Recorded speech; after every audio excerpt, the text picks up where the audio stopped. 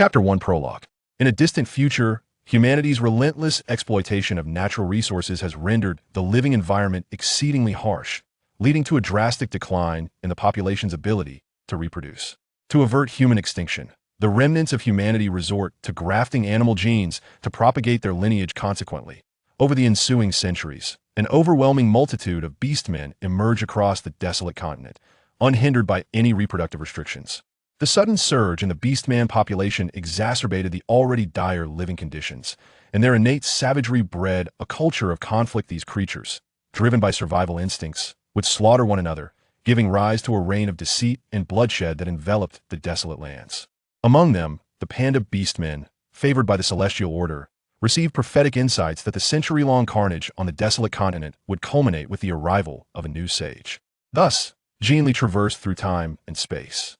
Chapter 2 Transported to a future beast realm. With cautious eyes scanning the opulent yet frigid surroundings, Jin Li quickly lowered her gaze, obediently trailing behind a lion beast steward, attentively absorbing his grave instructions. The high priest favors tranquility thus. Loud noises are strictly forbidden within this temple. Unless summoned by the high priest, you must not intrude, especially when the high priest is in the sanctum. Entry is impermissible. The high priest is averse to human contact, so if you happen to see him from afar, you must merely bow in place and refrain from approaching. Servants are prohibited from wearing perfumes or scents, as it is deemed disrespectful to the divine. Therefore, you must maintain a state of purity. Girls may be inclined to beautify themselves, but you. At this point, the lion steward abruptly halted, turning to glance at the demure rabbit girl who had been following silently behind him, abruptly swallowing the remainder of his words. As beastmen possess varying degrees of human and animal genes, each individual manifests these traits differently. When human genes predominate, the beastman exhibits fewer animalistic features, signifying a more noble lineage. Conversely, if animal genes prevail, the beastman displays numerous animal traits, indicating a lower bloodline. The rabbit girl before him. It must be said that even without adornment, her beauty was strikingly extraordinary. In other words, he had been overly concerned. Typically, rabbit beastmen display pronounced animal traits, yet this young rabbit possessed only a pair of fluffy, snow-white ears, indicating her noble lineage. Had he not witnessed it with his own eyes, he would never have imagined that a creature of such humble origin could be blessed with such pure blood.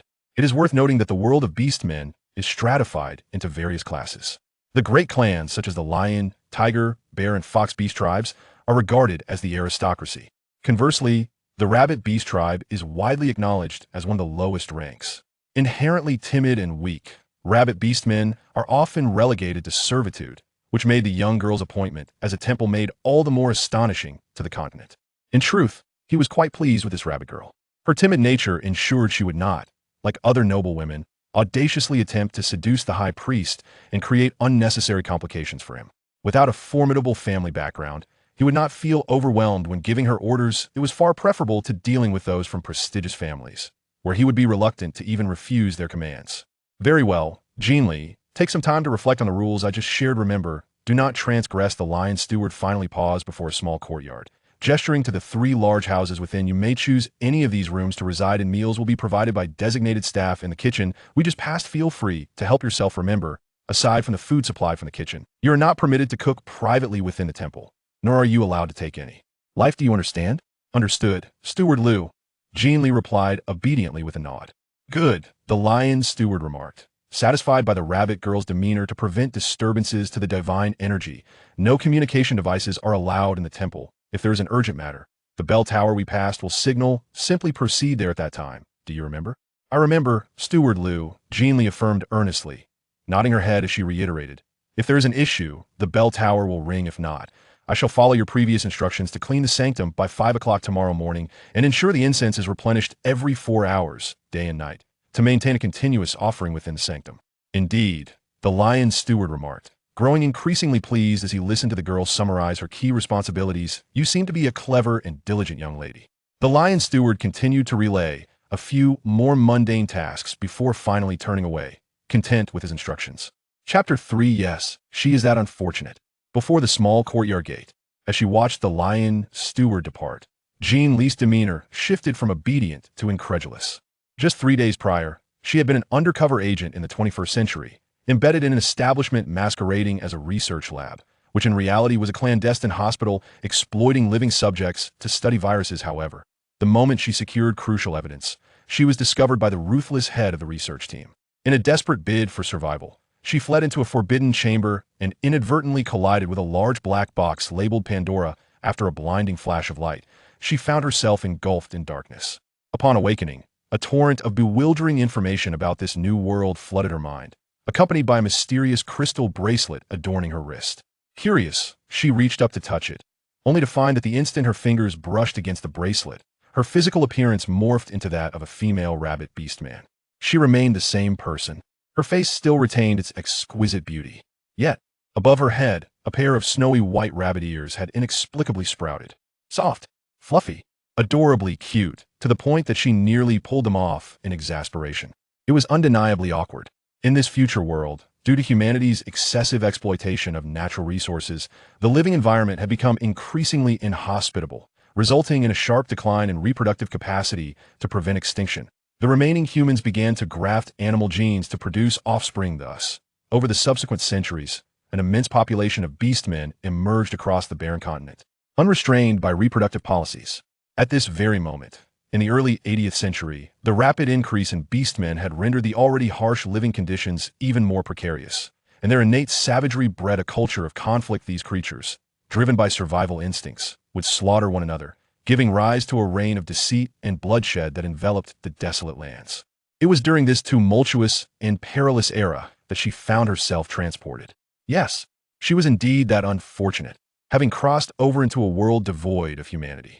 In stark contrast to her previous high-intensity, high-risk occupation, the duties assigned to Jin Li within the temple were remarkably easy.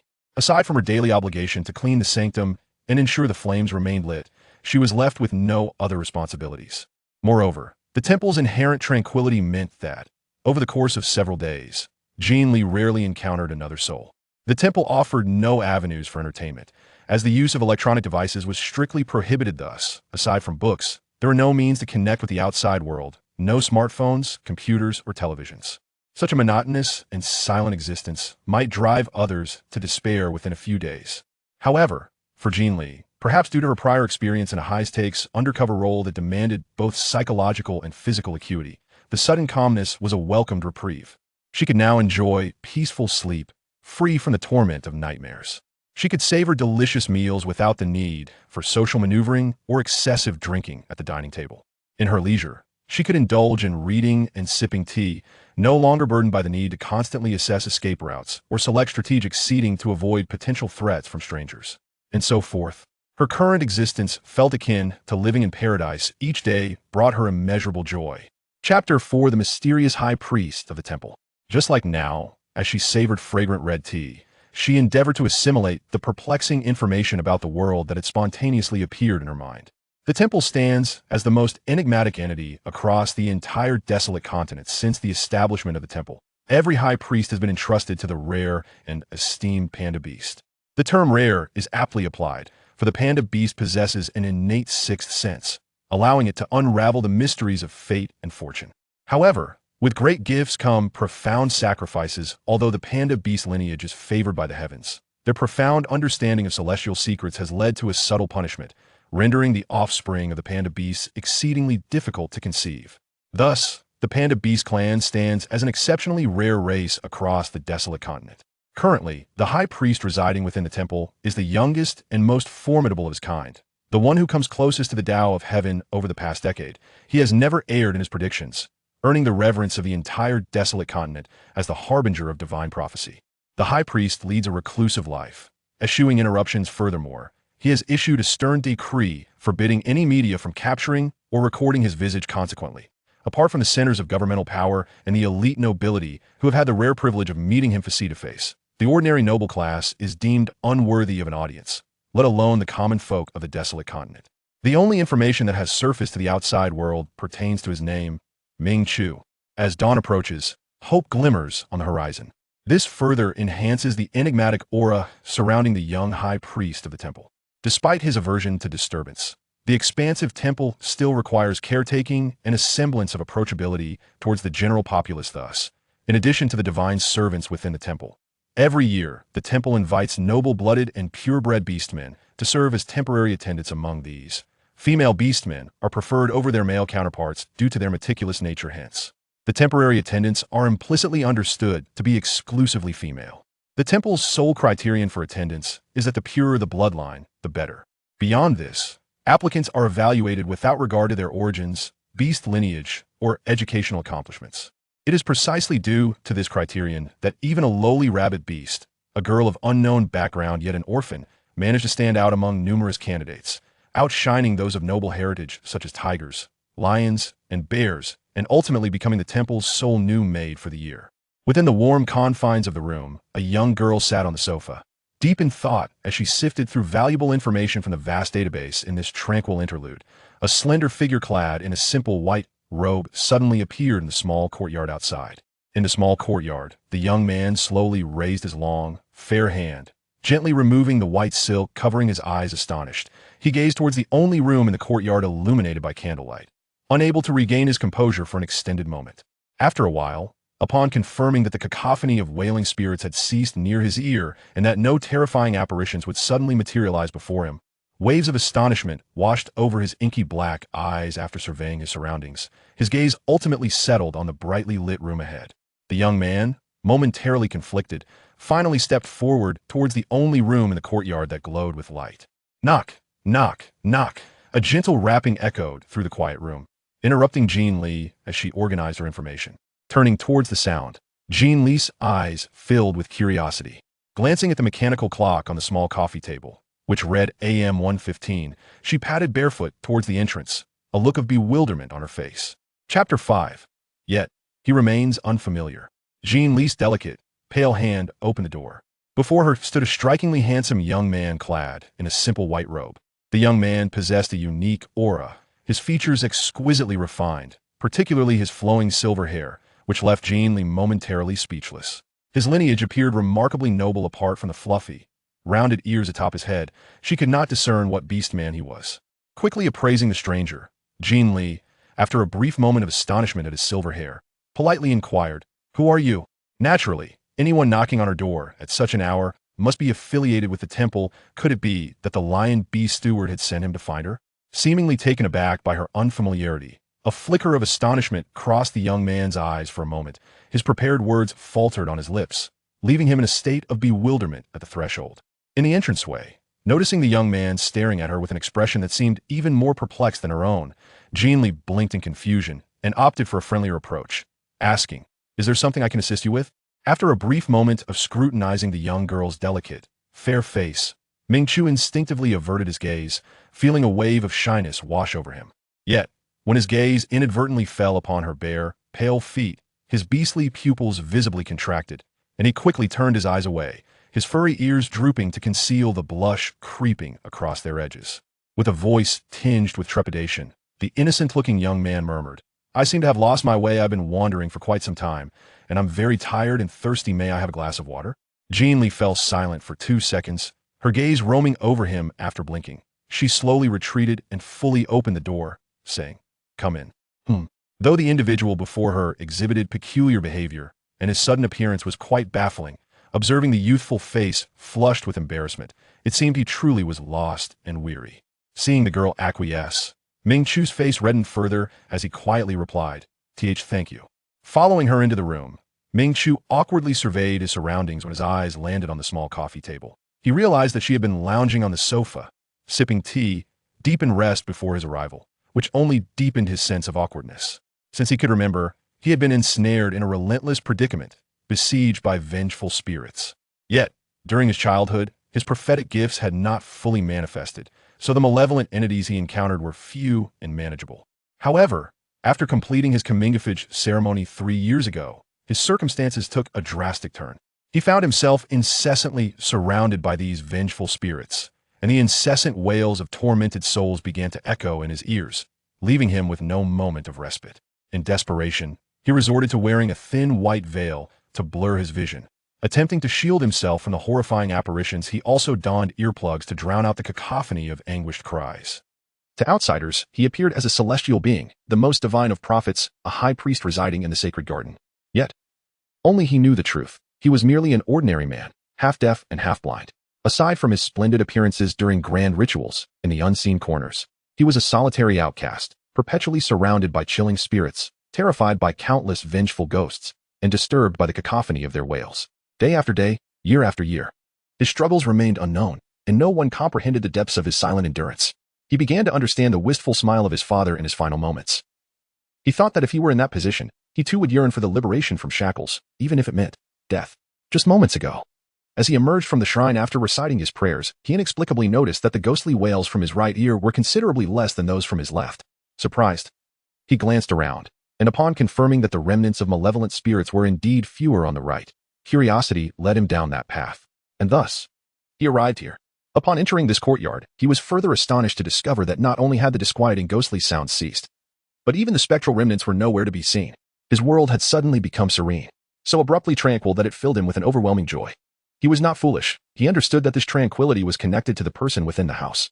Yet he had not anticipated that the occupant would be a young rabbit beast maiden. He recognized how presumptuous he was. It was undeniably rude to knock on a stranger's door in the dead of night, fabricating a tale of being lost and in need of water. Yet, he could not bring himself to leave this sanctuary. After years of enduring the haunting wails, the thought of returning to the chilling presence of those specters was unbearable. On one side of the sofa, after kindly offering the boy a cup of warm water, Jin Li introduced herself. I am Jin Li, a rabbit beast, and I am responsible for cleaning the shrine. And you? Startled by Jin Li's sudden inquiry, the boy blinked, a faint blush creeping onto his cheeks. My name is Achu. I am a panda beast, and I am responsible for. His words stumbled, as if he had never told a lie before. However, when Jin Li heard the words panda beast, her floppy rabbit ears perked up in surprise, creating an irresistibly adorable expression. Panda beast? Panda beast? Now, Li's gaze was fixated on the pair of fluffy black ears atop the boy's head. And in that instant, her mind was consumed by the words panda beast. What a revelation. So it turns out he is a panda? Wait, hold on. The panda beast before her is named Achu? She recalled that the name of the high priest mentioned in the earlier information was Mingchu. Achu. Both are panda beasts. Could it be that the young boy before her is indeed the high priest of this temple? What a remarkable coincidence. The high priest is surprisingly youthful, and so adorably shy? This is simply beyond comprehension. Jin Li was momentarily taken aback. After a brief silence, she ventured. May I touch your ears? Regardless of whether the person before her was the high priest of a temple, Jin Li decided to indulge her personal whim. For once this opportunity slipped away, she would not dare to act so audaciously again. After all, it was her first encounter with this individual, and he had not revealed his identity. Why, then, should she be the one to unmask him and eagerly assume the role of a servant? She was no masochist. In the 21st century, she had visited numerous zoos and encountered many pandas. Yet, pandas, despite their charm, were inherently fierce, prompting her to observe from a distance and, at most, follow the zookeeper's instructions to gently toss food into their enclosure. Chapter 7. Put your hands down. But now, a living, breathing panda stood before her. Moreover, it sought her favor. Naturally, she had to seize such a rare opportunity. I am responsible. What? Mingchu, still struggling to concoct a lie, widened his eyes in astonishment, seemingly caught off guard by the directness of her inquiry. Shouldn't rabbits be timid in the presence of strangers? Why is this little rabbit, has he been away from the temple for so long and out of touch with the outside world that he has become so enthusiastic and bold? May I touch your ears? They look so adorable. Jin Li unabashedly expressed her fondness, her gaze fixed on the young man before her, brimming with excitement. So cute?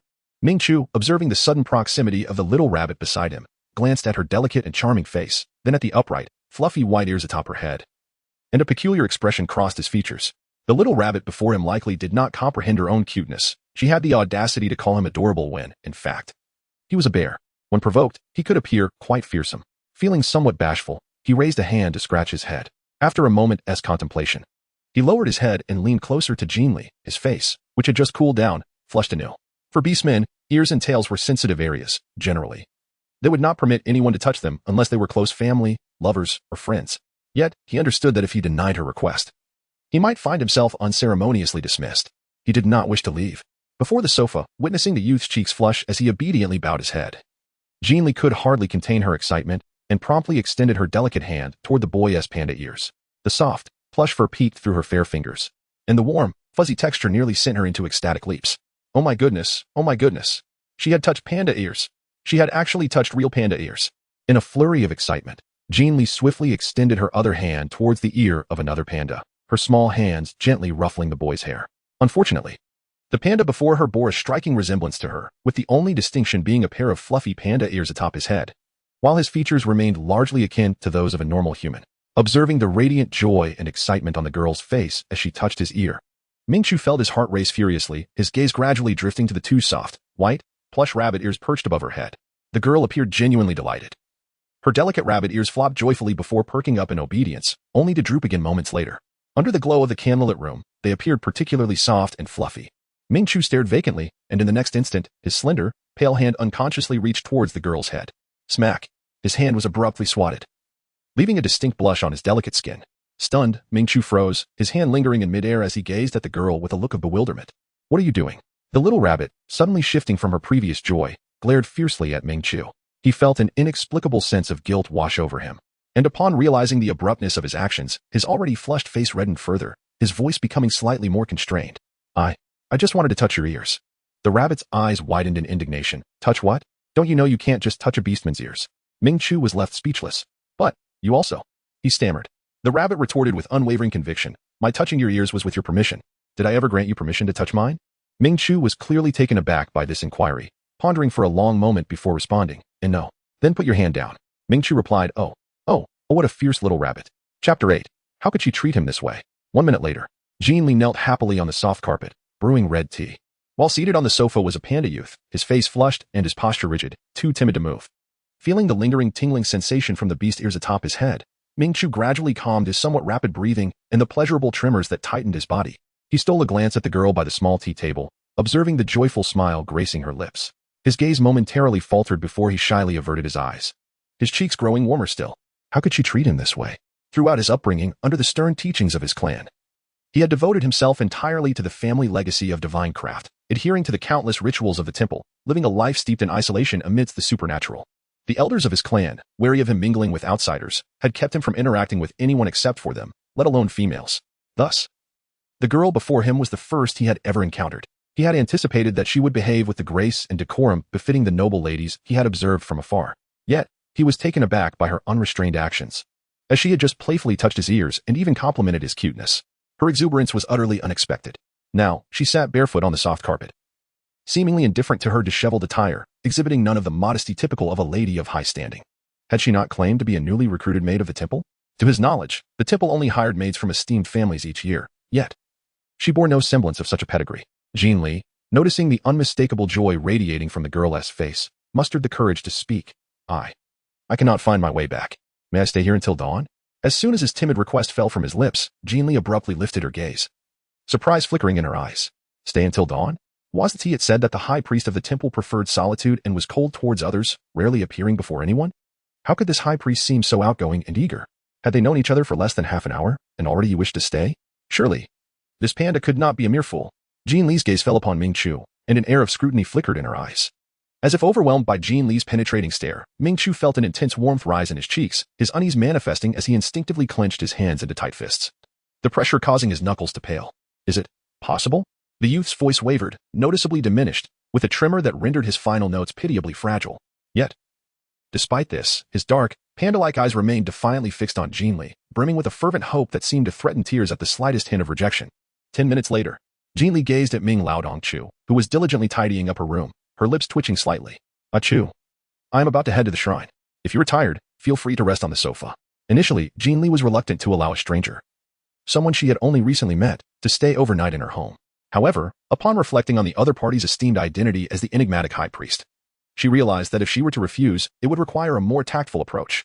Thus, she casually proposed that if he assisted in cleaning her room, she would permit him to remain.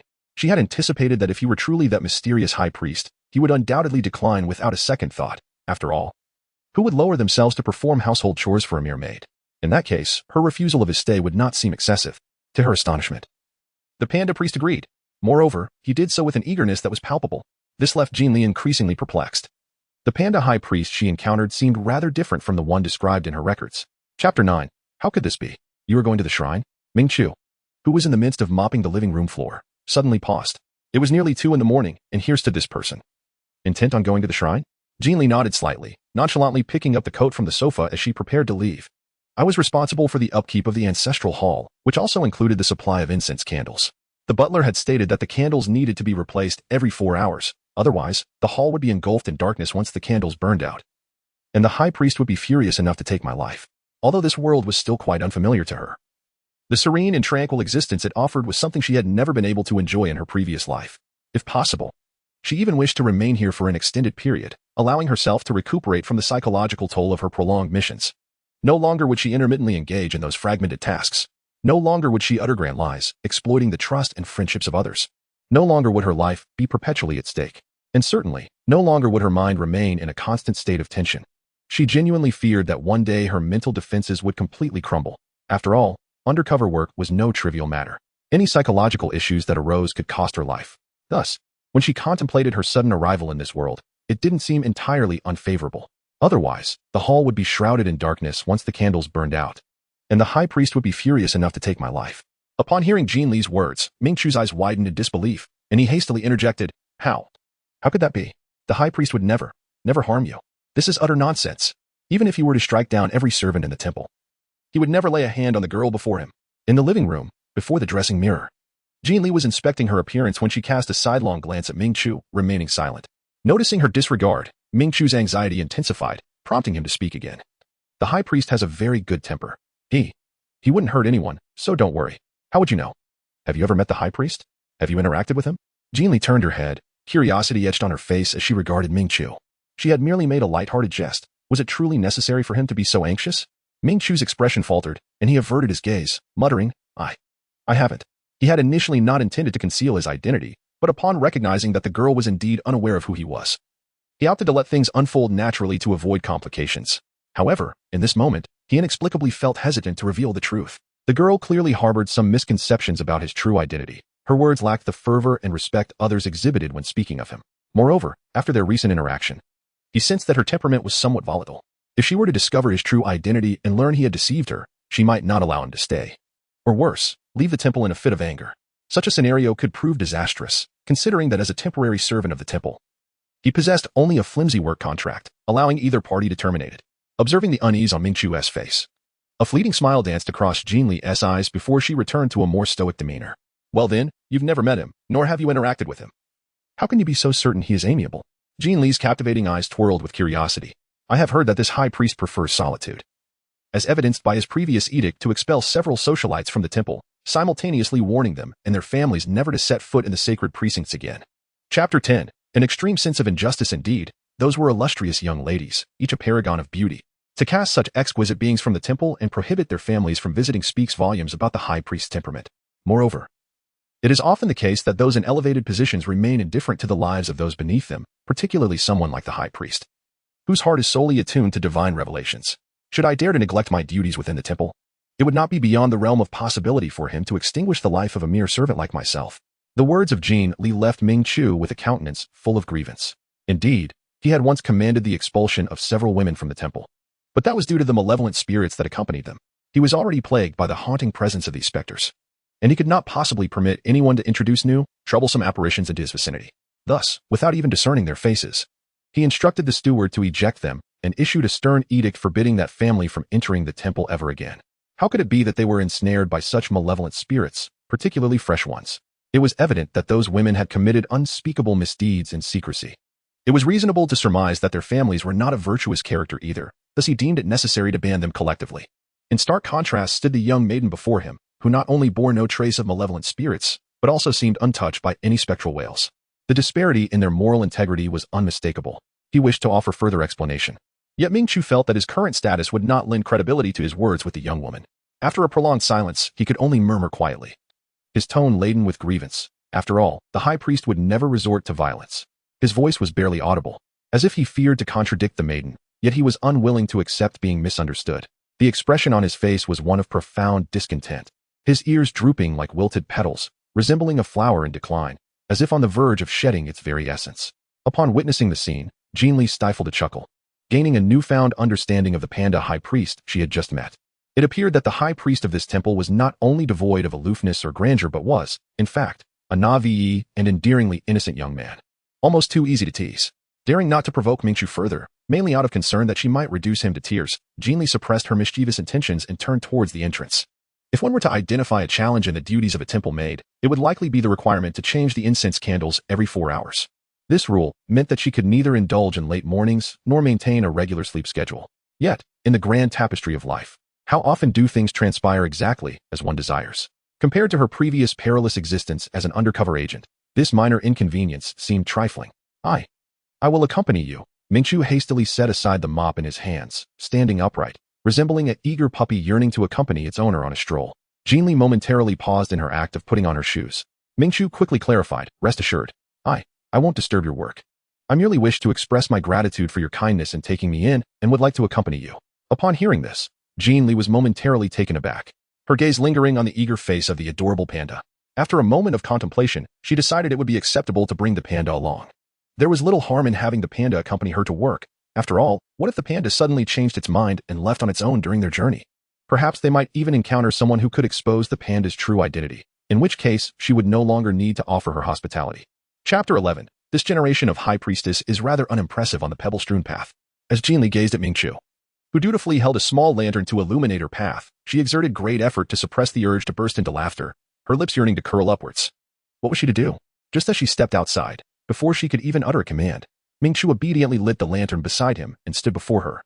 Gazing around with an innocent curiosity, his dark panda-like eyes wide with wonder as if he had never encountered the quaint courtyard before. Even now, amidst the enveloping darkness, he continued to peer inquisitively in every direction, his face adorned with a mixture of surprise and delight, while his panda ears twitched animatedly above his head, rendering him irresistibly adorable, nearly draining her of composure. It seems that humanity indeed harbors an innate tendency to exploit the gentle. This endearing panda-like figure was simply too soft and charming. It was exceedingly difficult for her to refrain from teasing him. As the saying goes, one should not refuse labor offered without cost. Having already enlisted his help for cleaning, what harm could there be in having him carry a lantern too? Thus, she felt entirely justified in allowing the exalted priest to continue holding the lantern for her, especially considering the pitch blackness of the temple at this late hour. After all, she was not truly an orc. Her night vision was considerably lacking, and having a lantern to light her way felt decidedly safer. The small courtyard where Jin Li resides is quite distant from the ancestral hall. It took them more than 30 minutes to finally arrive at the entrance of the shrine. As the dawn of the new day approached, Ming Chao observed that the sacred shrine did not permit outsiders to enter. Please wait for me here, he said. Ming Chao was momentarily taken aback, and the hue of his eyes subtly shifted. After a brief pause, he nodded with a sense of melancholy. Then, please be swift. I fear the darkness. Unable to reveal his true identity, he knew he could not boldly accompany the young lady into the shrine. Despite harboring 120 reasons against it, he resigned himself to wait here for her return. Fear the darkness? Upon hearing this, Jin Li could not help but raise an eyebrow. Afraid of the dark yet refusing to remain indoors, he insisted on accompanying her outside. Moreover, he appeared to be quite cheerful, glancing around with delight along the way. It seemed that this generation's high priest was rather inept, unable to even manage such a simple lie. Casting a disdainful glance at Mingqiu, Jin Li wasted no time and stepped purposefully towards the shrine. Not long after entering the sacred hall, while replacing the incense within, she was suddenly startled by the soft patter of rain gently tapping against the window sill. Jin Li was suddenly taken aback. She swiftly approached the window and flung open the heavy wooden shutters. A chilling night breeze rushed into the ancestral hall, and it was only then that Jin Li realized it had begun to rain outside, though the droplets were light. However, coupled with the frigid wind that surged in. During the brief moment she had opened the window, Jin Li found herself unexpectedly sneezing several times. Jin Li's gaze suddenly shifted towards the direction outside the shrine. Her brow slightly furrowed. Although the panda had promised to wait for her, the night rain had begun to fall, and the air was quite cold. As a high-ranking high priestess, it seemed implausible that she would genuinely possess the leisure and patience to await someone on such a frigid night. The more she pondered, the more improbable it appeared.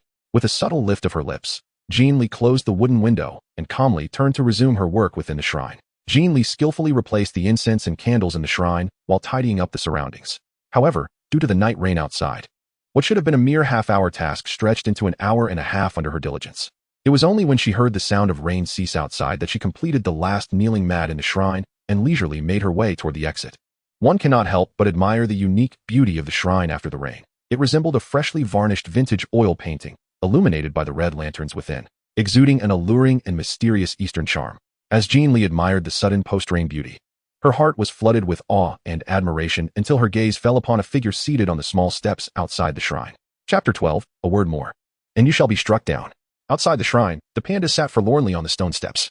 The young boy's head hung dejectedly, seemingly lost in thought as he stared blankly at the ground before him, although his expression was concealed from view.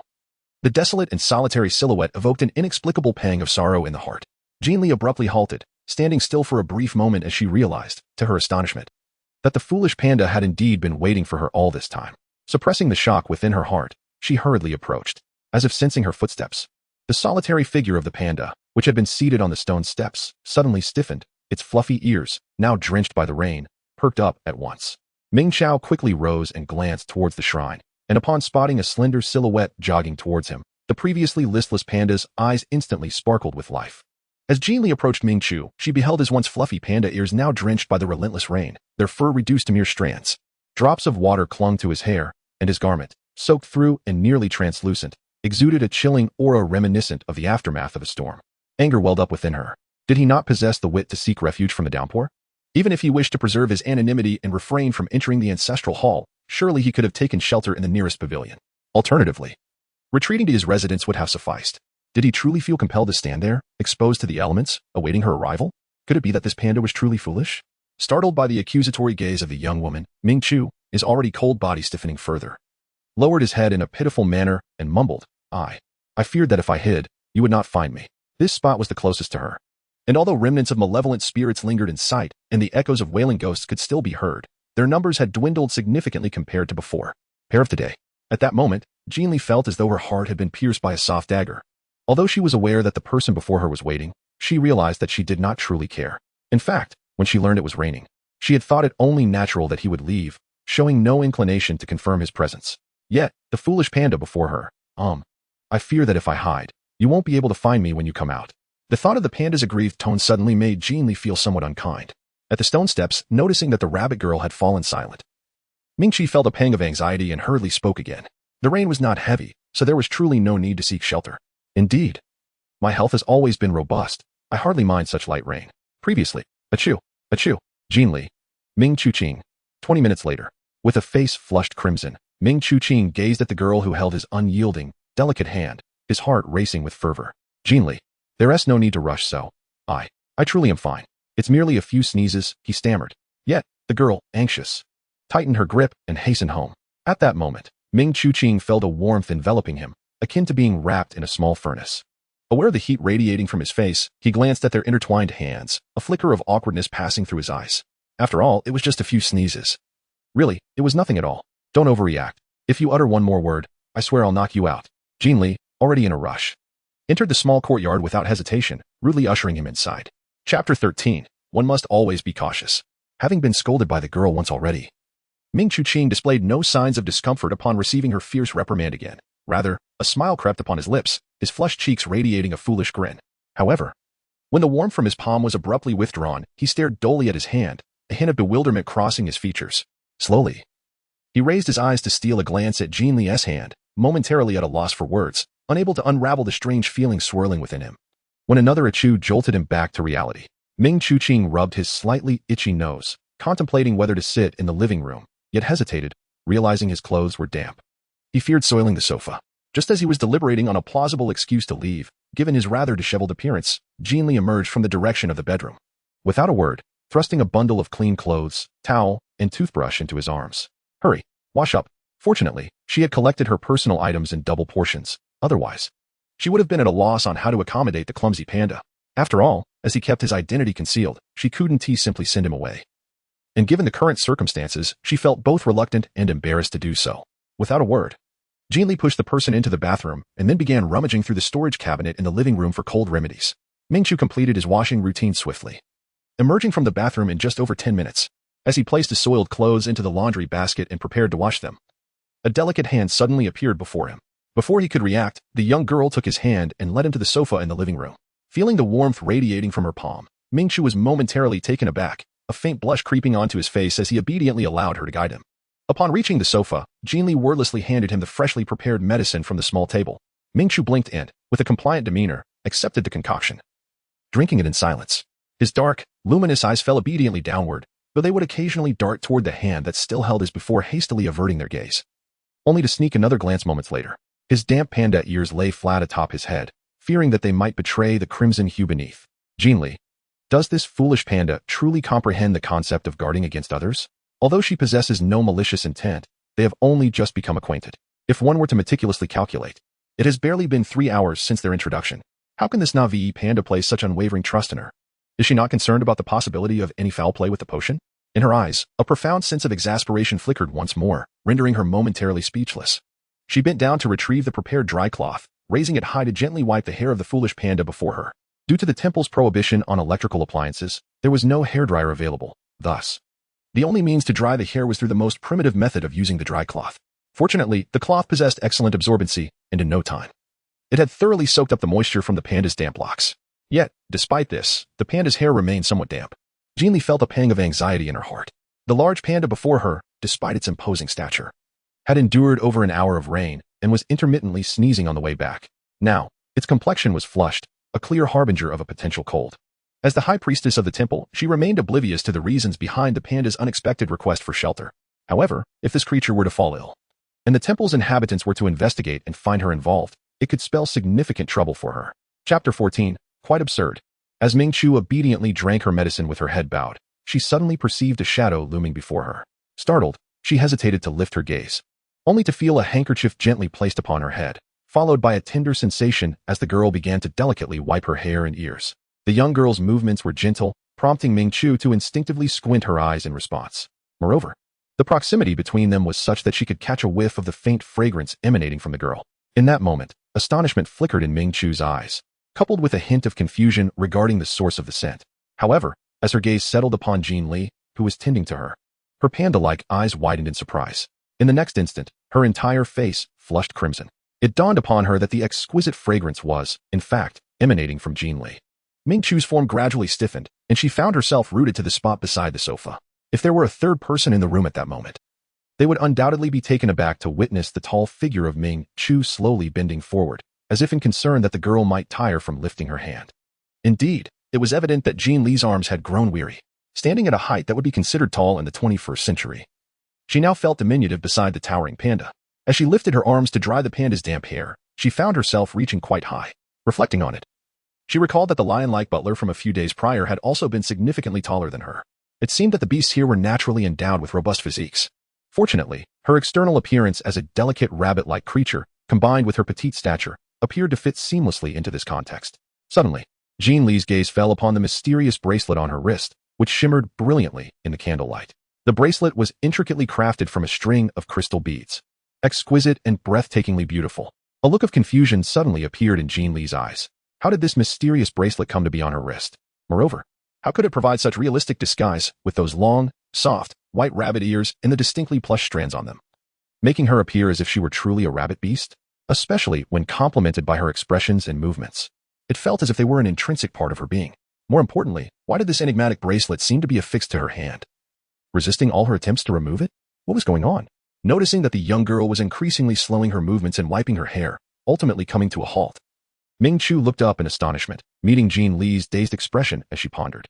Assuming that Jin Li had grown tired of drying her hair, Ming Chu quickly took the half-damp cloth from her hands, feeling a bit embarrassed. "Let me do it," he insisted. In truth, from the moment the girl began to tend to his hair, he should have graciously accepted the cloth and done it himself. Yet for reasons he could not articulate, he remained silent, even slowing his own pace of taking medicine, relishing the excuse of drinking it to avoid the task. For a fleeting moment, Ming Chu felt as though he was entirely unlike himself this evening. It seemed that ever since he encountered the girl, he had been engaging in actions that starkly contradicted his identity. First, he had lied to her. Then, he shamelessly sought shelter. Next, he allowed her to stroke his head and ears merely to bring her joy. And then, he voluntarily offered to assist her with her work, enduring the rain outside the shrine merely to wait for her. Now, he even found himself concocting excuses about inconvenience and taking medicine to justify his longing for her gesture of drying his hair. It was utterly absurd. Chapter 15. Is someone bullying you? No need. You're still drinking your medicine. Let me do it. Casting a glance at the bowl with the remaining portion of the concoction, Jin Li dared not let him pause his medication to tend to his hair. She swiftly reclaimed the cloth from the panda's hand. Uncertain whether this daft panda was genuinely unwell, she couldn't shake the feeling that his face was growing increasingly flushed, suggesting he might be coming down with a cold or even a fever, which sent her heart racing with concern. Oh, the daft panda before her was the high priest of the temple. Should he fall ill under her roof, it was likely that the lion beast steward would unhesitatingly throw her out of the shrine. With this thought, Jin Li felt a tightening in her chest and hurriedly patted Ming Chu's shoulder, gesturing towards the nearby sofa. You should sit and drink. The medicine was just prepared and may still be hot. Sip it slowly, don't burn yourself. While it is advisable to drink medicine while warm, burning one's mouth would be another transgression altogether. Ming Chu blinked, his gaze falling on the cloth that had been taken back by the girl. his eyes revealing a flicker of internal conflict. Yet, recalling the intimacy he felt when she had been drying his hair, emotions ultimately prevailed over reason, and he obediently sat on the sofa, his pace of consuming the medicinal brew slowing further. Achoo, is there, someone bullying you? Jin Li, puzzled as to why such a dignified high priest would seek refuge with a stranger in the dead of night, found herself curious about this panda beast. Based on her limited interactions, he did not seem like someone who would engage in frivolous pursuits with women, leading her to contemplate the possibility of him being bullied or victimized. It was evident that the naive panda possessed a gentle disposition, being shy and timid. Could it be that the aloof persona attributed to the high priest was merely a rumor? In reality, was he a pitiable figure, merely a facade, subjected to mistreatment? Otherwise, why would he abandon his own quarters, come to her, fabricate tales, and clean her rooms simply to find rest for a night? Such behavior defied logic. Bullying? Upon hearing Jin Li's inquiry, Ming Chu looked up in bewilderment, his dark panda eyes wide with astonishment. Bully? Yes, Jin Li gently coaxed. Achoo. Your nature is so gentle. Is there someone here who bullies you? Bully? Ming Chu fell silent. Throughout his life, he had never encountered bullying. In fact, not even a harsh word had ever been directed at him. After all, he was a rare bloodline panda beast and the heir of the temple. A figure of considerable stature, who would dare to bully him? Moreover, he had always been aware of his status, conducting himself with utmost propriety. Even as a child, he had been well-behaved and disciplined, never giving anyone cause for concern. Thus, upon reflection, he realized he had never truly faced reprimand. If one were to argue he had ever been scolded or bullied, it would likely be the girl before him. After all, prior to meeting her, no one had ever dared to touch his ears, scold him by patting his hand, or order him to do chores and reprimand him. Noticing the daft panda suddenly plunged into silence, Jin Li couldn't help but furrow her brow. Had she truly guessed correctly? Was the naive panda indeed a victim of bullying? Chapter 16. How tragic. In an instant, Jin Li felt a surge of displeasure. It is essential to recognize that the creature before her is none other than her beloved national treasure, the giant panda. Although this panda may be somewhat foolish, its charm and innocence are undeniable. The audacity of anyone daring to bully such a precious being ignited her innate sense of justice. Achoo, fear not. We are friends now, and if anyone dares to mistreat you, you must let me know. Even if I cannot assist directly, I can certainly offer some advice. Furthermore, while my space is modest, it is more than sufficient for two. Should you choose to move in, you are welcome to stay for as long as you desire. Initially reluctant to offer her home to the individual before her, the thought of them being bullied altered her perspective entirely. How could this spirited little fairy, brimming with a sense of justice, possibly stand by and push someone back into the flames of adversity? Ming Chu was momentarily taken aback by her words.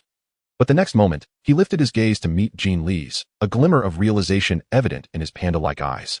If he were truly being mistreated, if he could receive advice, and if staying longer was an option? Ming Chu exclaimed internally. Hey. Embracing the notion that he had already told many a lie, he suddenly saw a glimmer of hope. Then, may I stay here for a few more days? In the brief time he spent with her, he found that the sinister apparitions that once haunted his vision had vanished, and the chilling whispers that tormented his ears had faded away. This newfound tranquility was an exquisite sensation. Upon being taken aback by the rhetorical question, Jin Li gazed at Ming Chu, whose expression was one of timid concern. Her heart brimmed with speculation, which was now more firmly substantiated. Could it be that the situation was indeed as she had surmised? Was this foolish panda merely a facade of grandeur before others? Otherwise, how could it be that, after such an extended period, not a single soul had come to seek them out? Furthermore, observing the panda's submissive demeanor, there was no trace of the commanding presence and authority one would expect from a high priest. Rather, it resembled someone who had long been subjected to bullying. How else could one explain such caution in the presence of a newly inducted servant in the temple? In that moment, a pang of pain pierced through Jin Li's heart. And without a second thought, she nodded in agreement. Of course, I can, she replied, but then hesitated. Is there no issue with your original residence? Will moving out attract any scolding?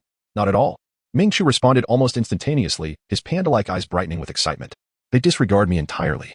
Ever since he ascended to the position of high priest, our entire family has been governed by his commands. One could say he wields absolute authority. Who would dare to question his decisions?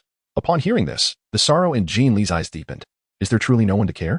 No wonder this foolish panda went unnoticed when it emerged. This situation is rather tragic, isn't it? In that moment, Jin Li envisioned a grand drama, depicting a national treasure being bullied. The illustrious high priest, who appeared resplendent before others, was in reality living a life of caution, devoid of anyone to provide close care, and instead subjected to the whims of others, constantly forced to gauge their moods. Contemplating these thoughts, Jin Li's heart grew heavier. Very well, you shall stay here from now on. She initially intended to inquire further about the circumstances surrounding the mistreatment of the person before her. But upon glancing at the time on the coffee table, she realized that it was already quite late. Considering that the foolish panda might struggle to divulge such matters to a stranger she had only just met, she decided that pressing further might yield counterproductive results. It was best for both to rest now, and she would seek an opportune moment to inquire about the details the following day. Chapter 17. An excitement that prevents sleep. Upon hearing Jin Li's words, Ming Chu was undoubtedly exhilarated. Yet he was also acutely aware that the underlying reason for his stay was due to the misunderstanding that he was being bullied. He blinked, momentarily dazed. Thus, the most effective way to remain by the girl's side was to play the part of the pitiful. In other words, he must continue to weave his web of deception. A flicker of realization crossed Ming Chu's eyes, quickly followed by a cautious glance at the girl beside him, his gaze betraying a sense of guilt. Fortunately, at that moment, the girl was entirely focused on drying his hair and had not noticed his current unease. Due to the prohibition of electrical appliances within the temple, Jin Li had no choice but to allow Ming Chu to remain in the living room, where he could rely on the warmth of the numerous candles to dry his long hair. Meanwhile, she stifled yawns as she returned to her bedroom, closing the door behind her and drifting into a deep slumber. There was no alternative. In just over 3 hours, she would need to return to the shrine to replace the candles, leaving her with precious little time to rest. As for the foolish panda, the sofa in the living room was sufficiently large for one night's accommodation. She would arrange for a proper room for him the following day when time permitted. After all, this was a modest courtyard, and aside from her own room, there were 2 additional unoccupied rooms nearby. In the living room, Ming Chu was too excited to sleep. Given that the night was rife with lingering malevolent spirits and wails, he had long since adapted to a reversed biological clock. At this hour, he was at his most alert, and the prospect of being allowed to stay overnight, with the possibility of future stays, stirred him into a state of fervor that left no room for sleep. To avoid disturbing the occupant of the bedroom, Ming Chu wandered barefoot around the living room, surveying his surroundings. The space was truly too small, no larger than his study in the main hall. Such a diminutive abode. And yet it boasted a living room, a bedroom, and a bathroom. Remarkable indeed. The bathroom was inadequate, merging with the bathing area and lacking a bathtub. Such lack of refinement was simply unacceptable. The sofa was excessively worn, lacking in comfort, with small holes evident in places, clearly showing its age. And the floor tiles. The patterns were utterly unappealing, and the quality appeared subpar, with visible cracks and even a corner revealing bare cement. How unsightly. Moreover, the candles lit within the room were of inferior quality, failing to promote tranquility, while the fireproof covers were rusted, indicating extensive use. In the ceiling, why were steel bars exposed? As for the carpet, it was not even made of wool. To be precise, it lacked any semblance of plushness. How could such a thing still be deemed usable? No, all of this must be replaced. Yet, how could that be accomplished? Ming Chu glanced toward the bedroom, recalling the girl's seemingly irritable temperament, and thus refrained from considering the straightforward solution of revealing his true identity. Alas, these were mere material possessions. Compared to the benefits the girl brought him, he truly did not care for the quality of these external matters. However, it appeared that there was something more pressing he needed to attend to, and time was of the essence. Otherwise, should he falter, his newfound fortune might vanish before it had even begun. Chapter 18. If only it were broken the following day. As Jin Li rose to wash up before heading to the shrine to replace the candles, the living room was devoid of any presence. The teapot that had been brewing tea was now spotless, neatly arranged on the coffee table. The blanket on the sofa had been folded squarely, resting quietly on one side. The floor tiles gleamed brightly, reflecting the ceiling, and even the book she had carelessly set aside was returned to its place on the shelf. Jin Li. So that foolish panda didn't sleep at all last night? After circling the impeccably tidy room, Jin Li found no trace of Ming Chu. For a moment, her eyes were filled with confusion, but then she quickly regained her composure. Indeed, although the foolish panda had been bullied and mistreated, he still held the title of high priest, and thus could not neglect his duties. It was likely that he was already being summoned to work. However, his discreet departure suggested that he did not wish to involve her in any trouble. This thought made her feel even more sympathetic towards him. Alas, she was but a minor servant in the temple, her voice insignificant. Although she yearned to assist the foolish panda in escaping his fate of being bullied, at this stage, it seemed her only option was to offer him refuge. At the very least, once she finished tending to the candles in the shrine, she could personally clean the neighboring room as a gesture of her willingness to help. Temple, main hall. Observing her esteemed young master meticulously selecting garments from the wardrobe, Uncle Lu, the beast butler, was utterly astonished by the scattered luxurious attire strewn across the floor. Young master, do you mean to say you plan to move out starting today? And keep it a secret from everyone? Unlike others in the temple, Uncle Lu had watched Ming Chu grow up, and his tone was imbued with a warmth and concern that others lacked. Yes, Uncle Lu. You must remember what I just said. Absolutely do not let it slip. Ming Chu, standing in the vast cloakroom, instructed without turning around. But as his gaze landed on the array of exquisite garments in the wardrobe, his brows knitted together in clear distress. Why are all these clothes of such fine quality? If Jin Li sees them, she'll surely become suspicious. Last night's lies were already the extent of my deception. I cannot endure further entanglement in falsehoods. Ming Chu hastily turned to Uncle Lu. Uncle Lu, I recall that the temple provides special clothing for servants, correct? Please fetch me 2 sets. Still reeling from the shock of his young master's intention to leave the main hall, Uncle Lu's eyes widened in disbelief. What? Young master, you wish to wear servant's clothing? How can that be? Even he, the butler, would never don such attire. How could the esteemed young master be expected to wear it? Why not? Hurry. Go and get it for me. Just 2 sets for changing, please. Oh, and shoes. Ordinary ones will do, preferably worn out. Uncle Lu's lips quivered. Young master, have you truly thought this through? If you merely seek to dispel the malevolent spirits with the maid's help, you could summon her to serve you in the main hall. Why must you subject yourself to moving out? Serving the young master closely was a privilege beyond measure, something many yearned for but could never attain. If the maid were to find out, she would undoubtedly be overjoyed and grateful. Chapter 19. I want to be friends. No, Ming Chu immediately retorted. Fearing that Uncle Lu's good intentions might jeopardize his plans, he contemplated before confessing his deceit. With his panda ears drooping in defeat, he admitted, I cannot let her know that I am deceiving her, at least not now. She said she considers me a friend, and I wish to be her friend as well. Although he could assert his identity as the high priest and compel Jin Li to remain by his side, that would likely strip her of any genuine friendship towards him. What kind of friend would first deceive and then exert authority over another? Furthermore, his approach to Jin Li had ulterior motives. He felt guilty enough for not being sincere. If she were to discover that he was both deceitful and domineering, how could he face her? In that case, it would be better to continue his previous life in search of inner peace. Moreover, throughout his life, he had never had a friend, not for lack of desire, but because every noble he encountered was tainted by malevolent spirits. Thus, even if they extended an olive branch, he would not accept it, merely maintaining a cordial and friendly demeanor. However, now he found himself wanting to actively pursue friendship, beyond Jin Li's ability to dispel the haunting spirits and cacophony. What intrigued him was her attitude towards him. It was a treatment entirely detached from his status. She did not indulge his rudeness because of his position as high priest. Rather, she genuinely wished to assist him, even expressing concern about whether he was being bullied. Moreover, in her presence, Jin Li showed no inclination to conceal her true character. Unlike those socialites who would behave politely in front of him but act promiscuously behind his back, the authentic nature of Jin Li's interactions was an experience he had never encountered before. Therefore, unless absolutely necessary, he truly wished to keep his identity hidden. In the expansive cloakroom, Uncle Lu stood in stunned silence, his jaw dropped. He had initially thought that an audacious maid was shamelessly pursuing the young master, berating himself for allowing such a person to enter. But now, hearing Ming Chu's words, he realized that the shameless individual was indeed the young master himself. His heavens! Having watched the young master grow, he knew his character to be utterly pure and virtuous.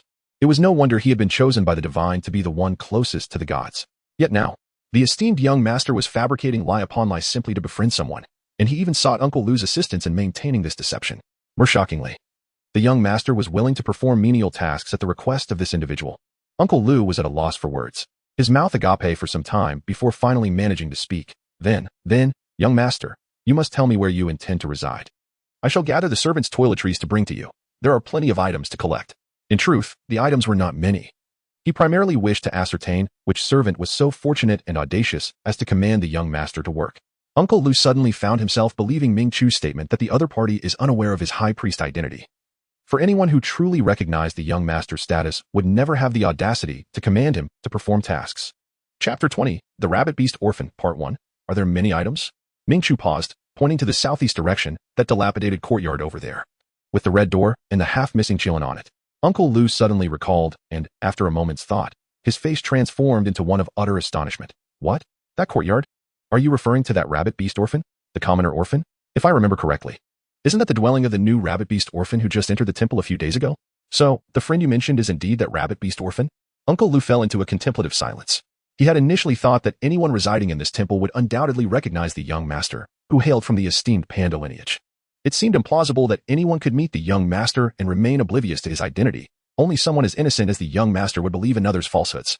However, if that solitary girl was indeed the case, it presented a different scenario. This girl, of humble origins and limited experience, had already revealed her naivety when he led her into the temple. With years of discerning character under his belt, he was certain she knew nothing of the temple. When he had posed several questions regarding the temple, her bewildered expression remained etched in his memory, a genuine confusion that could not have been feigned. At the time, he had found some satisfaction in her ignorance. After all, a lack of knowledge about the temple translated to a lack of knowledge about the young master. Compared to the socialites who strained themselves to gain proximity to the high priest, the appearance of a rabbit beast girl was an unexpected boon. Moreover, entry to the temple fundamentally prioritized the purity of bloodlines. Despite her lowly birth, the rabbit beast girl possessed a notably untainted lineage. While rabbit beasts were commonplace, few exhibited the same pristine and refined appearance as her. Nevertheless, he remained cautious, for a girl of such humble background could easily develop an inclination towards the young master. With her striking beauty, she could outshine all the socialites and celebrities he had encountered. Thus, without a second thought, he had arranged for her to reside in the dilapidated small courtyard. This courtyard was the most neglected area of the temple, situated in a decrepit part that awaited renovation. It was a 30-minute walk to the ancestral hall, traversing a barren stone pathway, devoid of scenery save for a few weeds sprouting from the cracks. Even the other servants of the temple avoided that area unless absolutely necessary. Most importantly, it was the farthest from the young master's main hall. Yet, unexpectedly, this unremarkable location had been discovered by the young master. Uncle Lu immediately felt regret. Had he known the rabbit beast girl possessed the ability to repel malevolent spirits, he would never have placed her in such a desolate spot. Now, it seemed he had inadvertently caused trouble for the young master while burdening himself as well. This truly felt like lifting a stone only to strike one's own foot. Upon hearing Uncle Lu's astonished remarks, Ming Chu paused momentarily, bewildered. A commoner girl? What did that mean? Was Uncle Lu referring to Jin Li? Although he had never involved himself in matters concerning new servants at the temple, he was aware that each year, new servants were chosen from the daughters of prominent families. Was Jin Li not a lady of a noble lineage? Yes, I am indeed speaking of Jin Li. Uncle Lu hurriedly recounted her identity and background, expressing astonishment. According to the unspoken rules of previous years, she should not have been permitted into the temple. However, her lineage was so remarkably pure that the noble ladies could not compare, thus she was selected as an exception. Ming Chu's expression became inscrutable. After a lengthy silence, he finally spoke. So, she has no kin, not even family? In this chaotic world, growing up without the nurturing of family or the support of kin must be a tremendous hardship, even for a rugged boy. It would be a struggle filled with challenges before reaching adulthood. How much more difficult it must be for a sweet and delicate girl like Jin Li to navigate life alone. He couldn't help but feel a pang of sympathy for her. Initially, he had perceived her temperament as somewhat fierce, but now he thought that perhaps her fierceness was warranted. After all, if she appeared too gentle, her charming beauty might attract unwanted attention. Seemingly attuned to Ming Chu's thoughts, Uncle Lu quickly reassured him, "Rest assured, young master. All who enter the temple undergo a thorough physical examination, particularly the women. Only those of impeccable purity are allowed entry. So, young master, you need not worry. The temple's regulations are sound." "Ah, young master, where are you going?" In the small courtyard, after finishing her chores, Jin Li rolled up her sleeves and began cleaning the adjacent room. The dilapidated state of the courtyard was undeniable, although the rooms were ample. The living conditions were quite poor. The room she occupied, while old, was the best in the small courtyard. Now, with the addition of a foolish panda, albeit one of noble descent, it remained uncertain whether it could adapt to such a lowly existence. However, if the foolish panda wished to escape a life of bullying and mistreatment, it would inevitably need to leave this place, rather than returning after struggling with a harsh life. It would be better to attempt to adapt now, allowing her to witness the panda's determination to leave, which would facilitate the next steps of her assistance plan. From her past experiences, she had observed that many victims of abuse continued to endure their torment largely because they were reluctant to take the crucial step of leaving. Some were deceived by sweet words, others misled by tearful apologies, while some simply could not bear the hardships of solitary living and chose to return. Although she harbored a sense of justice and a desire to help, she could not extend her aid indiscriminately. Thus, even though she felt a deep empathy for the panda's plight, she would judiciously assess whether it was a deserving case. After all, given her current status, truly aiding someone to escape suffering was no simple task. One misstep could entangle her in significant trouble. Wiping the sweat from her brow, she gazed at the room she had painstakingly tidied over the course of 2.5 hours, panting from exhaustion. Checking the mechanical clock placed nearby, she calculated the time for her next task, taking a brief rest on the stone bench in the courtyard before resuming her work. The room was now clean. All that remained was to repair the dilapidated roof. She had noticed a conspicuous crack in the ceiling earlier, and with clear weather at hand, she needed to patch it up promptly. Otherwise, when darkness fell, and with no electric lights to illuminate the space, a sudden downpour could dirty the room again, rendering her efforts futile. Chapter 22. He was not being chased by a dog when Ming Chu hurriedly returned to the small courtyard. He found Jin Li crouched atop the roof, mending the ceiling. From her elevated position, Jin Li had spotted Ming Chu the moment he appeared near the courtyard. A flicker of surprise crossed her face before she glanced at the mechanical clock beside her. "Oh, has this foolish panda finished so quickly? Jin Li, why are you standing so high up?" Before he could finish, Ming Chu fell silent. Unlike the languid girl he had seen the night before, with her hair cascading loosely, Jin Li now sported an adorable bun atop her head. She wore a tattered, faded brown apron and black, worn rain boots, with her sleeves rolled up to her elbows.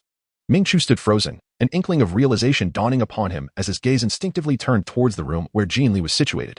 Jin Li swiftly descended the wooden ladder on one side of the eaves, a nearly depleted bucket of lime plaster in hand. She approached Ming Chu, her expression oddly curious as she scrutinized the perspiring figure before her. "Were you chased by a dog?"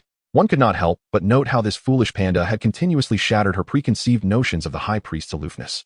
First, with a series of fibs, then displaying a timid and gentle temperament, and now, panting and flustered, he seemed to be in stark contrast to the notion of nobility. TSK. Could it be that the information she had was erroneous? After all, these thoughts had inexplicably surfaced in her mind. Could there be some trickery at play? What? Chased? By a dog? Ming-Chu was momentarily taken aback, his cheeks flushing an instant crimson. How could this person speak so crudely? How could they imply he was pursued by a dog? It was utterly vexing. He certainly had not been chased by any dog. With a flushed face, he bore a look of discontent, though he dared not express his grievance too overtly. No, he had not been chased by a dog. He had merely responded to Uncle Lu's mention of the girl's solitary status, his heart stirred with compassion, prompting him to rush over without a second thought. Yet, before he could articulate his concern, it had been overshadowed by her blunt remark regarding being chased by a dog. Umph. How infuriating. It was absurd to ponder how her upbringing concerned him in any way. The trials she had faced over the years were irrelevant to him. He was, after all, the exalted high priest, preoccupied with the fate of the desolate continent and the divine signs yet to manifest. Why should he have felt such urgency to seek her out upon learning of her solitary status? It was simply preposterous. Thank goodness you weren't chased by a dog.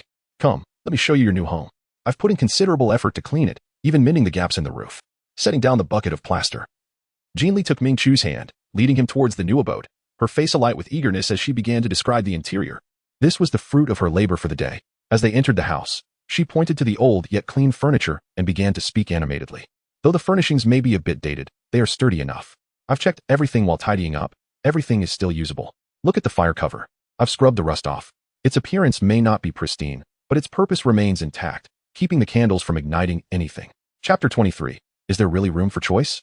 And this sofa, while not as soft as the one at my place, is still serviceable. Besides, you likely want to have many guests. So as long as you don't mind, it should suffice.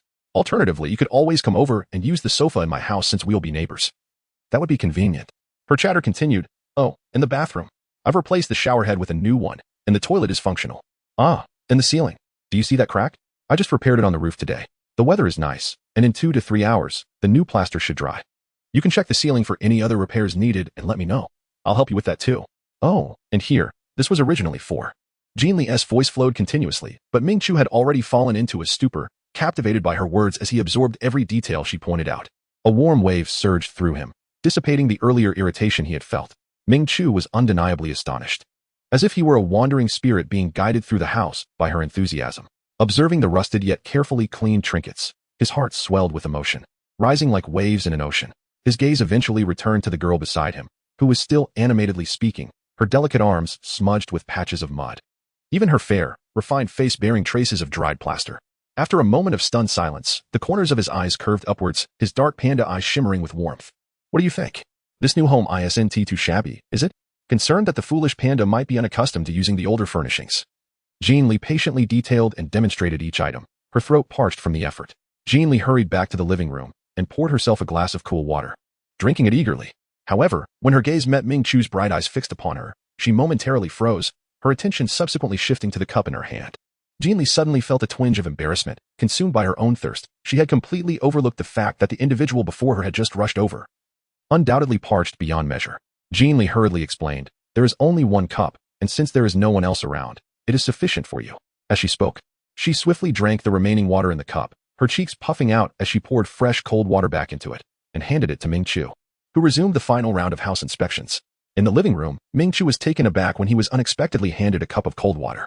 His panda-like eyes blinked in confusion as he noticed the faint watermarks at the corner of the girl's mouth. Glancing down at the old cup in his hand, he found himself, despite not feeling thirsty, inexplicably inclined to sip from it, his heart racing uncontrollably. Achoo, it seems the curtain is a bit stuck. I will fix it. If you have time, could you please go to the kitchen and get lunch? I am quite hungry, the girl's voice echoed from the bedroom, startling Ming-Chu back to reality. All right, what would you like to eat? He stammered. What can we choose from the kitchen? Isn't it all the same? The girl's voice was filled with confusion, accompanied by the sound of the curtain being tugged. In the living room, Ming-Chu immediately fell silent, fearing that his servant identity might be revealed. After a brief pause to steady his emotions, he glanced at the occupant of the bedroom, confirming that she had not noticed his earlier unease. With a guilty expression, he stepped toward the door. Wait for me. I'll be back shortly. Chapter 24. Heartache. Ming-Chu had miscalculated. He had assumed that preparing the meal would be a simple task, but after being directed by Uncle Lu to the small kitchen, he found that 40 minutes had already slipped away. This was after he had hurried Uncle Lu along for quite some time. Upon seeing the completely cold dishes in the kitchen, Ming Chu's shock was beyond words. Is this what Jin Li eats daily? He exclaimed incredulously. Pointing at the cold meat, vegetable, and rice on the stove, he turned to Uncle Lu, who was panting and sweating beside him.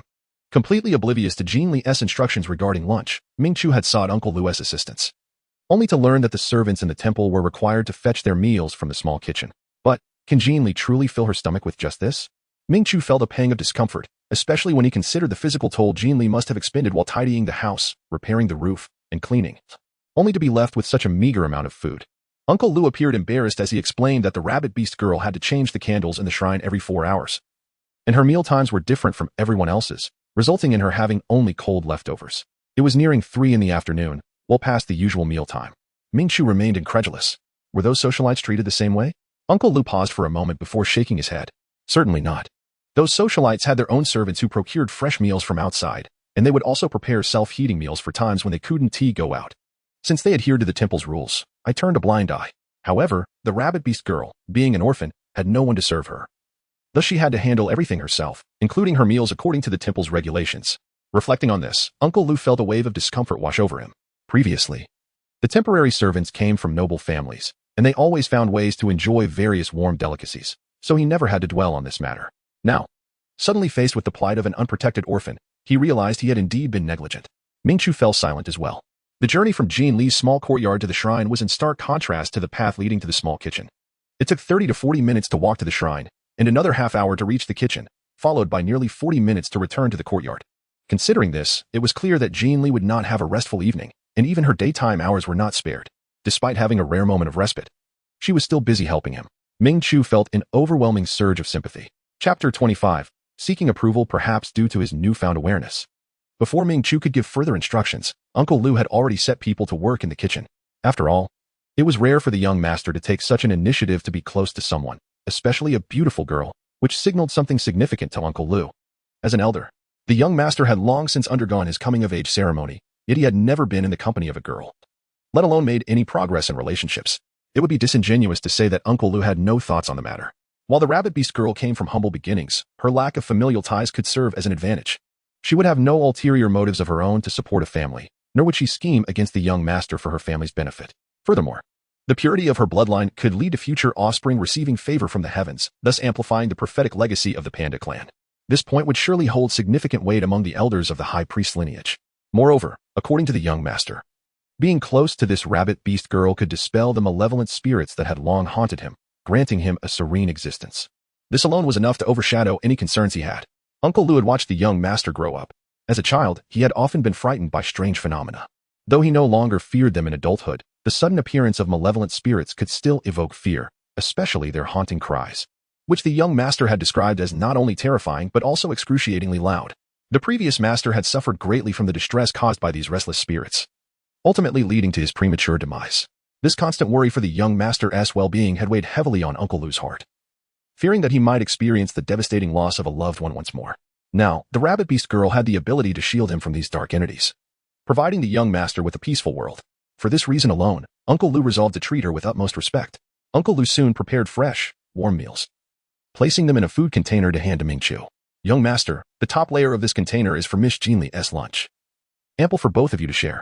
The second and third layers contain extra self-heating meals and snacks for Miss Jin Li's needs.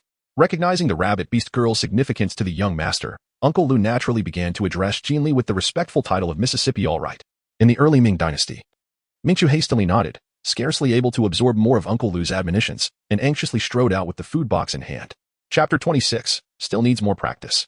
Meanwhile, Jin Li, having repaired the curtains, awaited Ming Chu's return with the meal in the small courtyard. However, glancing at the time, she realized it was nearly time to replace the candles at the ancestral hall. Jin Li quickly gulped down a generous mouthful of cool water and nibbled on a small apple she had taken from the kitchen to ease her hunger. She then donned her clean servant's attire and made her way toward the ancestral hall. As she traversed the familiar path, her gaze fell upon the empty surroundings, void of any presence. The ancestral hall, as always, was steeped in an eerie stillness, its silence only broken by the sound of her own footsteps, as if the world had forgotten it entirely. Yet, as Jin Li stepped through the grand entrance of the ancestral hall, her form momentarily stiffened, barely perceptibly. There was someone. Suddenly, Jin Li's pupils constricted sharply, and the atmosphere around her tensed instantly. Nevertheless, she maintained her composure and continued to advance inward, beginning to assess the state of the previous candle's flame. The figure concealed in the shadows did not seem to belong to the temple. For the moment she stepped into the shrine, that individual did not emerge openly. Instead, they swiftly darted up to hide in the lofty beams of the sanctuary. From such evasive behavior alone, Jin Li concluded that the person was not affiliated with the temple. Jin Li could not help but ponder the intentions of the individual who had infiltrated the shrine. Although she had only been working at the shrine for a few days, her professional instincts had prompted her to meticulously examine every nook and cranny of the premises, ensuring that each corner was etched in her memory. She was quite certain that, aside from the spirit tablets, there were no valuables to be found within the shrine. Thus, was this person merely seeking temporary refuge here? Now, Li's thoughts shifted slightly. If that is the case, she could very well feign ignorance, simply continue with her duties, and then quietly depart. Jin Li swiftly fetched a basin of water to the backyard, and thus commenced her new round of work. The temple was adorned with a multitude of flickering candles. Although each candle was housed in a specially crafted candlestick, wax occasionally dripped from the holders onto the table. In such instances, a specially designed small knife was required to scrape away the wax from the surface of the table on one side of the temple. Jin Li sat quietly at the corner of a wooden table, her gaze lowered as she meticulously dealt with the hardened wax from the candles atop it. Meanwhile, a figure concealed in the shadows of the rafters observed patiently. Time seemed to suspend in that moment, apart from the flickering flame gently swaying before the divine wooden plaque. Everything else fell into a serene stillness. Suddenly, a teasing male voice disrupted the tranquility, inquiring, "Are you the solitary girl who has just entered the shrine?" The previously hidden Yushi now leaned against a redstone pillar, his brows slightly raised as he regarded the girl diligently cleaning the wax from the wooden table. His fox-like violet eyes shimmered with a hint of bloodthirsty excitement. "What brings you here?"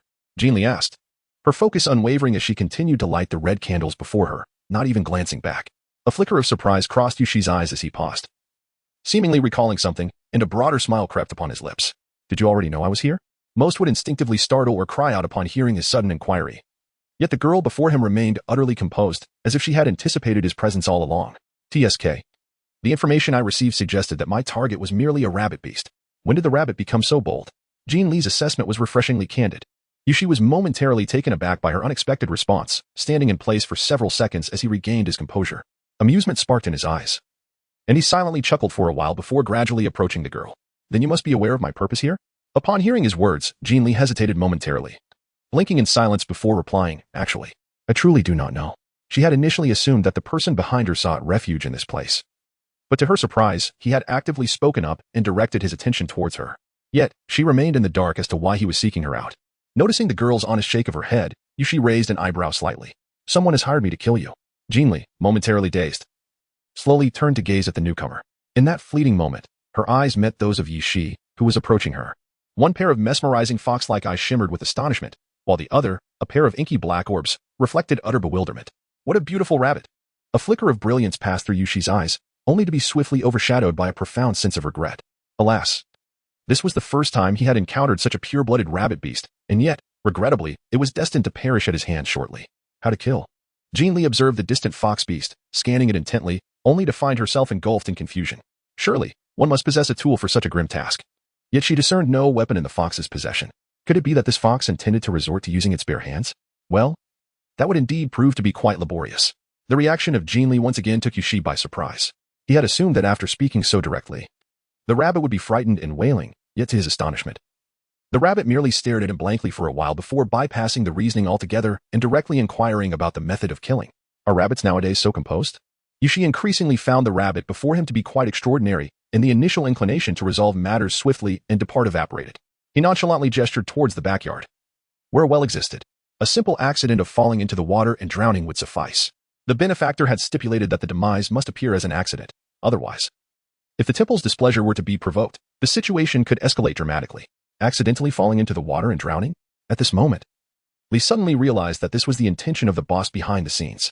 This method of demise was indeed clever. Yet it simultaneously revealed the identity of those who wished to take her life. Yushi was taken aback, questioning, "How can you deduce that? Could it not be my own intention?" Jin Li smiled lightly, countering with a question, "How much is the dark fee?" Upon hearing her words, Yushi's gaze shifted slightly. This person before him actually knew about the dark fee. Dark fee was a term used by their group of mercenaries, equivalent to the remuneration for being hired. Due to the necessity of discretion, those in this line of work had grown accustomed to substituting dark fee for payment. Yet, it was rather unexpected for this little rabbit to understand such terminology. 100,000. Only 100,000? Jin Li was taken aback. Such a prominent family offered merely 100,000? Was this a pittance? Was she worth so little? Yushi, the beggar, with a scoff, Jin Li retorted, go back and negotiate a better price. At the very least, let each family contribute 500,000. That totals 1,500,000. If they cannot afford even this amount, they should abandon any dreams of elevating their daughter's status here. She needed to convey to them that to undertake great endeavors, one must first possess a grand vision.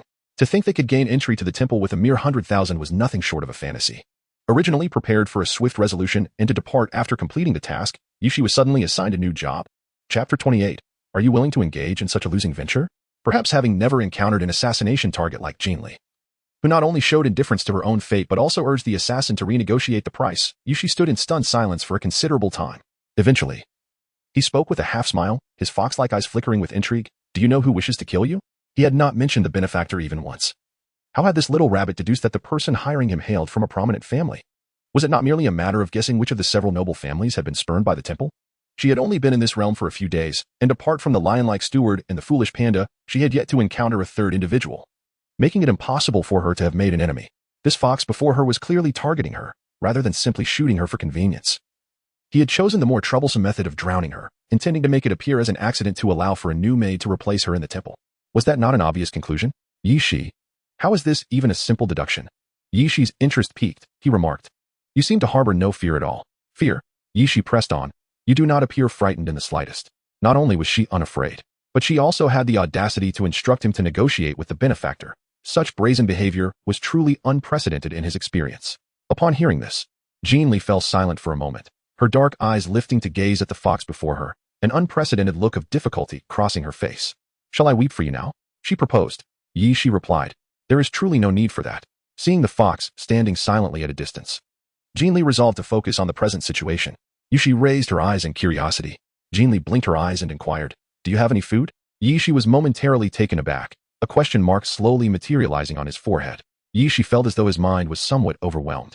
What had the little rabbit just asked him? Do you have any food on you? I'm about to starve. Jin Li truly felt on the verge of starvation. She had been so preoccupied with tidying up for the foolish panda during lunch that she hadn't even retrieved a meal for herself. When she later sent the foolish panda to fetch some food, he took an eternity to return, leaving her with no choice but to nibble on a small fruit to quell her hunger. But what could a single fruit do? That fist-sized morsel was digested before she even reached the ancestral hall, and now she was utterly famished. Wasn't he this person supposed to be an assassin? Don't assassins typically lie in wait for their targets? Due to the unpredictability of when the target might appear, they usually carry some sustenance for such uncertain situations. Therefore, if her estimation was correct, this individual should have some food on him, and it would likely be something particularly filling. Meanwhile, Yishi, completely astonished by Jin Li's audacious maneuver, found himself at a loss for words. He widened his eyes and could not help but emphasize, I am here to kill you. I know, Jin Li replied. Yishi's fox-like eyes grew even larger. Then why are you asking me for food? Jin Li fell silent, her expression one of bewilderment. Is there a problem? She was truly famished. Yishi was momentarily amused by her anger. I was hard to eliminate you, and yet you inquire about food? Do you genuinely believe I would provide it? Why would I not? Jin Li responded, utterly perplexed. If I were to perish from hunger, your 1.5 million would be wasted. Can you truly afford such a loss? Yishi. Chapter 29. A playful tease it appears. I have not acquiesced to your suggestion. Yishi raised an eyebrow, slowly emphasizing the word go. Jin Li pressed her lips together slightly, her dark eyes blinking a few times. You will agree, won't you? Jin Li raised her hands in a gesture of resignation, her expression earnest. You are not foolish. The substantial sum of money presented before you is not something to be disregarded. The wild fox before her exuded a palpable aura of menace, a presence she recognized all too well, one that thrived on the edge of a blade. When it came to such individuals, none could claim to understand them better than she, a kindred spirit. How could she possibly let slip an opportunity to earn a considerable fortune? Moreover, after her day spent absorbing the wealth of information in her mind, she was acutely aware of the scarcity of her position as a temporary servant. The fact that those noble families had only bid a mere 100,000 yuan was utterly insulting. Like tossing a coin to a beggar, she could guarantee with certainty that this price was far from final. All your words merely aim to persuade me to let you go this time, allowing you to seek an opportunity to flee. Do you truly believe I would fall for such a ruse? Yishi remarked with a playful smile. Upon hearing this, Jin Li raised an eyebrow. Do you believe it? Yishi fell into a contemplative silence, her fox-like eyes brazenly scrutinizing Jin Li, the intrigue within them intensifying. Jin Li remained unhurried, allowing Yishi to scrutinize her, while she boldly returned the gaze, continuously assessing the perceived threat the other posed. It must be acknowledged that this wild fox, who had seemingly appeared from nowhere, indeed exuded an aura of danger. Although the two had yet to engage in combat, their recent exchange had revealed enough. From the very beginning, the demeanor, tone, and gestures of her counterpart, coupled with the palpable air of intimidation surrounding her, had prompted Jin Li's extensive experience as an undercover operative to advise her to exercise utmost caution. It appeared that the initial reveal of the opponent's aura was not due to a lack of strength, but rather an indication that the other had dismissed her entirely. Reflecting on her current state, she was merely a timid, unassuming rabbit. It was entirely reasonable for the individual before her to lower their guard. Perhaps, in a fleeting moment, a subtle glimmer flickered in Jin Li's eyes. Perhaps she could exploit this very detail to secure a victory against her opponent. The unexpected composure of the petite figure before her, who maintained eye contact despite the intense scrutiny, intrigued Yishi further. It seemed the little rabbit was even assessing her in return. After a brief pause, Yishi, with a hint of a smile and a touch of languor in her voice, pondered the prospect of testing this curious creature. Indeed, the little rabbit was distinct in her demeanor. Perhaps it would be entertaining to toy with her before deciding her fate. Moreover, as the rabbit had pointed out, the reason he had initially agreed to the transaction for 100,000 dark flowers was solely based on the assertion that the target was a solitary rabbit beast with no familial ties. He had not anticipated the purity of her lineage. It is crucial to recognize that a rabbit beast of such unblemished bloodline holds immense significance for the temple. Should he carelessly dispose of her, any overlooked detail could provoke the temple's wrath, and his life might well be forfeit alongside that of the innocent rabbit. Furthermore, the peculiar reaction of the rabbit to the notion of her impending demise compelled him to exercise caution. After all, if she were merely an ordinary orphan, how could she possibly possess the audacity to confront him so boldly? Chapter 30. A most imprudent decision. Her demeanor and the ease with which she spoke were hardly befitting that of a mere orphan. In fact, she could easily rival the esteemed young ladies of noble families. Clearly, he needed to delve deeper into the rabbit's background. To kill her outright would be a reckless affront to the family she might represent, rendering the modest sum of 100,000 dark flowers utterly trivial. Therefore, for whatever reason, it was unwise to eliminate her immediately. If he was destined to tread upon the edge of a blade, why not reassess the value of the dark flowers and conduct a more tangible transaction? After all, the rabbit was confined within the temple's walls. Allowing her to live a few additional days would bear no consequence for him. Soon, the cunning fox departed, likely to renegotiate the matter of the dark flowers with her benefactor. Jin Li was finally able to indulge in a few pieces of compressed beef jerky. Though the quantity was modest, the flavor was remarkably delightful. After consuming a strip of dried meat, Jin Li felt her hunger dissipate. With great care, she tucked the remaining jerky into her pocket, a satisfied expression gracing her face. Ah, how delightful it is to have provisions at hand. It appears that for the next few days, she would not suffer from midnight hunger pangs. Casting a glance over the expansive shrine, Jin Li meticulously surveyed her work, confirming that nothing was amiss before promptly turning to leave. Uncertain whether Ming Chao had indeed procured a meal, Jin Li headed directly towards the small kitchen after exiting the shrine. Although she already possessed the wild fox's jerky, it would be even better if there were buns or fruits available in the kitchen. As fortune would have it, Jin Li's luck was exceptional. Upon arriving at the small kitchen, she was astounded by the sight before her. The typically barren table was now adorned with an abundance of dry goods: bread, cookies, chips, instant noodles, ready-to-eat meals, sausages, beef jerky, milk, soda, wine, candies, sunflower seeds, and more. Everything one could desire. Is it time for the new year? A profound sense of bewilderment flickered in Jin Li's eyes. The beastly steward had previously mentioned that any food from the small kitchen could be taken freely.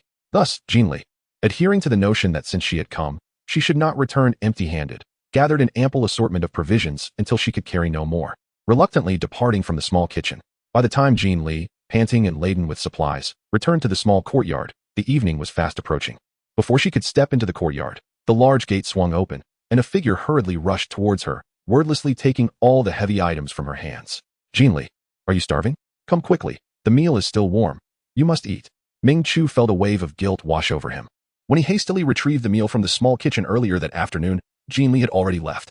He could not simply barge into the shrine to reveal his identity, so he had to patiently wait for her return. Calculating the time, it was now nearly evening, and Jin Li, who had missed lunch, must be ravenously hungry. Ming Chu promptly placed the dried goods onto the small stone table in the center of the courtyard, turned, and took Jin Li's hand, leading her swiftly inside. Chapter 31. The grand ceremony. Upon hearing the mention of food, Jin Li's eyes sparkled with excitement, leaving no room for refusal as she followed Ming Chu into her room. Since Ming Chu's quarters had just been tidied up, while there was no issue with habitation, some daily necessities were still lacking. To avoid inconveniencing him, she had left the door ajar, signaling that he could come and go freely. As soon as she entered the room, Jin Li noticed that the small tea table before the sofa was laden with steaming thermos boxes. Jin Li, when I went to fetch the meal from the small kitchen, I happened to encounter the grand ceremony at the temple, resulting in an especially lavish feast. Come quickly and see, for vegetable dishes and a soup. all still piping hot. You must eat. Ming Chu quickly opened one of the thermos boxes and immediately filled a bowl with white rice, placing it in Jin Li's hands. The grand ceremony? Jin Li unreservedly settled onto a nearby stool, picked up her chopsticks, and began to devour the food with gusto. Her curiosity piqued. What is this grand ceremony about? Perhaps due to her extreme hunger, although she had subsisted on jerky for a while, the dry and tough meat could not compare to the warm dishes before her. Soon, her cheeks were puffed out, her mouth full of food, rendering her speech nearly incomprehensible.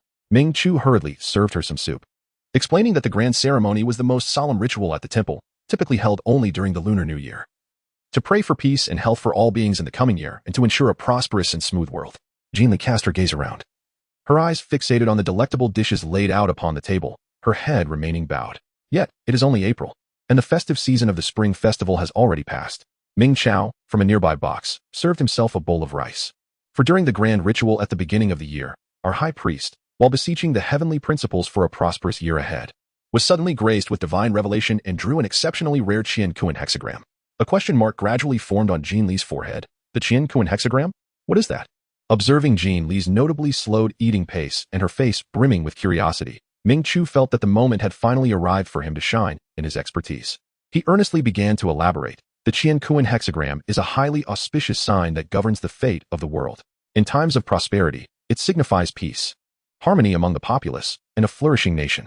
However, in our current era of chaos, the emergence of this hexagram has sent shockwaves throughout the Beast World continent, causing the prominent families to become increasingly anxious. Anxious? Why should they be anxious? With her mouth stuffed full of food, Jin Li's eyes were filled with confusion. Shouldn't they feel joy and excitement? According to the foolish panda, the Qian-Kuan hexagram represented stability, which implied that the chaotic era was nearing its end. This was indeed a momentous piece of news. Why then did those individuals remain apprehensive? It did not seem right. Ming Chu shook his head. In this tumultuous world, there were numerous factions, both official and unofficial, vying for power. If the prophecy of the heavenly way held true, it would indicate that among these warlords, one would inevitably rise to unify the chaotic landscape. Only then could true stability be restored, making the appearance of the Qian-Kuan hexagram meaningful. Jin Li suddenly realized and gulped down another small bowl of soup. The tension among those individuals stemmed from their collective anxiety, for they were uncertain of who might emerge as the one capable of unifying the situation. They feared that aligning with the wrong faction or supporting the wrong person could render them mere cannon fodder, leading to their utter demise. Chapter 32. What on earth is going on? Ming Chu nodded in agreement. Indeed, if the prominent families were so apprehensive, it was even more so for the warlords who already commanded armies. Each of them aspired to be the sage who would unify the realm, unwilling to perish at the hands of another. Consequently, with the emergence of the Qian-Kuan hexagram, their intentions to devour one another intensified. Jin Li blinked and served herself a generous portion of vegetables.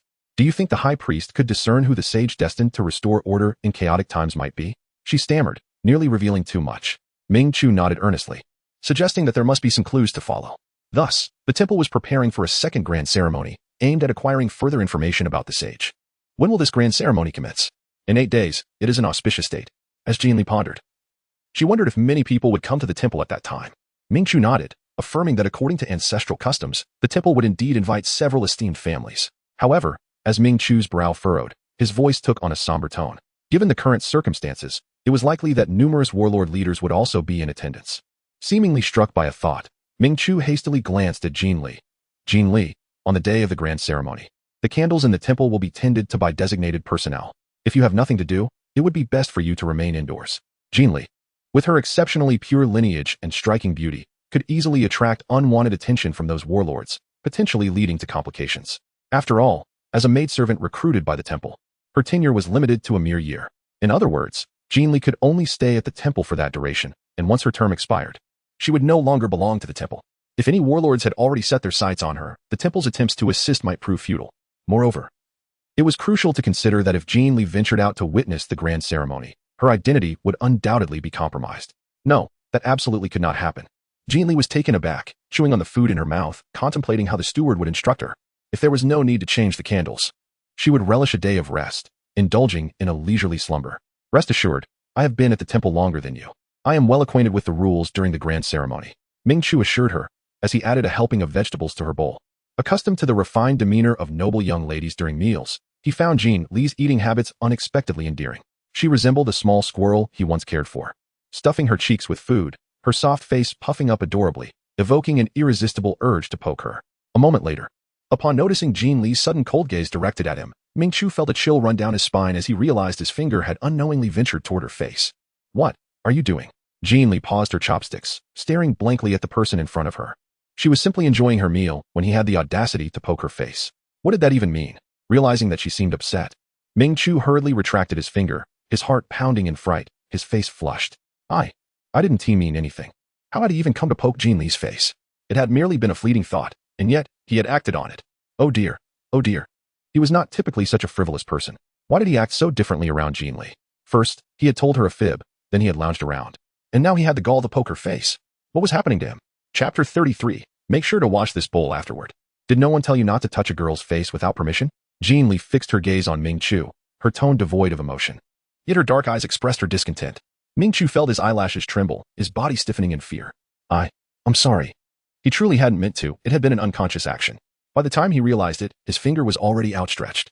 Oh, Jin Li was truly frightening. Saying sorry is not enough. You must make amends with your actions. Jin Li's gaze wandered across the table before she wore a magnanimous expression. You shall wash this bowl when you're done, and also tidy up the kitchen and living room. Oh, and please clean the leather apron and boots I wore while fixing the roof this morning.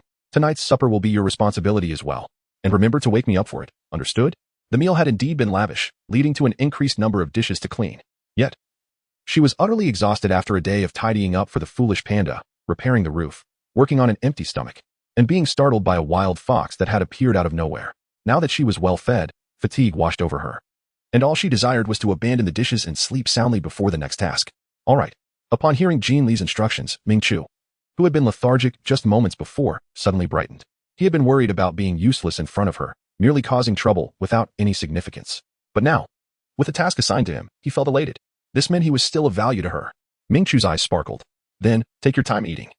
I'll wait until you finish. However, as he glanced at the table, his words faltered.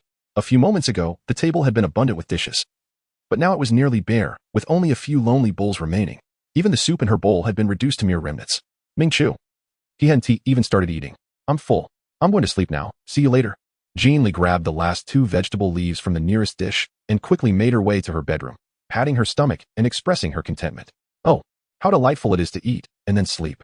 With a loud thud, the bedroom door closed, leaving Ming Chu at the table, frozen and staring at an untouched bowl of rice. Ming Chu. Chapter 34. Eating leftover soup with rice. Thus, when the Lion Beast steward, Uncle Lu, appeared in the small courtyard, he was met with the astonishing sight of his most esteemed young master licking the remnants of a dish. Uncle Lu, having risen through the ranks from humble beginnings to become the steward, immediately recognized that his young master had indeed soaked rice in the vegetable soup, as evidenced by the grains stuck to the dish. Uncle Lu was astounded. His beloved young master, a noble scion and revered high priest of the beast realm, was using soup to soak his rice. Uncle Lu. Oh dear, he had failed the late high priest, the esteemed clan leader, and the temple's legacy by allowing the young master to eat leftover soup-soaked rice. Before he could voice his despair, Ming Chu, sitting at the table, widened his eyes and urgently pulled Uncle Lu outside. Uncle Lu, why are you here? He quickly glanced toward the bedroom, ensuring the door remained undisturbed, before turning back with a worried tone. Didn't I tell you not to come here? What if Jin Li discovers your identity?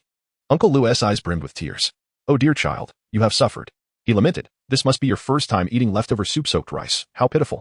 Ming Chu. Uncle Lu wiped away his tears and pointed to the tray of clothes he held. These are new garments, of superior quality and more breathable than your previous ones. Rest assured, everyone in the temple will receive them. You are no exception. He had originally intended to take the opportunity to observe the rabbit beast girl more closely, but upon arrival, he was met with the heartbreaking sight of, oh, how terribly unfortunate his young master was. Ming Chu blinked, his gaze falling upon the clothes in the tray. All right, I understand. You should hurry and leave. Don't wake Jin Li. She just fell asleep. Calculating the time, Jin Li would need to rise again in 2 hours for work, and it was truly exhausting. As Ming Chu prepared to send Uncle Lu on his way, the steward spoke up, but young master, please come back and have a meal with me. Allowing the young master to eat boxed meals with Jin Li was already a great compromise. And to think he would resort to leftover soup-soaked rice and lick the plate clean. How could he allow such indignity to befall the young master? A meal? No, I have already eaten. It was my first experience of soaking rice in vegetable soup, and surprisingly, it was quite delicious. Moreover, the thought of all those vegetables residing in Jin Li's belly filled me with joy, even though he hadn't tasted a single bite himself. He felt happier than if he had consumed the meal himself. After all, he had ensured that Jin Li enjoyed a hearty dinner. Yes, indeed. I must continue to provide Jin Li with ample meals in the future. With this thought, Ming Chu smiled sweetly. gently pushing Uncle Lu a few steps towards the courtyard gate. Uncle Lu, unwilling to yield, subtly resisted with all his might, his voice urgent. The palace has prepared your favorite bamboo shoot meatballs, braised bamboo shoots, and fermented rice with bamboo shoots. Besides, Miss Jin Li is asleep. If you eat now, no one will know. Chapter 35, How Heart-Wrenching. No, no. Ming Chu persisted in nudging the person before him out of the courtyard. I still need to wash the dishes. Do the laundry, tidy the room, and wake Jin Li on time to prepare her midnight snack. I have much to do. Uncle Lu. A what? His young master not only has to wash dishes and do laundry, he also tidies up the room and prepares midnight snacks. How? How can you do such things? Uncle Lu was utterly astonished, had it not been for the concern of waking the sleeping bunny inside. He might have exclaimed in disbelief. Why can't I? Ming Chu retorted, casually pointing to the dilapidated room behind him. Jin Li neglected her meals and rest today just to tidy my room. She not only cleaned and sanitized everything inside, but even went up to the roof with a small bucket to mend the holes. That little rabbit is doing the work meant for a boy without a word of complaint.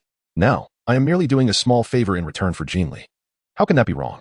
Jin Li was his first friend, and he could genuinely feel the sincerity emanating from her. His desire to befriend Jin Li stemmed not only from her ability to dispel the haunting spirits, but, more importantly, from the sense of equality he found in her companionship, a quality that only true friends share. So, what was wrong with doing something for a friend?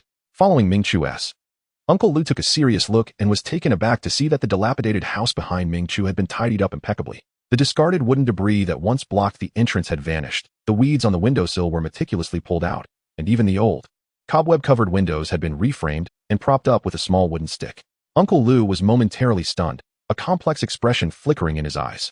Initially, he thought Miss Jin Li was merely directing the young master, but it seemed that the one investing more time and effort was not the young master after all. In this light, the young master's new friend appeared to be rather commendable. Uncle Lu felt an increasing pang of regret. Had he known that the solitary rabbit beast possessed such admirable character and was of such benefit to the young master, he would never have relegated her to such a remote courtyard, let alone allowed her to reside in such a meager dwelling. Now, the young master was unjustly confined to this shabby courtyard, and it pained him greatly. This simply would not do. He had to devise a solution to rectify this predicament. Days passed in tranquil succession within the small courtyard. Nestled on the sofa, Jin Li munched on the abundant snacks Ming Chu had stocked for her, while continuing to sift through the vast iceberg of information in her mind, simultaneously calculating the time until the grand ritual, reflecting on the reluctant expression of the silly panda from 2 days prior, who had clumsily informed her of his need to be away on a business trip for a week. Jin Li couldn't help but chuckle. It was evident that the silly panda had truly come to regard the small courtyard as a second home. Apparently, he was not as delicate as she had first assumed during those initial days of settling in. She had worried he might struggle with the harshness of the courtyard and seek excuses to leave. To her surprise, he seemed to revel in his new surroundings, often offering to carry warm meals for her or volunteering to tidy up the room. Each time she returned from her work, a meal awaited her, and she didn't even have to wash the dishes. Life had become immensely comfortable and delightful for her. In return, she resolved to take the silly panda away from the temple, which had treated him so poorly. After all, given his industrious nature, she firmly believed he would thrive even outside its confines. Suddenly, the mechanical alarm clock on the coffee table chimed, prompting Jin Li to turn her attention towards it. Upon discerning the time, she sighed, pouting slightly as she rose from the soft embrace of the sofa. It was time to get back to work. Chapter 36. This time, the loss was significant. Nibbling on a fresh apple, Jin Li ambled leisurely through the night, lantern in hand. As she stepped through the temple's grand entrance, she paused momentarily. Her long lashes fluttered gently, and when she lifted her gaze again, she resumed her usual indifferent demeanor, continuing to crunch on her apple. Carefully placing the lantern on the ground beside the doorway, Jin Li proceeded into the temple as she did routinely. Preparing to embark on her next task, consistently, she filled a small basin with water, used a small knife to clear the wax drippings from the wooden table, wiped the surface meticulously with a damp cloth, and finally replaced the old candle with a new one. Her work was simple yet orderly. However, at that moment, a sudden chill swept in from behind her. Jin Li slightly furrowed her brows, swiftly leaning her upper body to one side, narrowly evading a punch aimed at her head by the assailant behind her. The attacker's movement abruptly halted, seemingly taken aback that his unexpected strike had been deftly evaded. Astonishment flickered in his brown tiger-like eyes. This is bad. The target was alarmingly inconsistent with the information he had obtained. The dossier had not indicated that this rabbit possessed such formidable martial skills. Unfortunately, just as the realization dawned upon him, a piercing pain surged through his chest, and before he could react, he was sent crashing to the ground by a powerful kick. Ignoring the pain, the tiger beast attempted to scramble back to his feet, but the retaliatory speed of his opponent was astonishingly swift. Before he could stabilize himself, a heavy object came crashing down upon his temple. Darkness enveloped his vision as he recognized he had encountered a formidable adversary. He hastily pleaded for mercy. "Spare me, please. I won't kill you, I swear. I won't." He had initially believed that accepting a hefty sum to eliminate a mere rabbit would be an effortless task. The only aspect he needed to consider was how to stealthily infiltrate the shrine, which coincidentally was preparing for a grand festival. Thus, he had purchased an identity to masquerade as a bodyguard for the elite and entered the temple.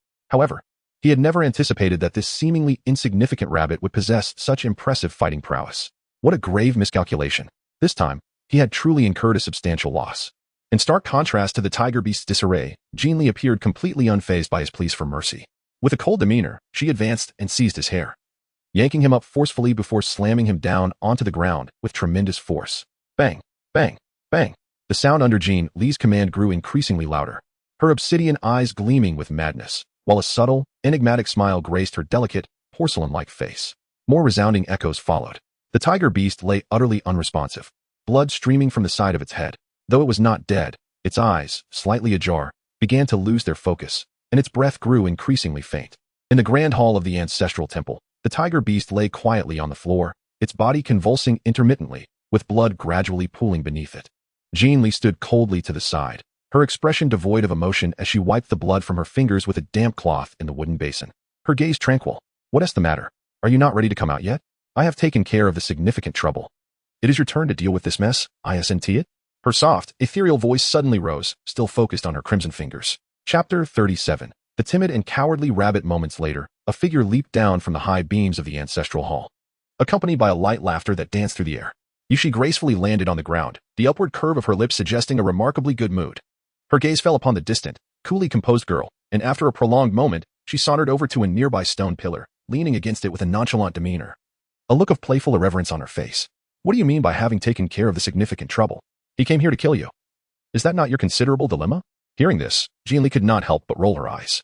"If it weren't for your failure to secure a deal with the financier, would he have sent someone else?" Yushi's expression suddenly shifted, revealing a hint of embarrassment as she raised her hand to brush her nose, her gaze becoming somewhat evasive. "This cannot be blamed on me. Those affluent individuals are notoriously fickle. While I may renegotiate, they too have the liberty to seek alternatives. However, perhaps this situation is not so dire after all. With their dispatched agent now deceased, they will inevitably have to return to me. A contract can only be entrusted to a single underhanded operator, as dictated by the rules of our world. The financier's clandestine pursuit of a second operative has already breached this code. Should he attempt to engage a third, not only would the new operative likely refuse, but the financier himself would be too apprehensive to proceed, especially considering the involvement of the Temple of the God of Death. If the temple were to discover this betrayal, inciting their wrath could lead to dire consequences, particularly in a time when everyone is eager to curry favor with the temple. Being marked as an adversary would invite numerous factions eager to assist in eliminating such a threat. In this chaotic era, entire families can be exterminated and their wealth plundered in the blink of an eye. Therefore, if my predictions hold true, the financier will certainly reach out to me again in the coming days, acquiescing to my terms for renegotiation." Jin Li cast a cold glance, her gaze sweeping over the half-dead tiger beast sprawled on the ground, and she demanded it be cleaned up. Yushi was taken aback by her words. Abruptly pulled from his calculations, why should he be the one to tidy up? It was he who had taken a life. Thus the responsibility of cleaning up should naturally fall upon him. The little rabbit had now committed murder, and should it be discovered by the temple, it would undoubtedly lead to a death sentence.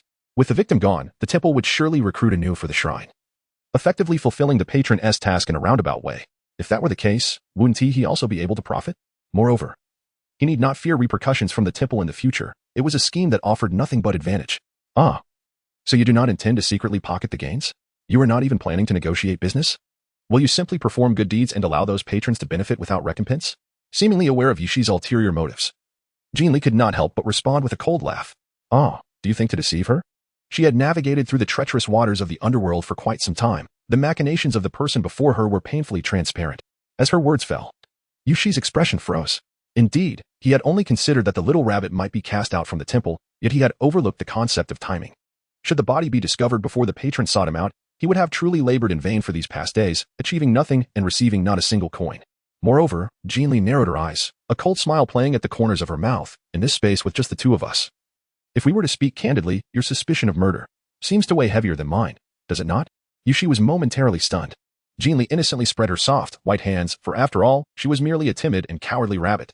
As her words fell, a pair of white rabbit ears atop her head instantly drooped, adorning her face with a look of utter grievance and vulnerability. Yushi was taken aback. Chapter 38. Personally snapped the neck of this rabbit. Yushi swore that throughout his life, he had encountered countless individuals with dual facades. For such people, he possessed an arsenal of scornful remarks and vengeful tactics. However, the young lady before him evoked an unprecedented sense of powerlessness, akin to striking a fist into cotton. It was that peculiar feeling of knowing the other party was manipulating him, yet feeling reluctant to resist while being inexorably compelled to comply. To make matters worse, he found himself utterly powerless against her. Otherwise, that substantial sum of hidden wealth would truly slip from his grasp. What left him even more speechless was the fact that this little rabbit, who was undeniably his target and the very person he intended to eliminate, stood before him unperturbed. Instead of fear, she exuded an air of arrogance, as if she were the one holding the reins. It was utterly exasperating. Yet, he found himself in a bind with this little rabbit, at least for the next few days, before the benefactor summoned him to renegotiate the hidden wealth. He could not lay a hand on her. Not only was he barred from action, but he also had to safeguard this rabbit. After all, should any misfortune befall her prematurely, the coveted hidden wealth would slip away.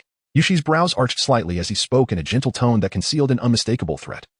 Little rabbit, do not overreach. Your life remains firmly in my grasp. How dare she threaten him? He vowed to ensure she would suffer immensely when the time came. Oh dear, how frightful. The rabbit's ears drooped even more dramatically, yet her tone was one that made one yearn to deliver a sound thrashing. Yushi remained silent, his glare fixed upon her. Seeing Yushi's furious gaze directed at her, Jin Li grew weary of feigning innocence. She raised an eyebrow and gestured with her chin toward the beast on the ground, her voice shifting from a previous soft and frightened tone to one of cold indifference. Hurry up and clean this up. What are you lingering for? I still have several candles to replace, and this wild fox is just wasting my time. Yushi swore that once he secured the hidden wealth, he would personally snap this rabbit's neck. In the quiet shrine, the only sound was the crackling of the burning candles. Jin Li diligently replaced each candle within the ancestral hall, while Yushi leisurely leaned against the window, allowing the night breeze to waft in, dissipating the lingering scent of blood within the sacred space. His gaze settled upon Jin Li, filled with curiosity. After departing from the hall that day, the first task he undertook was to investigate the identity of the young girl anew. Yet, no matter how he probed, he could only ascertain that she was a lone rabbit beast orphan, and no further information could be unearthed. The very designation of orphan had only come to him through the temple's channel. In other words, had the little rabbit not applied to be a servant at the temple, he would have been utterly oblivious to her status as an orphan. Presently, he no longer regarded this rabbit as merely an orphan. An orphan? How could such a solitary figure thrive in this chaotic world? Given the girl's striking beauty, she would have likely been. Thus, how could she possibly pass the temple's scrutiny to become a maid in this ancestral hall?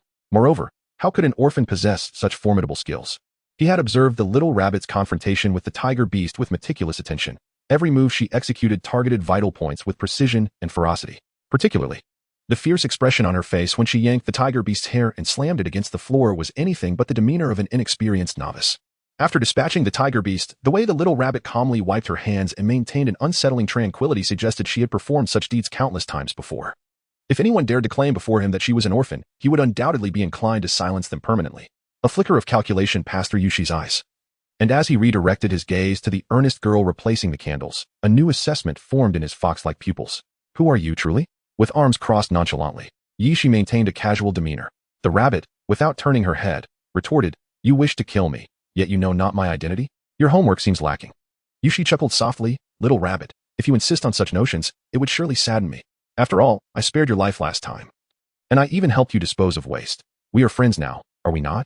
Nearby, the girl placed the final candle with care and slowly straightened before the table. Her soft voice floated gently through the hall. "You and the tiger beast are not of the same ilk, yet you arrived here before him, merely scheming to observe his actions and testing me. Should you succeed, you would naturally eliminate him and seize his spoils. If you fail, you might glean insights about me. And all this still makes us friends? Do you truly think me a foolish rabbit?" Just as Jin Li's words faded, a low chuckle echoed from a distance. The man's voice laced with amusement. "Little rabbit, sometimes being overly clever can be a double-edged sword." Indeed, the little rabbit spoke the truth. He had received word that the benefactor would send someone to eliminate her, which is why he had infiltrated the ancestral hall to witness the unfolding drama. He had considered striking first, eliminating her before the tiger beast could, but his experience in navigating perilous situations instinctively urged him to tread carefully, especially since he lacked knowledge of her origins. The cool demeanor she had displayed during their previous confrontation left him perplexed, prompting him to retreat to the eaves and wait for developments. Reflecting on it now, he felt fortunate for having exercised caution. Otherwise, had he acted rashly, he might not have fared well, even if he had survived.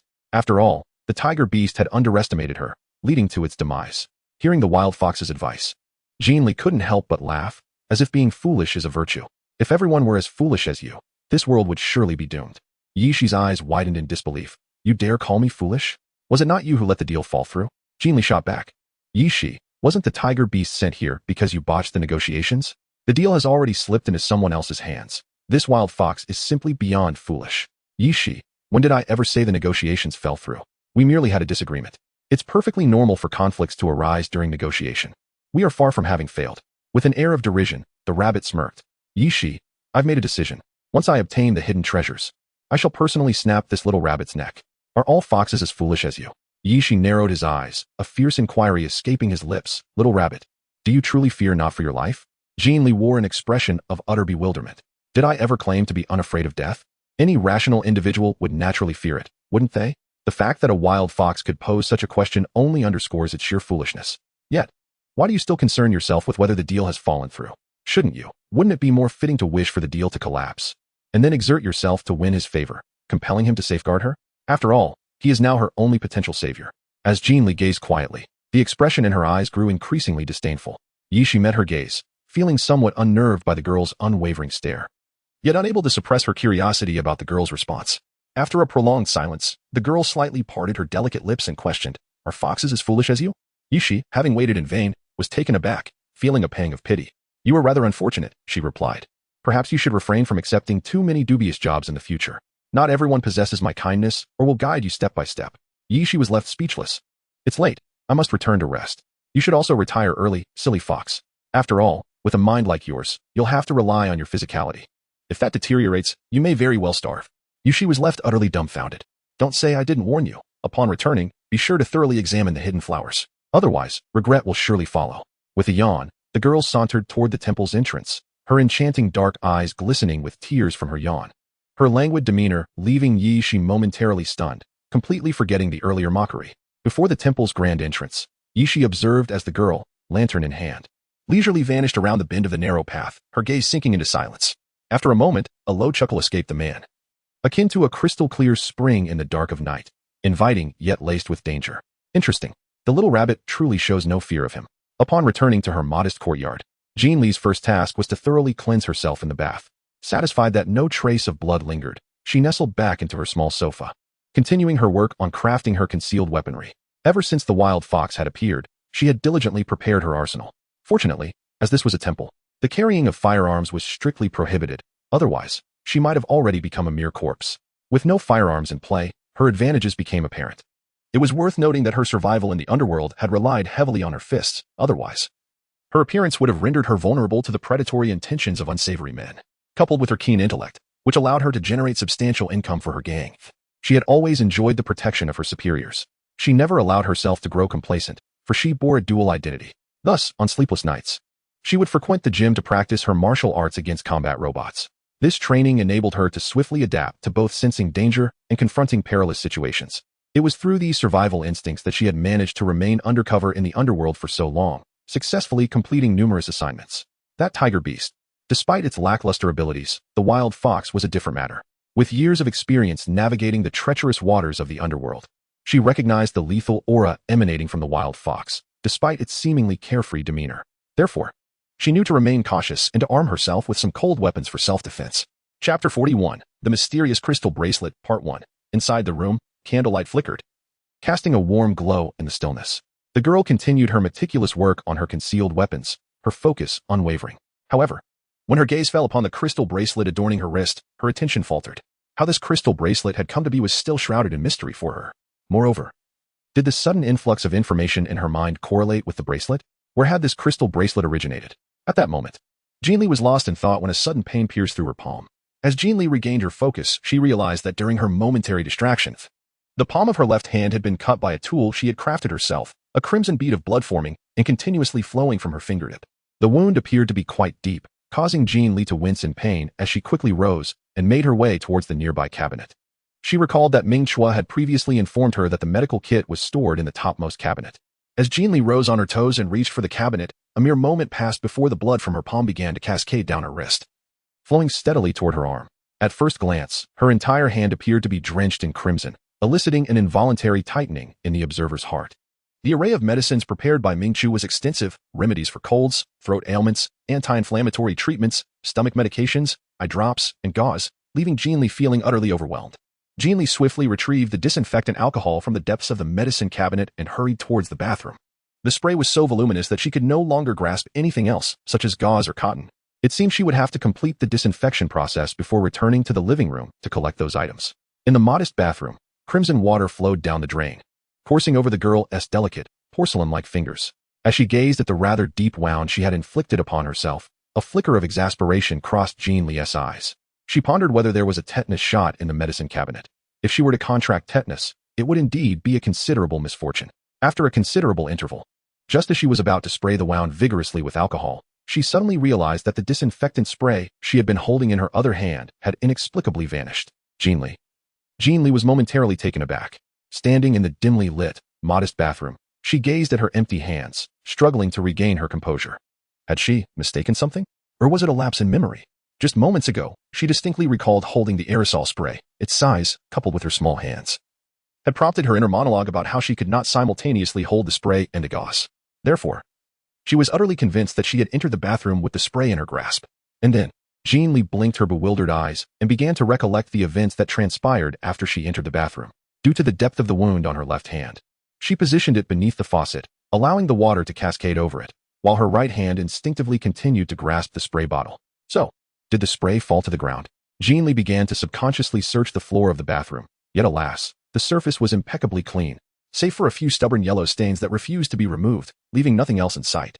Jin Li once again strolled towards the living room. Although she was quite certain that she had taken the alcohol spray to the bathroom, the current situation compelled her to verify it once more. The medicine cabinet on the living room shelf remained just as she had left it, and the bottom compartment, where the alcohol spray was originally stored, was utterly vacant. Jin Li, bewildered, touched her rabbit ears in confusion. How strange, where had the alcohol spray gone? She was still waiting to use it. Suddenly, an object fell at her feet, startling her into a quick sidestep. However, when she clearly saw what had landed beside her, she was left frozen in shock. Alcohol spray? Jin Li's eyes widened in astonishment as her gaze fixated on the alcohol spray rolling on the ground, unable to muster the courage to approach it for a considerable time. Jin Li, is this truly a haunting? Where on earth did this entity emerge from? And where did it just hide moments ago? In this humble abode. Jin Li gazed intently at the alcohol spray that had suddenly appeared on the ground, pondering whether it would vanish once more in an instant. However, this time, she stood by for several minutes, and the alcohol spray remained completely still. It was only when she noticed the crimson blood staining her palm that she cautiously approached and grasped the alcohol spray in her hand. Jin Li swiftly tended to the wound in her palm, and after locating several vials of tetanus vaccine in the medical kit, she ensured everything was properly addressed. Only then did she return to the sofa, gazing blankly at the alcohol spray on the small coffee table, lost in her thoughts. How peculiar it all seemed. Jin Li once again grasped the alcohol spray, scrutinizing it with utmost seriousness, as her memory replayed the peculiar circumstances in slow motion. She possessed an exceptional memory, which was precisely why her superiors had chosen her for the undercover mission.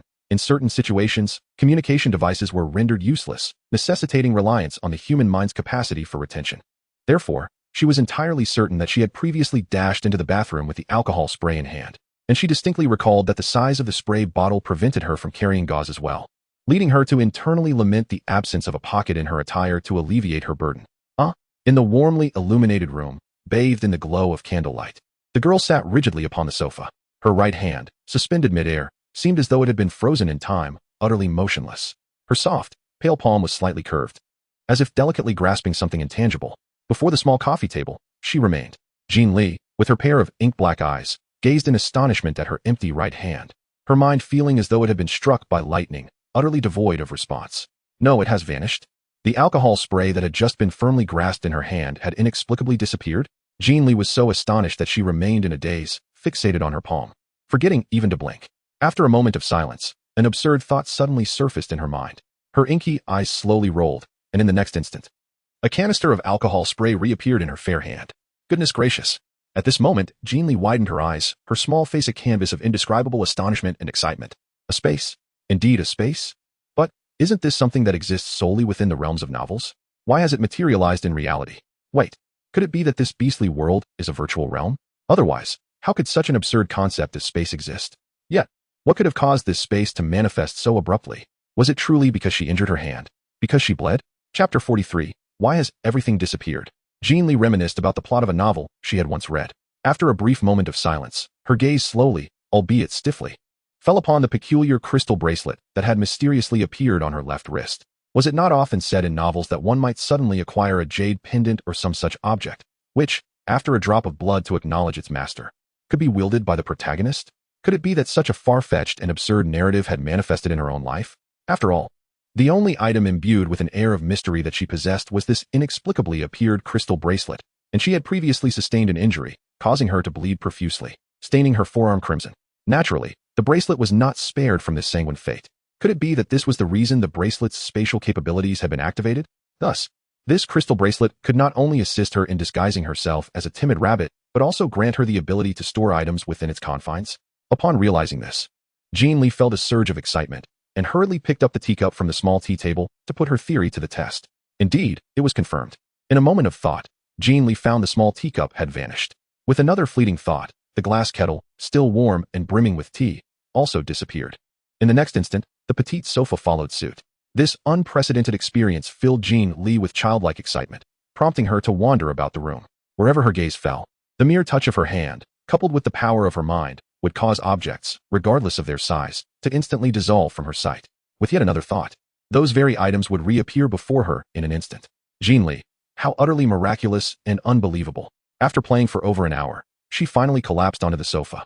Utterly exhausted, engaging with the spatial functions demanded a considerable amount of focus and energy, and the result of her delightful hour of play left her feeling as though she had just endured a formidable examination. Her mind felt heavy and clouded, and before long, she succumbed to a deep slumber on the sofa, without even a blanket to cover her. When Ming Chu returned to the small courtyard, he found Jin Li curled up asleep on the sofa.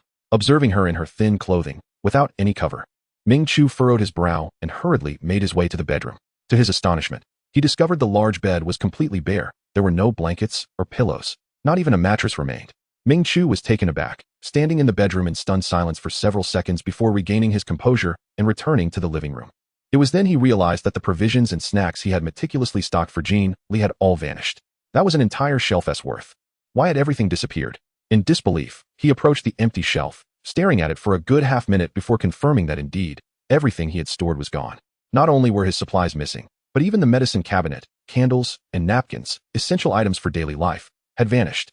Ming Chu was immediately engulfed in fury. He had never anticipated that in merely 2 days, Jin Li's circumstances would deteriorate to this extent. He could hardly believe that she had consumed all the provisions meant to last for half a month in such a short time. Moreover, he found it inconceivable that she would throw away the bedding and opt to sleep on the narrow sofa. It was early spring, while the days were not particularly cold. The nights could be bitterly frigid. His gaze fell upon Jin Li, curled up on the sofa, and his eyes began to redden. Who could have done this?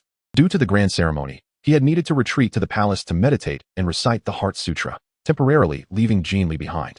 The absence of her companionship had caused the haunting echoes of malevolent spirits and ghostly wails to return, plunging him back into the solitude he had once felt abandoned within. Those who have basked in the warmth of the sun cannot easily endure the chill of the abyss. The contrast was so jarring that he could scarcely adapt, almost succumbing to the urge to summon Uncle Lu to bring Jin Li to him. Yet, the thought of Jin Li genuinely considering him a friend made him hesitate. Should their identities be revealed, their friendship could be irrevocably jeopardized. Compared to the torment of specters and ghostly cries, he subconsciously feared losing Jin Li's friendship even more. He resolved to wait a little longer until their bond deepened, at which point he would find an opportunity to disclose his true identity. Yet, the current situation disrupted his plans. Jin Li already held a negative impression of the high priest, and now, with the small courtyard having been robbed, she was left to sleep on the sofa without even a blanket for warmth. If blame were to fall upon the high priest, all the kindness he had shown would be rendered futile. Gently, he shook Jin Li awake, his heart aching as he whispered her name. Jin Li? Jin Li, wake up. You mustn't sleep like this. You could catch a cold. In her dreams, Jin Li furrowed her brow at the disturbance. Upon recognizing the one calling her was the silly panda, she simply murmured an mm before turning over and curling up once more. Seeing this, Ming Chu's concern deepened. He hurried to his own room, only to realize that the door was locked. Ah, yes. His room was comparatively shabby and outdated, lacking the comforts Jin Li's room possessed. Thus, she had insisted he secure his door before he left, to prevent dust from settling inside during the day. Regret washed over him. Had he not obeyed and locked the door, Jin Li would not be without a blanket for warmth. Now, wanting to retrieve a blanket, he found himself thwarted, as he had sneaked out to see Jin Li and had not anticipated needing to return to his own room. The key remained in his work ropes. After standing at the door in a daze for a few moments, he dejectedly returned to Jin Li's room, guilt-ridden as he gazed at the girl curled up asleep on the sofa. However, upon observing her closely, his expression soured. Jin Li's arms were tightly crossed over her chest, her legs curled up, and her delicate neck slightly retracted. She looked terribly cold. Ming Chu blinked, furrowing his brow for a moment before a spark of inspiration illuminated his gaze. What if? His face flushed suddenly, and he awkwardly paced the living room, occasionally scratching his head in embarrassment. His gaze returned to the thinly clad girl on the sofa, and his hesitation became increasingly apparent. After some time, he finally approached the sofa with utmost care and gently cradled the slumbering figure in his arms. Ming Chu felt a wave of warmth wash over him as he enveloped the soft bundle in his embrace. His face instantly burned, and his panda ears felt as if they were searing hot, igniting a sensation of being thoroughly aflame. Yet, how light and soft she was. He gazed down at the serene and sweetly sleeping girl nestled against him.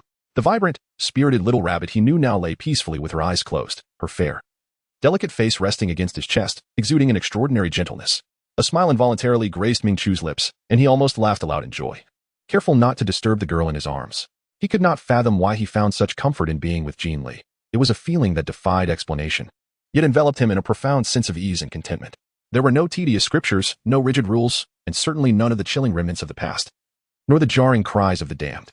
It was simply a soothing comfort, akin to basking in the warmth of the sun. In the realm of dreams, they remained. Jin Li felt a warm presence drawing near, and instinctively, her slightly cold body embraced the other. Her small face nuzzled against the source of warmth with a sense of contentment. How delightful and warm. Jin Li contentedly lifted the corners of her mouth and drifted back into a deep slumber on the sofa. Ming Chu, sensing the gentle embrace of her small hands around his waist, felt her delicate face nuzzle against his neck, as if she intended to cling to him entirely. Just when his body had relaxed, it suddenly stiffened again, his previously bewildered expression transforming into one of utter panic. Fearing that she might awaken and question why she was nestled in his arms, he remained motionless on the sofa, his mind racing with thoughts of how to explain her presence without incurring any wrath. Yet, to be honest, it should be fine, right? After all, he genuinely worried about her catching a cold. Unexpectedly, apart from tightly wrapping her arms around his waist, she ceased all movement, appearing quite satisfied with her human heater. Slowly, Ming Chu's racing heart began to calm, and after a while of uncertainty, he cautiously glanced down at her. However, upon seeing her serene face just inches away, his heart raced anew, pounding as if it might leap from his chest, and he felt a heat flush across his cheeks. He had never before been so close to a girl, let alone held one in his arms. Was this what it felt like to embrace a girl? Soft and gentle. Like cotton, he barely dared to exert any strength, fearful of causing her discomfort. Yet, it seemed Jin Li was rather slender. Holding her felt akin to cradling a small rabbit, so tiny. After a brief moment, Ming Chu, with a flustered expression and a rigid neck, gradually lowered his head. When his nose brushed against her forehead, and he caught a whiff of her fragrant hair, he instantly flushed crimson and hurriedly withdrew, his heart thundering like a drum, leaving him dizzy. Several seconds later, realizing that she remained blissfully asleep and entirely unaware of his small movements, he couldn't help but smile, his lips curling up in delight, his eyes gently crinkling. Indeed, girls are undeniably fragrant. Chapter 46. So, love can indeed fade away, can it? Jin Li awoke in the embrace of Ming Chu.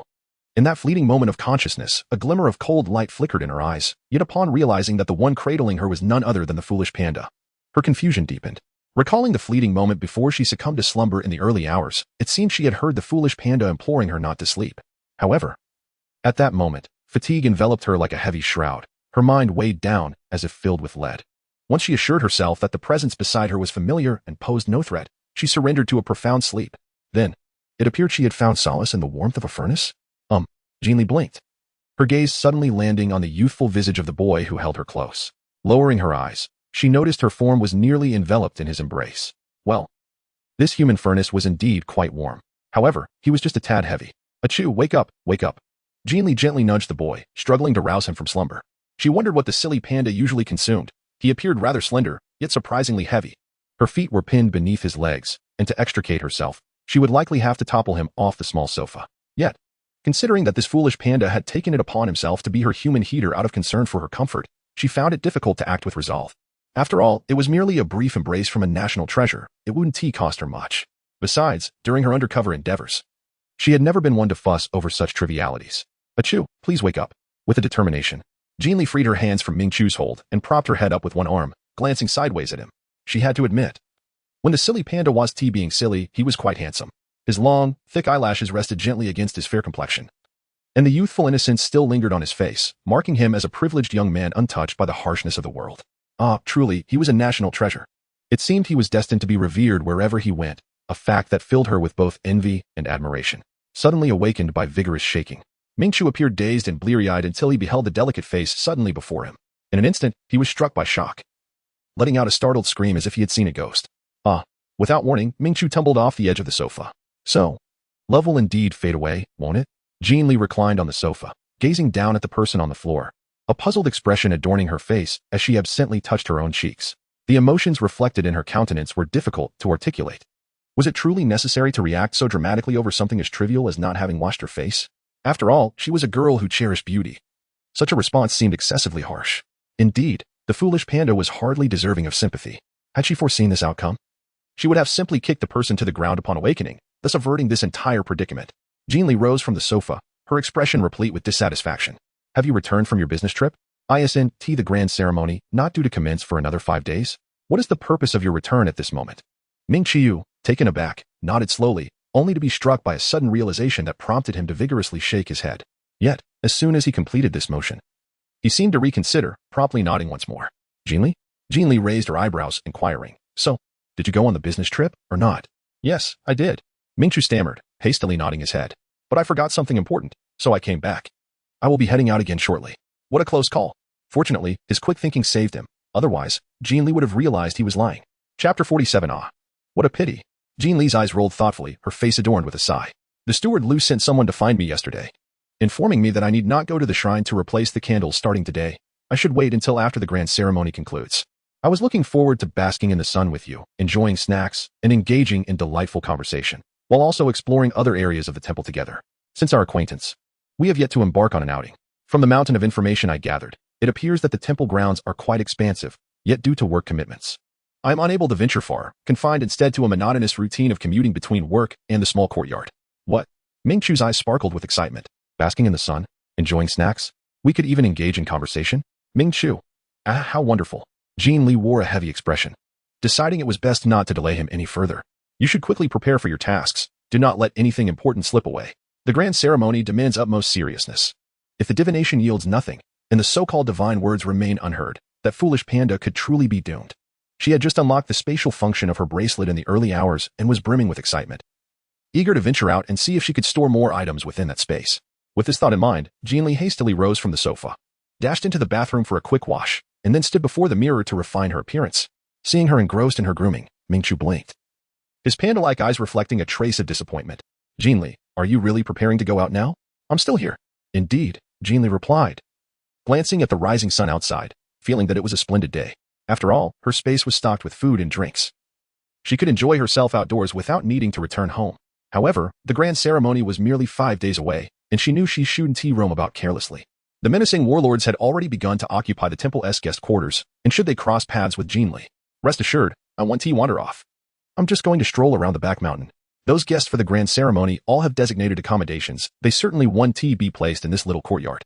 Though her small courtyard was somewhat distant from the temple, it was remarkably close to the back mountain, only a few minutes' walk from the foot of the hill. During this time, she had come to understand that her residence was in a rather remote area of the temple, a place where no sensible person would choose to forego the splendid temple grounds for the desolate winds of the back mountain. Moreover, the mountain appeared quite steep, requiring considerable effort to ascend, and with the time taken for the round trip, the warlords were solely focused on meeting the sage. They would hardly venture to climb such a hill for no reason. Going to the back mountain?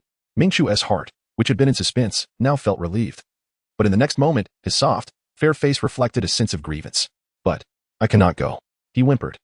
Not wishing to attend the grand ceremony, to be a priest, or to engage in divination to hear divine words. He simply longed to accompany Jin Li as she meandered about the back mountain, basking in the sun. He had not felt the warmth of the sun for a long time, although the sun hung in the sky, radiating heat. The presence of the malevolent spirits around him meant he could not experience the sun's warmth upon his skin. Chapter 48. How can they do this? While remaining beside Jin Li shielded him from the torment of the spirits, their time together had mostly been spent with her working or resting indoors. Given their brief acquaintance, they had yet to share a leisurely moment basking in the sun and chatting in the courtyard. Mingqiu was suddenly disinclined to work. He had endured great discomfort in the palace alone these past few days, with the spirits surrounding him increasing in number, more during the day, but even more at night. The wails and cries of the tormented spirits nearly pierced his eardrums, as if they sought to compensate for the time he had missed. Despite having faced numerous dreadful spirits and ghastly cries over the years, he had grown accustomed to such horrors. Yet, during his brief respite with Jin Li, he had experienced unparalleled comfort, making it difficult for him to accept the return to his cold, shadowy reality. I know you cannot go. You have work obligations. That's all right. When you return from your duties, I'll have some time off. We can climb the mountain together and bask in the sun. Treating it as a spring outing, I'll scout the path first. Jin Li efficiently tied her hair into a high ponytail and adjusted her slightly wrinkled clothing. Excellent. It's a deal. We shall climb the back mountain together. Upon hearing Jin Li's words, Ming Chu's panda-like eyes suddenly sparkled with excitement. The back mountain is truly delightful. There is a grand waterfall on the eastern side, magnificent in its majesty. There are many fish in the pools below. I'll cook fish for you. All right. We shall roast fish together. Jin Li readily agreed, bending down to put on her shoes. As she immersed herself in the joy of preparing for her outing, Ming Chu felt a pang of sadness. The urgency to return home that had previously consumed him dissipated. Just as Jin Li was about to step out, Ming Chu recalled the matter that had troubled him throughout the night. Wait, Jin Li. What happened to the items in this room? Where are those things on the shelf? As soon as Ming Chu spoke, Jin Li, who was tying her shoelaces, abruptly paused. Jin Li lifted her gaze to survey the desolate room around her, and an intricate expression suddenly crossed her face. In truth, Jin Li bore an expression that was difficult to articulate, and I found myself equally perplexed. Upon returning from work in the early hours, things had already taken such a turn. Otherwise, I wouldn't have resorted to sleeping on the sofa. Although the foolish panda treated her rather well. Their bond was not one of life and death friendship, and naturally, she could not disclose the matter of the space bracelet to him. Unsure? Ming Chu's face reflected astonishment. Indeed. Not clear at all. Jin Li replied earnestly, you know I've only recently arrived at the temple. Perhaps someone mistakenly wandered into the courtyard while I was working. Assuming it was abandoned and dilapidated, thus taking away and clearing out everything. Ming Chu furrowed his brow in dismay. How could they think no one lived here? He acknowledged that the small courtyard was indeed quite old, yet it was impeccably clean inside. Could those individuals truly be blind? It's of no consequence. Jin Li hastily waved her hand. After all, with the grand festival approaching, there are plenty of provisions in the kitchen. I can simply retrieve some later. As for bedding, I can conveniently claim new ones. It seems I've arrived at a fortuitous time. Not daring to delve further into the topic of the missing items, Jin Li quickly tied her shoelaces and turned to head outside.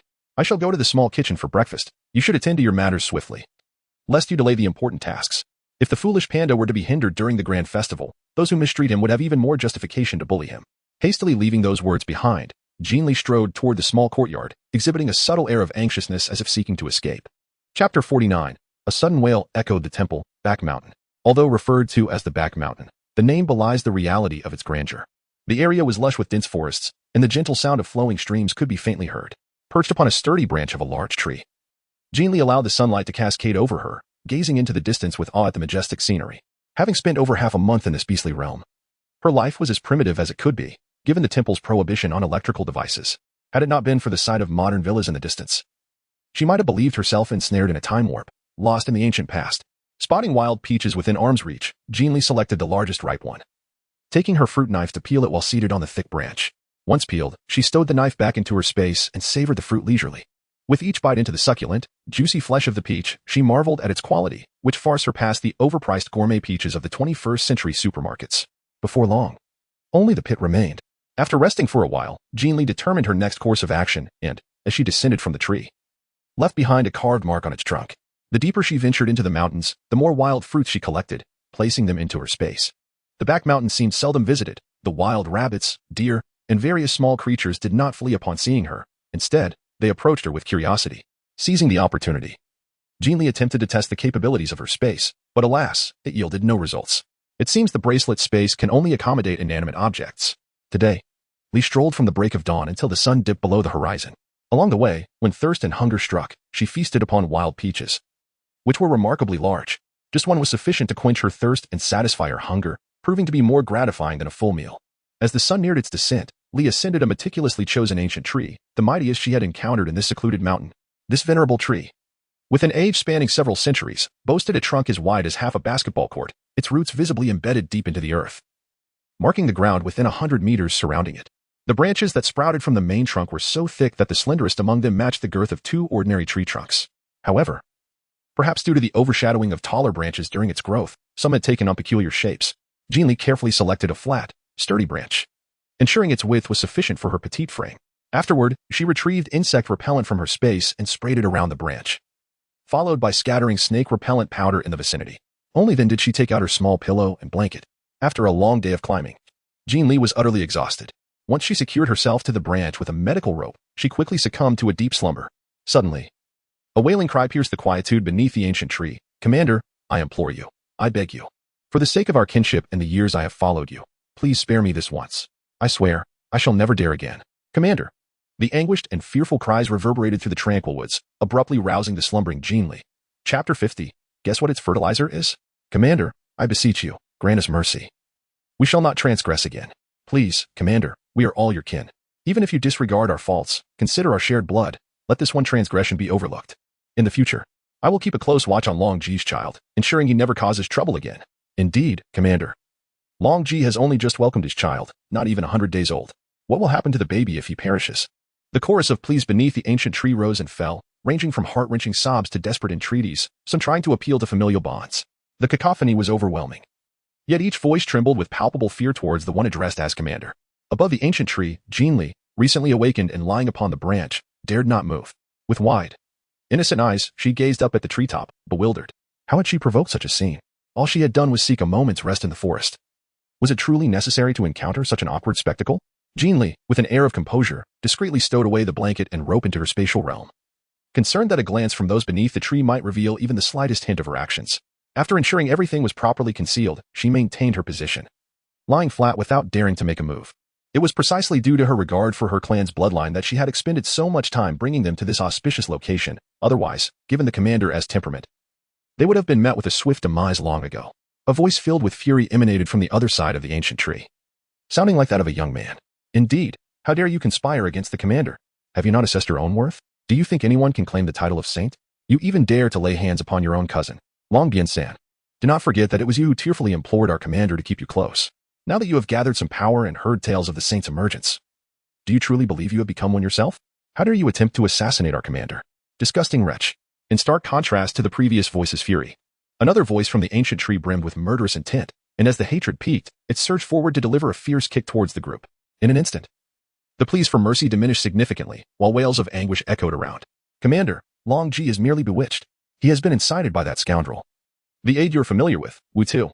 It was he who sowed discord in front of Long Ji, leading him to act against you. Please, spare Long Ji.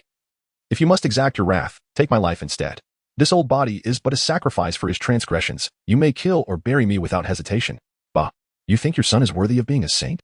The man filled with intent to kill retorted, delivering a vicious kick. Don't think for a moment that I am unaware of your circumstances. You are in the late stages of lung cancer and have but a few days left. You wish to use your meager existence to save your son? How naive. Do you believe that your pitiful lives can compare to the Commander's? You old fool. Let me tell you, not only shall you perish today, but your entire lineage shall meet the same fate. You thought your son could become a saint? I shall call him saint now. Once you reach the underworld, you shall slowly become saints. Do you see this tree? It is the most famous tree behind the shrine. Nearly 1,000 years old. They say it is worth 100 ancient trees. But do you know why it has lived so long? Why it is more robust and grand than others? Guess what its nourishment is? As the words faded, Jin Li, who had been resting on the ancient tree for the better part of the night, remained silent. Chapter 51. Then let us be exposed together. Jin Li was utterly speechless. She had meticulously selected a tree, only to find herself resting atop a mound of countless corpses for the better part of the night. Moreover, given the current circumstances, should she inadvertently attract the attention of those beneath the tree, she too might become one of the lifeless bodies lying below.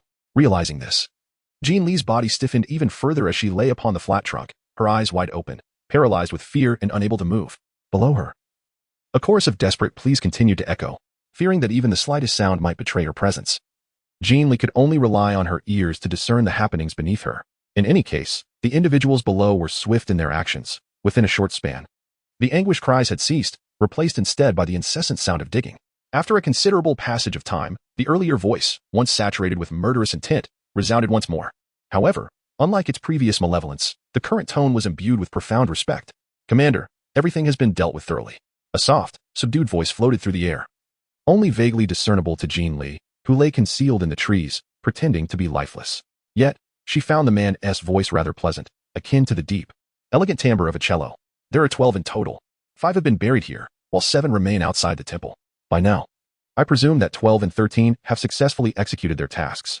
Let 15 and 17 take over Long Ji's forces. Eliminate any resistors on the spot. Understood, Commander. Order 14 and 19 to pursue Long Ji's accomplices. Show no mercy. Understood, Commander. The melodious voice continued to issue commands from beneath the tree, sending chills down Jin Li's spine. Indeed, while the man's voice was exquisitely pleasant, the content of his orders exuded a chilling ruthlessness. She could easily surmise that if her presence were to be discovered, he would order her demise without a moment's hesitation. However, just as Jin Li believed the individuals below had completed their tasks and would soon depart, a sudden sound of wind slicing through the air reached her ears. In an instant, Jin Li's pupils constricted sharply, and she sat up abruptly from the trunk of the tree. Simultaneously, a slender surgical knife plunged directly into the tree trunk where Jin Li had just been. Jin Li hastily glanced in the direction from which the dagger had come, instinctively retrieving a wild fruit from her space and hurling it back. Damn it! She could distinctly hear that group of individuals lingering beneath the tree. Yet the dagger had descended from above, clearly launched from the tree itself. Moreover, the blade was embedded in the trunk, indicating that the assailant did not intend to deliver a fatal strike, but rather, merely aimed to stir the hornet's nest. Bastard! They sought to use her as a diversion, to redirect the attention of those below the tree. Yet she was determined not to play into their hands. Exposure. Is it? Fine. Let us all be exposed and meet our demise together.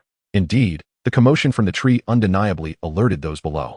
The initial assailants seemed completely unprepared for Jin Li's immediate reaction, not to flee, but to reveal their position, which in turn sent them scrambling for escape as well. Who is it? Almost simultaneously, a vigilant voice rang out from below, followed by the sharp sound of slicing air as several crossbow bolts soared upward toward the tree. Chapter 52. Encountering a formidable opponent with no time to identify the dagger's thrower, Jin Li swiftly turned and sought refuge among the larger branches of the tree, utilizing its dense foliage to conceal her form. Fortunately, this grand tree boasted an abundance of branches, each adorned with sturdy vines, as if other plants had entwined themselves with the ancient tree over time, creating a shared habitat. Jin Li possessed ample experience in evading death. Sensing the crossbow bolts continuing to rain upon the tree, she nestled against the main trunk of a branch, rapidly searching for an escape route. To her relief, it was early morning. Although the light had yet to fully break, the visibility in the forest was significantly improved compared to the pitch-black hours before dawn. Moreover, perched high in the tree, her vantage was considerably clearer and more expansive. Hearing the sounds of individuals below beginning to ascend in search of her, Jin Li gritted her teeth, first touching the crystal necklace at her wrist to shed her rabbit-like skin, before gathering her strength and dashing toward the outer edge of the branch.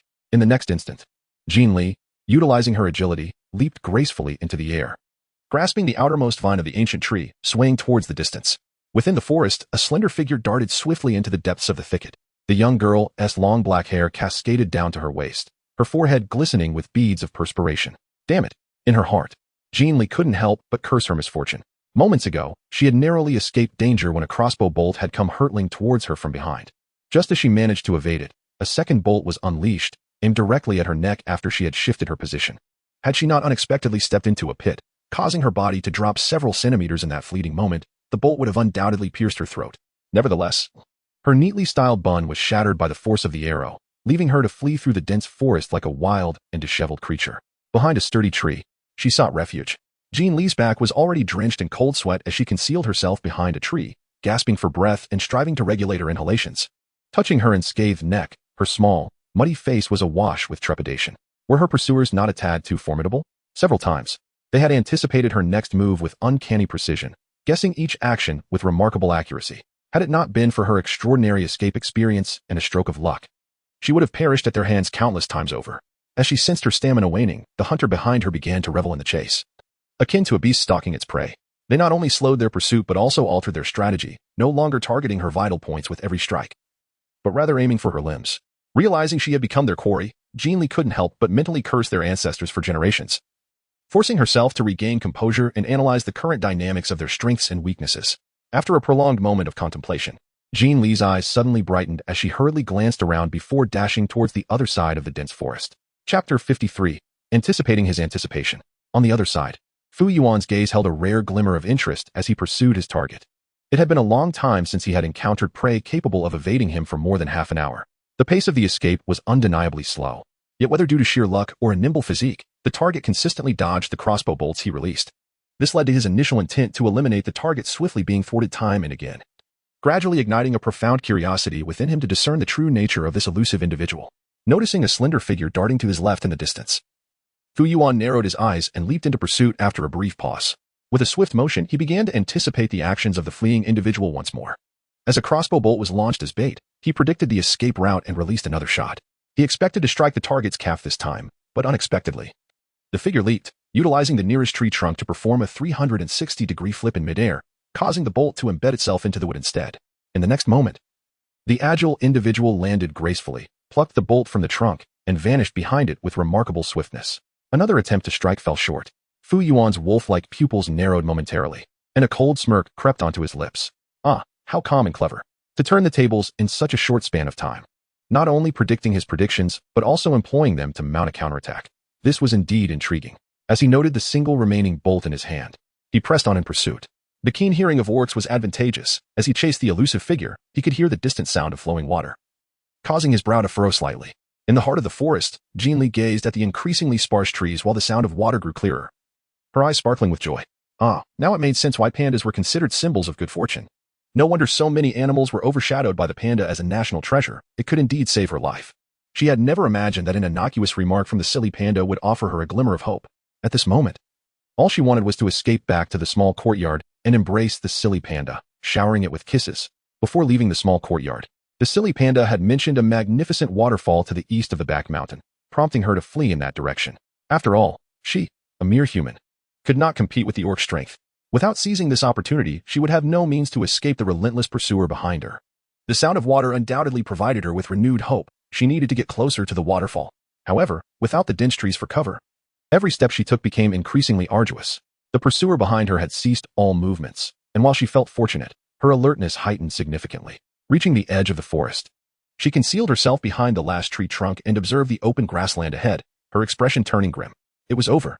Though she could sense the waterfall was merely 100 meters away, that distance still posed a significant risk. Once she entered that range, she would be within the line of fire of the person pursuing her. Moreover, on this grassland, aside from a few low thickets, there were no trees to provide her with concealment. In other words, this expanse of grass could very well become her grave. The thought of the accuracy of the assailant's shots made her expression darken further. Glancing down at the arrow she had been gripping tightly, a glimmer flickered in her eyes. Chapter 54. Intriguing. Watching her target vanish at the edge of the forest, Fu Yuan narrowed his eyes and scanned the surroundings. His white wolf ears twitching with alertness. He intended to locate the opponent through sound. Yet the proximity of the waterfall rendered his hearing ineffective amid the cacophony of rushing water. Fu Yuan advanced towards the forest's edge, each step deliberate and slow. His wolf-like gaze cold and indifferent. He focused on the distant grassland, noting that the lush greenery near the waterfall showed signs of recent disturbance, making any footprints readily apparent. His gaze halted at a faint, almost imperceptible mark on the ground, which had clearly been deliberately obscured. Under the brightening sky, his adept tracking skills allowed him to discern the anomaly. The trace led directly to a cluster of thorns, barely reaching half a person's height. From his vantage point, it appeared to be a blind spot, yet through a gap in the thicket, he could make out a dark shape, as if someone were crouching there. It made sense. 100 meters ahead lay the immense waterfall. After fleeing for so long, the individual would not have anticipated that they were cornering themselves into a dead end. Without the forest cover, their only hope lay in the sparse thicket. Unfortunately, what he initially perceived as a clever prey now seemed rather foolish, clinging to such naive hopes of survival.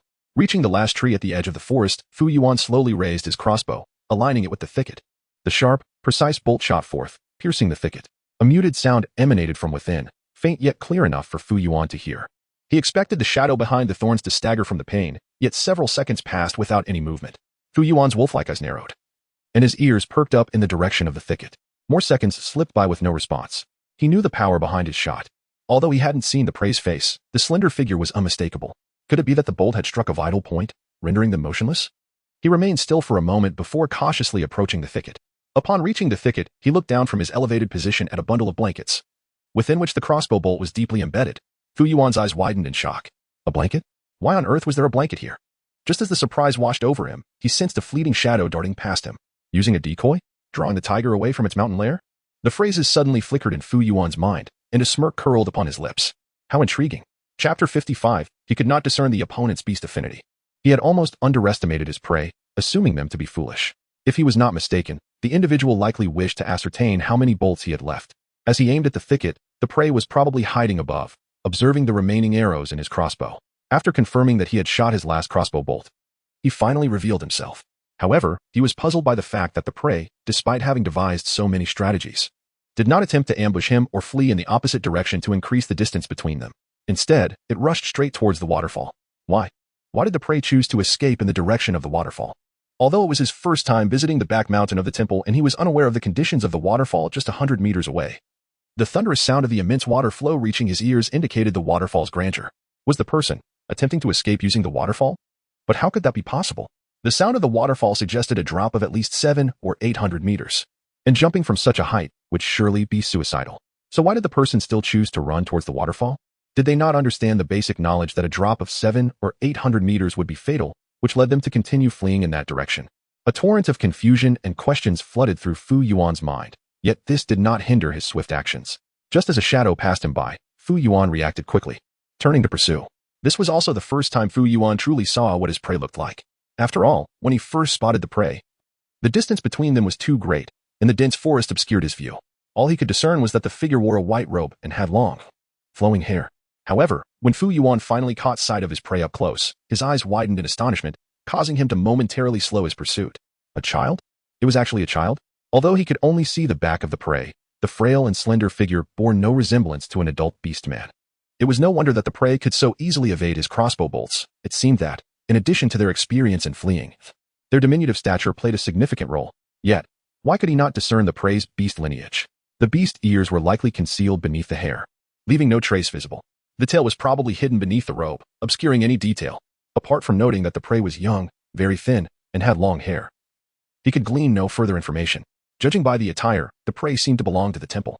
However, since they were from the temple, it was not surprising for a young acolyte to have long, dark hair.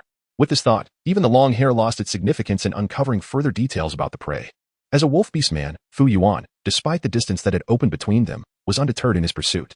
As he drew closer, merely a few meters from the edge of the grass, he confirmed that the child was indeed trying to escape toward the waterfall. Under ordinary circumstances, Fu Yuan would have watched indifferently as the prey engaged in such a self-destructive escape. But at this moment, his curiosity was thoroughly piqued by this little quarry. Chapter 56, A Human Girl? He had no intention of stopping the prey from meeting her demise. He merely wished to see what kind of being had so long eluded him, the esteemed commander. Once all mysteries were unraveled, he could personally escort the little quarry on her way.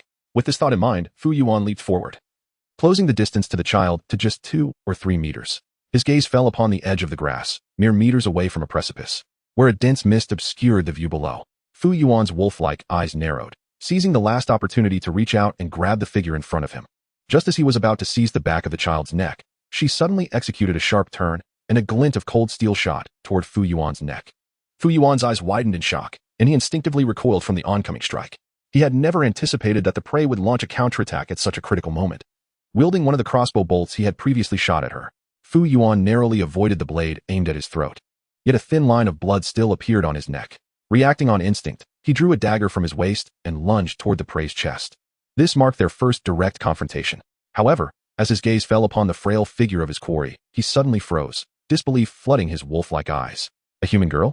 The prey he had chased for so long was a human girl. There were no hidden beast ears beneath her long hair, nor was there a tail concealed beneath her robe. The figure before him was simply a pure human girl. As the girl twisted to launch an attack, her ebony hair fanned out around her, revealing a pair of delicate, porcelain-like ears unique to humans. Though her face was smeared with mud, her dark eyes bore no trace of the beast-like characteristics one would expect. Moreover, her petite stature matched precisely the image of the pure human girl that had been passed down through his family. Fu Yuan's breath caught in his throat, and he was momentarily stunned. After a brief lapse in thought, he realized what he had just done. He had pursued the descendant of pure humans. On the other side, although Jin Li had prepared herself for injury, when she felt the sharp dagger pierce her shoulder, her face paled, and she could not suppress a soft moan of pain. Bastard. No wonder she could not evade this person no matter how hard she tried. It turned out he was a wolf beast man. No wonder he had pursued her so relentlessly. She had nearly traversed half the back mountain, yet he showed no signs of relenting. No wonder his attacks were so ruthless. If she had not reacted quickly, that dagger would have struck her heart. Fortunately, she had now reached the edge of the grass, and with the force of the man's assault, her body was uncontrollably tumbling towards the cliff's edge. Fine. Although she had not jumped voluntarily, and her fall was far from graceful, at least she was plummeting toward the waterfall below, which was a small consolation. At the edge of the waterfall, the girl plummeted straight down. Chapter 57. What are the chances of survival? When Fu Jiao and Fu Shi reached the waterfall to regroup with Fu Yuan, they found their commander drenched, standing before the massive pool. Gazing into the distance at the thundering waterfall, his expression inscrutable. The commander, too preoccupied to admire the magnificent scenery, Fu Jiao approached with a look of guilt. The target has escaped. Who was the opponent? A fox beast man, likely a mercenary given their skill, and an S-rank mercenary at that. The S-tier mercenaries stand as the elite among their kind, and that individual undoubtedly ranks at the pinnacle of the S-tier. Otherwise, it would be impossible for him and Fu Shi to have failed in capturing their target. Fu Jiao's face grew increasingly flushed with shame. They had been engaged in such a critical operation yet remained oblivious to the presence of others, allowing their actions to be witnessed. As a subordinate, he could not absolve himself of the blame. Even more disheartening was the fact that he and Fu Shi had pursued one individual only to lose track of him. It was simply unacceptable. Fu Jiu paused, then nodded affirmatively. They were likely not working together, based on the direction from which the sounds had emanated. It seemed the fox beast had concealed itself among the trees and then launched a surprise attack on another individual who was similarly hidden among the ancient trees. Fu Yuan's wolf-like pupils narrowed, revealing a calculated intent. Knowing that their discovery would lead to their demise, that individual still chose to expose the location of the human girl, indicating a desire to leverage their hands for murder. Yet, the fox beast did not anticipate its own exposure, simultaneously falling into a chase.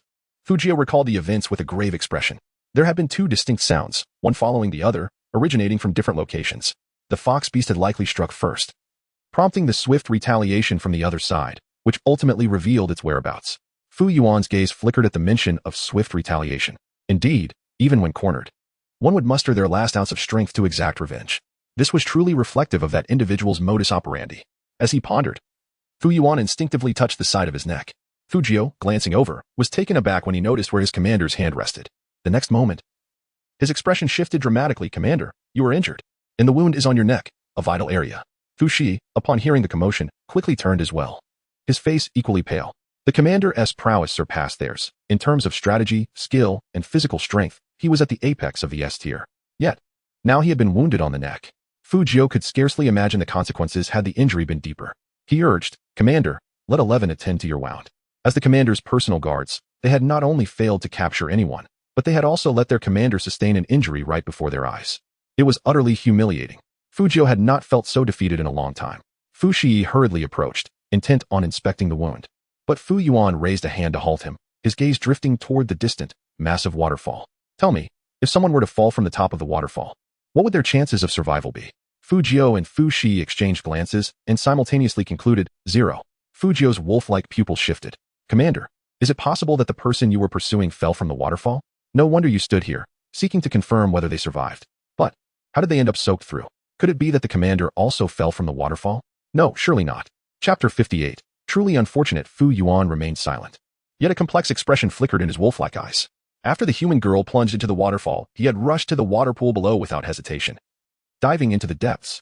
However, the force of the waterfall was immense, and the pool was vast and deep, with turbulent undercurrents that thwarted his attempts to locate the girl. He had nearly lost his own life in the process. Considering the perilous nature of the deep water, even an uninjured person could easily be swept away by the currents, let alone the girl, who had been wounded in the shoulder and fell from such a height. Fu Yuan looked up at the waterfall summit, his expression inscrutable.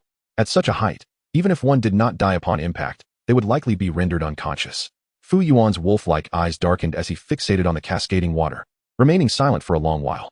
Eventually, he turned to leave. Fu Jiu and Fu Shi, bewildered, exchanged glances, confirming the same look of confusion on each other's faces before hastily following behind.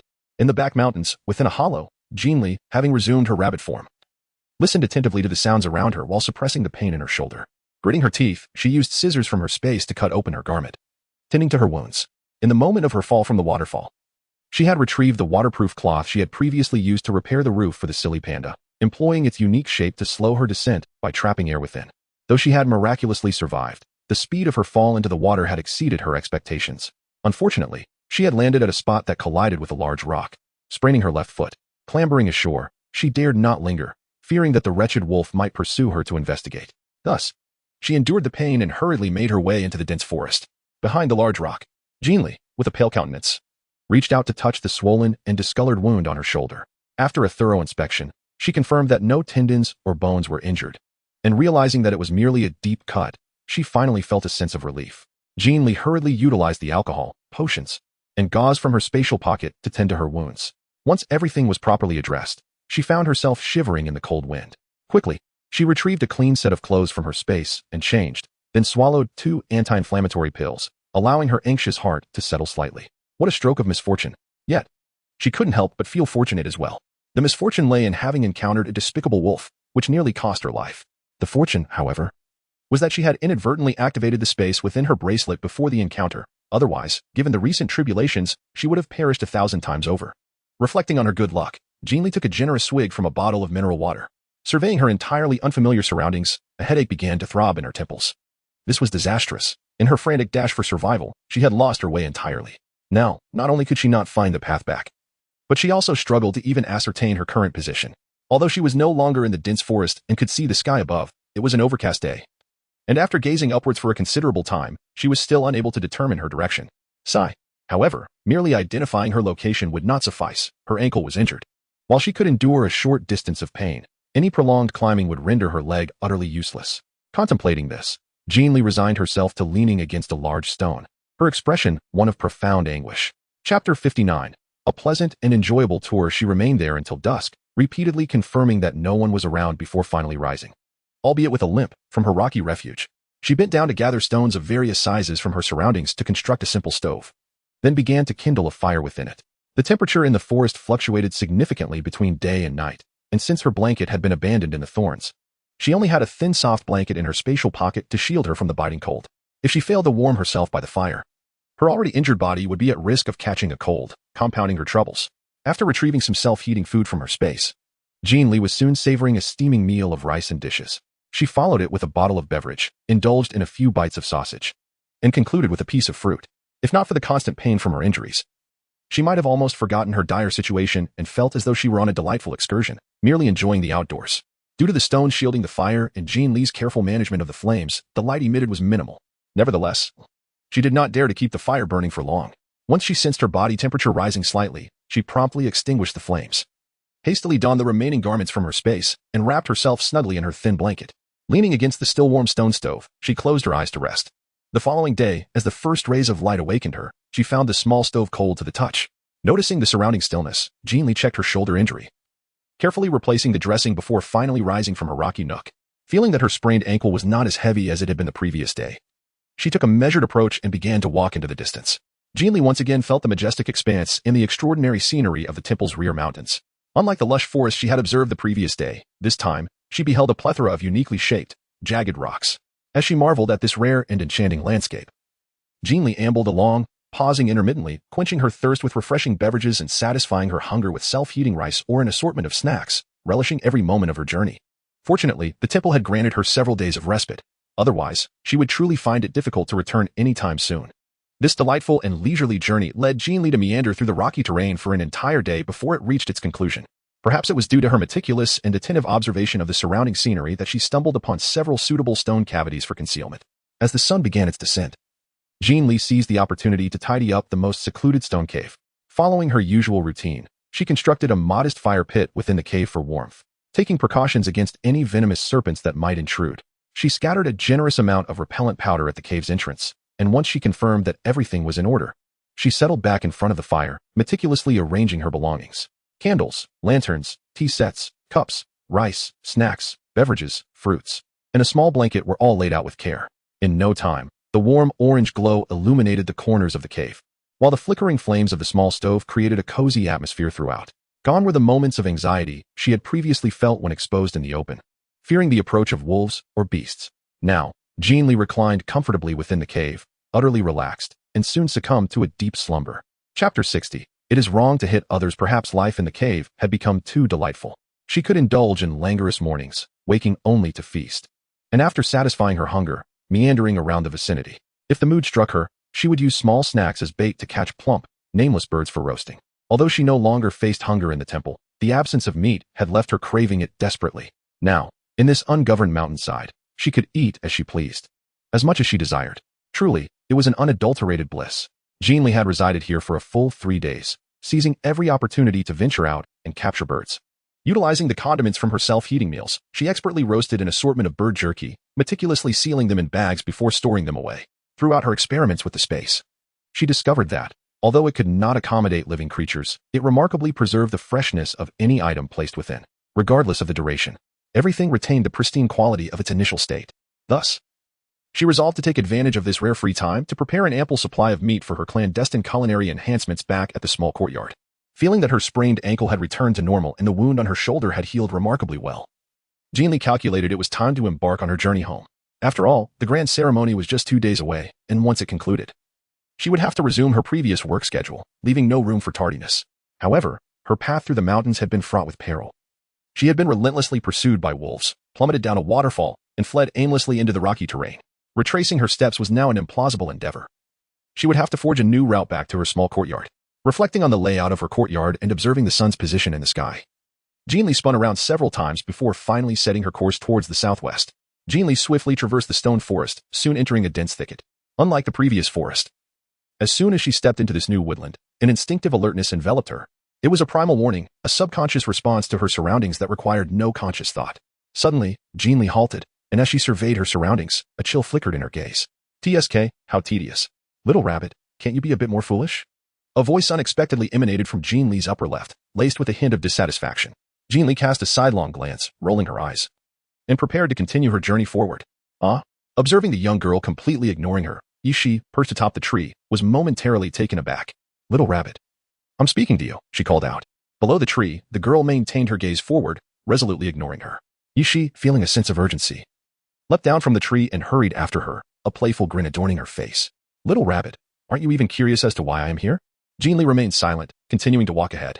Yishi exclaimed, Hey, little rabbit, hastily chasing after her. I am speaking to you. How can you be so impolite? Ouch. With a swift motion, Jin Li delivered a punch directly to Yishi's face, catching the unsuspecting fox completely off guard, causing him to fall to the ground in utter surprise.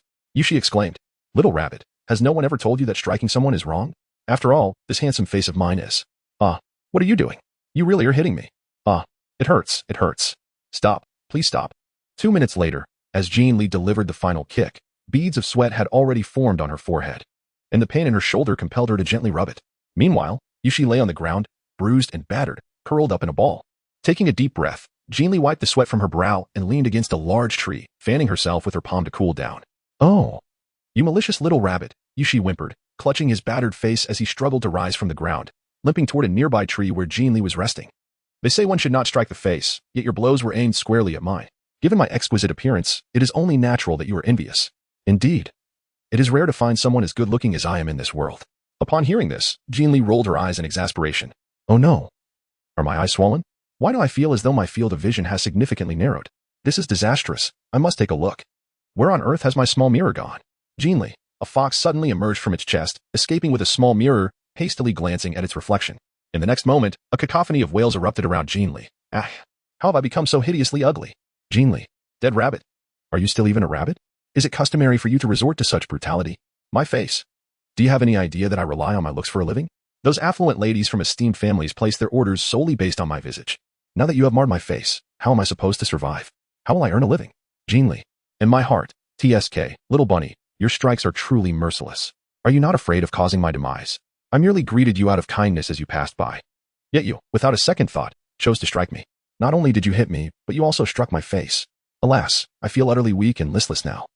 Surely, your blows have inflicted internal injuries upon me. We must carefully reckon this account. Yishi, pale-faced, sat on the ground beside the tree, occasionally glancing at the swollen bruises on her face with a small mirror, and then rubbing her chest. Her pitiful and aggrieved expression was heart-wrenchingly tragic. Jin Li, who had remained silent, suddenly let out a cold laugh, stepping forward towards Yishi. Upon noticing this, Yishi, startled, felt her ears twitch in alarm. Just a moment ago, she had been slumped on the ground like a lifeless rag doll, but now she sprang up, retreating hastily, panic etched across her face. You rabbit. Do not think I lack the courage to retaliate. I have refrained from countering out of consideration for your youth and gender, but if you dare to strike me again, I shall not hold back any longer. Jiang Li momentarily paused, her arms crossed over her chest, her gaze fixed upon Yishi's face, which resembled that of a swine. With a faint, inscrutable smile, she remarked, You cunning fox, did you not claim that we would settle our scores? How is it that you are permitted to employ others as instruments of vengeance, yet I am denied the right to avenge myself? Upon hearing her words, Yishi's expression faltered, a hint of awkwardness flashing in his fox-like eyes. What do you mean by using others to do my bidding? I do not comprehend. Chapter 62. She truly is a kind-hearted darling. Jin Li could not suppress her cold laughter. Those who plotted against me have never met with a favorable fate. More often than not, they end up ensnaring themselves, while I remain lively and vibrant nearby. Let me take a wild guess. You were pursued by the wolf beast and likely gained nothing of value, did you? Not only did you fail to reap any benefits, but you nearly lost your life in the process, did you not? From the moment the wild fox appeared, she sensed something amiss about its aura. Although the creature pretended to be at ease, when the wild fox leaped from the tree, she keenly observed its unsteady landing, its unsteady gait, and the flush upon its face. Particularly notable was its breath, chaotic and rapid. Thus, she decided to test the waters, but to her surprise, the wild fox did not retaliate at all, allowing her to pummel it without resistance. This only solidified her suspicions. It was only logical. After being relentlessly hunted by that wolf beast, the wild fox could not possibly be in a better condition. While she had the medical supplies in her space to tend to her wounds, and an abundance of food and water to sustain herself, what did the wild fox possess? Nothing at all. If her intuition served her right, the wild fox was currently battling a high fever, its physical condition deteriorating to the brink. Otherwise, it would not have made itself visible and approached her so boldly, despite clearly being aware of her presence. Jin Li raised an eyebrow, pondering the pain in her heart. Although she had just given him a thorough thrashing, she had been quite restrained in her strikes, never once aiming for the heart. Was this his desperate attempt to feign injury? If all went as expected, it must have been the pursuers of the wild fox who had inflicted the wound to its heart. The very thought of the beast's crossbow sent a shiver of pain through her own shoulder, a lingering reminder of her own injuries. Yet, Jin Li cast a puzzled glance at Yushi once more, yet it did not add up. If she were indeed injured, there ought to be traces of blood on the wild fox. However, upon closer inspection, she discerned not a single spot of blood. Could it be that the wild fox, much like herself, had donned a fresh attire? Jin Li glanced at the battered fox, taking in its stunned expression, and in the next moment, she turned to leave. She sensed that the wild fox was on the brink of collapse, with no one to provide aid and lacking food and water. It would inevitably perish if left in this desolate mountain. Why should she tarnish her hands when she had already vented her frustrations by delivering a thorough beating to the creature? As for the rest, let the fox fend for itself. After all, it had previously offered her some beef jerky and assisted her with the carcass of a tiger beast. Oh, she truly was a kind-hearted soul. Seeing Jin Li turn away, Yushi was taken aback. Hey, where are you going? Please don't leave me. Never did he expect the girl to depart without a backward glance. He suppressed the heartache burning within him and hurried after her. Little rabbit, you are also of the temple. Have some compassion. You can see that I am injured. Are you really not going to lend a hand? As Jin Li advanced without the slightest pause, Yushi inwardly cursed vehemently. Indeed, he had always suspected that this little hare possessed a heart as dark as coal. Otherwise, the death of that tiger beast would not have been so abrupt. Yet, what could he do? He had been relentlessly pursued by two wolf beasts armed with crossbows. Although he managed to evade their bolts, he ultimately tumbled into a snake pit, where he was bitten on the arm. Chapter 63. Truly remarkable sincerity. He had swiftly extracted the venom and sought out herbs to crush and apply, yet remnants of the snake poison still lingered in his system. While it was not immediately lethal, it nonetheless induced fever and dizziness. He was acutely aware that he was racing against time. If he could escape the dense forest of the back mountain and find a physician to administer an antidote, he might yet be saved. However, should he delay further? Alas, he was unfamiliar with the terrain here, and after being pursued by the wolf beasts, he had panicked and lost his way in the labyrinthine woods. Under ordinary circumstances, navigating such a forest would have been child's play for him, but in his current weakened and dizzy state, feigning composure before the little hare was already a Herculean effort. How could he possibly find his way out alone? When he heard a sudden rustle in the underbrush, he initially feared it was the two wolf beasts closing in. Summoning his last vestiges of strength, he clambered up a tree, only to be astounded by the sight of the little hare. To his astonishment, the little hare was alive. How could it be that she had survived the clutches of the wolf beasts? Moreover, she appeared unscathed, her robe spotless. A flicker of hope ignited within him as he recalled that after he had revealed her identity, she had not shown herself again. Perhaps she was unaware of his involvement. Additionally, the little hare was a member of the temple. Was it not said that those favored by the temple possessed pure hearts? This prompted him to reveal himself. Yet he had not anticipated that the little hare would immediately retaliate with a beating, followed by a mocking exposure of his intentions. It was all so abrupt. All right.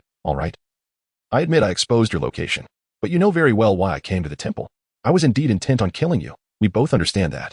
That day in the tree, it was a prime opportunity. If you were in my position, you would have done the same, wouldn't you? Realizing he could no longer conceal the truth, Yushi hurriedly pursued the girl, eager to explain. Look, I have not gained any advantage. I nearly fell victim to those two wolf beasts myself. I am quite miserable, wouldn't you agree? Moreover, when you struck me just now, I did not retaliate at all. I acknowledged my wrongdoing, did I not? As the pear tree leaned slightly, did you truly wish to refrain from retaliating? Is it not rather due to your injuries that you lack the strength to respond? Indeed, you are like a cunning fox, even at this moment. Still adept at playing the innocent. Night she felt a pang in response to the words, pausing momentarily, scratching his head while his fox-like eyes diverted elsewhere, revealing a profound embarrassment. After a prolonged silence, Night pursed his lips, spread his hands in a gesture of seeking collaboration, and suggested, Little rabbit, how about this? Since I was at fault first, why don't we keep this matter between us, each taking half the blame and letting it pass? Jin Li continued her forward journey, while Yushi pressed her hand against her slightly distressed heart, hastily catching up. Little rabbit, I must confess that I have never been one to voluntarily share hidden wealth. After all, that represents a considerable sum of money. My intentions are genuinely earnest. That hidden fortune amounts to a staggering 1 million. I have approached 5 wealthy patrons consecutively. Wait a moment, little rabbit. I have a check for 200,000 right here. I can give it to you immediately. I have renegotiated with the first patron. He is aware of Husho's demise and recognizes that he can only rely on me now. Therefore, he did not haggle over the price and readily signed the check for me. This check is unendorsed, allowing you to cash it at your convenience. What do you think? There are several other patrons who are also vying for your position, and I have negotiated with them as well, securing a substantial amount. How about we split it 50-50? Consider it my sincere acknowledgement of my past mistakes. However, we must also contemplate how to navigate the situation moving forward and provide them with a satisfactory outcome. You need to devise a plan. After all, the initial agreement was to eliminate you, and now that we are allies, I certainly have no intention of turning against you. Thus, we must concoct a rationale to appease them, don't you agree? Jin Li's figure remained undeterred. Observing this, Yishi's eyes flashed with a hint of ruthlessness. Fine. Fine, you. After all, I have been tirelessly negotiating back and forth, and you? I shall give you 9 parts while I take 1. Suddenly, Jin Li spoke up. Yishi stared in astonishment. What? You offer me 9 while you take 1? Little rabbit, are you not afraid of overindulging and suffering the consequences? What do I have to fear from indulgence? Jin Li paused, turning her head to Yi-Shi with an innocent expression. Did you not say it yourself? This hidden danger is here to eliminate me. As a target, should I not take the lion's share? Moreover, judging by your current predicament, it seems you have little hope left. Your humble demeanor now is merely a ploy to persuade me to assist you, be it rescuing you or facilitating your escape, or even summoning reinforcements. All this is quite taxing, and you expect a mere little rabbit to run back and forth tirelessly? Furthermore, as you said, this is a splendid opportunity. If you were in my shoes, you would undoubtedly seize the moment, would you not? Yishi, what the hell do you mean by seizing the moment? This is akin to taking advantage of someone else's misfortune. 10 minutes later, Yishi gazed at the detoxification serum in his hand, his expression a tapestry of complexity. Little rabbit, when you ventured to the back mountain, did you not only bring paper and brushes, but also detoxification serum? Are you so well prepared, even for a simple mountain excursion? How had he not considered this? Of course. Jin Li rolled her eyes. I came to the back mountain to sketch, so naturally, I brought my paper and brushes. Having never been here before, who knows what perils lurk? One must be adequately prepared, lest one encounters a snake. Fortunately, her spatial pouch held paper and the serum was sufficiently compact. Her robe's ample pocket could easily accommodate them. Thus, she reached into the pouch and retrieved the paper, brushes, and detoxification serum, appearing as though she had drawn them from her garment's pocket. On the other side of the great tree, as Jin Li gazed at the promise document in her hands, adorned with a blood-stained fingerprint beneath, a look of satisfaction graced her face. Indeed, this document ensured that her collaboration with the wild fox would not merely be empty words. Furthermore, to safeguard her interests, she had secured the only check that the wild fox possessed, amounting to a substantial sum of 200,000 yuan. She playfully waved the check between her fingers, her expression turning inquisitive. This check can't possibly be a forgery, can it? This was her first encounter with such a financial instrument in this beastly world, and after scrutinizing it for a while, she could not discern its authenticity. However, judging solely by its content, it appeared to be a bearer check, allowing anyone to withdraw funds, which proved exceedingly convenient for her. Yishi, upon hearing her, nearly choked, hastily extending his hand towards Jin Li. Why don't you return it to me first? The little rabbit before him was undoubtedly the most cunning, calculating, and indifferent creature he had ever encountered. Had he not been compelled to inscribe an inequitable promise and affix his bloodprint, ultimately presenting his sole check to signify sincerity in their collaboration, this rabbit would have never come to his aid. Behold, as soon as he produced the check, she promptly handed him an antidote syringe. Was this not the very definition of a mercenary rabbit? Chapter 65. The exorbitant beef jerky. Seeing Yishi reach out to reclaim the check, Jin Li naturally had no intention of complying. Tenderly, she tucked the check into her clothing pouch and, in a discreet manner where the wild fox could not see, she transferred it into her spatial pocket.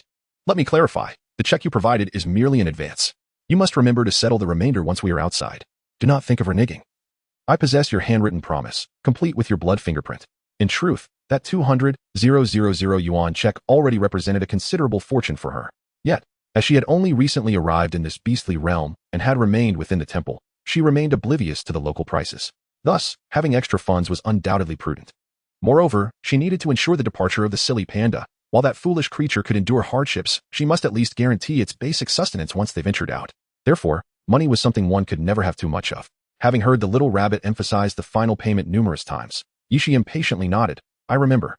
Am I the kind of person who breaks promises? Once we are outside, I will give it to you immediately. He wondered if the antidote syringe would be effective against snake venom.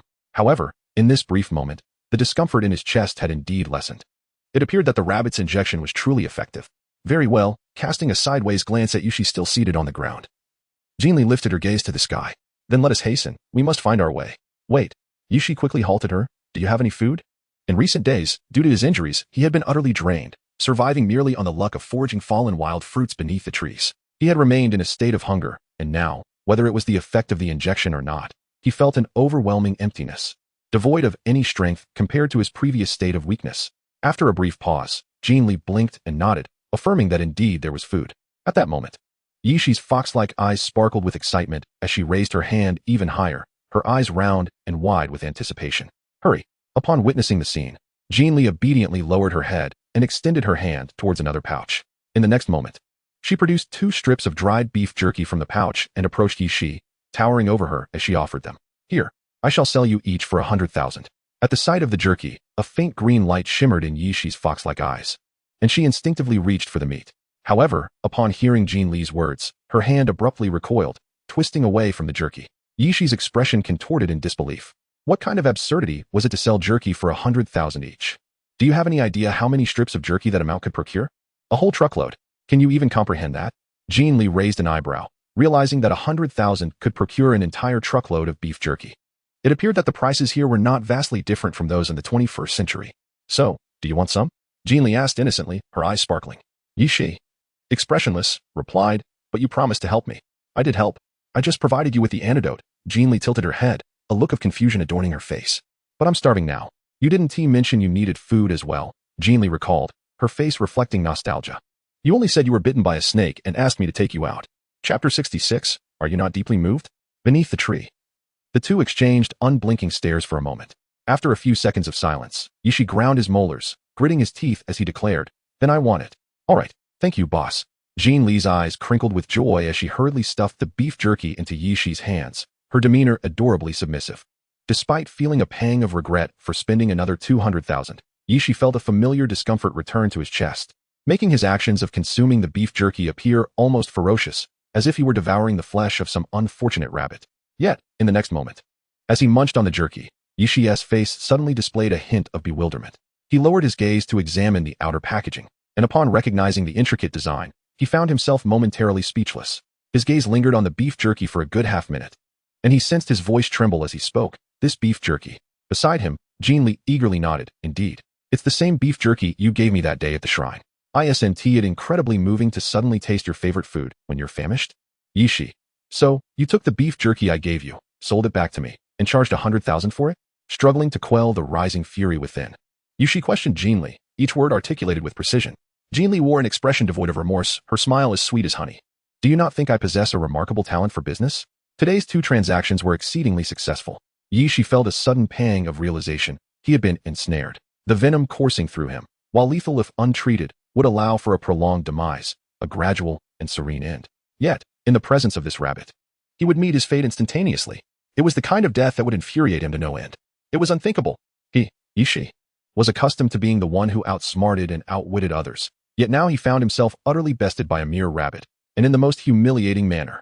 He was consumed by a desire to immediately sever this rabbit's neck, to dismember it in a most brutal fashion, and leave its remains to the wilderness. No. To break its neck would be too merciful.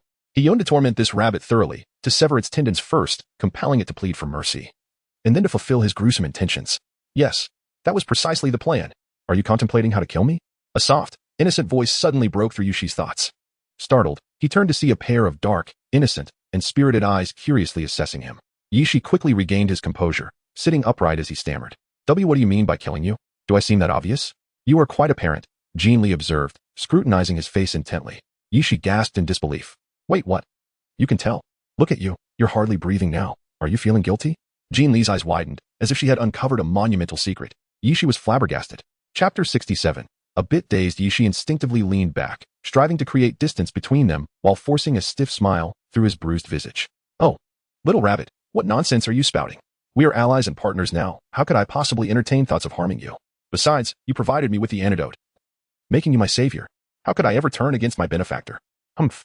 Once he escaped this predicament, he would surely exact his revenge on her again and again.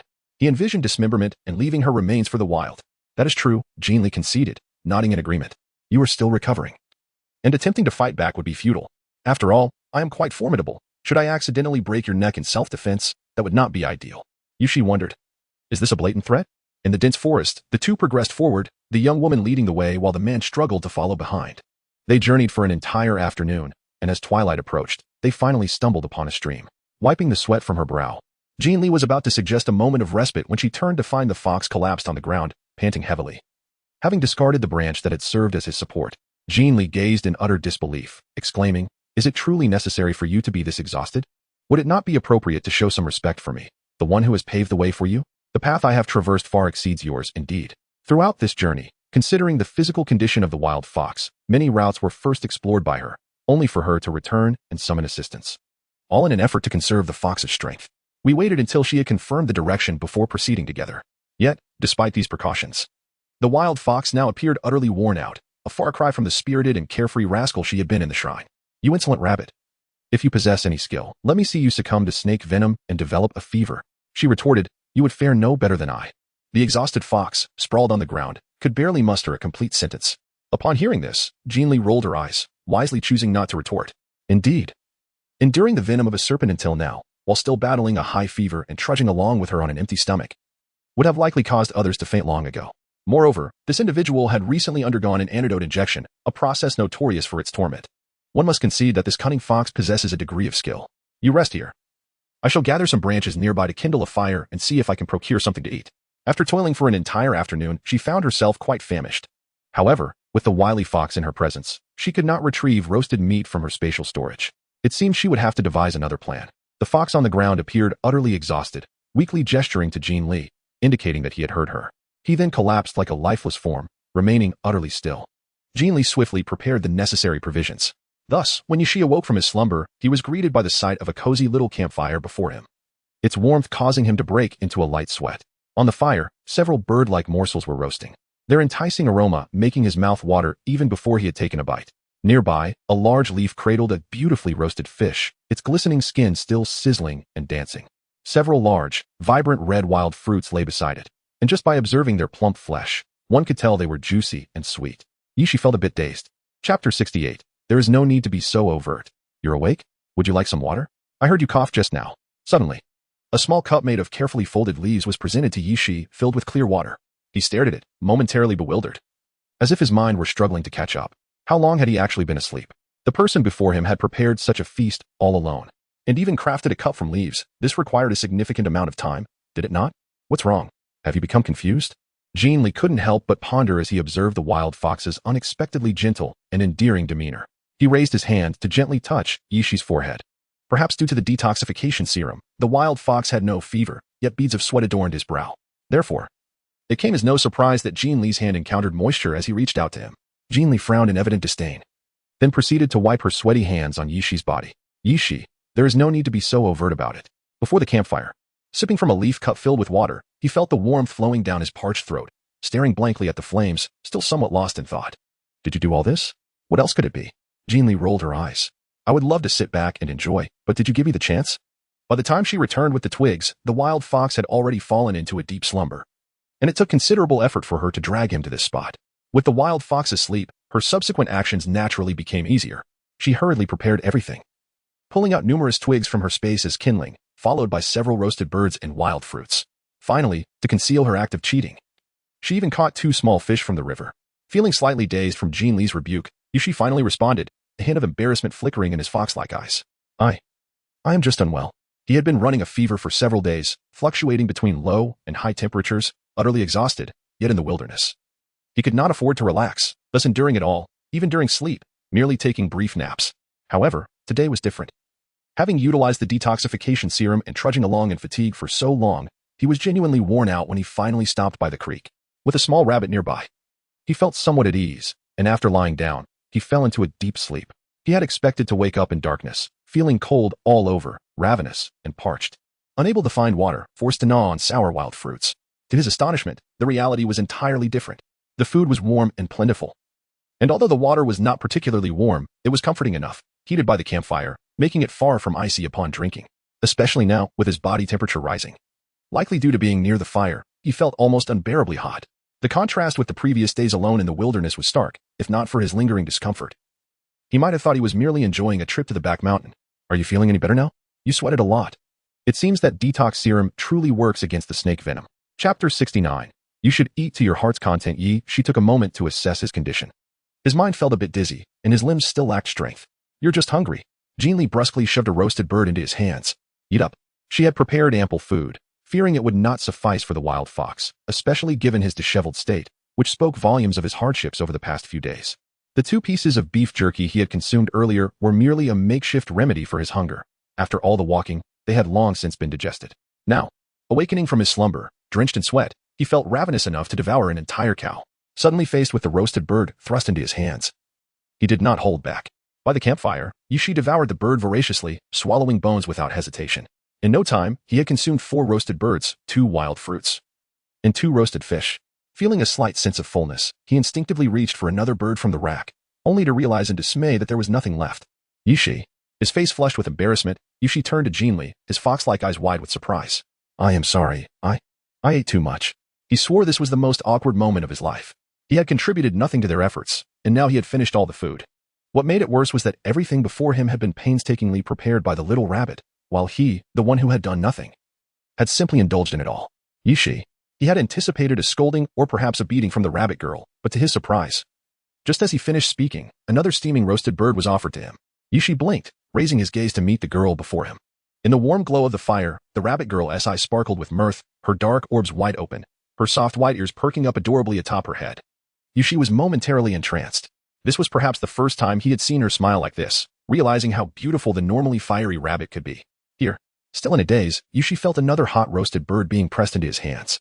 It was the very one the rabbit girl had intended to eat. Before he could fully comprehend, he heard her gentle voice, "Don't be shy. You're a patient now, so you ought to eat well." Yishi blinked, momentarily caught off guard. He hadn't expected such kindness from her, especially since he had contemplated harming her before, and even earlier that day. He had thought of breaking her neck. He glanced down at the roasted bird in his hand, momentarily at a loss for words. Chapter 70. Have you turned into a glutton? After a few seconds of silence, Yishi lifted his gaze to the girl's fair neck. Actually, the little rabbit is quite capable. Leaving her alive could serve me well as a maid, so perhaps killing her would indeed be a waste, wouldn't it? Besides, her smile is rather sweet, and she is pleasing to the eye. Having her around wouldn't be so bad, right? He pondered her slender, delicate neck, realizing that breaking it would be an utter waste. Well, I suppose I could reluctantly spare her life. After all, she did save me. She is my savior. He reassured himself. It's not that I'm soft-hearted. I just believe in repaying kindness. Otherwise, my reputation as Yi Laoda would be tarnished. The girl's voice continued. Don't worry about it. I still have several birds roasting over the fire. You wouldn't believe it. Hardly anyone comes to this back mountain. The birds see me and don't even try to flee, practically flying into my hands. Catching them is far easier than fishing. Look, after catching fish for ages, I only managed to snag 2 tiny ones. But with the birds, I caught several at once. They're quite foolish, much like you. It was until I had caught quite a few that they finally realized something was amiss and took off flapping their wings, utterly ridiculous. Yishi? There are still a few birds, and I had never realized that they could express emotions. At that moment, their expressions were utterly hilarious. And I suddenly thought of you, how foolish it was. Haha. Yishi? In the end, I managed to catch a few birds that finally seemed to comprehend that I intended to feast upon them. The way they stared at me was truly comical. Reminiscent of the look you gave me when you handed over a check, filled with indignation yet unable to voice it. I nearly laughed myself to death. Haha. Yishi?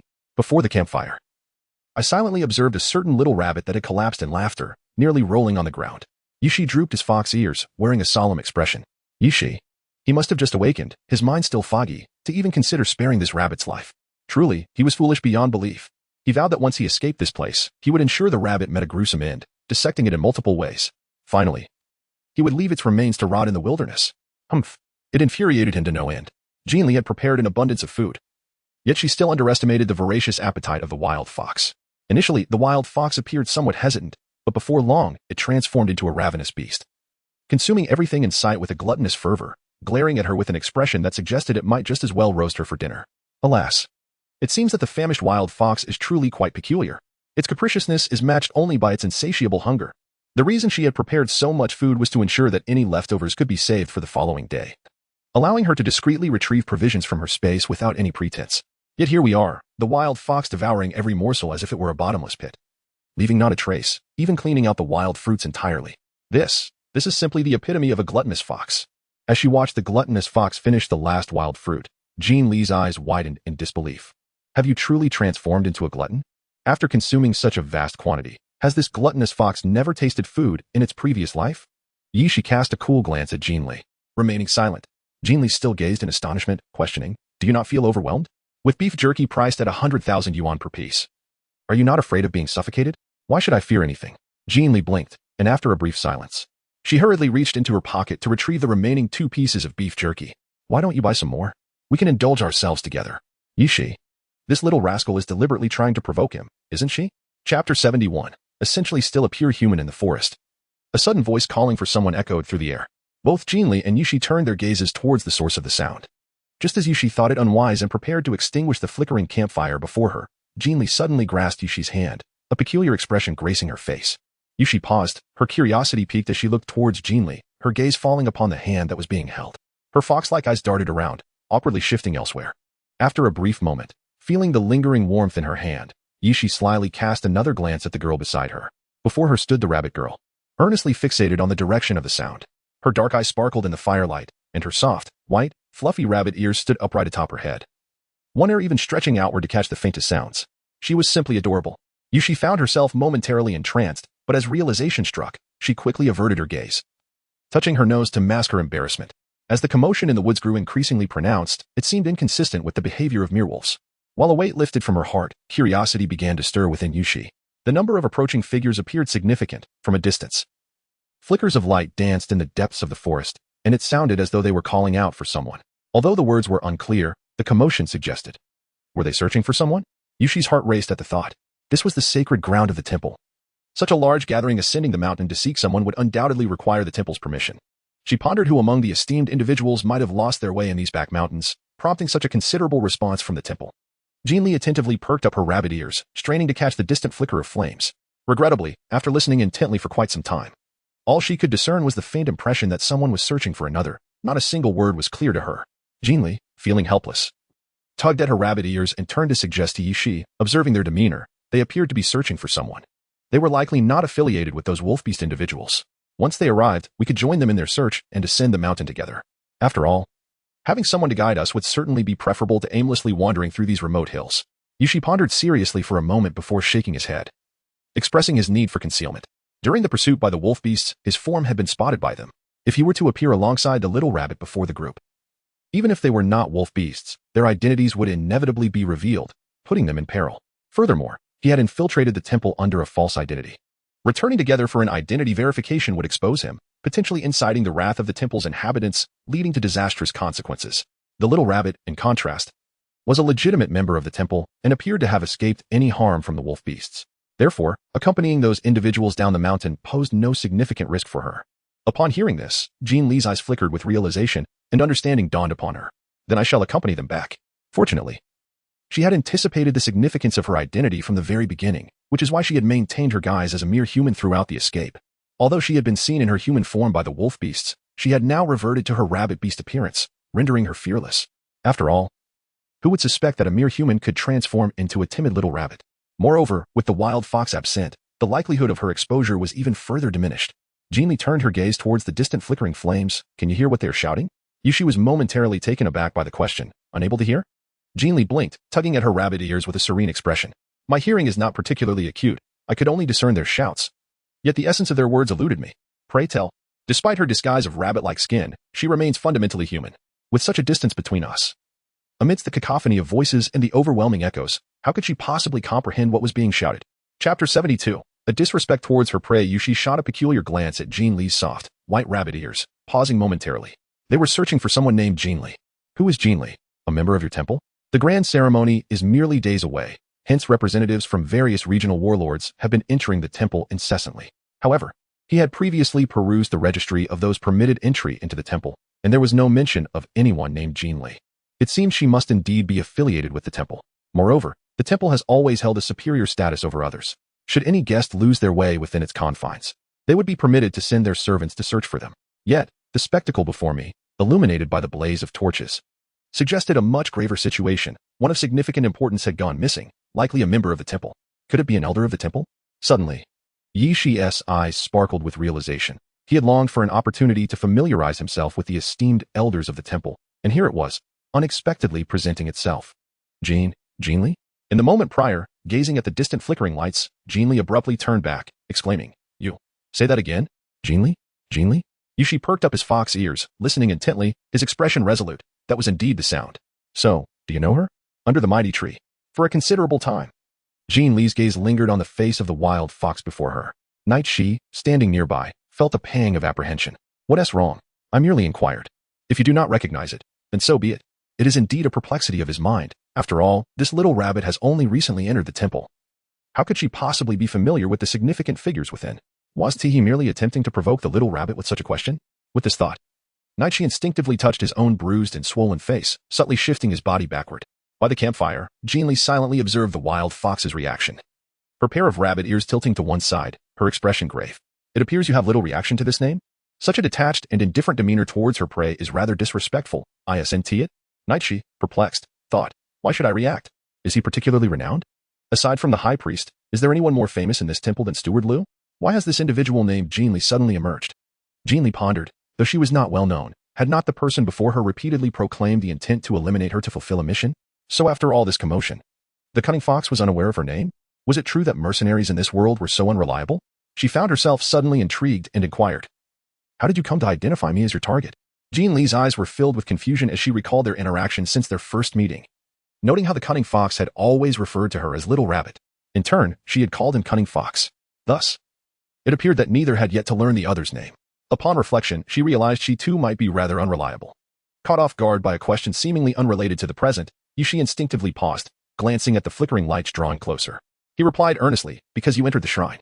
The temple has strict regulations, with each person assigned their own duties, akin to a carrot in a hole. You entered the shrine, engaged in fetching water and cleaning. It was evident you were the servant responsible for the shrine.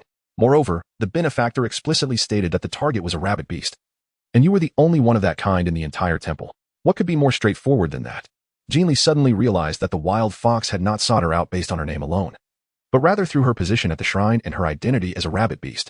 It was no wonder the wild fox remained indifferent upon hearing her name, even inquiring if she recognized it. Of course she recognized it. After all, it was indeed her own. Chapter 73. Her smile is truly adorable. Jin Li rose and took a few steps towards the distant flickering lights, her expression one of bewilderment. From her vantage point, these luminous dots consumed her entire field of vision, resembling an army of ants methodically advancing towards her in a sweeping search. So, were these people seeking her out? But how could that be possible?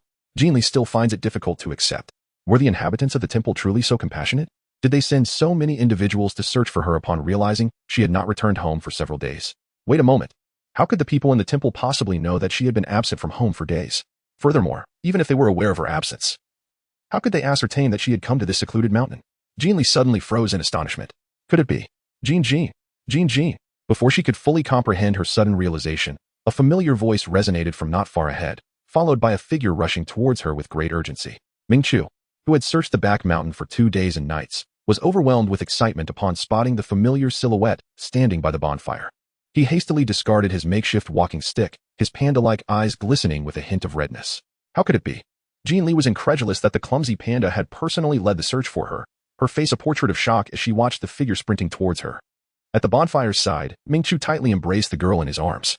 Before he could utter a word, he abruptly released her, his anxiety palpable as he began to scrutinize her appearance. Jin Jin, are you all right? Are you hurt? Are you hungry? Thirsty? I brought food. Just wait a moment. There will be something to eat soon. While speaking, Ming Chu quickly set down his backpack and began pulling out bottled water, biscuits, and jerky, eagerly stuffing them into Jin Li's arms. Jin Li widened her eyes in astonishment, tilting her head to glance at Ming Chu's bulging backpack. Aside from a few snacks, it contained a thermos lunchbox, a portable medical kit, ropes, and a spray, among other things. Jin Li was momentarily taken aback, a peculiar emotion surging within her. This foolish panda truly. Achoo, I'm fine. I'm just a bit lost. Before Jin Li could finish her sentence, a thick coat was draped over her shoulders. Surprised, she turned to see that while she had been secretly peering into the backpack, the foolish panda had already removed his own coat and was now hurriedly putting it on her. Observing the anxious concern etched on the panda's face, Jin Li found herself momentarily stunned. Reflecting on her years as an undercover operative, there were countless occasions when she had been on the brink of death. Relying solely on her willpower to seek help, there were times when communication with her superiors was severed and assistance could not arrive in a timely manner. In the face of adversity, she had to grit her teeth and persevere alone. As these instances accumulated, her expectations of others dwindled, and she naturally grew accustomed to shouldering responsibilities by herself. In her view, being lost in the woods was merely a trivial matter, after all. She had only been uncontactable for a few days. Yet, the foolish panda had rallied so many people to search for her, displaying an urgency that surprised her. In a fleeting moment of surprise, Jin Li suddenly broke into a smile. Her pair of inky eyes curved gently, and her delicate porcelain face radiated an authentic sweetness, with the corners of her lips forming soft dimples, adorned with soft, plush rabbit ears that gracefully drooped to the sides of her head. She appeared particularly charming and lovely under the dual illumination of the flames and the night. Ming Chu, who had been assessing whether Jin Li was injured, was instantly captivated. His wide, panda-like eyes fixated on the beauty before him, rendered momentarily speechless. In that instant, Ming Chu felt his heart racing uncontrollably. As if he were being roasted over an open flame, his face flushing a deep crimson. Today, the way Jin Jin smiles is truly adorable. Chapter 74. Born with a heart for the people. Little master, please, do not walk so quickly. There are many pitfalls on this mountain, and you might twist your ankle if you're not careful. A breathless voice suddenly emerged from behind Ming Chu. It seemed he had seen something, for his previously unsteady tone rose dramatically. Little master, why have you taken off your coat? It is so cold on this mountain. What if you catch a cold? The speaker was Lu Shu, the beast steward who had previously met Jin Li. He had thought that the little master would remain in the palace, engaged in solemn rituals for the upcoming grand festival, but to his surprise, within just 2 days, the little master had stealthily returned to the small courtyard. Initially, he believed that a brief stroll to see people would ease the little master's heart, allowing him to continue preparing for the festival. However, the very next day, the little master ventured out again. Considering the little master's age, he realized it was a rare opportunity for him to harbor feelings for someone, leading Lu Shu to contemplate how to arrange for the maid named Jin Li after the festival concluded. For centuries, the Ming family lineage had been comprised entirely of panda beasts. Whether this was because they naturally held a deep concern for the populace, prioritizing the collective over personal love, or due to their roles as temple heirs constantly interacting with the divine, the men of the Ming family showed little interest in women. It was said that the late patriarch remained single for many years, only agreeing to an arranged marriage at the age of 40, resulting in the birth of the current master. As the current master matured, he exhibited a character akin to that of his grandfather, even surpassing him in some respects. By the age of 45, he too remained solitary, and had it not been for the pressing need for an heir, he might never have consented to wedlock. Now, observing the little master grow day by day, and noticing his increasingly similar disposition to the current master, Lu Shu felt a deep sense of urgency. He feared that the little master might become as indifferent and solitary as his predecessor. Thus, the appearance of the girl named Jin Li became exceedingly significant. Lu Shu had planned to investigate Jin Li's background thoroughly after the festival and then report to the elders of the clan about the little master's situation. If all went well, the little master could marry and have children at this appropriate age, which would be a momentous occasion for the clan. Should the little master and Jin Li's relationship flourish, leading to the birth of more children, it could transform the lineage as tradition of a sole heir, marking an extraordinary event for the family. However, before he could even begin to implement his plans, he was startled to see the little master running towards him in a state of panic, drenched in sweat, announcing that Jin Li had gone to the back mountain and had yet to return. Alarm bells rang in Lu Shu's mind. The back mountain's terrain was treacherous, covered in dense forest, with a towering waterfall that, while magnificent, posed a grave danger should one fall into it. Knowing that the maid Jin Li was a timid and slight rabbit beast, without hesitation, he rallied everyone in the temple to search the back mountain in 5 teams. Yet, he never anticipated that the search would stretch on for 2 days and nights. As time passed, his hopes for rescuing Jin Li dwindled. The back mountain was fraught with dangers, and the temperature fluctuated drastically between day and night. Moreover, Jin Li had left empty-handed, without any food, which only heightened his concerns. Yet, witnessing the little master's frantic determination to find Jin Li, Lu Shu could not bring himself to voice his worries, fearing. Chapter 75. Dare they touch Jin Jin? Fortunately, fortune smiled upon them. At the last moment, the little master found Jin Li. This was indeed the protection of the Ming clan. Observing the little master draping his outer coat over the girl beside him, Lu Shu quickly retrieved a clean jacket from his pack to cover Ming Chu, pulling him aside. Ming Chu hurriedly donned the new coat, but his gaze remained fixated on Jin Li by the bonfire, unable to look away, eager to return to her side. However, before he could take a step, Lu Shu pulled him back again. Little master, while it is true that Miss Jin Li is significant, you must also take care of your health. You know how cold it gets on this mountain at night. If you catch a cold, it would be a minor issue regarding the festival. But if the elders learn that you fell ill because of Miss Jin Li, jeopardizing the festival, how will you ever marry her? The elders of the clan were quite serious. If the first impression were unfavorable, how much effort would it take to rectify that? It would be quite the ordeal. By the bonfire, Lu Shu's intrusion interrupted the 2's moment, and at first, Ming Chu had found it irksome. However, upon hearing Jin Li's name, he froze. And as Lu Shu continued speaking, his face flushed crimson. Marry Jin Jin. Startled, Ming Chu glanced at the girl before him, confirming that she hadn't overheard Lu Shu's words, before turning back to glare fiercely at Lu Shu. What are you saying? I'm just friends with Jin Jin. Where are you getting these ideas from? His face burned with embarrassment, and his voice trembled as he stuttered. Marry her? They are just friends, at most, just good friends. Fortunately, Jin Jin was oblivious to Lu Shu's comments. Otherwise, the embarrassment would have been unbearable. All right, It was just my wild imagination. You are merely friends, purely friends. Nevertheless, you must consider your pure friend as well-being. It is rare for you to have someone you cherish so much, friend. Surely you wish for her to be well regarded by the clan's elders, correct? If those elders believe that your innocent friend will only bring you trouble, do you think they will allow her to stay by your side? How absurd. It's not as if I care about their opinions. Indeed, it may not concern me, but their meddling cannot be ignored. As elders, their focus is solely on the clan's interests. If they learn that your new friend brings disrepute to your identity as the high priest, you can only imagine. How dare they touch Jin Jin? Ming Chu's eyes sharpened, and his voice rose in pitch. A few steps away, Jin Li, still astonished and unaware of the sudden shift in atmosphere, turned at the sound of her name, confusion etched on her face. What's wrong? Before Ming Chu could respond, Jin Li glanced around the bonfire, ensuring that no wild beast lingered before approaching Ming Chu directly. Were you calling me? What happened? She thought she had just heard the silly panda call her name. Chapter 76, slowly explaining to you. It seemed unexpected that her words would elicit such a reaction from Jin Li. The sharpness that had briefly flickered in Ming Chu's eyes was instantly replaced by a flurry of confusion, and the warmth on his face surged by several degrees. And no, it's nothing. It's just, Uncle Lu urged me to take you back swiftly, lest you catch a cold from the chilly wind here. Upon hearing this, Jin Li's gaze fell upon the lion-like butler nearby, momentarily taken aback. Lu, uncle, it appears that the foolish panda has no intention of concealing his identity any longer and has decided to confront her directly. As soon as the words were spoken, Ming Chu's expression shifted dramatically, his face freezing in shock. Ming Chu. How could he have forgotten this crucial detail? Having realized that Jin Li had not returned to the small courtyard all day, he was certain she had lost her way on the back mountain and had hurriedly sought assistance from Uncle Lu. His singular focus was on locating Jin Li in the shortest possible time, completely overlooking the fact that his plea for help would unveil his identity. Now, unexpectedly confronted by Jin Li's inquiry, noticing his young master's fright to the point of becoming rigid, Uncle Lu couldn't help but feel a pang of concern. After a brief pause, he stepped forward with a polite smile. Miss Jin Li, do you still remember me? Jin Li was momentarily taken aback, quickly adopting a demeanor of compliance. Good day, Steward Lu. The kind-hearted Lu nodded gently, his voice soft as if afraid to startle the person before him. The young master has been quite anxious since you did not return to the small courtyard all night. He urgently commanded the guards from the temple to ascend the mountain in search of you. This search has persisted for 2 days and nights, and the young master has been so troubled that he hasn't closed his eyes. Miss Jin Li, perhaps it would be best for you to descend the mountain with the young master first, and once everything is settled, we can converse at leisure? From the moment the young master sought his assistance, he realized that the young master's true identity could no longer remain concealed.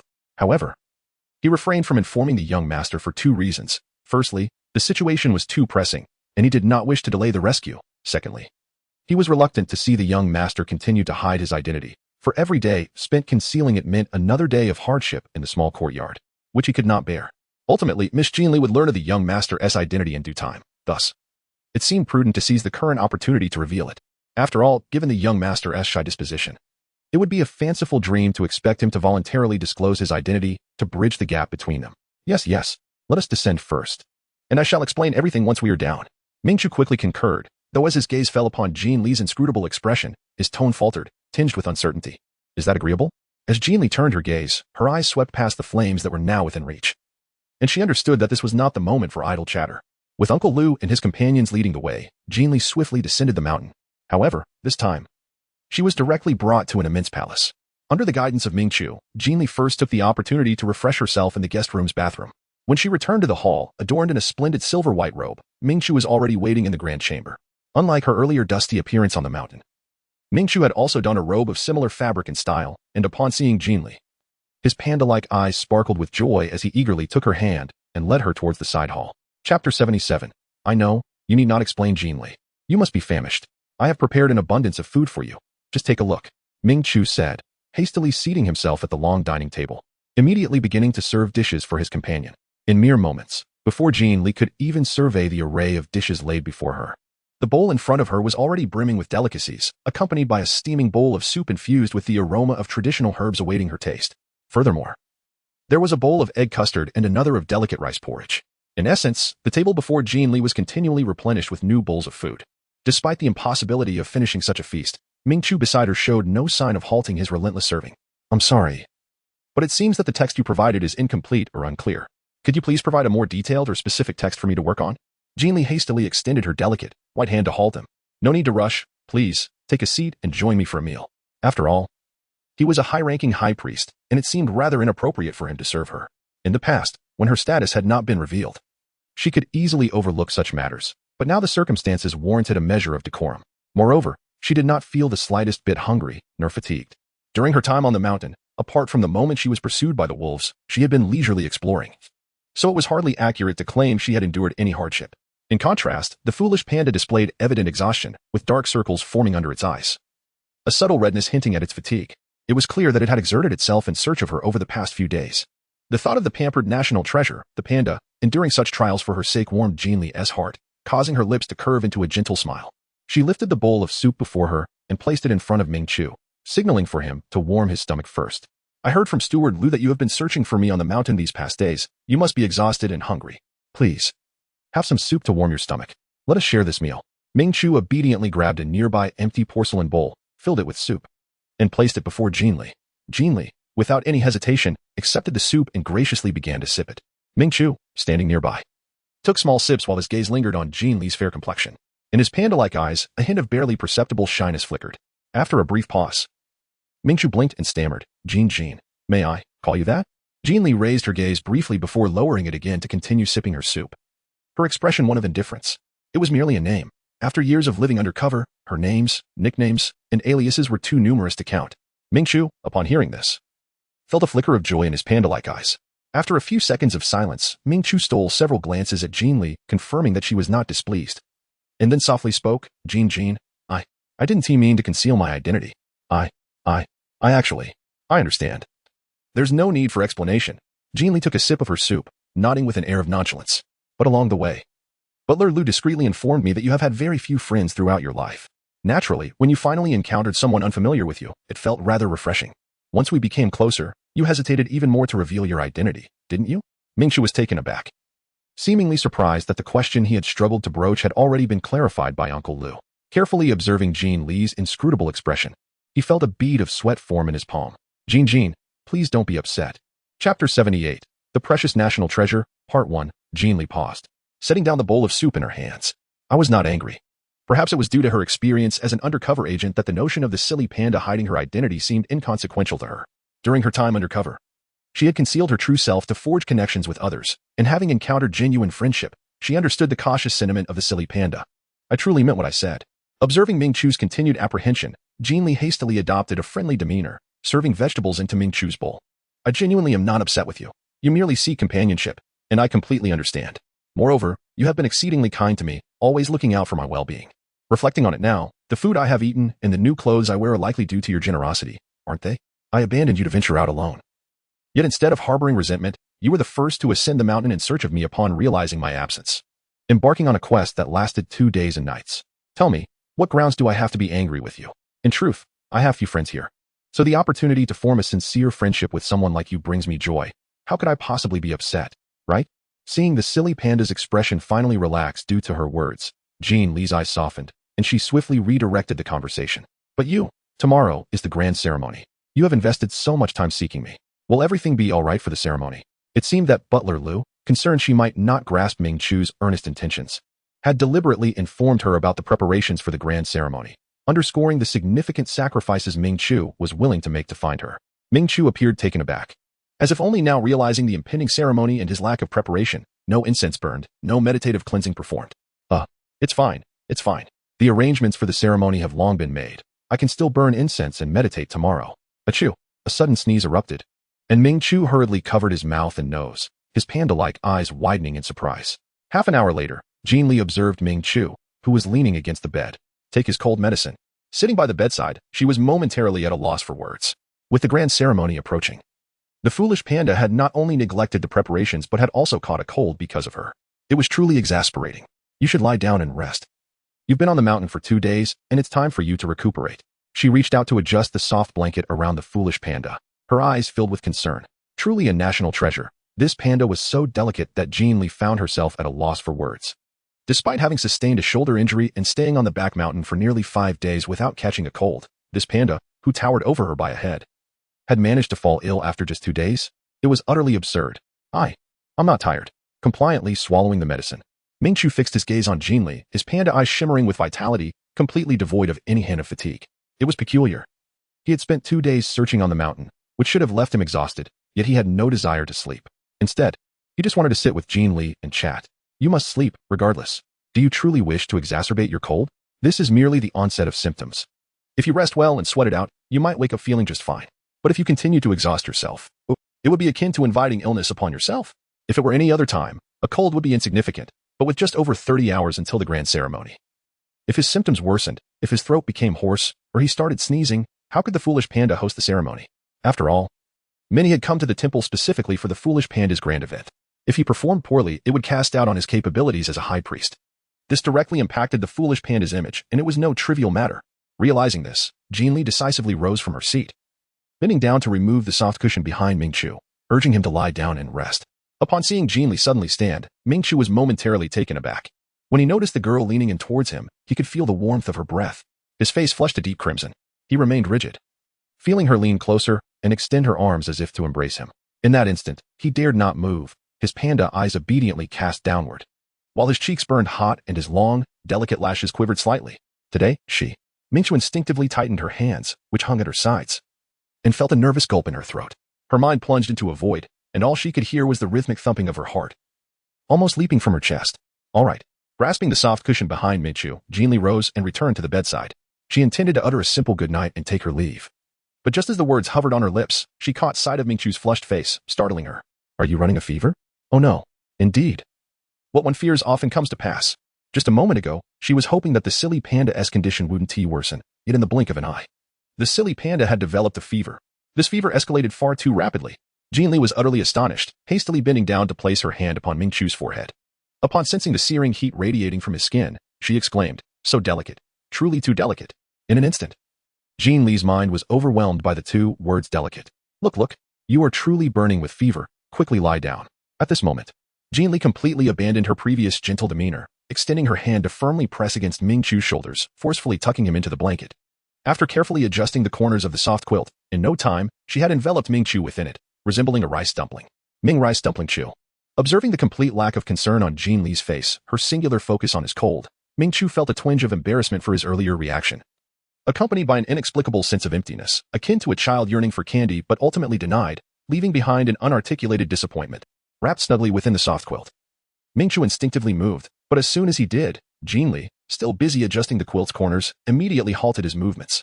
Her delicate, pale face regarded him from a position of authority, displaying clear discontent.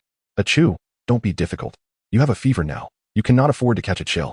Perhaps it had been a long time since Jin Li had scolded him, for upon witnessing her serious demeanor, Ming Chu instinctively recoiled, burying most of his face into the soft blanket, leaving only his pair of glistening, watery panda-like eyes exposed. But it is so hot, Jin Jin. A plaintive voice emerged from the depths of the quilt, his eyes brimming with sorrow. Whimper. He is not actually feverish. He simply, whimper. Whimper, he cannot articulate it. Chapter 80. It is unbearably hot. Indeed, it is hot. Noticing a slight gap at Ming Chu's neck, Jin Li, without a moment's hesitation, reached out to seal it completely. You must sweat it all out. Otherwise, do you wish to drag a feverish body to preside over the grand ceremony? But he truly is not feverish. At most, he had sneezed a few times, but having taken medicine, he is genuinely fine. Truly. Suddenly, Jin Li's expression darkened, and she exclaimed, No, but you dare to butt me? Do you believe I won't hit you? Ming Chu, feeling a chill run down his spine, became utterly motionless. If it were anyone else, he would have certainly doubted their willingness to act against him, but with Jin Li, the situation was entirely different. Within just 2 minutes, Ming Chu's forehead began to bead with perspiration, his entire face flushed a deep crimson. The heat was unbearable. Stealing a glance at Jin Li, who was preparing to leave, Ming Chu suppressed his agitation and lay still. Never before had he so desperately wished for solitude. At last, he watched as Jin Li extinguished the large candles in the inner hall, leaving only a few small ones as night lights. With great care, she lifted the curtain and stepped outside, allowing Ming Chu to finally exhale a sigh of relief. Meanwhile, nestled in the covers, a certain panda dared not move, instead perking up its ears to listen intently. Once assured that the inner hall was silent, it hastily sprang upright, struggling to extricate itself from the tightly wrapped quilt. Ming Chu began to pace barefoot across the floor, shaking his nightgown in an attempt to disperse the heat clinging to him. Approaching a high table, he found a hair tie to secure his hair, then hastily grabbed a tissue from the coffee table to wipe the sweat from the back of his neck. He resembled someone just pulled from water, drenched in perspiration. Parched, he seized the water cup from the bedside table, tilting his head back to gulp it down entirely. Still feeling thirsty, he prepared to step outside the inner hall for another glass of refreshing water. Just as he lifted the curtain, a familiar figure unexpectedly appeared before him. In the dim light of the flickering candle, upon seeing the person standing outside the curtain with arms crossed and brows furrowed, Ming Chu's cup slipped from his grasp. Crash! The cup shattered into several pieces upon hitting the floor. The panda stood there, stunned by Jin Li's sudden appearance, unable to regain composure for a considerable while. After a few silent moments, the panda turned in a daze, obediently climbed back onto the bed, wrapped itself tightly in the covers, and lay back down like a mummy, promptly shutting its eyes. Chapter 81. Ming Chu awoke from his slumber, the warmth of the covers enveloping him, yet he remained motionless, fearing that any movement might provoke Jin Li's ire. He had no recollection of when he had drifted off to sleep, only the sensation of heat pressing down upon him. Eventually, he sat up, peering through the curtains with a sense of trepidation before cautiously stepping out of bed. He intended to venture out of the inner hall to search for someone. But a fleeting thought caused him to glance back at the soft quilt he had carelessly discarded on the bed. After a brief pause, he returned to wrap the quilt tightly around himself before daring to exit. Standing just beyond the beaded curtain, he gazed into the living room of the inner hall, only to be met with an unsettling realization. He was utterly alone. Panic surged within him as he hastily discarded the quilt and rushed outside. Jin Jin? Jin Jin? He recalled hearing Jin Li seated on the sofa in the anteroom, seemingly overseeing his rest. However, the night had unfolded in eerie silence, devoid of any disturbances, indicating that Jin Li must have been resting in the room closest to him. The closest room. A spark of hope ignited within Ming Chu as he pivoted towards the guest rooms in the anteroom. Alas, his search proved fruitless, leaving him baffled and disoriented. With no other option, he began to wander aimlessly through the palace, calling out for her, his voice growing increasingly frantic until he found himself in the open space outside the hall. Upon hearing the commotion, a servant rushed forward, reporting that the maid had just departed. She left? Where did she go? She returned to the small courtyard. The servant replied cautiously. The small courtyard? Why would she go there? The servant hesitated. Isn't that where she resides? She resides in the small courtyard, but returned there. What does this mean? You did not provide her with a room? The servant was taken aback. What? What room arrangement? I'm just a gatekeeper. I know nothing. Suddenly, realization dawned on Ming Chu. So, Jin Jin had spent the night on the sofa in the anteroom, without even a quilt? Ming Chu was incensed, preparing to stride out of the palace when the servant hastily intervened. Great priest, tomorrow is the grand ceremony. Steward Liu has stated that you have only today to prepare, and cannot afford to be delayed by other matters. But Jin Jin is not just any matter. Ming Chu's dissatisfaction was palpable as he continued forward. The small courtyard was devoid of provisions. No food, no drink, not even bedding. His room key remained in the palace, rendering Jin Li unable to find rest even upon returning to the courtyard. But surely she would venture to the small kitchen for sustenance. Yet that entailed a considerable distance, a round trip that could take an hour. However, Liu had emphasized the importance of the grand ceremony, cautioning against negligence. I am aware of its significance. I merely wish to check on Jin Jin and will return promptly. Ming Chu's pace did not falter. Chapter 82. This was utterly inconceivable. The servant, in a state of panic, recalled the parting words of the rabbit maid. With a clenched jaw, he steeled himself. But the rabbit maid also mentioned that your foremost task today is to prepare for the grand ceremony. If you dare to step beyond the palace gates, dare to seek her out, then she certainly will. His voice trembled, his posture bending further towards the ground. Upon hearing Jin Li's name, Ming Chu paused, slowly turning back with a confused expression. What will she certainly do? The servant, drenched in cold sweat, met his gaze, and in a moment of desperation, blurted, then she will surely beat you. With that, the servant's back was slick with perspiration, a primal instinct for survival kicking in. This was merely what the rabbit maid said. I am just a messenger. Please do not hold me accountable. Outside the palace, in the open space, Ming Chu stood frozen, mere steps from the palace entrance. The air was thick with tension for a full half-minute. As the servant trembled in fear, a soft "oh" escaped Ming Chu's lips, and he turned to re-enter the hall. Great priest, I must prepare the ceremonial offerings. The servant, still in shock, rejoiced, yes. He quickly bowed as Ming Chu departed. Reflecting on the rabbit maid's surprising influence over the great priest, it seemed that her standing was indeed higher than that of Steward Liu. Contemplating the rarity of servants permitted to serve within the palace, he recalled his astonishment at witnessing the great priest personally escorting a maid into the main hall. Yet, he had no knowledge of what transpired within, only that the maid emerged at dawn, leaving him bewildered by their interaction. Initially, he thought the rabbit maid had lost her senses by daring to speak to the great priest in such a manner and requesting him to relay her words. Yet, Liu had explicitly instructed him to ensure the great priest remained inside the palace, for any issues arising during the ceremony would result in dire consequences for him. With no other recourse, he had relayed the rabbit maid's words, hoping the great priest would harbor some disdain for her audacity. To his astonishment, Ming Chu displayed no such aversion. Instead, he seemed contemplative as he gazed toward the exit before turning back. This was truly remarkable. Upon encountering the rabbit maid again, he would serve her with utmost diligence, for she might very well become the future great priestess. Chapter 83. I am but a patient. Before returning to the quaint courtyard, Jin Li made a brief visit to the small kitchen. It seemed that her timing was rather fortuitous, as it was past mealtime, leaving the kitchen devoid of any presence. Her gaze fell upon the towering piles of provisions and beverages, and after ensuring the surroundings were clear of any onlookers, she circled the kitchen. Subsequently, a substantial portion of the food and drink had mysteriously diminished. Jin Li once again circled around the storeroom. Unlike the freedom found in the small kitchen, the storeroom required one to register the information for item retrieval. Therefore, when it came to bedding and similar materials, she could only obtain a maximum of 2 sets. However, candles could be taken without restriction. Yet, as she inscribed her name in the register, the dear servant responsible for distributing supplies exhibited a moment of clear astonishment, promptly rising from his chair with a show of respect. Subsequently, she noticed that the candles and bedding he provided were of a far superior quality compared to those she had previously received. He even inquired whether it was sufficient or if she required additional items, and asked if he should deliver them directly to the small courtyard. She surmised that either Ming Xiao or Steward Lu had interceded on her behalf, so she refrained from being overly modest, boldly requesting several additional sets of bedding and the latest medical kit, allowing him to carry them along with her provisions to the small courtyard. Jin Li once again visited the temple, observing from a distance as pairs of mentors sat on the ground from the entrance, reciting Buddhist scriptures.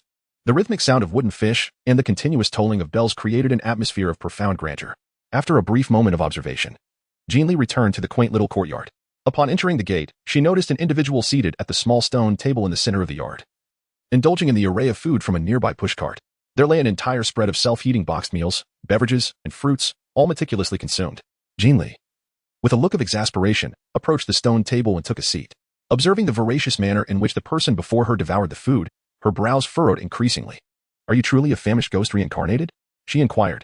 Night Shi, who was in the midst of enjoying a bowl of braised meat rice, glanced up and shot Jin Li a fierce glare, only to then seize a bottle of soda and tilt her head back, gulping it down eagerly. Jin Li was inexplicably glared at, feeling disinterested and too apathetic to engage with the sly fox. She turned and began to carry the materials from the yard into the house, tidying up little by little. After laying down 3 layers of bedding on the stiff bed, she finally paused, satisfied by the plushness beneath her.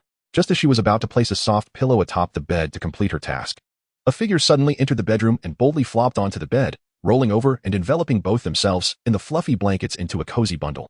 The motion was so fluid and effortless that it left Jin Li utterly speechless. Jin Li?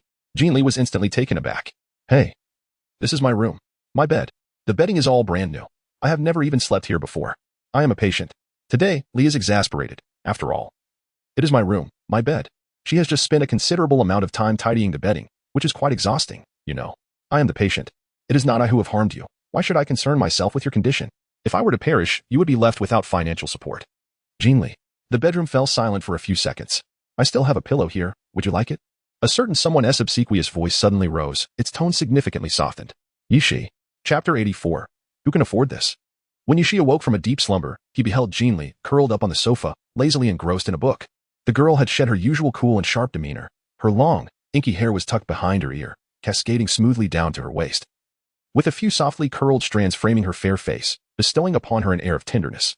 Her features were already exquisitely beautiful, but under the flickering candlelight, the shadows accentuated her delicate visage, rendering her appearance almost as if adorned with makeup, leaving onlookers in awe. It must be said that she was indeed a rare beauty, a sight seldom witnessed even by someone like Yishi, who often mingled amidst a throng of admirers. On the sofa, while ostensibly reading, but actually processing only a fraction of information in her mind, Jin Li suddenly fell to gaze upon her. After a momentary pause, she lifted her eyes to seek the source of the gaze, and, upon spotting a nonchalant figure leaning against the bedroom door, she could not help but tug at the corners of her mouth, finally awakening from her reverie. This cunning fox truly could sleep, having slumbered from early morning until late evening, showing no concern that she might plot against him. He seemed remarkably at ease with her. Yishi withdrew his gaze, concealing the astonishment that had momentarily flickered in his eyes, then raised an eyebrow and sauntered over to the small sofa. "I am hungry." Jin Li? Jin Li's eyes widened in disbelief. "Were you truly a glutton in your past life? This fellow has consumed enough food in the past 2 days to rival what I eat in a week. Who on earth can afford to sustain such an appetite? It's more expensive than raising a foolish panda." Upon hearing this, Yishi remained unfazed, casting a sidelong glance and calmly replying, "I am a patient." After a few seconds of silence in the room, Jin Li's face broke into a polite yet slightly awkward smile, her voice gentle enough to send shivers down one's spine. "Steamed rice, instant noodles, convenient vermicelli, dried meat, ham sausages, biscuits. What do you wish to eat? I shall unpack it for you." Damn.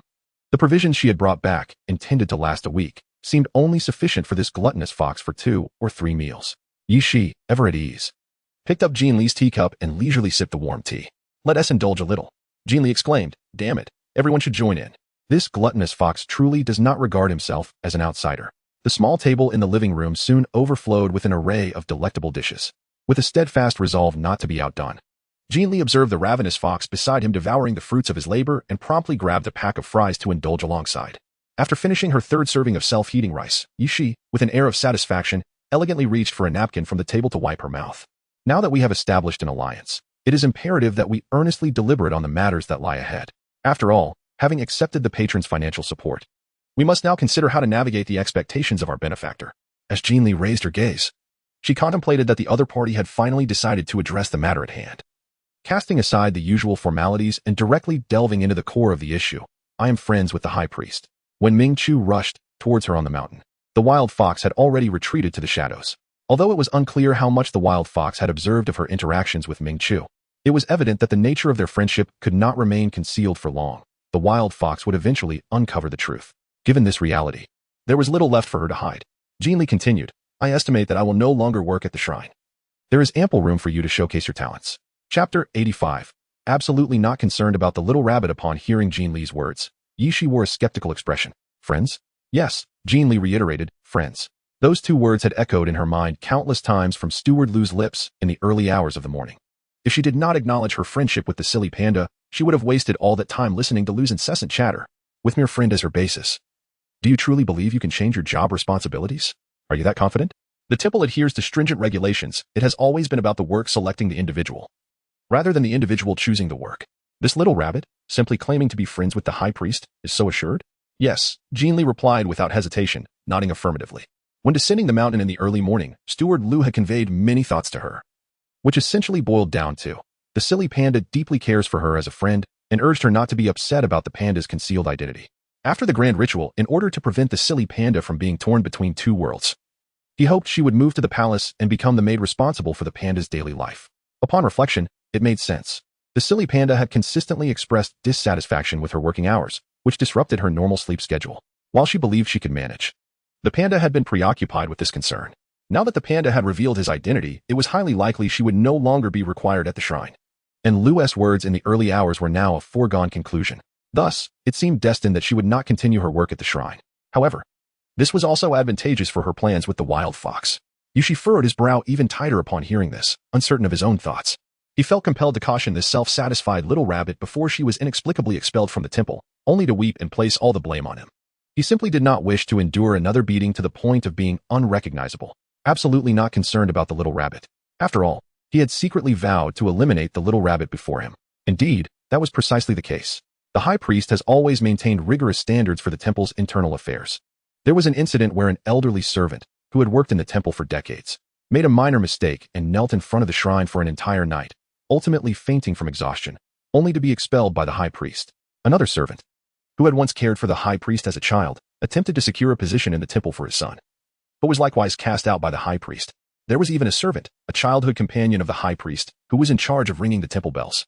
He sought to leverage their past friendship to obtain a clerical position, yet he too was expelled from the temple. At this juncture, Yushi turned to Jin Li with utmost seriousness. In comparison to them, what do you believe your chances of success are? It would be akin to being unceremoniously kicked out of the temple without a shred of doubt. Jin Li sat on the sofa, her eyes wide with astonishment, her expression beyond words. Are you certain that the high priest you speak of is from the Ming dynasty? The foolish panda does not seem like the heartless individual you describe. Are we truly referring to the same person? Indeed, Yi, unusually serious, recounted that the high priest was merely 12 years old at the time. Many were apprehensive that a mere child could possibly fulfill such a pivotal role. Yet when events unfolded, those who had voiced skepticism fell silent. This incident led to an even stricter enforcement of the temple's regulations. Apart from the annually recruited position of temporary servant, the temple ceased to accept outsiders. It is precisely this circumstance that rendered the little rabbit inexplicably perceived as a thorn in their side, prompting a desire to eliminate her swiftly. Chapter 86. So you have struck him as well? The astonishment on Jin Li's face intensified. What would happen if one were to show disrespect towards the high priest? The answer would depend on the nature of the disrespect. Generally speaking, according to the temple regulations, punishment would be meted out accordingly. Those deserving of a beating would receive it, and those warranting confinement would be confined. In essence, while the temple may appear resplendent on the surface, it conceals numerous insidious methods of torment beneath. Otherwise, do you think the temple's formidable reputation was established without reason? The temple serves as the dominion of the high priest. To display disrespect in another's domain is a grave folly. Understood. Please provide the article you'd like me to process, and I will carefully refine it by 1. Removing meaningless punctuation. 2. Eliminating promotional content about votes collections. 3. Deleting hidden URL advertisements. 4. Preserving only the core narrative. 5. Translating it into elegant, sophisticated English using advanced vocabulary while maintaining the original meaning. I'll respond solely with the polished English translation without any additional explanations or commentary. Kindly share the text you wish me to work on. Jin Li scratched her head and tugged at her rabbit ears.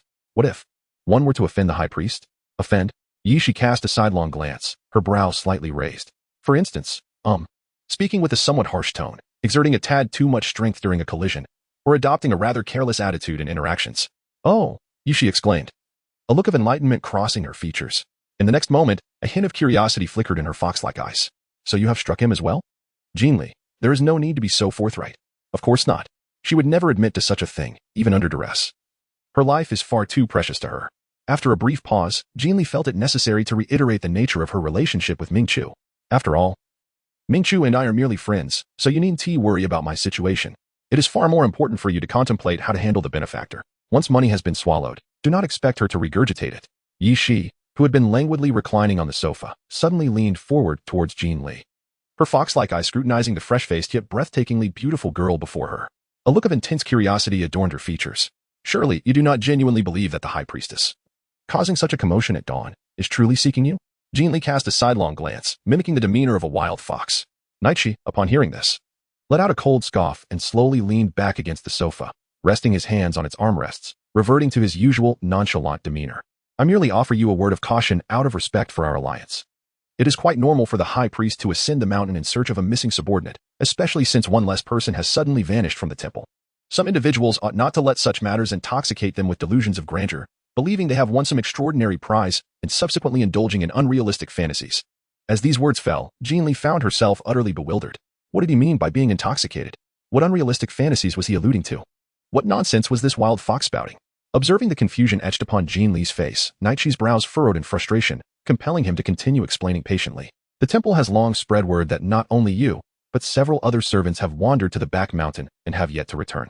Among them is a servant responsible for the chanting during tomorrow's grand ceremony, which is why the high priest has led a search party up the mountain. You, a mere temporary worker, merely happened to cross paths with this situation. Therefore, temper your fanciful thoughts. Do not assume that the high priest searches solely for you. Nor should you believe that finding you makes you friends. Do you understand? After this lengthy admonition, Jin Li's expression had become quite peculiar. You came to mooch my food, my drink, and even my bed, just to tell me this? Jin Li was genuinely taken aback, never having anticipated that the wild fox's convoluted intentions were so trivial. Was he concerned that she might develop feelings for the foolish panda, fearing she might end up in an embarrassing predicament? Chapter 87. Women are truly troublesome. What nonsense are you spouting? Shi's expression shifted dramatically, the momentary panic in his fox-like eyes dissipating. I am merely worried that you may overestimate your own allure, which could adversely affect my business. Those benefactors have already made their payments, and if you assure me that you will no longer work at the shrine, and I relay that to them, only for you to encounter issues later, then it would not only ruin this transaction but also jeopardize the reputation I have painstakingly built in this industry. Tell me, should I not provide you with a word of caution? I see. You are concerned that she might be too hasty. Jin Li pondered for a moment, then lifted her gaze to inquire. How about you wait a little longer? After the grand ceremony, I shall provide you with a definitive answer. The worries of the wild fox were not unfounded. Despite Butler Liu having articulated the matter quite clearly, nothing had been conclusively settled. Should an unforeseen circumstance arise, it would indeed be rather difficult to explain to the wild fox. In any case, the grand ceremony was merely a day away, so waiting a bit longer to relay the news to the wild fox would not be too late. Observing that Jin Li did not contest her words, Shi's fox-like eyes narrowed with satisfaction. After a brief silence, she voiced her disdain. Women are truly troublesome. The day of the grand ceremony swiftly arrived. Beginning at 3 a.m, the temple reverberated with the sound of ancient bells. The resonant chimes echoed profoundly, each toll seeming to strike the hearts of the gathered crowd. Following this, a harmonious chant emanated from the direction of the shrine. The chanting persisted for a full 2 hours, until the first rays of dawn broke the horizon, at which point the ethereal Buddhist music soared, filling every corner of the temple. Subsequently, the sound of solo singing emerged, transcendent and melodic, evoking an indescribable reverence. Aren't you going to take a look? Shi, preparing to head to the shrine for the grand ceremony, was taken aback by the sight of Jin Li curled up on the sofa, drowsy. Not going, Jin Li replied, her eyes drooping, radiating languor. All she desired was a peaceful slumber. Was that truly so difficult? First, the bed had been commandeered by the wild fox. Given that the other was her benefactor, she could not unceremoniously evict him. Just as she intended to nestle on the sofa for a good nap, the cacophony of bells, wooden fish, chanting, and singing commenced anew. Oh, it was akin to New Year's fireworks. How on earth could one sleep amidst such a ruckus? Do you not know that today's grand ceremony is to divine information concerning the saint? This is a matter of great public interest. Are you certain you do not wish to know at the first opportunity? Night she regarded the immobile figure on the sofa, finding it bizarre that the little rabbit, despite being within the temple, was completely oblivious to this monumental opportunity. Then you can inform me once you've seen it. Jin Li's voice was soft and feeble, and in the next moment, she buried her head beneath a cushion, appearing as though she wished to suffocate herself. Night she. Chapter 88. The saint appears within the shrine. A unique fragrance of incense lingered throughout the hall, while the melodious Buddhist hymns resounded above. Dressed in the ceremonial robes of the high priest, Ming Chu had set aside his usual soft-spoken demeanor before Jin Li. He now stood solemnly within the inner hall of the shrine, bowing respectfully towards the divine wooden tablet positioned at the forefront. Behind him, the grand doors of the inner hall were gently closed by the temple attendants, leaving Ming Chu alone to sit on the soul mat within and begin his meditation. In a small courtyard, Jin Li gazed at the wild fox, who had returned to the sofa once more, contemplating sleep yet unable to find it. Weren't you going to seek first-hand information? She raised an eyebrow at her words. I'll wait for you to tell me. Jin Li? She cast a sidelong glance, jesting playfully. Aren't you always claiming to be friends with the high priest? Why not ask him directly? That would be far more convenient. Jin Li was momentarily taken aback, then uttered an "oh," realizing the truth in it. Rather than hearing about the saint from others, it would be far more efficient and authentic to directly inquire with the foolish panda, who bore the weight of the grand priest alone. However, Jin Li's reaction was so unguarded that Shi couldn't help but furrow his brow. What? Are you truly contemplating asking the high priest? Are you still lost in delusion? It seems that all his previous words were in vain, for this little rabbit still believes she shares a friendship with the high priest. As Jin Li cast a glance, she knew you wouldn't believe her anyway. Why not simply await my news? Shi, truly a foolish rabbit, obstinately clinging to its delusions. It deserves to weep bitterly and be looked down upon. This infuriated him to no end. In a fit of anger, Shi shot a fierce glare at Jin Li before rising and striding toward the bedroom, unapologetically claiming the soft bed of a certain rabbit once more. The grand ceremony concluded at 7 in the morning. At the moment the bells fell silent, a golden slip of paper emerged from the shrine. The temple elder, who had been waiting outside, hurriedly received it with a respectful demeanor and eagerly unfolded the note. At that instant, the expressions of those gathered outside the shrine turned grave. All eyes fixated on the elder. The elder, visibly shaken, trembled as he held the paper aloft. The sage is within the temple. Upon hearing this, the various factions present shifted uneasily, some casting glances at one another, others deep in contemplation, while a few wore smirks of satisfaction. The elder, containing his excitement, continued to read aloud. The sage possesses an extraordinary bloodline, destined to bring an end to this chaotic era. The sage bears inherited memories, capable of nurturing life amidst turmoil. The sage harbors a pure soul, able to soothe all beings.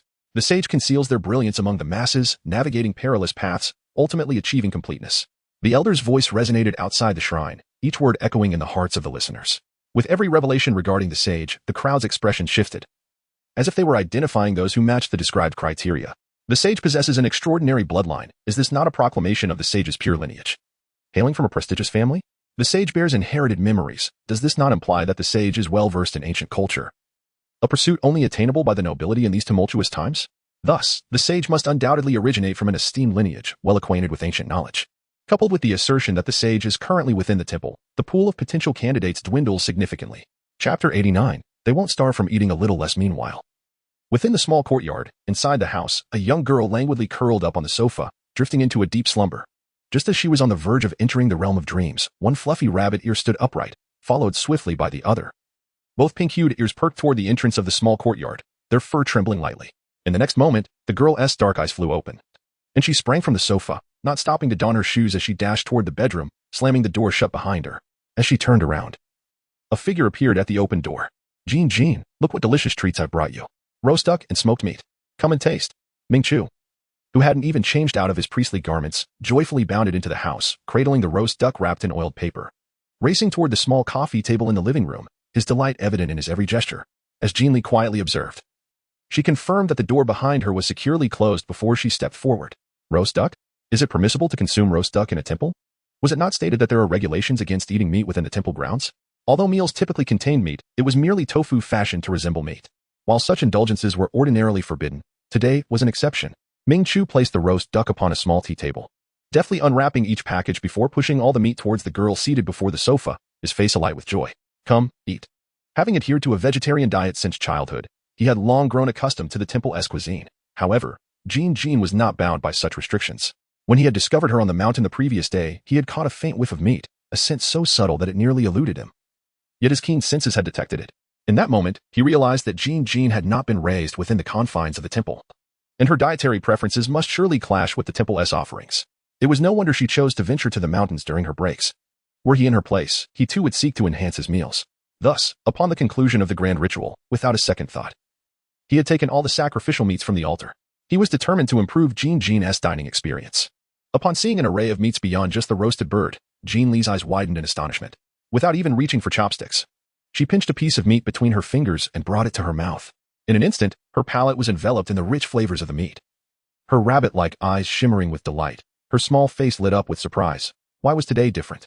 This was a sacrificial offering, made from the finest cuts of meat, typically shared among guests after the rituals concluded. As her words fell, Jin Li's hand, which had been poised to bring another morsel to her lips, hesitated midair, her fingers glistening with oil as she blinked in confusion. Glancing down at the plentiful portions before her, her lips twitched. Well, perhaps they could afford to eat a little less. After all, they were here to convey the message of the sage, not merely to dine. Watching Jin Li relish the meal, her soft, pale face puffed up with delicious morsels like a little hamster, stirred a sense of protectiveness in Ming Chu, causing him to forget the presence of strangers he had only briefly encountered. In the midst of their conversation, he could not resist reaching for a piece of meat from the paper bag and offering it to Jin Li's mouth. Chapter 90. Is it delicious? Is it delicious? Upon witnessing the scene, Jin Li, disregarding the fact that she still held a piece of meat in her hand, leaned in and unabashedly consumed the morsel from Ming Chu's fingers. With her eyes slightly squinted in delight, she instinctively offered him a sweet smile. Delicious. Truly delectable. The foolish panda had been thinking of her even while working. Despite being aware of the temple's rule against consuming meat, he had still prepared such a generous portion for her. This was not merely a gesture of camaraderie. It was a defiance of the rules, a matter of principle. Unquestionably, she had chosen the right friend in this foolish panda. This might very well be the most worthwhile experience she had in this unfamiliar beastly realm. With this thought, Jin Li graciously brought the piece of meat closer to Ming Chu's mouth, though the abundance of food in her mouth made it difficult for her to articulate. Would you care to try some? Unsure of Ming Chu's dietary preferences, whether he abstained from meat, consumed it sparingly, or had no restrictions, she hesitated to directly feed him but instead placed the meat near his lips in inquiry. It was likely the first time he had seen her smile at such close proximity, and Ming Chu found himself momentarily entranced, his mind drifting back to that morning when they had sat by the campfire on the mountain, sharing smiles. At that moment, she had gazed at him with the same sweet smile, her dark eyes reflecting only him. As his gaze returned to the cheerful, animated face of the girl before him, Ming Chu, almost involuntarily, parted his lips slightly. At the small tea table, as Jin Li observed the situation, her eyes brightened, and she leaned forward, promptly feeding the piece of meat that was already poised near Ming Chu's lips directly into his mouth. She wore an expression brimming with anticipation, inquiring eagerly, "How is it? Is it delicious?" Ming Chu was momentarily taken aback, but as he seemed to realize his lapse in composure, he quickly lowered his gaze, nodding shyly, "Yes, it's good." Upon uttering those words, Ming Chu surreptitiously lifted his eyes to glance at the girl's soft, pale fingers, slightly glistening with grease, and a subtle flush crept onto his fair cheeks. His panda-like ears drooped tightly atop his head, as if in fear of revealing the embarrassment that lay beneath. Just moments ago, when Jin Jin had fed him, her fingers had brushed against his lips. "Now try this one. It tastes somewhat like marinated meat, yet has hints of cured flavor, and it is absolutely delightful." With that, adhering to the philosophy that a true gourmand ought to share delectable treats, Jin Li plucked another morsel from a different paper bag and offered it to Ming Chu. Caught off guard yet again, Ming Chu was unceremoniously fed another slice of meat. Just as he was about to voice a protest, he was taken aback to see the girl lick her fingers, which had just touched his lips, savoring the remnants of meat before she resumed eating from the paper bag. In that instant, Ming Chu felt as though his mind had been exploded. His panda-like eyes widened in shock, and he stood frozen in place. Suddenly, he felt the heat of embarrassment surging across his face, his breath growing short, as if he were being roasted over an open flame. He yearned to escape, yet hesitated, fearing that staying would reveal his discomfort. After all, even without a mirror, he could distinctly sense the flush on his cheeks. Chapter 91. He truly is an astute little bear. By the way, have you divined the identity of the sage? Jin Li, enticed by the culinary delights, inquired while she continued to indulge. Ming Chu, momentarily startled, quickly regained his composure and nodded. Yes. The divination revealed that the sage is currently within the temple. What? Jin Li exclaimed, her eyes widening in astonishment. When it came to matters concerning the sage, Ming Chu's demeanor immediately shifted to one of seriousness. His gaze brightened as he recounted the divine prophecy. The sage is presently in the temple, possessing an extraordinary lineage. destined to bring an end to this chaotic era. He bears ancestral memories, capable of nurturing life amidst turmoil, and harbors a pure soul, able to soothe all living beings. However, the sage remains concealed among the masses, veiling his brilliance from the world, thus his identity remains unknown. Yet, the individuals present in the temple today are quite astute. It is merely a matter of time before the true sage is identified. Are there any who meet this description? Jin Li inquired, her curiosity piqued. Approximately several hundred guests had visited the temple today, and it appeared that around 40 to 50 individuals matched the sage's description.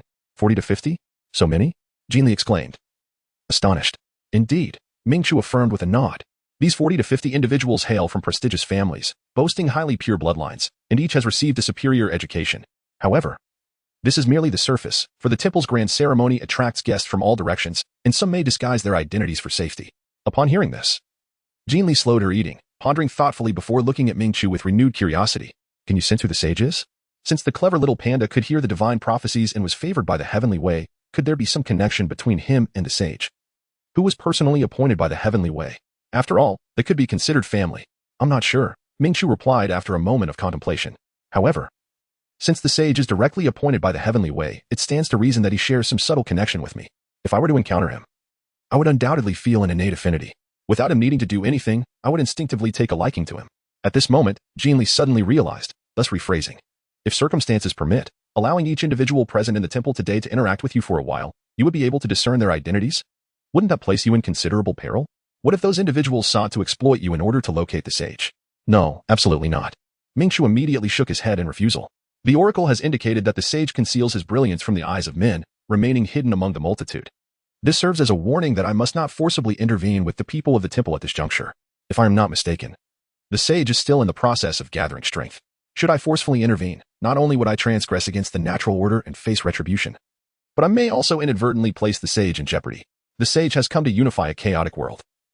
The temple must never prioritize personal interests over the welfare of the common people, for such actions would invite divine retribution. Upon hearing this, Jin Li's expression grew solemn, as if recollecting something, and suddenly inquired, by the way, Achu, when we descended the mountain at dawn, Steward Liu expressed a desire for me to enter the palace to attend to you. Is this your wish? Seemingly unprepared for the abrupt shift in conversation from discussing the sage to the subject of being a servant in the palace, Ming Chu was momentarily taken aback. His eyes widening in astonishment, a faint blush creeping onto his cheeks. What do you mean by attend to? I never said I wanted you to serve me. I merely, what on earth does that mean? As a thought struck him, Ming Chu halted abruptly, his expression turning grave. What I truly desire is for you to protect me. What on earth was Steward Liu thinking? Suggesting to Jin Jin that she come to the palace to serve him? How would that make her feel? Serve, even the notion of serving. It was indeed quite awkward. Protect? Jin Li was momentarily stunned. The morsel of meat she held slipping from her fingers to land with a thud on the small tea table. Ming Chu, eager to clarify, nodded vigorously. Yes. Weren't you just worried about my safety? That's why I thought it prudent for you to move into the palace to oversee my daily needs. After all, my main hall is heavily guarded, and if anyone intended to harm me, they would likely resort to tampering with my food. You are meticulous in your duties. And as friends, you would never wish me harm. Upon finishing this earnest declaration, Ming Chu gazed into Jin Li's eyes with unwavering sincerity, his breath steady. Fully engaged in their exchange, he appeared utterly genuine. Wow, he truly is a clever bear. Jin Li was momentarily taken aback, blinking her eyes in surprise before she finally nodded vacantly after a while. Well, it seemed acceptable. After all, she had once served as a bodyguard, and the task of protecting the silly panda appeared manageable. Ultimately, safeguarding a national treasure is a responsibility shared by all. Yet, was this foolish panda placing too much trust in her? How could he be so certain that she harbored no ill intentions? What if she were an infiltrator? A hidden adversary? Jin Li's gaze silently drifted toward the direction of the bedroom, and then, filled with curiosity, she inquired, So, when shall I go to the palace to protect you? Right now? Ming Chao's panda-like eyes sparkled with excitement. The current pair, Jin Li quietly gazed at Ming Chu, her expression devoid of emotion, leaving her momentarily speechless. Ming Chu felt a chill run down his spine under her scrutiny and hesitantly suggested, Perhaps you would like to finish your meal first? Jin Li instinctively took a step back. Then, shall we say the afternoon? Are you in dire need of a servant? She had never realized that the foolish panda was, in fact, a bare skin. How could he not even grant her a single day's rest? Huh? Ming Chu looked bewildered, pausing for a moment before scratching his head. Then, when do you think would be convenient? He wasn't really urging Jin Li to enter the palace as a servant to protect him. Rather, he felt an inexplicable fondness for her company, even in silence. Simply being together brought him joy. Let us say tomorrow, then. At least it will allow her to enjoy a leisurely morning to gather her thoughts. Tomorrow? Is that really such a long wait? Jin Li gazed strangely at him, remaining silent. Ming Chu, suddenly regaining his composure, corrected himself. Tomorrow, yes, tomorrow. At worst. We shall remain in this modest courtyard until then, and then escort Jin Hui back to the palace. Jin Li lowered her gaze and continued to indulge in the meat dishes upon the small writing desk, engaging in idle chatter. By the way, Chu, haven't there been several people lost in the back mountain these past few days? What do you mean not just you? This time. Ming Chu fell silent for a few seconds, pausing as if recollecting something. Oh, that was the intention of Steward Liu. He mentioned that it would not be prudent for you to leave a poor impression on the elders. Hence the public statement that several servants had lost their way in the back mountain, which led to the subsequent search. After all, he had led over 100 individuals in search of the lost ones for 2 days and nights, especially during the preparation for the grand ceremony. Without a suitable justification, Jin Jin could easily become the target of criticism. Although he would protect Jin Jin, as Liu said, one could never be too cautious in the face of those who delight in stirring trouble. While he was not averse to a bit of playful banter, it would be entirely unnecessary if it caused Jin Jin any distress. Moreover, Liu was right. If Jin Jin, as his friend, could not win acceptance from the clan elders, they might encounter unforeseen troubles, and their relationship could be fraught with complications. Why should it be so? Yes, just like that. It is definitely not as nonsensical as what Steward Liu suggested. With this thought, Ming Chu's gaze inadvertently fell upon the delicate white fingers of the young girl, seemingly recalling something, causing her eyes to dart away and a faint blush to grace her fair cheeks. Elders? Jin Li, catching the key term, was perplexed. Why should she care about leaving a good impression on the elders? She was merely a temporary worker. By the end of the year, she likely wouldn't have even encountered the elders. Besides, she had no aspirations for promotion or wealth, and who knew when she might leave? Why should she concern herself with the elders' opinions of her? Chapter 93. What will I do if you leave? Upon hearing this, Ming Chu's eyes widened, momentarily at a loss for words. What do you mean?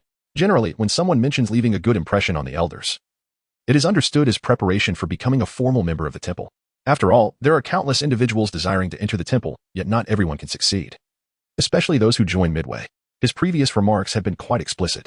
As the high priest, the temple's spokesperson had no objections. As long as the elders held a favorable impression of the girl before them, her acceptance as an internal member of the temple was all but assured.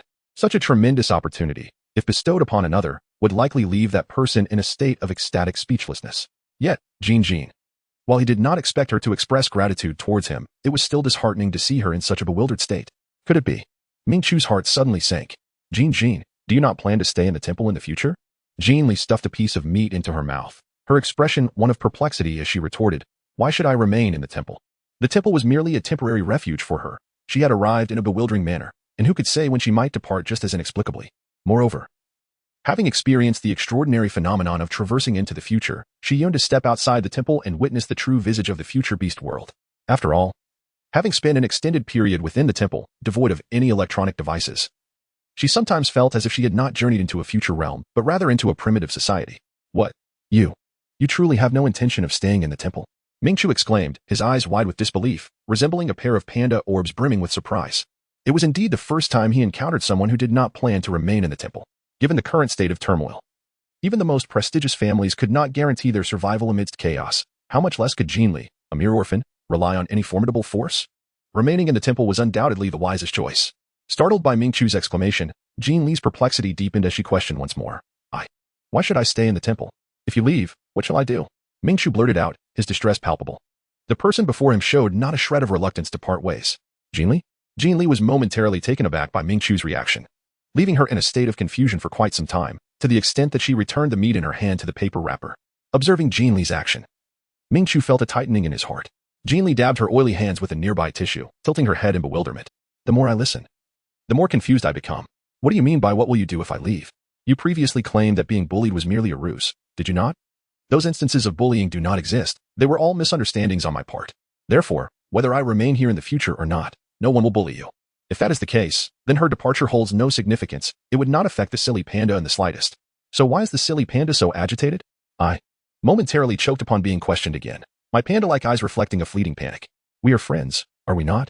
You are well aware that apart from you, I have no other friends. If you were to leave, what would I do? Chapter 94. A pufferfish panda-esque countenance. At last, Jin Li experienced a moment of clarity, realizing that the foolish panda was indeed troubled by this concern. It is understandable, after all. The silly panda had only just managed to find a friend in her, and the sudden mention of future separation would naturally evoke some anxiety. However, it seems the foolish panda has also forgotten that the matter of forming friendships, though it may appear challenging, is ultimately quite straightforward. Jin Li promptly waved her hand, signaling her companion to relax. Rest assured, when it comes to forging friendships, the first encounter inevitably leads to another. It is merely a matter of time. Who knows? You might find yourself surrounded by a host of new friends by tomorrow. Moreover, I merely mentioned that I do not intend to linger here indefinitely. I did not imply that I am leaving immediately, so why the fuss? It is quite possible that once you have made new acquaintances, you may not even have time to pay me any attention. Unthinkable. One friend like you is quite sufficient for me. I am not so fickle. Observing the young girl's seemingly indifferent demeanor, Ming-Chu felt an inexplicable surge of frustration arise within him. Enraged, he abruptly rose from the sofa, looking down at Jin Li and interrupting her with a loud exclamation, embodying the petulance of a child in a tantrum. Jin Li, it was perhaps the first time I witnessed the foolish panda in a fit of anger. Jin Li raised her head to glance at Ming-Chu, her expression radiating sheer bewilderment. I was merely making a comparison, just a casual analogy. Is it truly necessary for the foolish panda to react with such fervor? Can I not make a comparison? I would never seek out another friend behind your back. With that loud proclamation, Ming-Chu glared at the girl in front of him, resembling a pufferfish in all its inflated indignation. Jin Li was taken aback, seemingly unable to comprehend why the foolish panda would react so suddenly and intensely. After a brief silence of 2 seconds, she scratched her rabbit ears with her finger, ready to concede, stating, I merely mentioned it in passing. If you do not wish to seek friends, then do not. Yet, even a casual remark would not suffice. You harbored such thoughts, which is precisely why you voiced them. He had never considered seeking other companions, and in a perplexing turn of events, he accepted Butler Lu's suggestion, concocting a grand deception to ensure that Jin Jin would not be regarded as a thorn in the elders' eyes. He had even devised a narrative for the elders, contemplating how to present Jin Jin as an insider of the temple while evading the elders' scrutiny. He was silently preparing for everything. Yet the person before him had never contemplated remaining in the temple, and after he expressed that he had only one friend, the other maintained a nonchalant demeanor, even encouraging him to make a multitude of friends. Furious, utterly furious, he thought to himself, so you not only want me to seek others, but you are also prepared to look for other friends, aren't you? You never intended for it to be just me, did you? Jin Li was momentarily taken aback. Was it merely her illusion? Why did she perceive that the words of the silly panda were becoming increasingly peculiar? Were they not discussing the matter of friendship? Why did it now seem somewhat amiss? Before the small tea table, she observed Jin Li gazing up at her in silence. Though no words were exchanged, the expression on her face unmistakably conveyed a sense of acquiescence. Ming-Chu's round panda eyes widened in astonishment, and in the next moment, she turned away without a backward glance, her footsteps echoing ominously against the ground. Chapter 95. Did the dead rabbit fall into a money pit? Jin Li has been perplexed about how events unfolded. Just a moment ago, everything was harmonious. They shared a delightful meal together, reveling in each other's company. How did it suddenly transform into this explosive situation? Moreover, until the foolish panda departed from the quaint courtyard, she remained oblivious to the cause of its anger. Is it truly so difficult to make a friend? Why does it seem that the foolish panda harbors a strong aversion to the notion of making new friends? Could it be that this foolish panda suffers from social anxiety, and to a significant degree? The creaking sound of the bedroom door broke Jin Li's train of thought. She then noticed, at some point, the wild fox was leaning awkwardly against the doorframe, one foot idly prodding at the door. Jin Li cast a displeased glance, questioning whether the door had vexed you. The door, already old and on the verge of collapse, emitted a jarring creak when opened or closed. The wild fox was now incessantly pawing at the door, seemingly preparing to dismantle it. Yishi raised an eyebrow, momentarily pausing in her movements. After a few moments of silence, her gaze shifted to the small tea table, laden with an abundance of meat, as she responded, seemingly unrelated. Aren't you going to pursue it? Jin Li was taken aback. Yishi wore a smile that was neither fully genuine nor entirely mocking. As the esteemed high priest, many sought to curry favor with him, but often found themselves at a loss. Now, he was willing to regard you with a different perspective, a rare stroke of fortune that could only be attributed to your ancestors' blessings. In this moment, he had left in anger.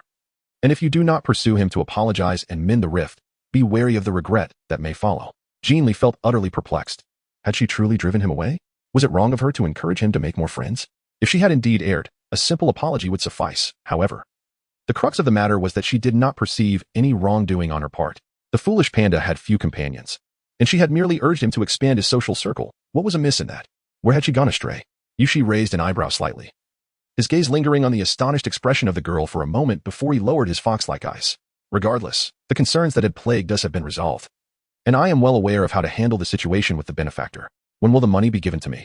As soon as the topic of finances arose, Jin Li's previous confusion evaporated, and her eyes widened with curiosity, her small face alight with excitement. Yishi wore an expression of exasperation. Are you truly in need of money? It seemed he had recently bestowed upon her a sum of 200,000. Had this foolish rabbit truly become so consumed by thoughts of wealth? Indeed, she exclaimed. She longed to seize the opportunity to explore the world outside during her time in this beastly realm. She was in dire need of funds. With a glint of annoyance in his fox-like eyes, he remarked, "It appears I only just provided you with 200,000 yesterday. That was not a gift, but rather a plundering under the guise of generosity." "Exactly. The reason I find myself in need is precisely because of your paltry 200,000. Why not attempt to give her 100 million instead?" "Yishi, speak. When will the remainder of the funds be transferred to me?" The rabbit pressed on insistently. Yushi shot her a furious glare, his expression fierce as though he wished to tear her apart. Jin Li raised an eyebrow, her expression nonchalant. "Wild fox, do not forget the handwritten promise you made to me, complete with your blood seal. Should you dare to renege and defraud me of my money, be wary of retribution. In this world, reputation outweighs life itself. Otherwise, I would not have been willing to save you based solely on a mere promise. I would never engage in a losing venture." Chapter 96. Why does she wish to leave? Upon hearing this, Yushi couldn't help but let out a cold laugh. "Retribution? Are you implying that the Grand Priest will come to your aid? You seem to have forgotten that you just drove him away. If I were in your position, I would focus on your impending predicament. After all, angering the Grand Priest is hardly a favorable omen. By then, do not even think of asking me for money. It is likely that even if I offered you funds, you would have no life left to spend it." This foolish rabbit has provoked the Grand Priest. Perhaps before he even intervenes, the Grand Priest will eliminate her. It is quite possible that she will end up begging him for rescue. Yes. If that were to happen, it would be splendid. I would take advantage of the situation, compelling this foolish rabbit to return all the money she extorted from me. And I would ensure she willingly signs a contract of servitude, becoming my slave, to perform the most menial, exhausting, and odious tasks daily. Once I have tormented her enough, I shall snap her neck, dismember her, and leave her remains to rot in the wilderness. Indeed, just like that. Yushi left the small courtyard with an air of arrogance, casting a glance back at Jin Li, her eyes brimming with pity and cold mockery, as if she were eagerly anticipating a grand spectacle. Jin Li found herself utterly perplexed, her mind lingering in a daze for quite some time. What on earth was happening these days? First, the foolish panda exhibited inexplicable behavior, and now the wild fox seemed to be acting strangely as well. Jin Li, with a dazed expression, stuffed another piece of meat into her mouth. In the next moment, her gaze fell upon the paper package in front of her, and her dark eyes sparkled with delight.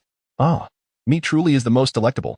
Meanwhile, Mingqiu returned to the palace in a furious huff, her complexion as pale as death. Seeing this, Butler Lu's heart sank, and he hurriedly approached her, inquiring, "What's wrong, young master?" "After the grand ceremony, you rushed to the small courtyard, yet now you return in such a fury?" Mingqiu turned to him, her face contorted with anger. "What is wrong with the temple? Why wouldn't Tishi want to stay?" Butler Lu was taken aback, his expression shifting to one of astonishment. "Did Miss Jin Li say that? Doesn't he want to stay? In these chaotic times, with no family or anyone to rely on, why would she refuse to remain in the temple?" This infuriated him further. The temple was so wonderful. Why wouldn't Jin Jin want to stay? Butler Lu regarded her with skepticism. Perhaps Miss Jin Li was merely jesting? It was hard to believe anyone would decline the opportunity to remain in the temple. After all, even those from prestigious families longed to enter its sacred halls. Mingqiu's anger mounted. No, she was quite serious. She even suggested that I make more friends. She was earnest in her intentions. It was precisely because she was so earnest that it made him feel foolishly one-sided. He was, after all, a grand high priest. And for the first time, he genuinely sought friendship. He had assumed she would similarly value his presence, yet she treated him as just another acquaintance. The disparity in their feelings was infuriating. Butler Lu, still bewildered, finally asked, "Is Miss Jin Li suggesting you make more friends a bad thing?" This comment only served to enhance Butler Lu's impression of Jin Li. It was evident she genuinely cared for the young master. Otherwise, who would make such a suggestion? After all, if the young master befriended new people, his old friends might feel neglected. Chapter 97. Just generally liked. Mingqiu was momentarily taken aback by the question and, upon seeing the same bewildered expression on Butler Lu's face as Jin Li's, she raised her voice in indignation. "Of course it's not good. Am I so fickle-minded? Who does she look down upon? Butler Lu. I considered her a good friend, yet she sees me merely as just an ordinary friend. How could she suggest I seek out others? How wicked of her." Mingqiu's face flushed crimson with rage. Butler Lu could hardly believe his ears. Is that the reason for your anger?" Mingqiu froze. "What do you mean?" Faced with Butler Lu's incredulous expression, she felt her temper flare anew. "What are you implying? Do you think I'm overreacting?" Butler Lu wisely refrained from speaking. Yet his expression conveyed disbelief. The young master had always been rational and reasonable. How had she suddenly turned into a petulant child? Nevertheless, it was the first time he had seen her in such a state of anger. When she had just ascended to the position of high priest, she had remained calm even in the face of skepticism from the elders of her clan. Oh no, it wasn't anger, back then. She had been as composed as a monk, devoid of any strong emotions. While that serene demeanor suited her role as a high priestess, it was rather uncharacteristic for a young person who should be vibrant and full of life. Now, even though he felt she was being childish and overly dramatic, a small part of him found it amusing. Young master, have you not realized that your feelings for Miss Jin Li are, more than mere friends or good friends? It's no wonder you would become so upset over something seemingly trivial, having had little interaction with girls growing up. And with no one ever broaching the subject of romance, it was understandable that the young master would be so awkward and frustrated now. Mingqiu was taken aback. What do you mean? Does the young master particularly enjoy spending time with Miss Jin Li? Butler Lu began to guide the conversation gently. Mingqiu's expression tightened noticeably, her panda-like eyes darting away. The next moment, her ears tinged faintly with red. Well, it was acceptable. She didn't particularly like her. It was just a general fondness. Butler Lu nearly rolled his eyes. The young master had rushed to the small courtyard immediately after the grand ceremony, and astonishingly, she had even packed some of the offerings required for the ritual close to her heart, her anxious demeanor betraying her true feelings. And she dares to say it was merely acceptable? Understanding that his young master was in a state of denial, Butler Lu maintained a patient expression. Do you not feel a sense of emptiness when you haven't seen Miss Jin Li for a while? Of course, it was more than just emptiness. It was a gnawing ache in his heart. Mingqiu nearly snapped at him, but then reconsidered. After all, she was a high priestess. It was unbecoming to be scorned by another. In an instant, her proud and aloof demeanor returned. Certainly not. Butler Lu. Chapter 98. To be called high priest, is it true that you wish for Miss Jin Li to accompany you wherever you go, even when her help is unnecessary? Just having her by your side brings you joy? Mingqiu's panda-like eyes appeared increasingly aggrieved, yet in the next moment, she raised her voice defiantly. Of course not. She looks down on me as a friend and tells me to make other friends. Why would I want her company? I can find friends on my own. Was it because he had no friends that he didn't want to seek them out? No. It was because he simply didn't want to. Tomorrow, he would take action to show Jin Jin that he was capable of making new friends. With that thought, Mingqiu stormed towards the inner hall, leaving Butler Lu in a daze in the grand hall, sighing as he watched his young master walk away. Butler Lu felt a mix of emotions. He wanted to chase after her and reveal the truth, yet knew that matters of the heart were best discovered by the young master herself. Well, it was his fault for never teaching her how to navigate emotional affairs. No wonder she was so awkward in the face of such nebulous feelings. It seemed he would have to intervene personally to assist her. The following day, when Jin Li arrived at the palace, she was greeted by the sight of a young orc maiden, elegantly adorned in ceremonial robes. The orc girl, appearing to be around 17 or 18 years of age, possessed a youthful visage still retaining a hint of baby fat. Her lineage appeared remarkably pure, as apart from a pair of wolf ears and a tail gracefully trailing behind her, there were no other animalistic traits to be discerned. As Jin Li stepped over the threshold into the outer hall, the orc maiden, seated upon a sandalwood chair, turned her head at the sound. After a brief moment of astonishment, she redirected her gaze forward, seemingly awaiting someone. At the entrance of the hall, as the orc maiden scrutinized her, Jin Li reciprocated the examination. However, upon noticing the wolf ears perched atop the maiden's head, her expression shifted dramatically. Goodness, could she possibly be of wolf descent? Jin Li instinctively reached up to touch her shoulder, her rabbit-like eyes cautiously scanning the surroundings. Surely, misfortune could not befall her so easily. Could this wolf beast girl before her be from the same clan as the one that had hunted her just days prior in the back mountains? With that thought, Jin Li furtively assessed her adversary once more, but the more she observed, the heavier her heart felt. The beastly girl exuded an undeniable elegance, sitting upright in her chair, her hands gently resting on her thighs, embodying the demeanor of a seasoned soldier. Furthermore, the stark white contours of her wolf ears bore an uncanny resemblance to those of the wolf beast that had pursued her, particularly accentuated by the girl's cool and aloof aura. As Jin Li's eyes swiftly changed, she turned and prepared to walk outside. Miss Jin Li, where are you going? A voice suddenly called out urgently from within the inner chamber, and soon after, a figure hurriedly approached Jin Li, seeing her turn around and leave just after arriving. Steward Lu, who had come out with Mingqiu, became quite anxious. Jin Li, thwarted in her departure, stood at the palace entrance.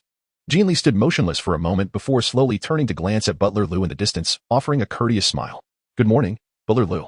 As her words lingered in the air, Jin Li caught sight of a certain panda beside Butler Lu, who, without so much as a glance in her direction, turned its face away. After a brief silence, she added, Good morning, High Priest. Upon hearing her words, Mingqiu, who stood next to Butler Lu, froze momentarily. His panda-like eyes suddenly filled with panic. High Priest. To think that he would call him the High Priest. Chapter 99. What constitutes a good friend? Miss Jin Li, today marks your inaugural day at the palace. Ideally, I would have guided you through the intricate layout of this grand residence.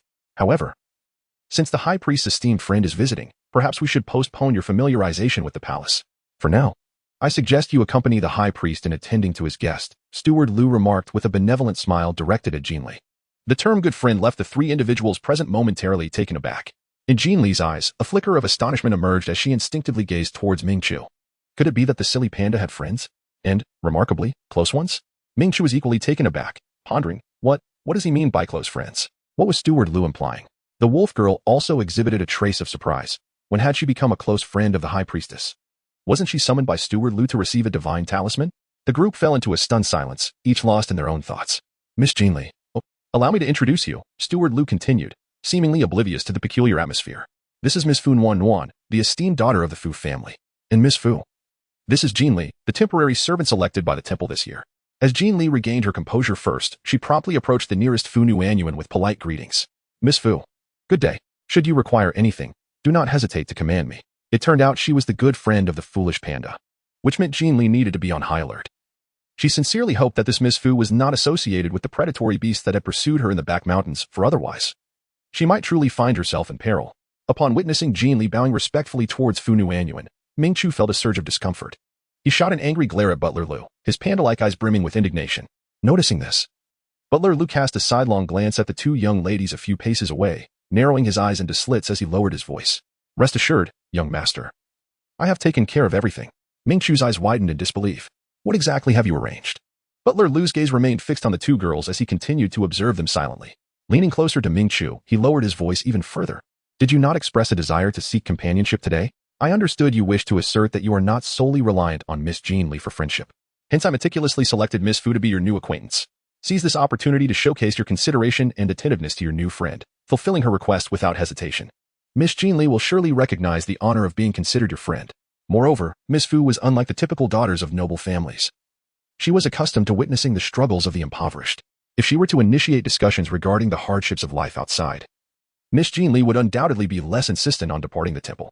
Ming Chu, upon hearing this, experienced a moment of clarity, yet his expression was shadowed by inner turmoil. Indeed, he had been angry all day yesterday, even struggling to find sleep that night. However, by the time he awoke this morning, much of his anger had dissipated. Otherwise, he would not have thought of leaving the hall without even having breakfast to fetch someone from the courtyard. Yet, upon arriving at the outer hall, he caught sight of Jin Li preparing to leave. In that instant, panic set in. He intended to stop her, but Butler Lu had already called her to a halt. Ming Chu fell silent, his gaze drifting towards Jin Li, a wave of conflict sweeping through his panda-like eyes. Chapter 100. What exactly is unfolding here? After contemplating for a considerable time, his gaze fell sorrowfully upon the rabbit beast girl a few steps away, reflecting on the previous day's advice to cultivate friendships, which plunged him back into silence. After a long pause, it seemed he had come to a resolution, as he shifted his gaze towards the wolf beast girl. Upon recognizing her face, a flicker of familiarity crossed his eyes. This Miss Fu, he seemed to recall something about her. Ah, yes. She was the sister of Commander Fu Yuan. She had once come to the temple seeking a talisman for safety, enduring an entire day and night on her knees outside the temple to obtain a talisman personally blessed by him. By the time she received it, her legs had lost the strength to walk, necessitating assistance from her subordinates to carry her back. Her tenacity had left a lasting impression on him. Meanwhile, Butler Lu and Ming Chu were whispering to each other. On the other side, Fu Nuan regarded the rabbit beast girl before her and politely expressed her gratitude. She had heard that the coveted temporary servant position this year had been awarded to a rabbit beast orphan of exceptionally pure lineage. And upon seeing her for the first time, she recognized her identity. However, she was taken aback by Butler Lu's demeanor towards the orphan. He referred to her as Miss Jin Li. It was perplexing. Although she was merely an orphan and a temporary servant of the temple, Butler Lu's respectful address was intriguing. It was well known that Butler Lu was a highly regarded figure within the temple, respected even by the elders. To have someone of such stature refer to her as Miss underscored the orphan's extraordinary nature. Yet, she was left bewildered, if the girl was already a miss. Why was Butler Lu instructing her to serve others in the capacity of a servant? Moreover, what did Butler Lu mean by good friend? She had only met the high priest a handful of times. How could they be considered good friends? Butler Lu could not possibly be unaware of this. Fu Nuan maintained her composure in the face of this peculiar situation. After thanking Jin Li, she turned to Butler Lu with polite inquiry. Butler Lu met her gaze and stepped forward, saying, Miss, please bear with me a moment. The high priest has invited the young lady from the Lin family to join us for breakfast. Once she arrives, you may dine together. What? Butler Lu's revelation left the three present momentarily speechless. Jin Li, why are there still people arriving? Ming Chu, who is the daughter of the Lin family? Fu Nuan, what exactly is this gathering about? Before anyone could respond, Steward Lu cast a glance towards Jin Li and said, Miss Jin Li, I will rely on you shortly. Jin Li hurriedly bowed in acknowledgement. On the other side, Ming Chu's expression changed slightly. She wanted to speak, but was silenced by a glance from Steward Lu. In that moment, Ming Chu swallowed her words of protest. She looked at Jin Li. Her eyes filled with a hint of panic, but as she observed the calm demeanor of the young girl, her feelings of grievance resurfaced. She felt an overwhelming sense of frustration. Steward Lu observed the expressions of the three individuals in the outer hall, ultimately resting his gaze on his young master. Letting out a deep sigh, Chapter 101. She actually knows she is the Lin family's daughter. He had specially invited two esteemed young ladies from prominent families to the temple today, hoping that his young master would realize that his feelings for Miss Jin Li transcended mere friendship. It was a matter of romantic affection. Simultaneously, he wished for Miss Jin Li to understand the fortune of befriending his young master and to avoid provoking him unnecessarily, although her anger might render him more vibrant. It was ultimately detrimental to his well-being. As the group conversed, a girl dressed in a princess gown with the appearance of a lion beast strode into the hall. Unlike Fu Wan's icy demeanor, the lion beast girl exuded an outgoing aura.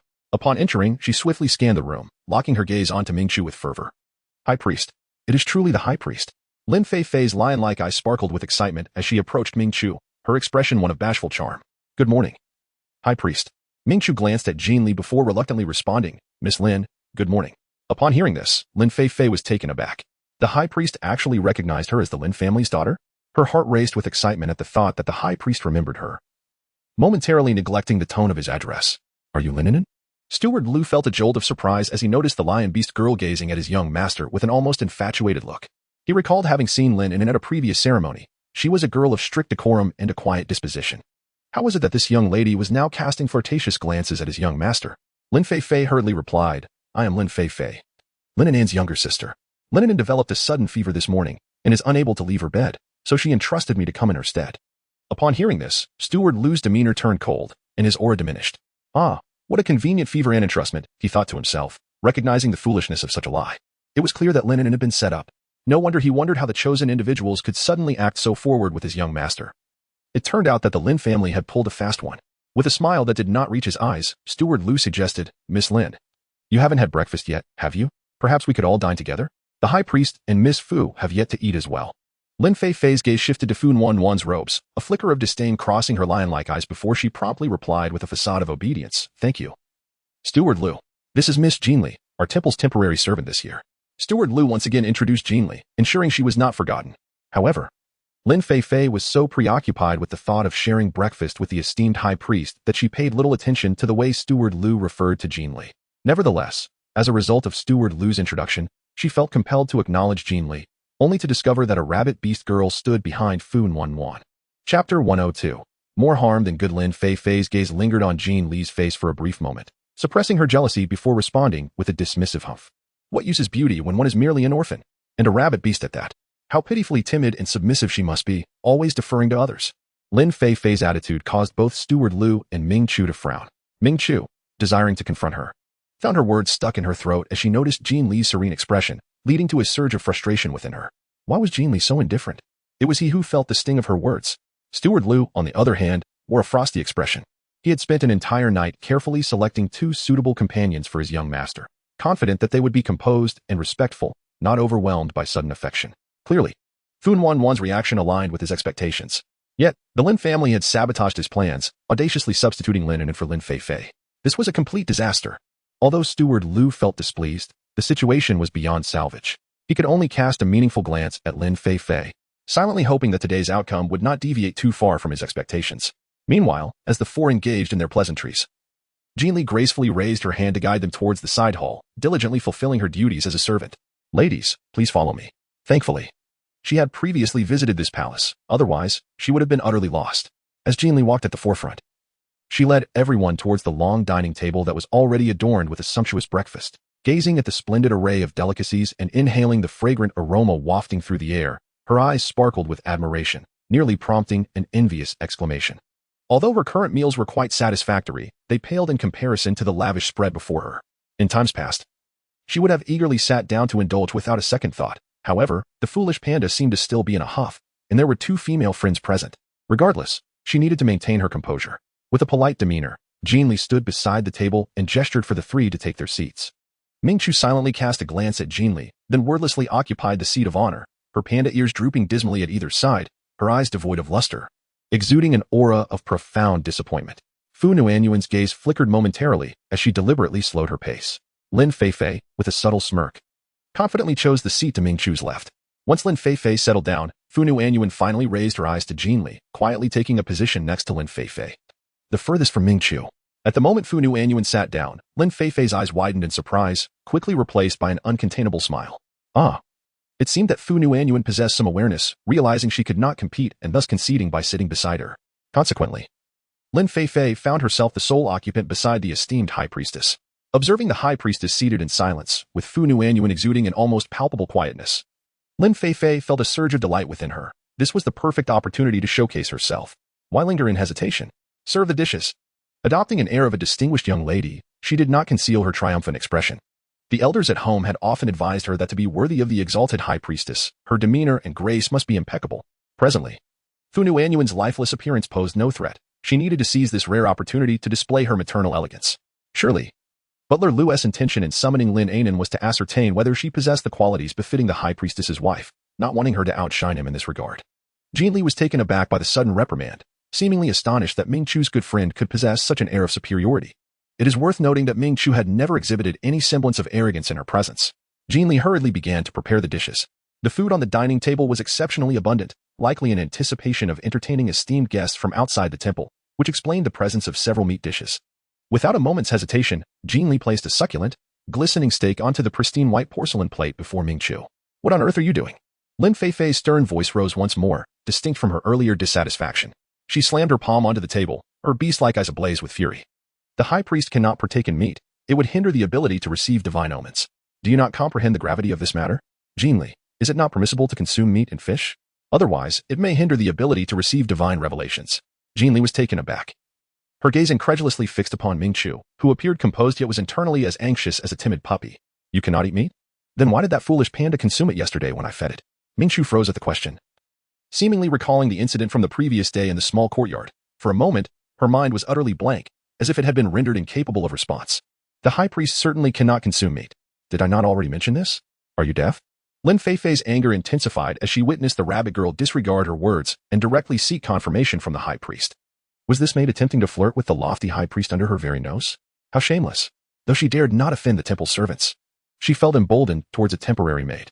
Moreover, she had already heard that this year's temporary maid was a rabbit girl orphan. If not for her bloodline being overwhelmingly favored by the temple, she would scarcely deserve the honor of even carrying Lin Feifei's shoes. A swift calculation flashed through Lin Feifei's mind, solidifying her resolve to take action against this rabbit girl orphan, who possessed no familial power and had only recently entered the temple. She intended to showcase her authority to both Steward Lu and the high priest. After all, her father often praised her temperament at home, claiming that compared to her gentle and quiet sister, she was the one most deserving of becoming the temple's mistress. Otherwise, he would not have entrusted such a splendid opportunity to her. Chapter 104. Expelling her from the temple. Her father had conveyed every word from Steward Lu over the phone without omission, stating that Steward Lu had personally invited Lin Anan to visit the temple palace, expressing a desire for young people of similar ages to gather and forge friendships. One could only imagine her father's excitement upon hearing this. The temple palace was the residence of the high priest, and inviting Lin Anan there implied that this invitation bore the high priest's intent. The notion of hoping to gather more often and make friends could easily be interpreted as the high priest's subtle indication of selecting a future spouse. After all, the high priest was known for his serene demeanor and solitary nature, making the sudden invitation to Lin Anan for a palace visit all the more significant. Furthermore, the high priest was of marriageable age. Her father recognized the rarity of this opportunity and thus relayed the information to her, insisting that she attend in Lin Anan's stead. Expecting a grand matchmaking event, she adorned herself elaborately, only to discover upon arrival that the high priest had invited merely her and the daughter of the Fu family. They were the only two invited. In contrast to the cold and taciturn Fu Nuan, this was her golden opportunity to shine. The temple was known for its strict adherence to decorum. Without a touch of personal charisma, one could hardly hope to command respect from the elders below. Originally, she had been contemplating how to make the most of this rare chance, only for the opportunity to present itself in such an unexpected manner. Suppressing her elation, Lin Feifei continued to berate Jin Li with feigned fury. The high priest is of noble stature, revered by all in the temple. How is it that you do not even understand that the high priest cannot consume meat? How can you call yourself a maid? Before anyone could react, Lin Feifei hastily turned to Steward Lu. Steward, this individual cannot remain in the temple. She has shown such disrespect towards the high priest. Steward Lu's expression darkened as he lowered his eyelids, casting a cold glance at his young master seated in the main position before raising his gaze toward Lin Feifei with an indifferent inquiry. Miss Lin, what do you mean? Of course, she must be expelled from the temple. Otherwise, how can discipline be maintained among the others? How can anyone adhere to the temple's rules? If she is expelled, the position of temporary maid will become vacant, allowing the temple to select anew from among the noble daughters. At that point, the entire upper echelon will recognize that this suggestion originated from me, and how could I not bask in the limelight? Expelled. Ming Chu, who had remained silent until now, was taken aback. What? Which unsightly woman from the Lin family dares to suggest kicking Jin Jin out of the temple? He was already upset with Jin Jin for wanting to leave the temple yesterday, and now this ugly woman was presuming to take matters into her own hands. What? Expel her? Jin Li, too, was stunned by the words of the lion-beast girl beside her. In an instant, Jin Li's gaze fell upon the steak on the foolish panda's plate. She could hardly believe that merely offering a piece of meat to the silly creature would result in her being expelled from the temple. Chapter 105. Severing Ties Until Death Suddenly. Jin Li recalled what Yi Shi had once told her about the consequences of disrespecting the foolish panda. Goodness. It seems the cunning fox had not deceived her after all. At one side of the dining table, Butler Lu cast a deep glance at Lin Feifei, suppressing his simmering anger, before inquiring of Ming Chu at the head of the table. What did the high priest mean by this? Ming Chu was so incensed that he was on the verge of exploding. Almost instantaneously upon Lu's query, he replied in a controlled yet furious tone, "Expel her. She is never to enter the temple again." "Yes." Butler Lu responded with a calm demeanor, then raised his voice towards the outer hall. "Someone, escort her out." "Wait." Observing this unfolding situation, Jin Li decisively interjected, raising her hand to halt the proceedings, her expression awkward. "I can leave on my own." Goodness. Being expelled like this is far too humiliating. It would be better for her to take the initiative and exit herself. Although everything had come upon her rather abruptly, leaving her momentarily dazed, she was fortunate to possess the 20,000 yuan check given by the cunning fox, ensuring she would not go hungry for the time being. However, the temple's strict regulations had truly opened her eyes. It was merely a piece of meat, yet the reaction was so extreme. Moreover, she genuinely had no knowledge that the foolish panda's public persona forbade the consumption of meat. Ultimately, it was her own recklessness that nearly tarnished the foolish panda's public image. Reflecting on this, she realized she was indeed at fault, albeit unjustly so. Yet, this Miss Lin was excessively protective of the foolish panda. Considering her own rough demeanor towards the panda in recent days, even having driven it away the day before, she felt utterly mortified. Jin Li hastily set down the food tongs, preparing to turn away, fearful that any delay might provoke greater displeasure from the young lady of the Lin family. If she were to be beaten and subsequently cast out of the temple, her shame would be unbearable. "Jin Jin, where are you going?" "Miss Jin Li?" Observing Jin Li's sudden urgency, Ming Chu abruptly rose from his seat, gripping her wrist with a look of alarm etched across his face. Meanwhile, on the other side, the steward Lu, who had been about to call for help, swallowed his unfinished words in fear, hastily seizing Jin Li's other elbow with a look of sheer terror. Suddenly, Jin Li found herself seized, and after a moment of stunned silence, she awkwardly hurried to explain. "There is no need to call anyone to drive me away. I can leave on my own. I will not return to the small courtyard. Nor will I pack my belongings. I shall simply walk out like this. I promise I will not take anything from here, so you need not worry." Observing the two individuals tightly gripping her hands without any indication of releasing their hold, Jin Li felt a lump in her throat. She immediately added, her expression genuinely earnest, "I swear, once I leave, I will absolutely never mention anything related to this place. I will not appear before you again, nor will I ever enter this temple again. Let us sever all ties. I understand, I truly do." Although she could not fully grasp the rules of this temple, she had once infiltrated a cult organization, and the deeply ingrained, brainwashing adoration still lingered vividly in her memory. As Jin Li's words lingered in the air, Ming Chu's eyes widened in astonishment, as if he had not anticipated the girl before him would so resolutely utter such declarations. After a brief moment of stupor, his eyes brimmed with tears. Chapter 106. A shattering of perception. Ming Chu's eyes reddened instantly. He had merely intended to reclaim his dignity in a fit of anger. Yet he had hardly taken any action. It was that unattractive woman who insisted on driving him away, not he himself. Why then, had the person before him made such a firm decision to depart from the temple?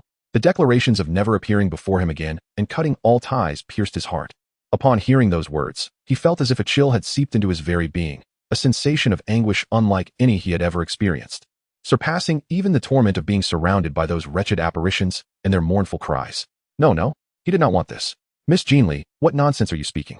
What do you mean by cutting all ties? You did not make such assurances when descending the mountain." Beside them, Steward Lu stood in shock, seemingly unable to fathom the scene before him, his voice trembling ever so slightly as he spoke. If he had harbored any doubts about the young master's earlier claim that the person before him intended to leave the temple, those doubts had now been dispelled. The determination with which she turned to leave the temple was far from a mere pretense.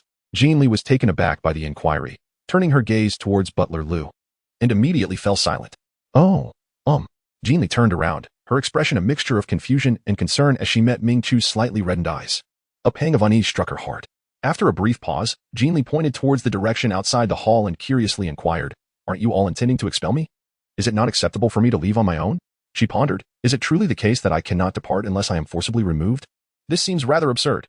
Jin Li's words caused Ming Chu to momentarily pause, as if he had only just realized the misunderstanding he had created. Did Jin Jin truly believe that his earlier comment about driving someone away was directed at her? Indeed.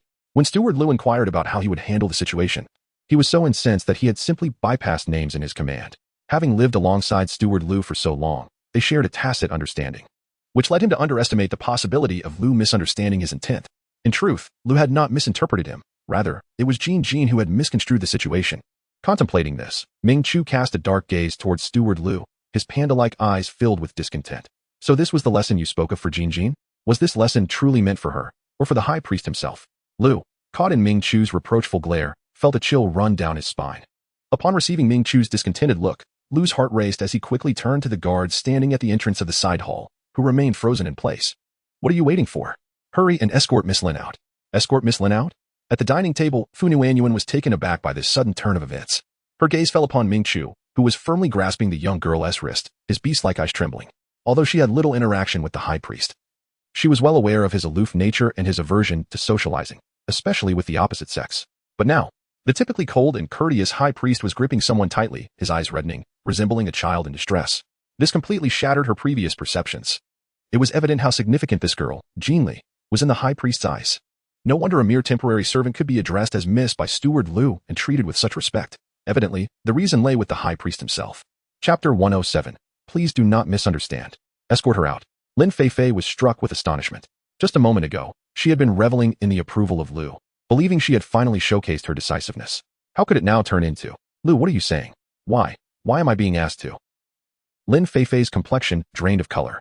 Liu's angry admonishment followed. The high priest had kindly invited Lin family's young lady, Lin Anan, as a guest, yet you, the Lin family, not only replaced her at the last minute but also dared to shout disrespectfully within this palace.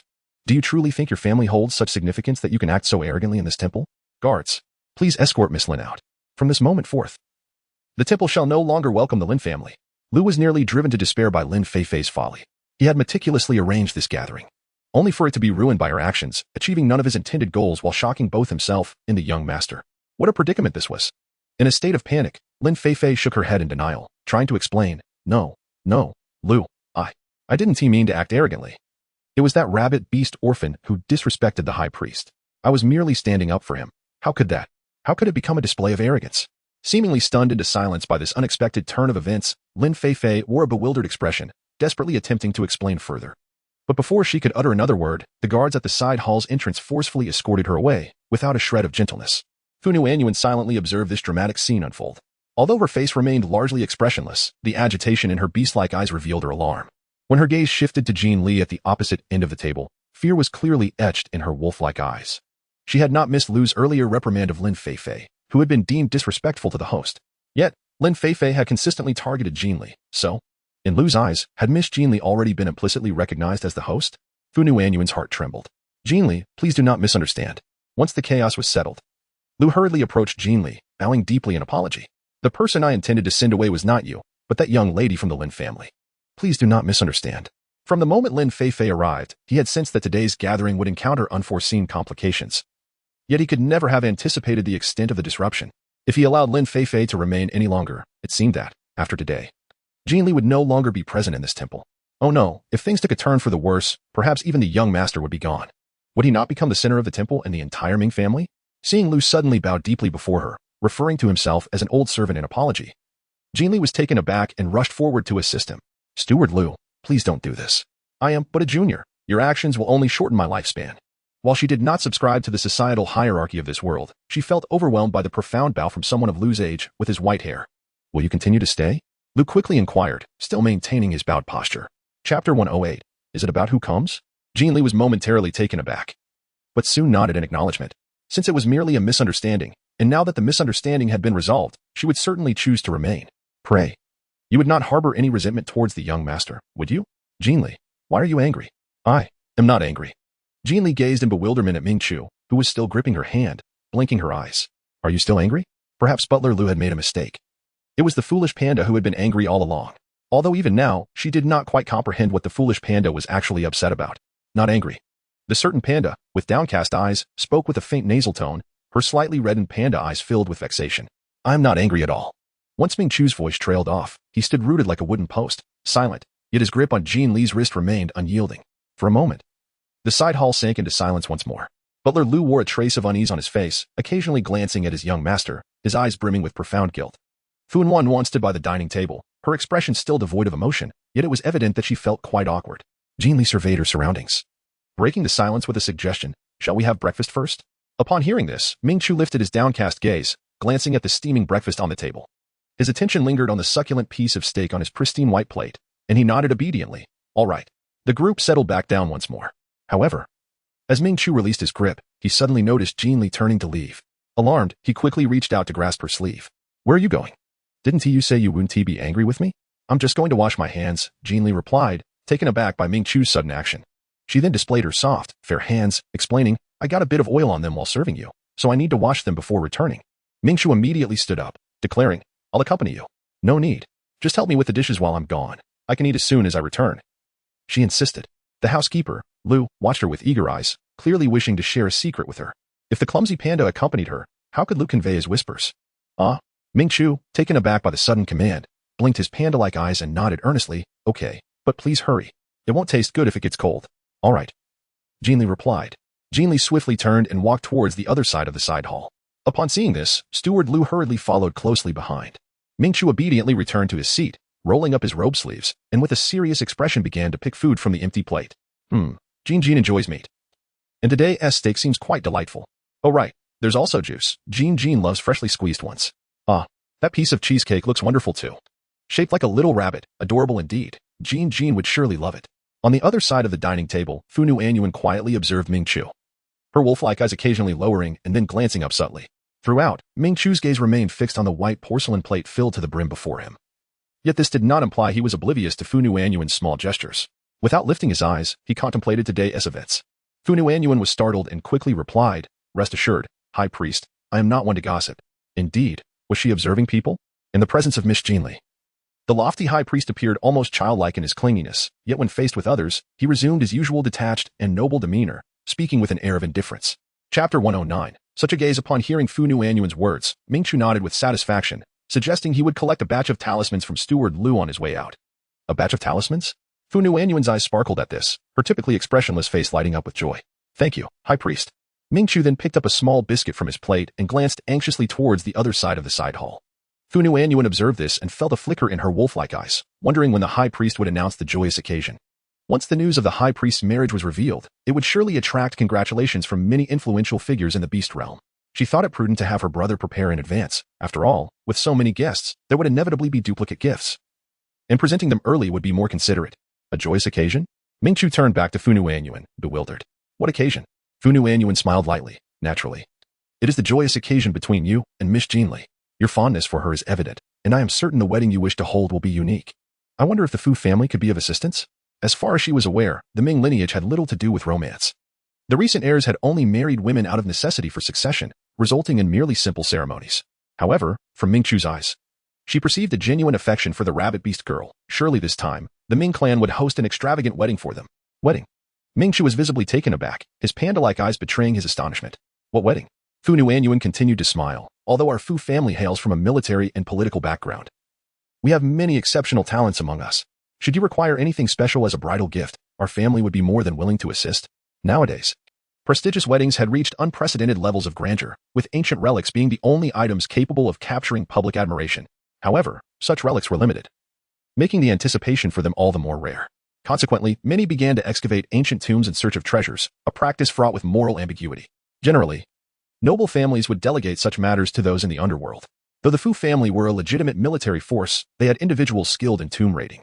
If they could help the High Priest in this regard, it would forge a bond of gratitude that might lead to favorable treatment from the temples in the future. Fu Nuanyuan's words left Ming Chu momentarily speechless, and after a while, he murmured, "Why do you assume I have feelings for Jin Jin, and so assuredly think it is romantic?" Thinking that the individual before her wished to keep personal matters private, Fu Nuanyuan quickly reassured him, "Please don't worry, High Priest. Though I am merely a woman, I am not one to spread gossip. You can trust that I will keep your affairs confidential." After a pause, Fu Nuanyuan answered Ming Chu's question with sincerity in her wolf-like eyes. "It is in your gaze, the way you look at Miss Jin Li." Seemingly concerned her words lacked clarity. She took a moment before adding, "My father looks at my mother with the same gaze." Chapter 110. The one destined to lose. The deep love between her parents was often praised by outsiders. Everyone knew how much the former commander adored his wife. Later, when her mother was killed by a villain, he chose to end his own life to follow her, honoring their vow of life and death together. In contrast to the bond she shared with her brother, her father loved their mother far more. Otherwise, he would not have so resolutely abandoned them. The gaze? Ming-Chu was momentarily stunned, then appeared somewhat surprised. Is it that obvious? Fu Nuanyuan nodded. When one likes another, their gaze cannot be concealed. If the high priest does not wish to announce this publicly for now, I suggest you minimize your interactions with Miss Jin Li in front of others. Otherwise, they too will see it. Ming-Chu remained incredulous. Are you certain that is love? Just because it resembles how your father looks at your mother? That seems rather presumptuous. He had always believed his feelings for Jin Jin were merely those of friendship. Special because she was his first recognized friend. So, it turned out he actually felt something deeper for Jin Jin. Hearing Ming-Chu's words, Fu Nuanyuan fell silent for a few seconds before pausing to respond with a question. Forgive my boldness, High Priest. But how did you feel when you heard Miss Jin Li express her desire to leave the temple and sever all ties? Ming-Chu's expression shifted dramatically. Fu Nuanyuan's eyes curved with a slight smile, her gaze lowered. You must have felt quite distressed, yet found it difficult to articulate why. However, once you realized it was merely a misunderstanding and heard that Miss Jin Li would remain at the temple, that discomfort vanished, did it not? Fu Nuanyuan looked up. Her wolf-like eyes earnest. Every action of Miss Jin Li affects your emotions. This is because you care for her deeply, which is why it pains you so. The high priest is astute and doesn't he require me to elaborate further. However, from the earlier context, it appeared the youth before her was at a disadvantage in this emotional affair. After all, when the rabbit beast girl spoke of leaving, her expression was devoid of longing, not pleading, nor fearful, and without a hint of hesitation. In stark contrast, the individual before her appeared shocked, his face paling as he gripped her tightly, his eyes brimming with a hint of red. Her mother had once said that in any relationship, the one who loves more is destined to lose. And it was her father who had been the ultimate loser, yet he bore his loss contentedly. What were they discussing? A sudden sound emanated from the other side of the side hall. Jin Li, having just washed her hands, observed the two individuals at the table, seemingly engrossed in conversation. The silly panda perked up its ears, captivated by their exchange, which piqued Jin Li's interest. Earlier, Steward Liu had recounted the entire sequence of events to her. And although she had initially felt disheartened to discover that her so-called good friend was merely a pawn, witnessing the two engaged in lively discourse rekindled her excitement. It appeared that the silly panda had once again found a companion with whom it could converse. Jin Li hastily seated herself beside Ming-Chu, eager to further inquire about the conversation between the two, hoping to stoke the flames of their discourse and enhance their enjoyment. Suddenly, she noticed Ming-Chu pushing a white porcelain plate, heaped with food resembling a small mountain, towards her. Chapter 111. If only I were a pig. Upon the unexpected sight of a small mountain of food, Jin Li's eyes widened in astonishment. What is this? Your breakfast. Do taste it. Otherwise, it will become unpalatable when it cools down, Ming-Chu hurriedly explained. As his words fell, he glanced lightly at Fu Nuanyuan on the other side. Fu Nuanyuan was momentarily taken aback, her gaze flickering with surprise. So much. Do you take me for a pig? Staring at the towering pyramid of food on the white porcelain plate, Jin Li found herself at a loss. She had only been away for 2 or 3 minutes. How had he managed to stack so much food so high? Even someone with clumsy hands would struggle to achieve such a feat. Pigs? Ming-Chu blinked, his gaze landing on the lovely Jin Li before him. Pouting slightly, he murmured, if only I were a pig, then I could keep her in the temple forever. What? Jin Li exclaimed, her eyes widening. If I am a pig, then so are you. Once the new year arrives, neither of us will escape. Quick, let us consume this together. No food shall go to waste. These provisions could not be brazenly stored away. Wasting them would be unacceptable. As a diligent child responding to the socialist call and earnestly executing the clean plate campaign, Jin Li resolutely refused to allow any food to go to waste. While speaking, Jin Li eagerly urged Fu Nuanyuan to partake. Miss Fu, please do eat. Do not be shy. As Jin Li intended to rise and serve dishes to Fu Nuanyuan, she had barely lifted her hand towards the serving chopsticks when another pair swiftly snatched them away. Fu Nuanyuan smiled politely at her, gracefully holding the appropriated chopsticks, and said, Miss Jin Li, there is no need for formality. I can manage it myself. She was determined not to allow the future high priestess's wife to serve her, as she did not wish to be treated like that foolish Lin Fei, who had been unceremoniously cast aside. Seeing this, Jin Li arched her brows slightly and said, please. Feel free. Quick, Jin Jin, this is absolutely delicious. You must try it. A chocolate bean was brought to Jin Li's lips, its cartoonish embossed exterior quite endearing. Jin Li glanced down and, without a second thought, popped the treat into her mouth. Instantly, her eyes sparkled with delight as she nodded in approval, exclaiming, indeed, it's delicious.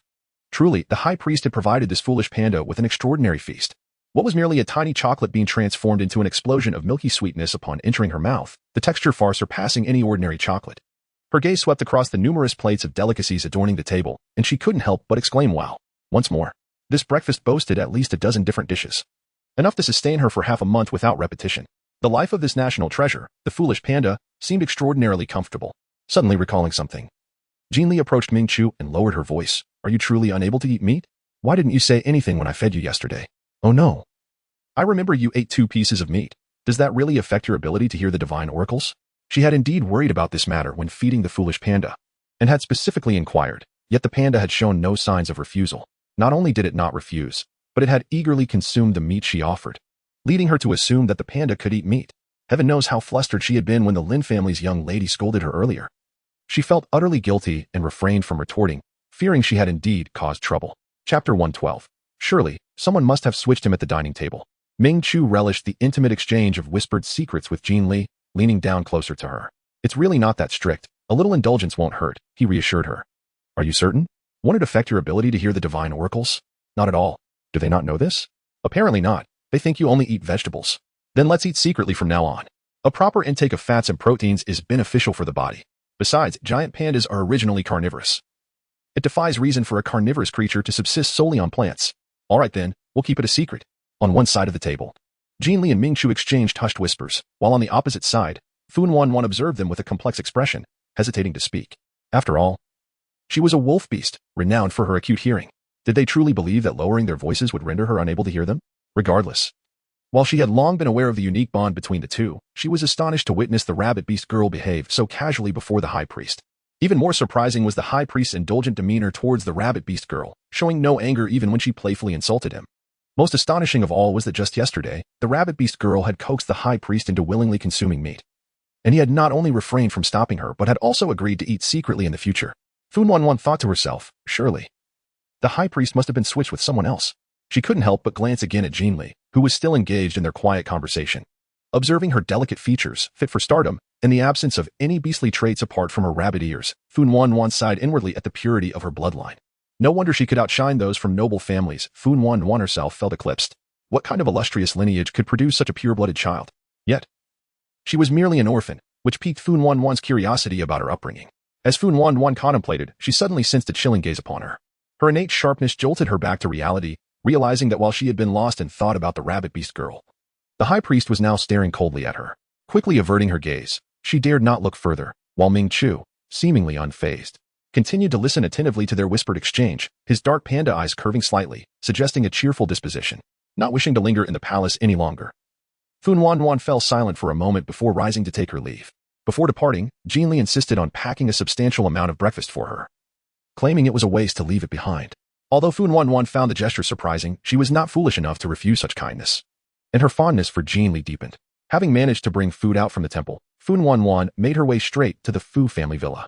After handing the breakfast to a servant, she quietly ascended the stairs towards the study. The entire second floor of the villa had been converted into a study by its owner. As Fun Wanwan reached the top of the stairs, she caught sight of Fu Yuan, who was engrossed in handling affairs at his computer, gently knocking on the glass door of the study. Fun Wanwan approached with a soft expression, addressing the man at the large desk with reverence. Brother, I'm back. Chapter 113. Fixated on the portrait, Fu Yuan's attention remained focused on the emails on his screen, his eyes not lifting as he asked, what did Butler Lu want to speak to you about? Fun Wanwan, accustomed to his busy demeanor, stepped into the study and began recounting her experiences at the temple. Fu Yuan continued to manage his correspondence while listening intently to Fun Wanwan's report, until she mentioned, the high priest has taken a liking to that rabbit beast orphan? Fu Yuan finally paused his typing, looking at her with astonishment. Fun Wanwan nodded. I was equally surprised when I discovered this. Who would have thought that someone as emotionally detached as the high priest would one day develop feelings for a girl? Do you have a photograph of this rabbit beast girl? If she is to become the future high priestess, it is essential to prepare in advance. First and foremost, I must know what she looks like.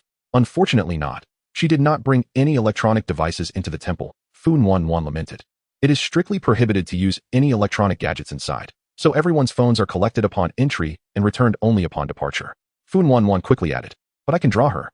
With that, she picked up a pencil from the desk and began sketching intently on a blank sheet of paper. Having majored in fine arts, she was quite adept at figure drawing. In just 5 minutes, a delicate and expressive portrait emerged on the page. Fun Wanwan handed the drawing to Fu Yuan, explaining, this rabbit beast girl has an exceptionally pure bloodline. In my lifetime, I have never seen anyone so devoid of beastly traits apart from her rabbit ears. Her bloodline purity is remarkable. No wonder she has become the temporary servant of the temple this year, with overwhelming advantage. At that moment, Fu Yuan was buried in a deluge of emails. When he glanced at the portrait Fun Wanwan offered, He merely glanced at it with his wolf-like eyes, not bothering to lift his hands. Yet, that casual glance caused his previously swift typing to come to an abrupt halt. In the next instant, Fu Yuan reached out with remarkable speed to seize the portrait from Fu Wanwan's hands. His wolf-like eyes fixated intently on the figure depicted, his brows knitting together in confusion. Is she a rabbit beast? Fu Wanwan was taken aback. She had not anticipated that her portrayal of the girl's prominent rabbit ears would elicit such a question from him. Puzzled but resolute, she nodded, yes. Fu Yuan fell into silence once more, his wolf-like gaze fixated on the exquisitely rendered visage of the young girl on the paper, his expression taut with tension. It was hardly surprising that he was so taken aback, after all. The rabbit beast orphan depicted bore an uncanny resemblance to the human girl he had pursued on the mountainside that very day. Although the human girl had been smeared with mud at the time, obscuring her features, the memory of her striking black eyes, which had locked onto his as she plummeted from the waterfall, remained vivid in his mind. Those eyes were a deep, inky black, clear, pure, yet cunning and spirited. Though Fu Wanwan's sketch was somewhat rough due to the constraints of time, it adeptly captured the essence of the character, rendering the young girl's eyes akin to those of the human girl. This striking similarity was what had astonished him when he had casually glanced at the drawing. Chapter 114. We shall return our gratitude at the temple. What color were her eyes? The sketch, being monochromatic, did not reveal the hue of the rabbit beast orphaness irises. However, he distinctly recalled that the human girl had possessed black eyes. As for the rabbit beast orphan, if all went as expected, she should have red irises. Contemplating this, he wondered if the resemblance in their gazes was merely coincidental. After all, as far as he knew, the servants at the temple were not permitted to adorn themselves, and items such as contact lenses were certainly out of the question. Fu Wanwan blurted out, "They are black." "What? Also black?" Fu Yuan's eyes widened as he turned to look at Fu Wanwan, his usually impassive demeanor finally betraying a hint of astonishment. Fu Wanwan was taken aback by his gaze, but knowing her brother's calm nature, she understood that he only exhibited such expressions in the face of extreme surprise. She quickly added, "Apart from her rabbit ears, she has no other beastly traits. She doesn't have a tail." No tail? At this revelation, Fu Yuan's pupils jolted, and he suddenly recalled that when he had pursued the human girl, he had not seen a tail from behind either. Thus, was the only difference between them, aside from the mud-streaked face, merely the presence of rabbit ears? Fu Yuan abruptly lowered his head, hesitating for a moment before raising his hand to cover the rabbit ears of the girl in the drawing. In the next instant, when he looked again at the image of the girl with her ears obscured, his wolf-like eyes narrowed sharply, and his breathing became noticeably lighter. "Did you see her injured?" Fu Yuan asked urgently. Fu Wanwan appeared momentarily stunned, contemplating before replying with certainty. "No, not at all." Fu Yuan's wolf-like gaze faltered. Could it be that he had misjudged? After all, falling from such a height, and with his crossbow wound on her shoulder, it was implausible that she would escape without being noticed. Has she been to the mountainside recently? Fu Wanwan hesitated. While the rabbit beast orphan had treated her kindly, they had not reached a level of intimacy that allowed for casual conversation. Furthermore, the high priest, who seemed to find her presence bothersome, had made it difficult for her to approach the rabbit beast orphan. "You mentioned she treated you well?" Fu Yuan inquired differently. Fu Wanwan nodded quickly. "Yes. She was very approachable. When I was leaving, she even packed me a lot of breakfast to take with me and encouraged me to visit her whenever I had the time." However, she thought, this was likely just polite banter. After all, she had heard such words many times before, mere formalities that held no weight. Fu Yuan interrupted, "Then you shall visit her tomorrow." "Huh? What?" Fu Wanwan's eyes widened in surprise. "Since she has taken the initiative to befriend you, and even gifted you breakfast from the temple, we cannot fail to respond in kind. Immediately instruct the steward to prepare some gifts. We shall return our gratitude at the temple tomorrow." Perhaps the suddenness of the decision left Fu Wanwan slightly dazed, sensing something amiss yet unable to pinpoint it. Seeing her brother's determined demeanor, she stood frozen for a moment before nodding numbly. "All right."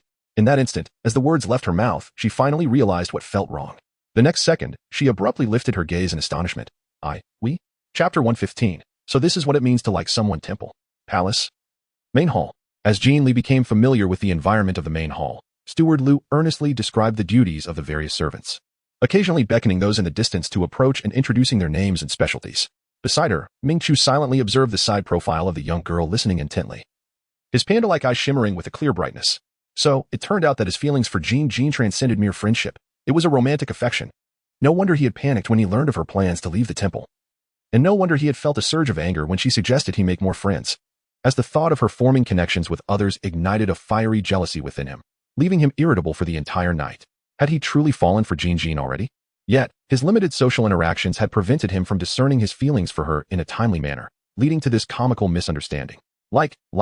So this is what it means to like someone. Joy surged within Ming Chu's panda-like eyes, and his lips involuntarily curved upwards. But in the next moment, his expression fell abruptly. What use was it if he was the only one who had feelings? Jin Jin must also harbor affection for him. Yet, recalling her resolute decision to leave the temple that morning, without even a glance back, made it clear she held no longing for him. Otherwise, how could she have departed so decisively? Without a single word of explanation? Thus, Jin Jin likely regarded him as merely a friend, because she viewed him solely as a friend. She encouraged him to meet new acquaintances, because she considered him merely a friend. She had no intention of staying in the temple and had openly conveyed her plans to leave. He was indeed foolish. Reflecting on his earlier outburst of unprovoked anger, he found it utterly childish and absurd, and it was no wonder Jin Jin had looked so bewildered in the face of his fury. If he was not mistaken, he must now appear to her as nothing more than a petulant child, which was why she had indulged him and glossed over the earlier misunderstanding as if it had never occurred. Perhaps she had wanted to spare him the embarrassment. High Priest, are you tired? Seeing Ming Chu lagging behind, as if he wished to take root in place, Jin Li seized the moment while Steward Liu was assigning new tasks to the servants and hurried over to him, whispering her inquiry. Ming Chu's eyes widened in surprise. Why you call me what? Is Jin still harboring resentment towards him? Otherwise, why would he refer to him as the High Priest and even employ such honorifics? Jin Li was momentarily taken aback, aware of the High Priest's astonished, yet somewhat aggrieved gaze. A flicker of understanding crossed her eyes, and after a brief silence, she glanced around before leaning closer to Ming Chu, lowering her voice. When others were present, it was more appropriate to address him as the High Priest. Certain decorum must be upheld. If she were to call him a Chu in front of outsiders, it would tarnish the exalted image of the High Priest. Even Steward Liu, who had served the foolish panda for decades, still referred to him as young master. What right did her newly acquainted friend have to disrupt this established order? Ming Chu's eyes shifted, catching sight of an old servant in the nearby palace. He felt a reluctance to voice his objection, but upon seeing Jin Li's earnest expression, the words he had prepared faltered, and he conceded, very well, when we are alone, you may call me a Chu. Ming Chu suspected he was unwell, and quite gravely so. It was merely a title, yet he was inexplicably sensitive to it, as if Jin Li calling him High Priest would create an insurmountable distance between them. He disliked it immensely. So this was what it felt like to harbor affection for someone, to yearn to be perpetually close and to care deeply about how one was addressed. Hearing the hint of grievance in Ming Chu's tone, Jin Li recalled Steward Liu's words from that morning, and her heart softened. She quickly soothed him. All right. When no one else is around, I shall call you a Chu. Steward Liu had mentioned that after returning to the palace in a huff the previous day, the foolish panda sulked alone in the inner chamber, skipping both lunch and dinner, the candlelight flickering throughout the night until dawn. This indicated just how upset the foolish panda had been with her. Yet, even in such a state, upon realizing she was absent that morning, he had rushed out without pausing for breakfast, eager to find her. Steward Liu had observed him grow up, and it was the first time he had seen the foolish panda so concerned about someone, highlighting Jin Li's significance in his life. Despite her nonchalant suggestion for him to meet others, which was meant for his benefit, it had sounded to him like an emotional imbalance. I regard you as my closest friend, desiring only your companionship, yet you treat me as a mere acquaintance, dispensable. It was no wonder the foolish panda became so incensed. After all, he was a high priest accustomed to a life of luxury, unaccustomed to being treated with such indifference. If the roles were reversed, she surmised she would likely feel just as upset. Steward Liu further revealed that the two young ladies invited that morning were his idea, initially intended to elevate the foolish panda's spirits. However, upon seeing the Lin family missy-bully her, the foolish panda's anger was forgotten as he instinctively sought to defend her. Thus, the foolish panda truly made her heart melt. How could she not treat him with utmost care? Reflecting on this, Jin Li's lips curled into a playful smile, her eyes sparkling with mischief. When they were alone, she mused, a Chu, Chu, little darling, great darling. As long as you like it, I shall call you each one. How about that? As Jin Li's words fell, Ming Chu, who had initially worn a visage of profound dejection, suddenly appeared taken aback. When his gaze met Jin Li's playful, crescent-shaped eyes brimming with mischief, his typically composed demeanor flushed a vivid crimson. Why you? If you're not fond of the conventional terms like little darling, big darling, sweetheart, dear, and young master, I can adjust. Jin Li stifled a laugh, her countenance adopting a mock-serious expression as if she were ready to sacrifice herself for her prince. Ming Chu's face became even redder, resembling a human-shaped tomato. How about it? Are you left speechless by your preferences? Amused by Ming Chu's adorably bashful demeanor, Jin Li nearly burst into laughter at the sight of him. How could this silly panda be so easily flustered? It was utterly charming. She simply couldn't resist teasing him for a single day. You. The girl's spontaneous endearments, paired with her increasingly unrestrained laughter, left Ming Chu blushing furiously for the first time, feeling quite embarrassed. After a prolonged moment, he widened his eyes and managed to exclaim, You're insufferable. All you do is bully me. Humph. I absolutely despise this. Despite his protests, the glum expression on his face and the flush across his fair cheeks only served to enhance his charm. and he couldn't bring himself to walk away when he saw her radiant smile. His heart raced intensely, making him feel as if it might leap from his chest at any moment. A buzzing sound filled his ears, rendering the rest of the world insignificant. Leaving only the image of the girl's sweet smile before him, Ming Chu stood entranced, completely absorbed in the sight of her carefree laughter. Chapter 117. Did he just say something wrong? In the palace, within the inner hall, aside from Steward Liu who could come and go freely, Jin Li was fortunate enough to become the second individual granted such unparalleled privilege. Quick, Jin Li, these are the dishes specially ordered from a 7-star restaurant by Steward Liu. Go on, taste them. Upon entering the inner hall, Ming Chu shed his earlier aloof demeanor and eagerly pulled Jin Li, who had just familiarized herself with the palace, towards the grand tea table. Jin Li allowed herself to be led by Ming Chu, her mind wandering through the overall layout of the palace while she mentally revisited the information of the 18 palace servants she had just encountered. One could not help but acknowledge the immense size of this palace.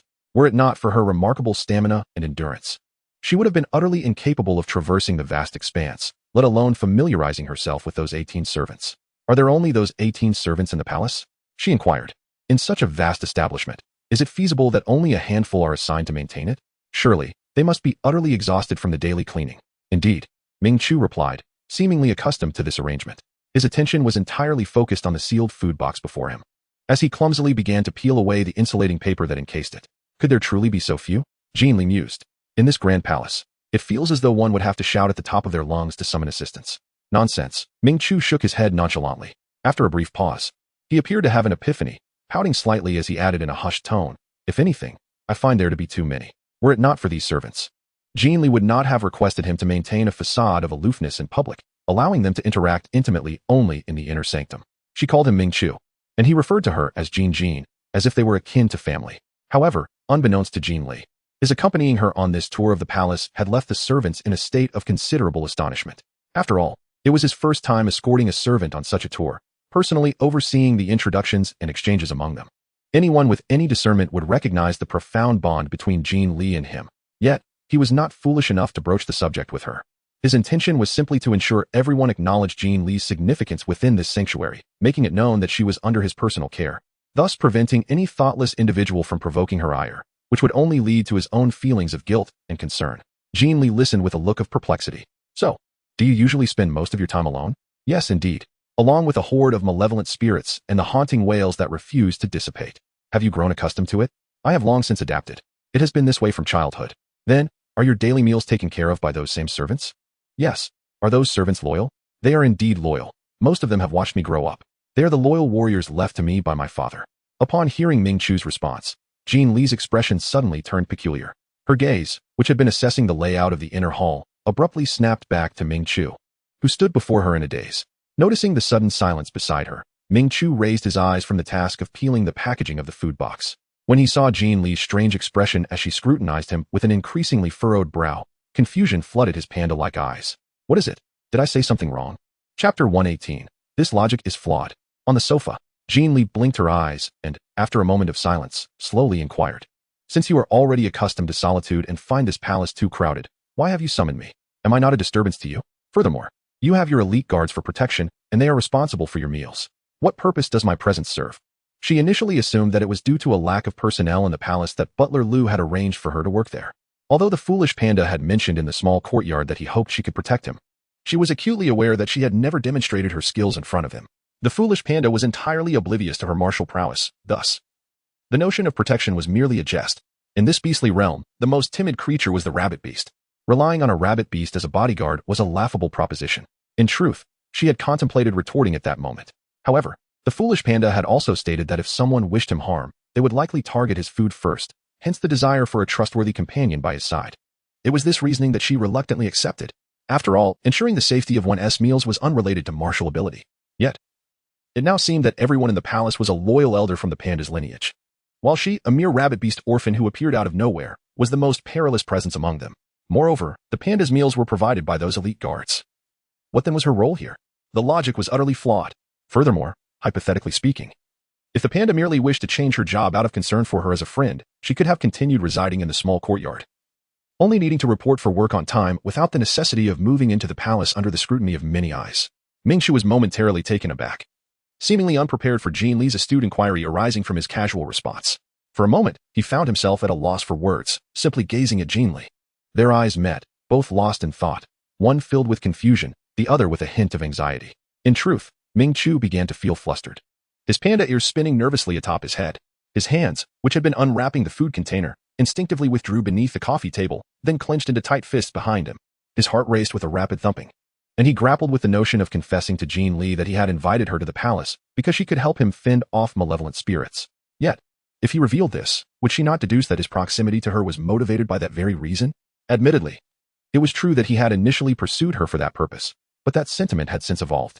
He genuinely wished to befriend Jin Li, and he would rather endure the hauntings of evil spirits than disclose the truth out of fear that she might misconstrue his intentions. Had it not been for Jin Li's sudden disappearance in the back mountain, he might never have revealed his identity. Now that he had come to recognize his feelings for her, he was even less inclined to speak up. But if he remained silent, how could he justify his current actions? As Ming Chu struggled to articulate his thoughts, Jin Li narrowed her eyes, a peculiar expression adorning her face.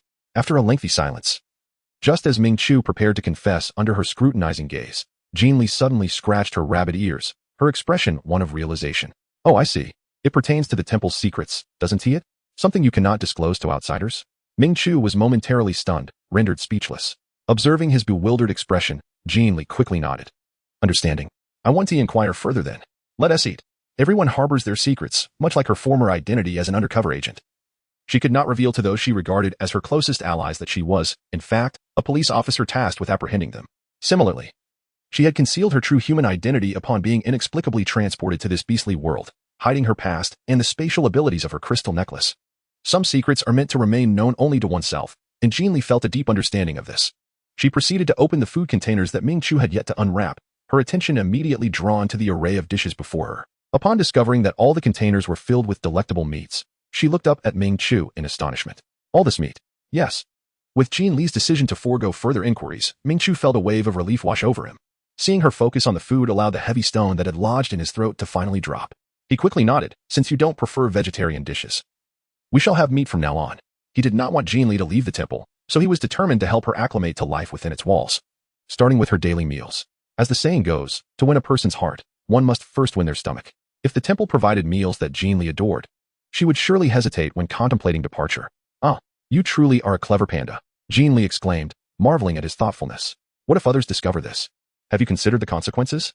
She was incredulous that her treatment could be so lavish. The foolish panda was willing to jeopardize his reputation just to ensure she had a taste of meat. Wasn't he that a rather significant sacrifice? Fear not. These meats are personally overseen by Butler Liu. There will be no issues. Furthermore, even if someone were to find out, it wouldn't be a matter of great concern. I have never claimed to be strictly vegetarian. On occasion, I partake in meat, and the elders are aware of this. At the annual family feast held at the Ming Ancestral Hall, I also indulge in some meat. Jin Li pondered earnestly, her expression turning serious. No. We must adhere to the established customs. As the high priestess, whether you partake in meat is your prerogative. However, my situation is different. I am merely a temporary servant. And in fact, my standing is even lower than that of the 18 others outside, all of whom abstain from meat. If word of my indulgence were to spread, I could merely leave without consequence, but you would face unjust accusations of inequality and bias. Should this rule be broken, the ramifications could lead to the collapse of faith. We must remain vigilant and prevent any potential issues. Her gaze fell upon the delectable meat before her, and Jin Li blinked. Since it has been offered, we must not waste it. We shall partake. However, let this be a one-time exception, and thereafter, no more shall be brought. The absence of meat was indeed a struggle for her carnivorous nature, yet it paled in comparison to the significance of the foolish panda's reputation. Moreover, if her cravings became unbearable, a trip to the back mountain could always be arranged. Chapter 120. Why are you so kind to me? Momentarily taken aback by Jin Li's solemn demeanor, Ming Chu found himself at a loss for words. Gazing wide-eyed at the young woman before him, I am unable to assist with that. Is Jin Jin truly considering him? She could easily indulge herself. Yet for the sake of his reputation, she willingly sacrifices her own comfort, choosing not to tarnish his name. Jin Jin. Jin Jin is truly wonderful. At that moment, Ming Chu Qian nodded lightly and uttered a soft "oh," yet her mind was concocting an entirely different scheme.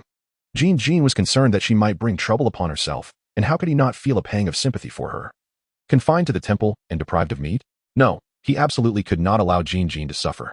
Observing the foolish panda obediently responding, Jin Li, with satisfaction, picked up a piece of meat and placed it into her mouth. The rich, savory aroma of the tender meat flooded her palate, causing her to squint her eyes in delight. Her long, fluffy white rabbit ears relaxed, lying back in sheer contentment, resembling an adorable lop-eared rabbit. Achoo!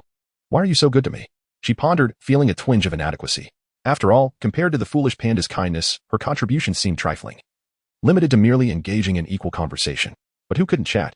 If the foolish panda desired, anyone in the palace could be summoned for a lively discussion. Thus, she often found herself reflecting on what merits she possessed that warranted such amiable treatment from the foolish panda. Was it truly because, upon their first meeting, the foolish panda mentioned feeling lost and parched, and she had invited him in for a warm cup of tea? Was it really just that? Upon hearing Jin Li's question, Ming Chu blinked in confusion. Am I good to you? He mused, feeling as though he had fallen short in his efforts. Jin Li vigorously nodded his head, expressing his approval. Ming Chu was momentarily taken aback. After a few seconds of silence, he raised his hand to scratch his forehead. After pondering seriously for a while, he finally replied with a bewildered expression, Is there really a need for a reason to be good to you? Jin Li widened her eyes, her delicate face reflecting a profound bewilderment. Was it truly unnecessary? Ming Chao was genuinely at a loss. He could not articulate why. Yet an innate impulse compelled him to care for Jin Jin.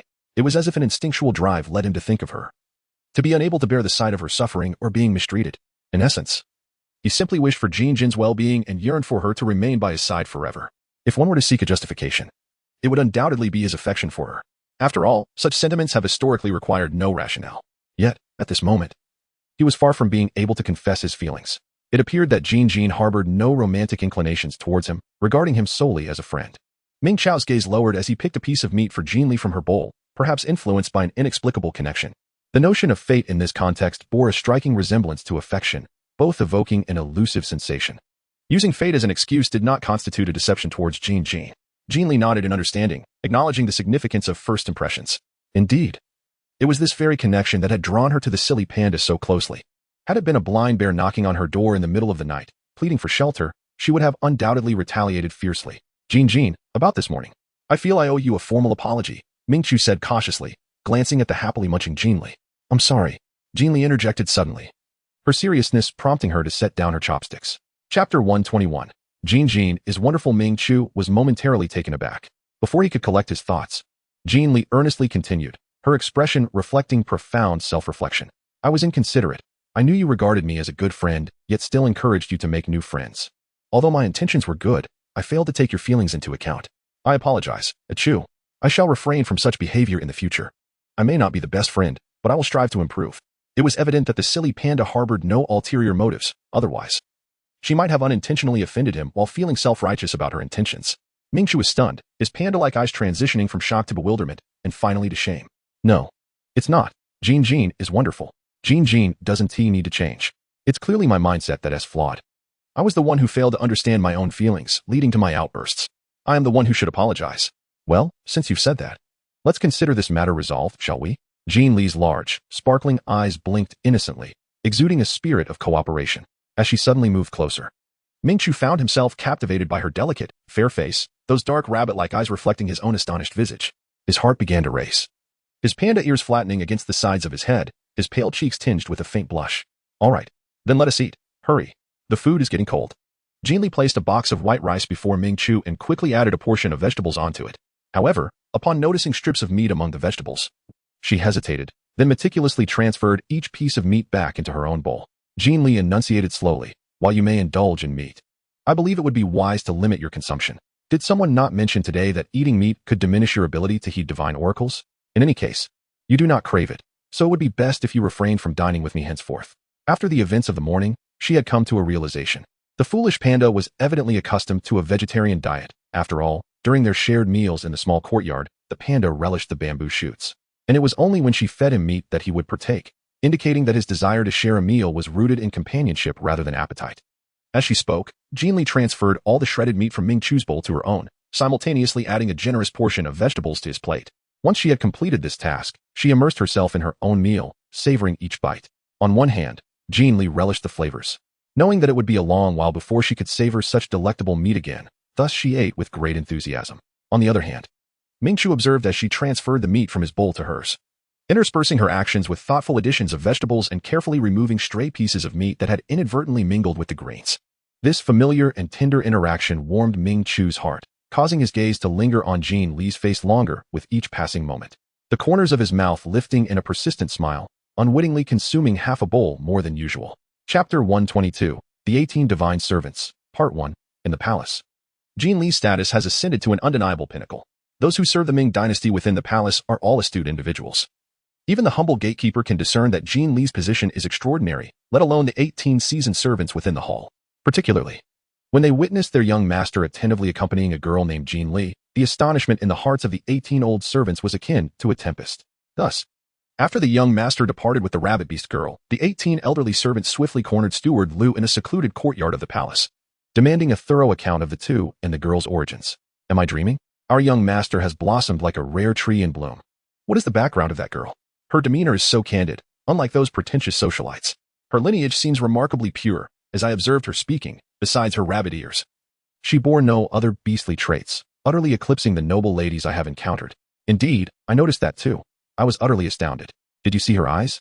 She doesn't even possess the characteristic red pupils of a rabbit beast. Is our young master particularly fond of her? I noticed he remained by her side, his gaze never straying. I was almost too startled to hold my broom. Absolutely enamored. I would stake my head on it. You didn't see, but at one point, the girl approached our young master and seemed to say something, causing him to blush instantly, as though provoked, glaring at her several times. I initially thought he would scold her coldly, yet he remained rooted in place, utterly dazed. Just think, if he were indifferent, would he remain despite being irritated? Would he follow her with such eagerness? Oh, the matriarch must be smiling down from above. Back in the day, she feared that our young master might be like the old master, indifferent to women, and dreaded being forced into unwilling circumstances. Indeed, that girl possesses exquisite beauty, surpassing those celebrities on billboards. If she were to be with our young master, their offspring would undoubtedly be breathtaking. Oh dear, my youthful heart. Enough with your foolishness. Let Liu first explain the girl's background. What is her character? We must ensure our young master's well-being, especially now that the old master and matriarch are no longer here. We cannot allow just any girl to ensnare him. If he encounters the wrong person, it could ruin his life. The word love can be quite injurious. Rest assured, I have a keen eye for character. That girl's gaze is clear and spirited. She is certainly not a treacherous person, and her countenance suggests great fortune. Her manner of speaking is neither subservient nor arrogant, and she is exceedingly polite. Bah, you old fool, go away. With your judgment, even the pigs in the backyard appear fortunate to you. I wouldn't trust your opinion. You truly are insufferably foolish. Indeed, do not jump to conclusions. Our young master has never interacted with girls. What if he is deceived? Have you not heard that a man's first love can be a significant hurdle? It can easily ruin a lifetime. Exactly. Look at those noble ladies. Do any not appear docile and virtuous? Yet behind closed doors, it's a different story. I hesitate to even mention the last one. The Mu family girl that our young master discarded. Her behavior was scandalous. Thus, appearances can be deceiving. If only I had the guise of a young girl. I could master the art of deception too. Just go away. Even with a pretty face, you would still be insufferable. Why are you resorting to personal attacks? Did my teeth offend you? Enough. Enough. Stop your incessant chatter. Steward Liu, trapped in a corner and unable to interject, wore an expression of despair. Chapter 123, The 18 Divine Servants Part 2. Everyone believes that the 18 divine servants within the temple are taciturn. Yet only he knows that these old fellows are akin to a flock of chattering sparrows. Steward Liu suddenly felt a pang of sympathy for his young master. After merely a brief time amidst this chatter, his ears were nearly overwhelmed. Meanwhile, the young master has been plagued by malevolent spirits since childhood. Often surrounded by their wailing cries, one can only imagine the difficulty he endures. Regardless, he must ensure that Miss Jin Li remains. She must stay within the temple. Contemplating this further, Steward Liu felt a deeper sense of unease, casting a complex gaze toward the surrounding chatterboxes. Do you believe others wish to remain here? They have no intention of lingering in the temple, understand? Just the thought of Miss Jin Li turning to leave still confounds me. Many aspire to be recognized by the temple, yet she dismisses it entirely. This truly troubles me. What? Did I just hear correctly? You said that girl has no intention of staying long-term?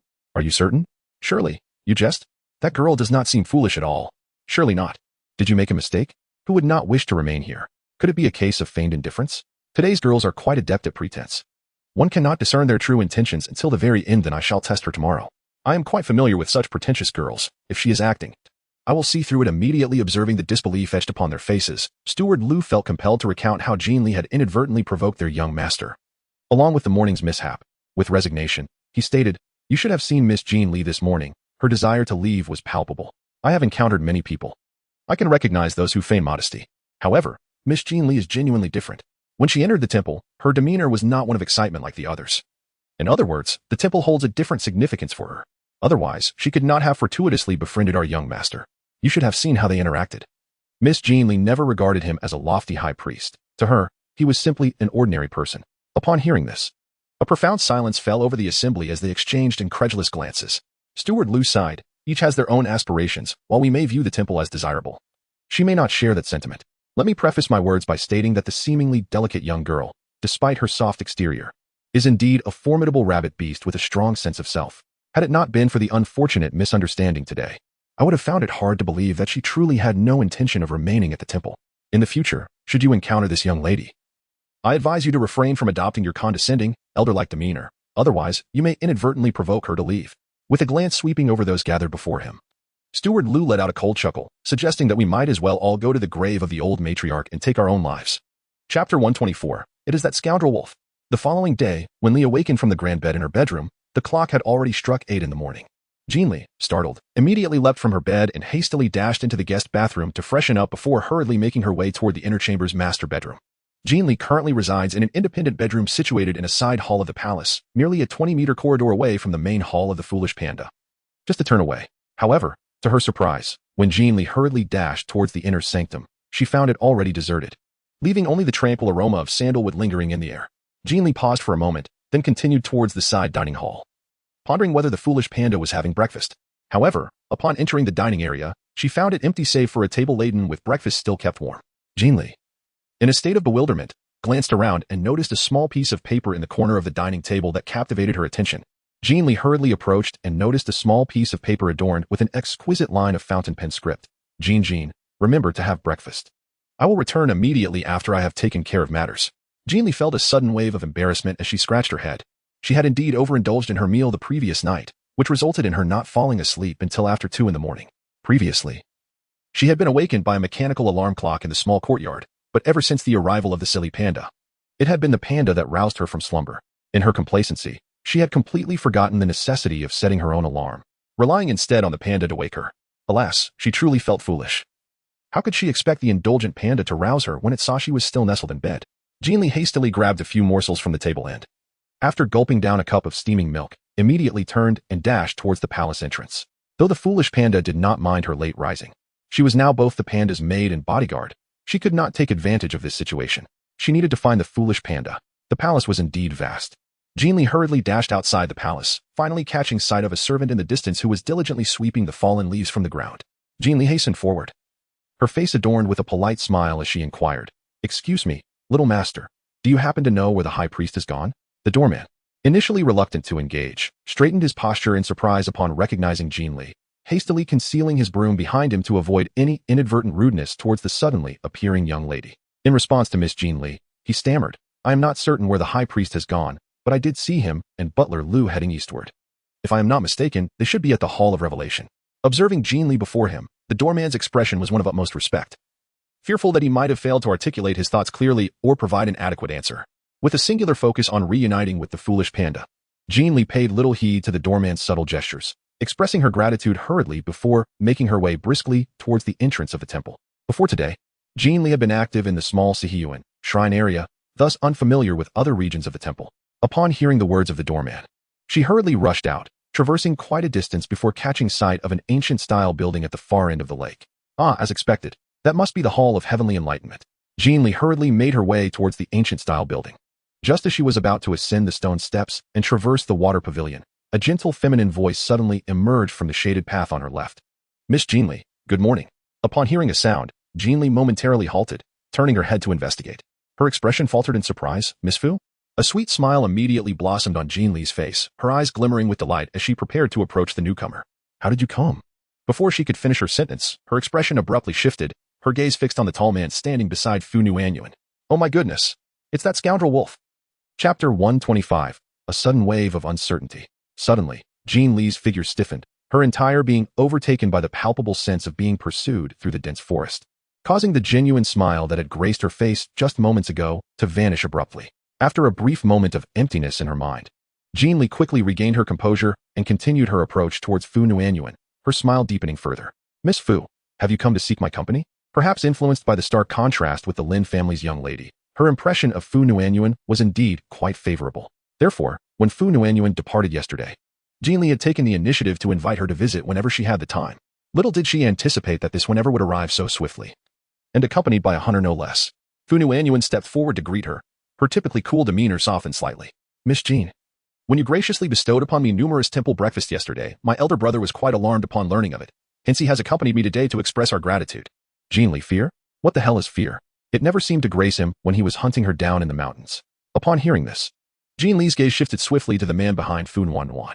After a fleeting glance, her expression immediately morphed into one of feigned timidity. It turned out that he was indeed a relative of Fu Wanwan. No wonder she felt a sense of familiarity upon seeing Fu Wanwan's wolf ears yesterday. At that moment, she thought all wolf ears looked alike, so despite feeling a bit flustered, she did not dwell on it. Who would have thought that such coincidences could occur? Fortunately, she had cleverly concealed her rabbit beast skin at that time. Otherwise, she would have been compelled to flee in despair. Beneath the shade of the trees, Fu Yuan's gaze lingered on the suddenly appeared little rabbit for quite some time, and he began to feel a flicker of uncertainty. After all, how could a pure human girl transform into a rabbit beast? Unless there was a disguise. However, as he refocused on the little rabbit before him, doubt clouded his eyes once more. Observing the rabbit's fluffy ears, which reacted with varying arcs to the girl's expressions, he realized that such realism could not simply be achieved through mere disguise. Furthermore, if the other party truly possessed a disguise, the temple would undoubtedly have discovered it. So, could it be that he had erred? Was this little rabbit merely reminiscent of the girl? No, it must only be an image that resembled her. After all, in front of the little rabbit, she did not dare to meet his gaze, displaying none of the haughty demeanor characteristic of that human girl. Concealing a hint of disappointment in his wolf-like eyes, Fu Yuan approached Jin Li and politely nodded. Miss Jin Li, I am Fu Yuan, Wanwan's elder brother. Wanwan has been expressing her gratitude for your kindness ever since she returned home yesterday, and today I have come to thank you for your generous gifts. As he spoke, Fu Yuan slightly lifted the heavy bamboo basket in his right hand. Having heard that Miss Jin Li has an affinity for delicacies, he added, these pastries, meticulously prepared by Wanwan this morning, are not particularly extravagant, so please do not feel like a stranger, though the pastries might seem humble. The ingredients and fillings within were exceedingly precious, worth their weight in gold. You were too kind, Mr. Fu, Jin Li replied, still feigning a timid demeanor. Her voice trembling slightly. The air fell into a momentary silence. Fu Wanwan observed her brother's condescending scrutiny of Jin Li, a flicker of disappointment evident in his expression. Glancing at Jin Li, who stood before her with downcast eyes and a stiff posture, seemingly uncomfortable, she cleared her throat awkwardly. Taking the food basket from her brother, Fu Wanwan quickly extended it towards Jin Li, her voice soft as silk. Jin Li, have you had breakfast? If not, why not indulge a little? There is no one else here to see. Having seen Jin Li approach from the direction of the temple, she assumed she had been sent by the high priest for errands, and now, alone, she could sample her culinary skills. This was the glutinous rice pastry she had prepared herself that morning, filled with rare wild matsutake mushrooms. Just as she was about to open the food box to offer Jin Li a piece, an unexpected green object leapt out with a brief quack, heading straight for Jin Li's face. The sudden intrusion startled the previously composed Jin Li, causing her to jerk her shoulders and retreat. Instinctively, her other hand reached into the air, and the croaking creature landed directly in her palm. Fu Yuan's wolf-like eyes widened in shock, his body frozen mid-step. As he had intended to assist, Fu Wanwan was equally taken aback. She had never anticipated that a small frog would leap from the food box, aiming directly at Jin Li's face. For a moment, she stood frozen, her wolf-like eyes wide, before finally reacting and moving to help. The man's silence alerted Jin Li to something amiss, and in that instant, a flicker of regret crossed her rabbit-like eyes. Damn it! She had fallen into a trap. In a flash, Jin Li released her grip on the creature, screaming as she stumbled backward, her voice a piercing cry of terror. While the green object fell from her hand to the ground, as if it had merely bumped against her palm. By the waterside, the rabbit beast girl appeared genuinely frightened. Retreating rapidly. With a splash, she fell directly into the lake. Jin Jin! Jin Jin! A startled voice echoed from the other end of the pavilion, followed swiftly by a figure racing towards the water. Ming Chu could hardly believe his eyes as he witnessed Jin Jin tumble into the river. His eyes widened in shock as he sprinted towards the pavilion. Buy me some time. Fu Yuan quickly tossed a remark to Fu Wanwan, glancing at the approaching Ming Chu, before leaping into the lake and vanishing from sight. Fu Wanwan was left bewildered. What do you mean by buying time? What does that even mean?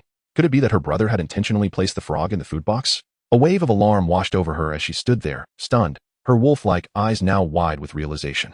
Of course, it must have been my brother's doing. Since returning home yesterday, she had sensed something was off with him.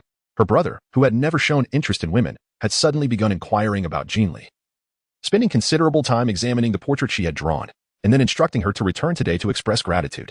When they left, he had even forbidden the guards from accompanying them, carrying the food basket she had prepared himself. Initially, she had thought it peculiar that her brother was so attentive to a woman, wondering if he had developed feelings for Jin Li. But upon reflection, she dismissed the notion. Her brother was always focused on the military, and she had mentioned that Jin Li was favored by the high priest. Her brother, being so astute, would never commit the folly of pursuing another's betrothed. Now, she finally understood. Her brother had first set the frog to ambush Jin Li. And now with her falling into the water, he commanded her to delay the rescue. This was clearly an attempt to eliminate Jin Li. Fun 1-1. Chapter 127. Slowly formulating a question mark. In the depths of the Emerald Lake.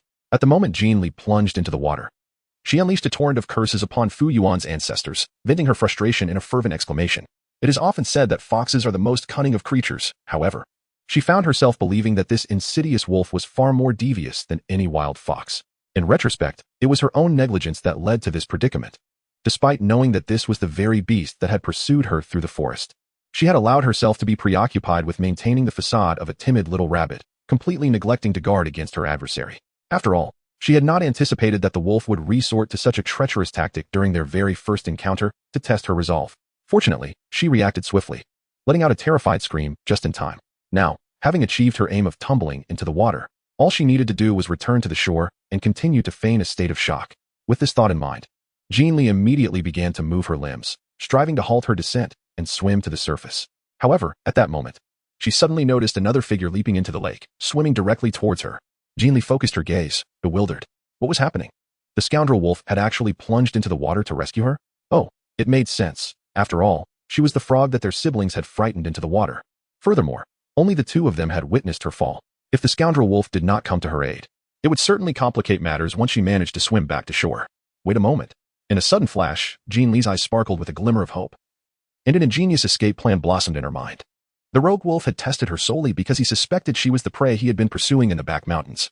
This indicated that, despite witnessing her tumble from the towering waterfall, he still believed she had survived, which meant he must think she was adept at swimming.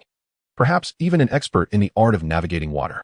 Therefore, if she pretended to be incapable of swimming, could she not dispel all the rogue wolf's doubts?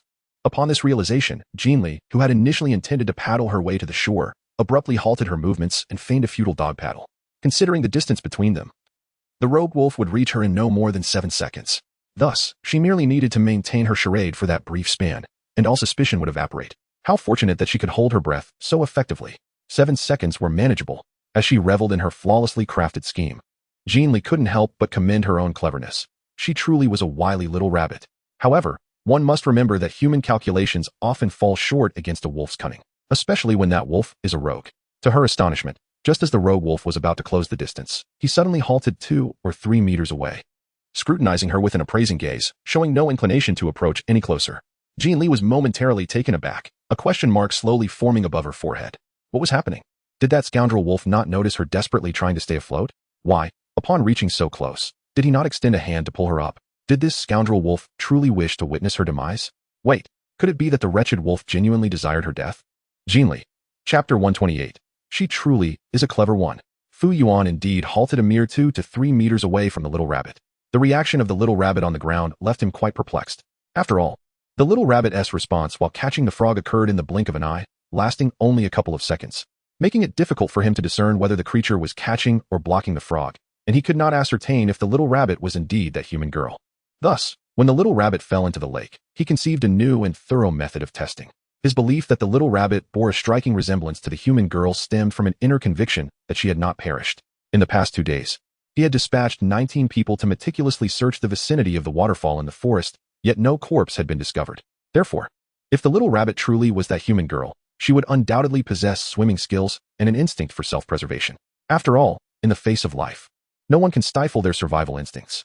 It was precisely this consideration that led him to pause in his rescue efforts, wishing to observe whether this little rabbit truly lacked the ability to swim. His gaze fell upon the little rabbit's clumsy dog paddling. At most, it could manage to keep itself from sinking deeper, yet the notion of rising to the surface was nothing short of a fanciful dream. Recalling the immense waterfall and the swirling depths, it was clear that anyone lacking proficiency in swimming would surely meet their demise underwater, let alone this little rabbit that could only paddle ineffectually. So had he indeed overthought the matter? How could that human girl possibly be a rabbit beast? Unlike Fu Yuan's current disillusionment, Jin Li, still struggling to save herself with her dog paddle, was on the verge of unleashing a torrent of expletives. This wretched wolf indeed wanted to witness her demise firsthand. As the saying goes, better to kill wrongly than to let slip. This despicable wolf was intent on eradicating any lingering doubts within his heart, especially considering that he had slain his own kin that night. If word got out, the consequences for that wretched wolf could be dire. Jin Li's thoughts raced as she abruptly ceased her frantic attempts to save herself. allowing her form to sink toward the depths of the lake. Very well. If her adversary wished to witness her demise, then perhaps she might as well die once. Biding her time until she could escape from her pursuer's line of sight. Conveniently, within her newly acquired medical kit, there resided a 20-milliliter pure oxygen canister, specifically designed for patients suffering from asphyxiation, which would prove invaluable in this moment. All she needed to do was to slowly, turn her back, concealing herself from the watchful gaze of the wolf-like beast a few meters away, and then discreetly retrieve the small canister from her space, inhaling a breath of pure oxygen. Oh, how clever she was. However, just as Jin Li reveled in the brilliance of her scheme and prepared to set it into motion, a powerful and robust arm suddenly encircled her waist, yanking her forcefully. Her feigned limp body was propelled against a solid chest wall. Jin Li suddenly widened her eyes in astonishment. What on earth is happening? Chapter 129. She merely wished to return home to her mother. In the lake, she observed a little rabbit, initially struggling desperately to stay afloat, gradually ceasing all movement. Fu Yuan's wolf-like eyes narrowed sharply, and he swiftly swam over, pulling the creature into his embrace. With a single hand, he propelled himself rapidly towards the surface. Before Jin Li could even utilize the pure oxygen tank from her spatial realm, she was lifted to the ground at a speed akin to light. Jin Li trembled with trepidation, exclaiming in her mind that the rogue wolf was indeed formidable. The speed of rescue was astonishing.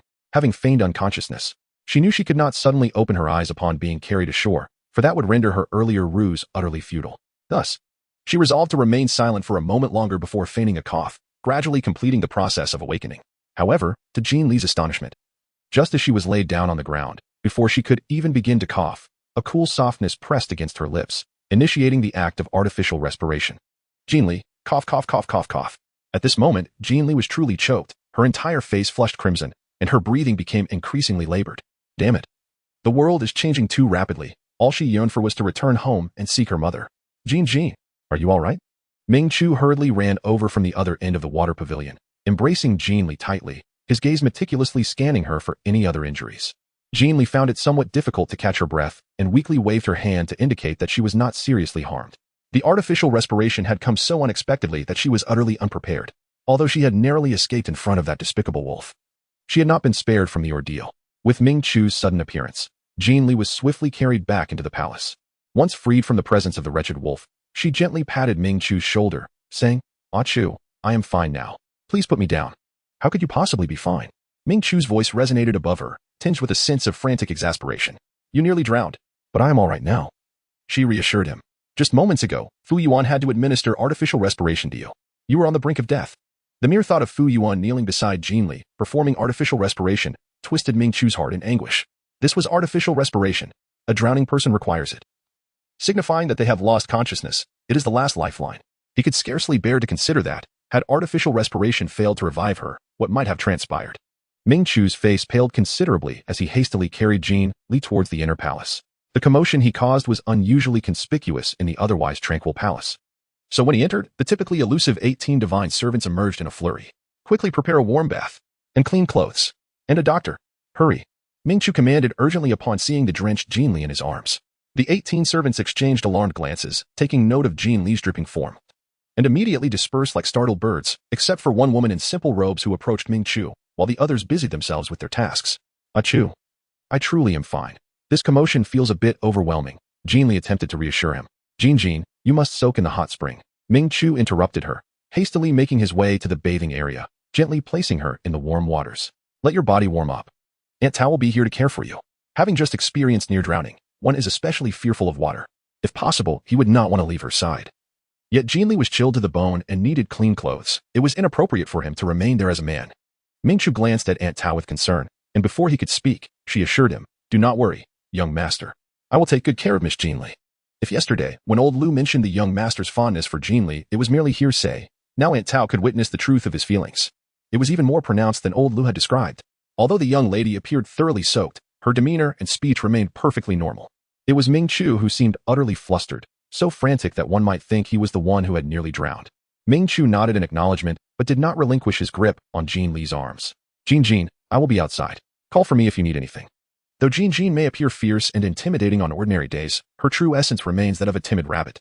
Now, having unexpectedly fallen into the water, her calm demeanor suggests she is still in shock, unable to fully comprehend her predicament.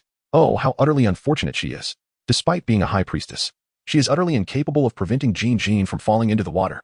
He is, without a doubt, a useless waste of space. "Fear not. I am unharmed, Jin Li reassured, curling her body into the warm water. At that moment, she felt no hint of the after-effects of drowning. In fact, she wished to linger in the hot spring a while longer. Truly, what a privilege it is to be a high priestess residing in a temple with its own private hot spring. What an astounding luxury. The level of treatment and opulence is enough to incite envy and jealousy. The mere thought of her own bathing routine, which involves either meticulously preparing hot water or hastily taking a cold shower, left Jin Li lamenting the stark contrast between herself and a national treasure. As she watched Mingqiu depart from the bathing area, her gaze slowly shifted to the divine servant standing nearby. She recalled that the woman, Aunt Tao, was the only female servant in the palace responsible for the garden. When Butler Lu had introduced her, Aunt Tao had been wielding a large pair of pruning shears, leaving a lasting impression on Jin Li. Intending to express her gratitude politely, their eyes met, and Aunt Tao, standing by the hot spring, kindly inquired, Miss Jin Li, do you feel any discomfort? Perhaps tightness in your chest or dizziness? Jin Li paused for a moment, sincerely reflecting before gently shaking her head, indicating no. Is there any part of you that is injured? Perhaps a cut on your hand? Or did you strike a stone while falling into the water?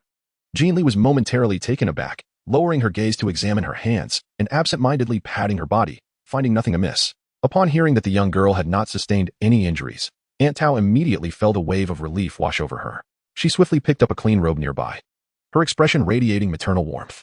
Although the girl was unharmed, the danger of drowning was far from trivial. Sometimes, even if a person is rescued, a secondary drowning incident could occur, with consequences more severe than the initial submersion in water. Miss Jin Li, do you still feel cold? If you're feeling warm enough, let us change into some clean clothes and go see a doctor, so we don't worry the young master, shall we? If the doctor confirms that everything is fine and you still wish to enjoy the hot springs, we can continue, all right? In addressing Jin Li, Aunt Tao spoke as though she were soothing a child, her face imbued with kindness and her voice gentle, as if any sudden movement might startle the girl. Chapter 131. Is this what you mean by no problem? Faced with such a loving elder, Jin Li found it impossible to utter a refusal, promptly nodding her head in agreement as she prepared to emerge from the hot spring. Jin Li swiftly donned a clean long robe, while Aunt Tao thoughtfully attended to her damp hair with an absorbent cloth, her movements both gentle and deft. Yet, when her gaze briefly lingered upon Jin Li's shoulder, Aunt Tao's eyes noticeably faltered, and her grip on the cloth tightened imperceptibly. Jin Li swiftly exited the bathroom under the guidance of Aunt Tao. However, upon stepping out, she was taken aback by the scene unfolding in the inner chamber. There, standing uniformly in their white medical uniforms, were more than a dozen unfamiliar figures, a sight that was usually prohibited for outsiders. Some of them were carrying medical cases as large as suitcases, while others held small boxes adorned with the emblem of the Red Cross. A few were even collaboratively pushing equipment that towered to half their height. Beside this assembly stood a cylindrical structure, equally tall. The moment she appeared, all eyes turned toward her in unison.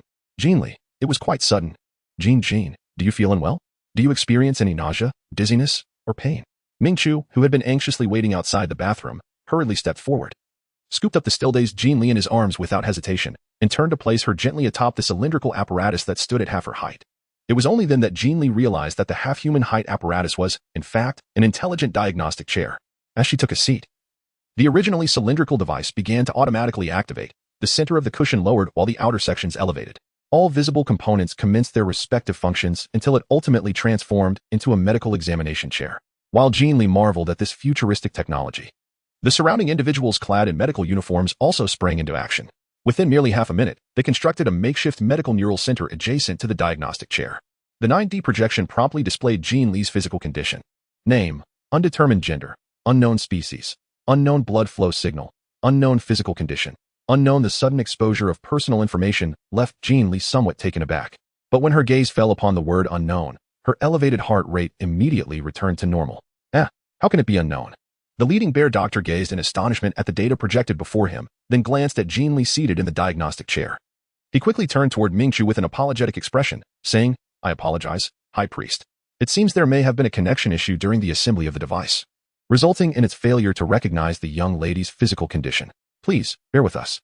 The bear doctor hastily gestured for everyone to inspect the recently constructed medical neural center, meticulously checking each line for any loose connections. Regardless of their findings, they reconnected everything once more. The team swiftly completed their tasks, and the bear doctor finally pressed the restart button. As the machine resumed its functions, he bowed slightly toward Mingqiu, expressing his remorse. High Priest, it should be functioning properly now. Upon hearing this, Jin Li's heart tightened. It was over. This data included a category for species. If the machine detected that she was purely human, would her identity be exposed, potentially putting her in danger? At that moment, Jin Li instinctively sought an excuse to rise. However, before she could make a move, Ming Chu's somber reprimand resonated. Is this what you call no problem? Chapter 132. Is this truly a matter of humanity? Jin Li was momentarily taken aback and quickly turned her gaze towards the projection. Once again, the personal information reappeared on the screen, yet, without exception. It mirrored the previous assessment results. The only distinction was that the name section was marked as pending, while all other evaluation categories remained labeled as unknown. Jin Li. Well, it seems her earlier concerns were somewhat unwarranted. Before the holographic projection, the lead doctor of the bear creature appeared flushed, repeatedly offering apologies. I am terribly sorry, indeed. It must be that the equipment sustained some damage during transit, which resulted in the evaluation failure. I will arrange for a new set to be delivered at once. Damaged? Ming Chao's eyes brimmed with skepticism. Are these devices so fragile? Why then are they provided for use in the temple? Had you not conducted quality inspections beforehand? The bear doctor stammered.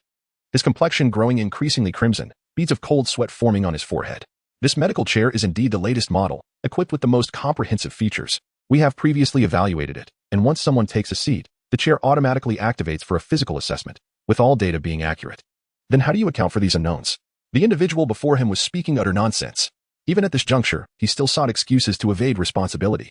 Ming Chao's tone had descended to a level of utter disdain. Are you implying that this is a human error? Jin Li's gaze fell upon the projection screen, displaying a stark unknown, her expression slightly embarrassed. In truth, she reassured herself, there was nothing wrong. No examination was necessary. The incident of falling into the water was deliberately orchestrated by her, merely a ploy to escape that despicable wolf. She had no intention of revealing her human identity through this mishap. However, from the words of the medical personnel, it seemed they had discerned the reason for the unknown diagnosis. The diagnostic machine was designed for beast men, and being a pure human, it was entirely reasonable that the machine could not process her information. The medical staff was essentially placing the blame on her. Upon hearing Jin Li's words, the bear doctor hastily interjected, Miss, rest assured, while the instrument is temporarily out of order, based on my observations of your behavior, reactions, and demeanor, your physical condition appears to be stable.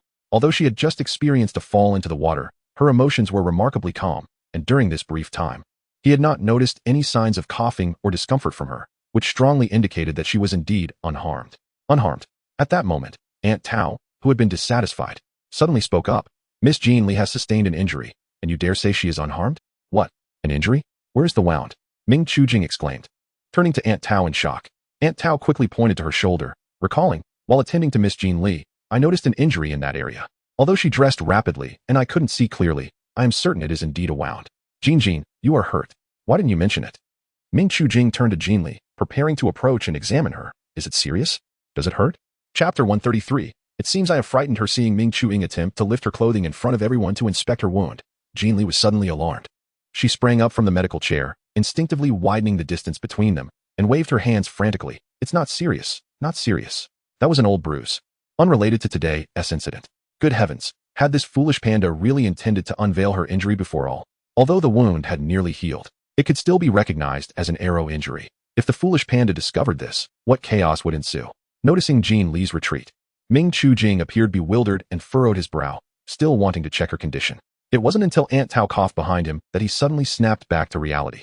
His face flushing crimson in an instant, caught in a state of indecision, unable to move forward or backward. What on earth had he just done? He had actually considered lifting Jin Li's clothing to examine her wound. Ming Chujing felt as though he might spontaneously combust from embarrassment, even without a mirror. He could sense the heat radiating from his cheeks. How could he have been so foolish? Aunt Tao had clearly indicated the location on her shoulder, yet he still acted so thoughtlessly. Oh no, Jin Jin seemed frightened by him. She wouldn't think he was a pervert, would she? On the other side, sensing her young master's embarrassment, Aunt Tao smiled subtly before gesturing to the bear doctor to leave. The bear doctor, relieved to be dismissed after facing numerous awkward encounters, hurriedly signaled for the machines to be removed. Outside the palace, when the previously hurried group of doctors and nurses emerged with downcast faces, expressing unspoken disappointment and shame, Fu Yuan and Fu Nuanyuan, who had been waiting outside, rushed forward. Doctor, is Miss Jin Li all right? Fu Nuanyuan asked anxiously. Setting aside Miss Jin Li's future standing in the temple, her friendly demeanor warranted concern. She felt compelled to ensure her friend's well-being. While frustrated with her brother's actions towards Jin Li, confirming Jin Li's safety was the immediate priority. After all, the rabbit beast was known for its timid nature. If anything unfortunate were to happen to Jin Li due to today's events, how could she face her? Meanwhile, the bear doctor, who had just exited the palace and remained flushed, was taken aback when suddenly confronted by Fu Yuan. His expression shifted to one of astonishment. Commander, what brings you here? Doctor, how is Miss Jin Li's condition? Fu Nuanyuan urgently inquired again when the bear doctor hesitated to respond immediately. Her brother had rescued Jin Li from the water when she was unconscious, only reviving her through CPR, before they could assess her condition upon awakening. She had been taken away by the high priest, leaving them in a state of confusion regarding her current state. Chapter 134. Truly a cunning rabbit. Upon being questioned about the young lady's condition inside the palace, the bear doctor appeared visibly embarrassed. He hesitated before stammering, "She should be fine." With the diagnostic machine rendered useless, he had no way of knowing whether the young lady had sustained any significant injuries. Nevertheless, her demeanor and speech suggested she was not in distress. Yet, the high priest had mentioned that she bore an injury, so, clearing his throat, he continued. In any case, regardless of the circumstances, such an embarrassing situation must remain confidential, or how could our hospital continue to operate? Should be? Fu Nuanyuan's eyes widened in surprise. The doctor awkwardly cleared his throat again, casting a nervous glance at the disheartened crowd behind him.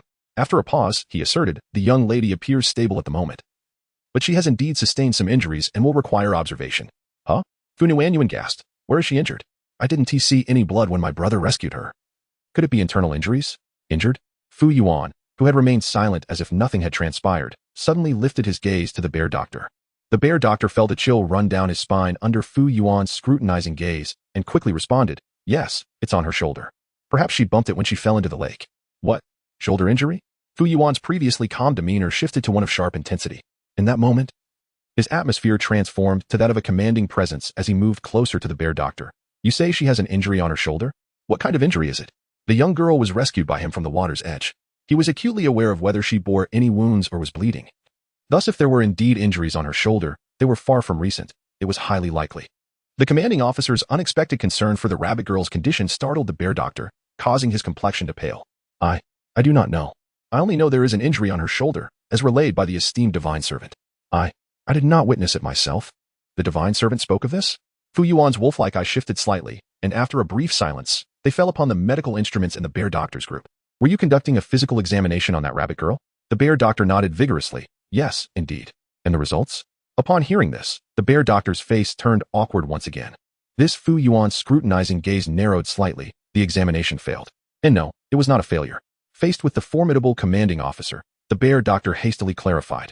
"There was a malfunction with the instruments. They must have been jostled during our journey, which is why the examination could not be conducted." "How do you know it was the instruments that malfunctioned?" "Well, the data displayed entirely as unknown. This surely indicates a poor connection with the instruments." The bear doctor implored, "Commander, this was truly an accident. Our Red Cross Eastern Hospital is not one of those dubious clinics. We adhere to strict protocols for our equipment. It was merely an unforeseen incident. The instruments must have been accidentally bumped on the way here. Once we return, we will contact the equipment company immediately to resolve the connectivity issue. Offending the high priest of the temple has already been a significant loss for the hospital. I cannot allow you to harbor a negative impression of us as well." Displayed entirely as unknown, Fu Yuan seized upon this crucial detail, a flicker of understanding igniting in his wolf-like eyes. Though his expression remained calm, his heart began to race. Indeed, in this beastly realm, all medical instruments were designed specifically for beastmen, and if the subject of examination were not a beastman, the bear doctor was on the verge of tears. "Yes, that must be due to poor connectivity." Fu Yuan fell into a contemplative silence, standing still, lost in thought. The bear doctor, witnessing his reaction, grew increasingly pale. Realizing he might have misspoken, otherwise, the typically composed commanding officer would not have reacted thus. Seizing the moment while the commanding officer was preoccupied, the bear doctor quietly slipped away, followed closely by his team, who dared not utter a sound. "Brother, what is the matter?" Seeing the bear doctor and his group hastily retreat as if fleeing for their lives, Fu Yuan's face was etched with concern as she turned her gaze to her elder brother. Today, the elder brother has been acting rather peculiarly. He typically conducts himself with utmost caution and decorum, so why the sudden change? Before the grand gates of the palace, Fu Yuan unexpectedly let out a light chuckle, his wolf-like gaze betraying a mix of irritation and amusement. After a prolonged moment, the man murmured softly, "What a cunning rabbit indeed." Chapter 135, The Night Boss in the resplendent seven-star hotel. Atop the highest floor, a glass enclosure shimmered with brilliance. The air thick with the fragrance of fine wine and the presence of numerous enchanting women. The exquisite strains of a cello floated throughout the gathering. A hearty laughter erupted from a corner of the hall, where a portly lion beast of a middle-aged man cradled a live fox beast beauty in his arms. His large hand roamed restlessly over her waist, his mood elated to the utmost. "Night Boss, this banquet tonight is specially arranged for you. Feel free to take any of the women here. There is no need for formality." The lion beast man raised the glass of red wine handed to him by the fox beast beauty, a broad smile gracing his face as he toasted to Yi Shi. "Previously, I failed to recognize your greatness and sought someone else behind your back. Now that you graciously overlook my transgressions, I am immensely grateful. So, Night Boss, please indulge me. Let us ensure tonight is filled with joy. Oh, and I have prepared a gambling game for you. Whatever you win is yours, and any losses will fall on me. What do you say? As he finished speaking, the lion beast man tilted his head back and drained his glass with a decisive flourish. On a luxurious sofa across the room, a handsome fox beast man held a captivating tiger beast beauty in one arm, while gently swirling red wine in the other. His elongated fox-like eyes curved slightly, a smile dancing at the corners of his lips. Old Lin, I always said, in the underworld, there's nothing Night Boss cannot achieve. Just look at the mess you've made. Fortunately, Night Boss is magnanimous. If it were anyone else, the outcome would be far less favorable.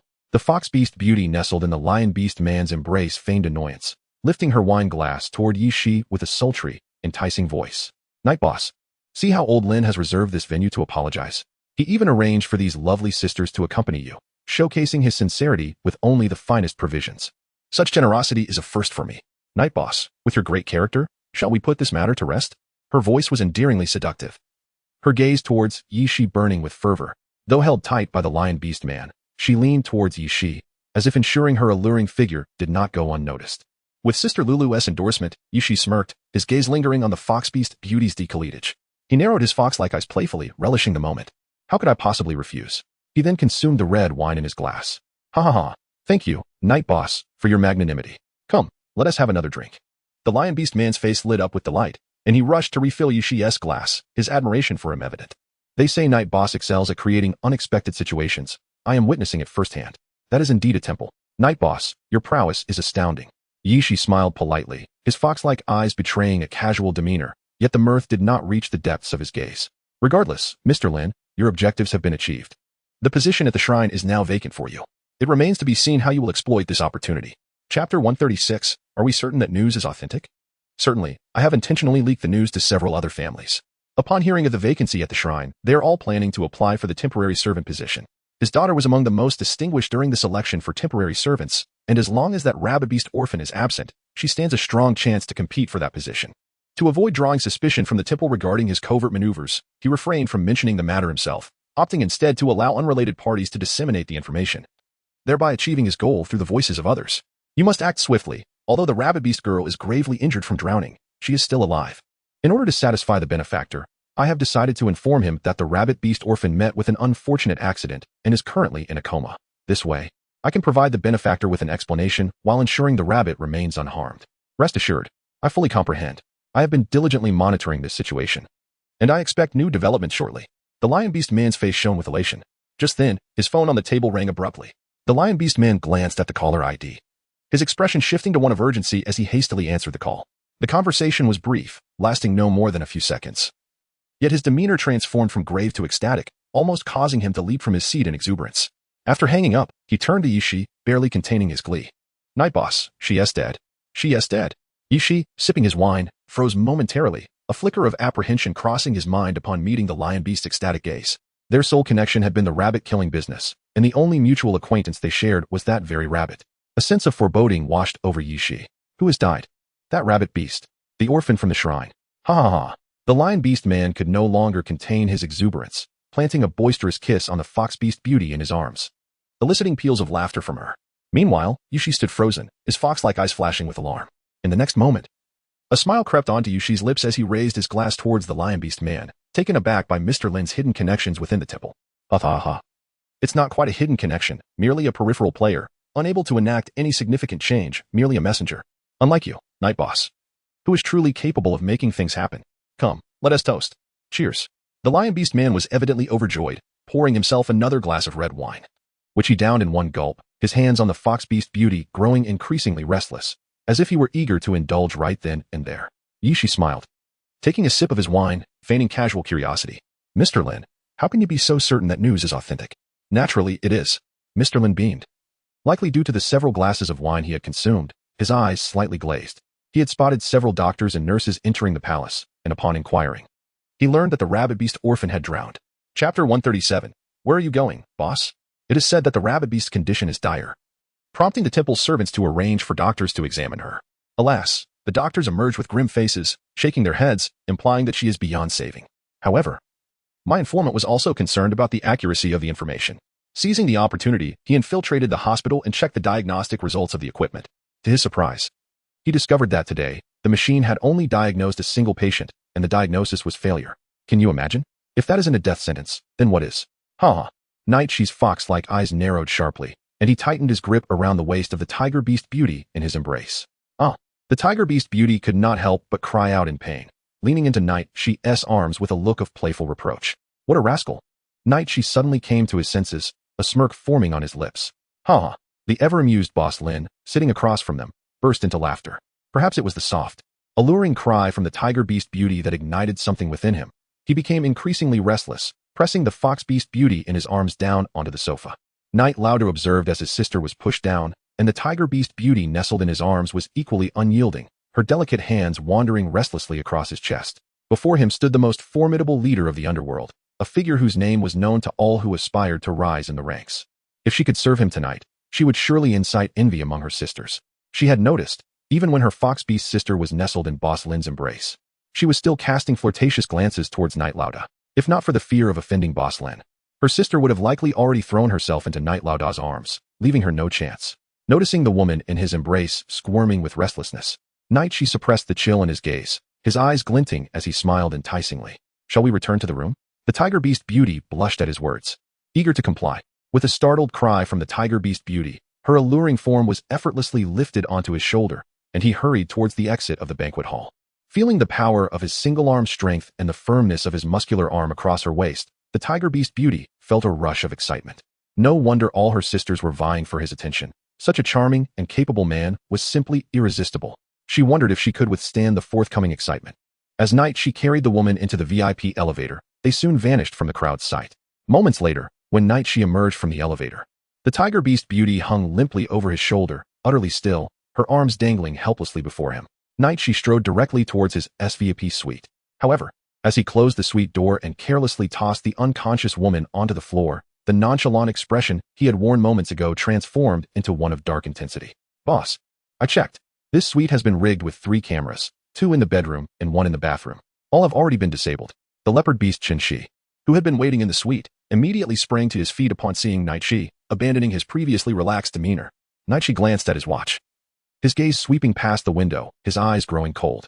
Jin Li, familiar with his boss's moods, sensed a shift. What's wrong? Didn't you go to the celebration banquet? Why do you look like this? I need to step out for a moment. This place is yours now. What? Where are you going, boss? When will you be back? Didn't you say we would hold a meeting soon? The brothers are all here.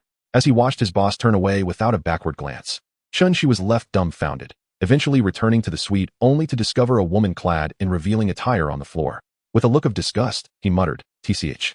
Not this kind of woman again. What a nuisance." Chapter 138. Only you dare to silence this priest in the temple. Ming Chu gazed anxiously at the girl before him, a pleading look in his eyes. Jin Jin, please let me call a doctor to check your wound, all right? Seeing the girl ignore him, Ming Chu hastily added, I just want the doctor to take a look, please. No. Jin Li furrowed her brows, having repeated herself countless times. I've told you it's nothing. It's nothing. How many times do I have to say it before you believe me? That was just an old scratch. It's almost healed now. This foolish panda seemed unusually stubborn today. Usually, he wouldn't be so insistent about such a trivial matter. Even Aunt Tao had given up. What was he still holding on to? But it is a wound. Jin Jin, just let the doctor take a look. If you keep nagging, I will move back to my little courtyard. Absolutely not. Ming Chu nearly leaped from the couch, resolutely denying her. You are not going anywhere. He had finally managed to get her. No. He had arranged for her to stay in the palace beside him. Now that he understood his feelings, he could never let her go. Then you should be quiet. Jin Li scolded him. Ming Chu. All right, in all the world, only you dare to silence this priest. Suddenly, as if remembering something, Jin Li glanced towards the temple entrance. Oh, Miss Fu and the others. Since Ming Chu had carried her into the temple, she had been too preoccupied to notice anything else. Now that she calmed down, she recalled how Fu Nuan and Fu Yuan had followed closely behind them. Ming Chu was momentarily taken aback, then realized there were indeed 2 insignificant figures. A thought struck him as he recalled Fu Yuan performing mouth-to-mouth resuscitation on Jin Li. The light in his panda eyes dimmed slightly. I don't know. They probably left. He has no time to concern himself with others. All he wants is to care for Jin Jin. Left? A great weight was suddenly lifted from Jin Li's heart. It was important to remember that she had fallen into the lake in a bid to evade Fu Yuan, now that he had departed. It was a fortunate turn of events, sparing her the need to contend with that insufferable wolf once more. Why, oh why, did Jin Jin find herself in the lake? In the morning, she had deliberately refrained from waking Jin Jin, so as not to disturb her slumber. Little did she anticipate that this would inadvertently lead to Jin Jin's plunge into the water. Fortunately, they encountered Fu Yuan and his companions. Otherwise, she dared not contemplate what might have befallen Jin Jin. Jin Li blinked in surprise as a frog suddenly leapt out from the roadside, startling her and causing her to tumble into the lake. A frog? Perhaps, though she could not be entirely certain, it certainly resembled one. Although she harbored a disdain for that insufferable wolf, she reminded herself that she had deliberately thrown herself into the lake and could not drag others into her predicament. More crucially, she was resolute in her desire to sever all ties with that wretched wolf. If she were to claim that her fall was a result of Fu Yuan's deliberate provocation, it would inevitably lead to a public confrontation between them. Fu Yuan had already begun to suspect her. Should any incriminating evidence surface during their confrontation, it would only exacerbate her troubles. With these thoughts swirling in her mind, Jin Li considered her friend, a Chu, and expressed her gratitude to Fu Yuan's brother, acknowledging that despite the unwelcome artificial respiration she had received, there was little she could do about it now. Chapter 139. The Frightening Stubbornness. All right. Ming Chu agreed without a moment's hesitation, as if a sudden realization struck him. He then hurriedly reminded Jin Li that, according to temple regulations, all guests must depart within 3 days following the grand ceremony. At this hour, they had likely already vacated the premises. I shall send someone to convey my thanks to them. After all, Fu Yuan had indeed saved Jin Li, as the saying goes. One must repay the life-saving grace with one's own. Fu Yuan was quite handsome, of noble lineage, and had earned the title of commander in the Beast World continent shortly after coming of age, representing the most significant faction of the regular army. It was rumored that many socialites sought to attach themselves to him, and while Jin Li was not the type to curry favor, the debt of gratitude she owed Fu Yuan lingered in her thoughts. No, this was unacceptable. All potential avenues must be extinguished before they could even ignite. He could not afford to complicate matters further.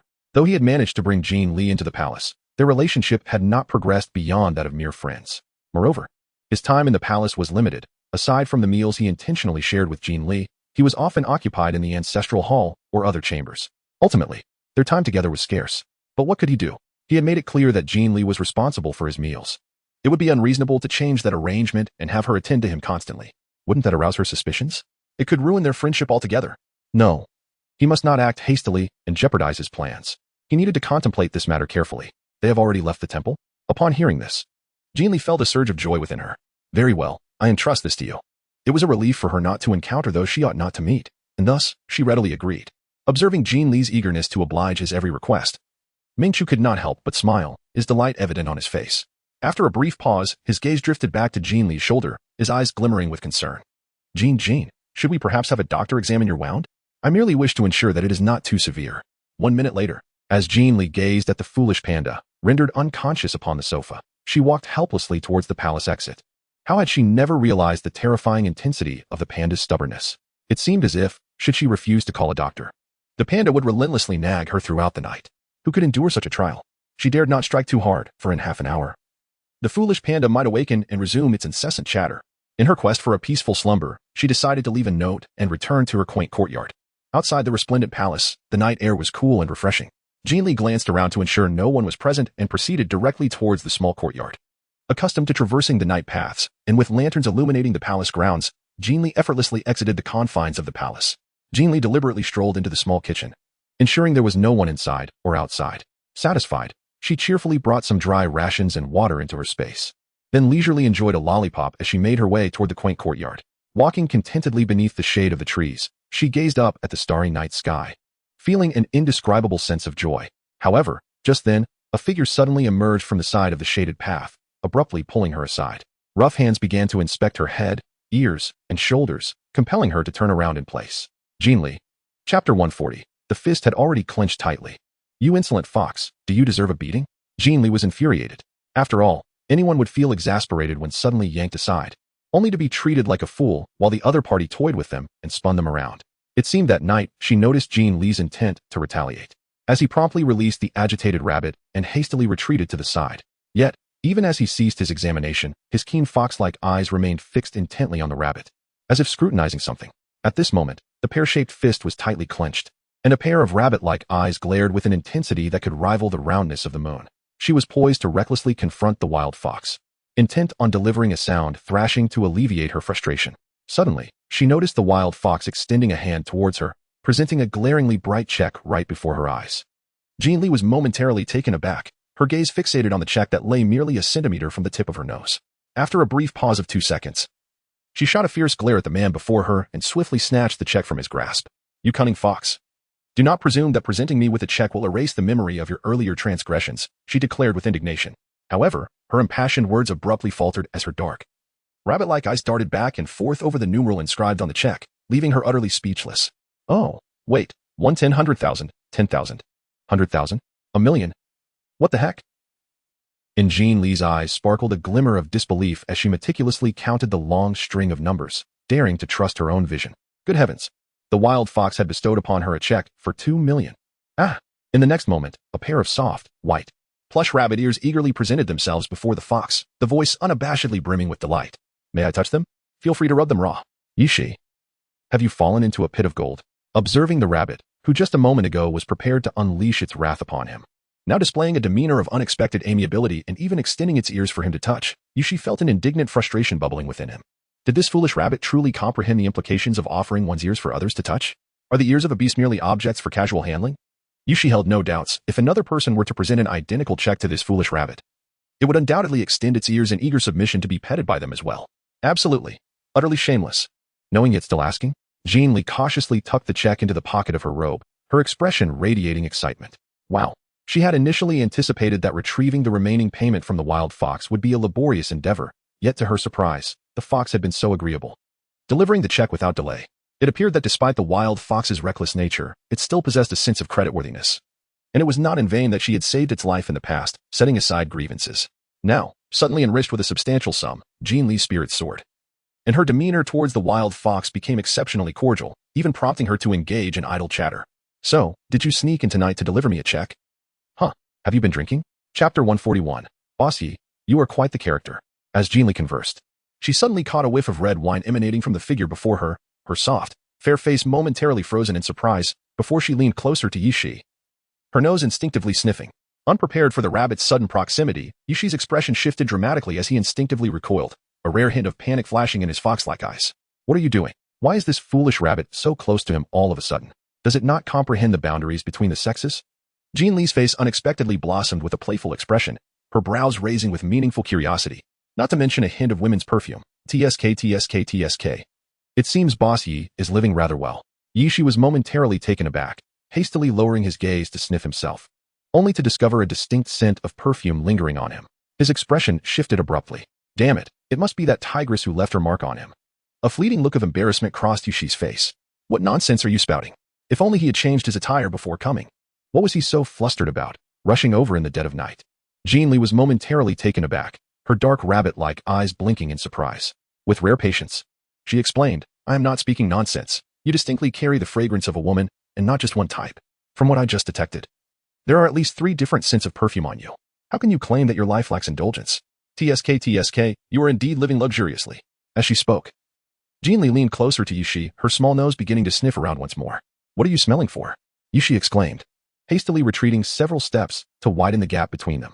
Once he had distanced himself sufficiently, he stood still, yet his vigilant fox-like eyes remained fixed on Jin Li, wary of her sudden approach. You are a girl, after all. How can you so casually rush towards a man to sniff around? Modesty. Do you even understand what that means? Observing the flawless embodiment of anger from embarrassment before her, Jin Li rolled her eyes in exasperation. Fine. Considering you came out at this late hour to deliver a check, I shall reluctantly attempt to practice modesty. Cough, let us consider our matters concluded. From now on, we shall go our separate ways, never to cross paths again. Is that satisfactory? Now, surely that adheres to the meaning of modesty.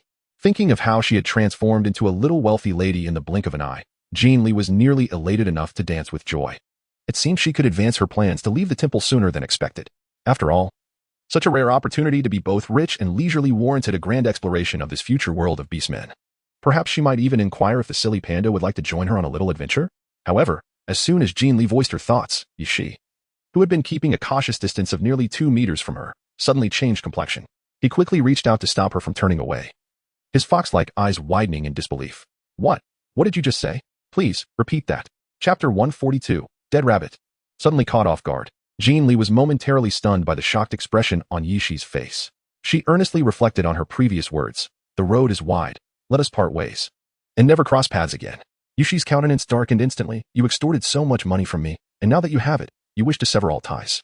He had hurried here, fearing something had happened to her, only to discover that this little rabbit had resolved to cut him off as soon as she got the money. He truly should have dealt with her more harshly. He should have snapped her neck, then dismember her, and leave her remains in the wilderness. Startled by the sudden outburst from the cunning fox, Jin Li stood dazed for a moment. After a brief silence, she finally met the furious gaze of Yi Shi and exclaimed, "Ah." Realizing her mistake, she acknowledged, "It's my fault, my fault." Hearing this, Yi Shi's expression softened slightly. Apparently, this little rabbit recognized her error. Indeed, it is unreasonable to sever ties after receiving money. If that were the case, why would he even part with his funds?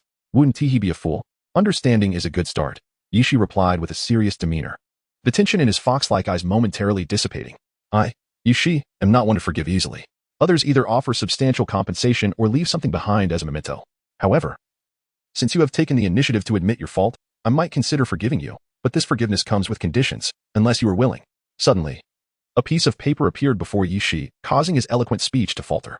With confusion etched on his face, he glanced at the square piece of paper thrust into his hands by Jin Li. "Here, you give me a check, and I'll provide you with a receipt." She had almost forgotten to give him the acknowledgement of payment after settling the final amount with him. Aware of her own shortcomings, Jin Li's expression was endearingly obedient. Her soft, white, plush rabbit ears adorably flopping behind her head, melting hearts with their cuteness. Once she finished speaking, Jin Li prepared to leave again. "Receipt? What receipt?"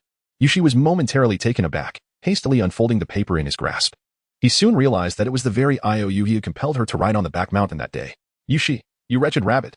Infuriated, he seethed. So this insufferable bunny truly had her eyes set on the money. With wealth, one could beckon others. Without it, they would part ways as if strangers. Never before had Yi Shi felt so disregarded, and at this moment, he longed to twist that rabbit's neck, then dismember her, and finally leave her remains to rot in the wilderness. Under the shade of the trees, Yi Shi took a deep breath, preparing to disregard all else and teach her a lesson. However, as he turned around, he realized that during the brief moment he had spent examining the paper, the rabbit had already vanished without a trace. What? This wretched rabbit truly just walked away? She had no intention of lingering to exchange a few pleasantries? Chapter 143. It is undoubtedly her.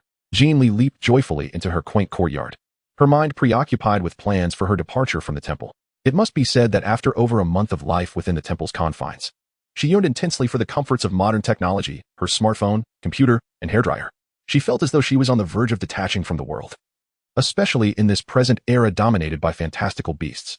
Upon returning to her familiar surroundings, Jin Li unhesitatingly pushed open the door to her courtyard, intending to light the candles within and indulge herself with a can of beverage as a reward.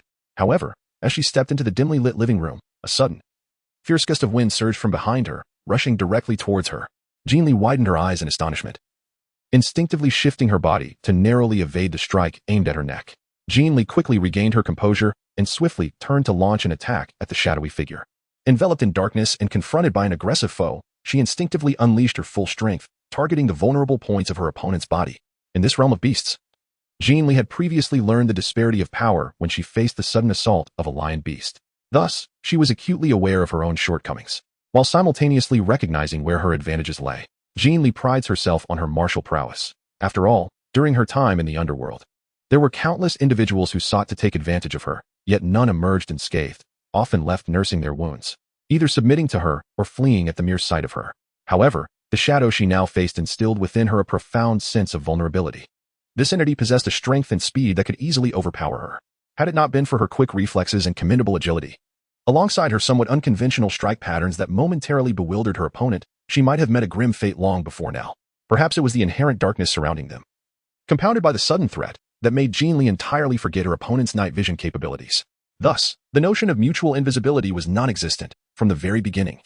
She had been clearly observed by this formidable presence. Fu Yuan was undoubtedly taken aback. While he had speculated that the human girl he encountered on the mountainside might be the same rabbit beast girl who had plunged into the lake today, the stark differences in their appearances left him uncertain. Therefore, under the cover of night, he ventured to a small courtyard, hoping to uncover clues that would affirm his suspicions. The news that the rabbit beast girl once resided in this modest abode was not difficult to ascertain, prompting him to arrive quietly and alone. The most significant distinction between the human girl and the rabbit beast girl lay in their appearances. Consequently, upon entering the house, his first task was to search the bathroom for cosmetics or disguises, yet he found nothing.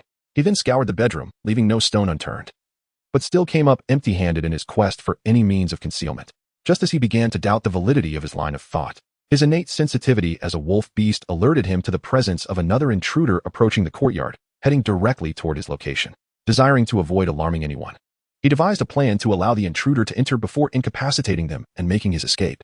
However, no sooner had he initiated his move than the other party, with remarkable acuity, detected the sound of his approach.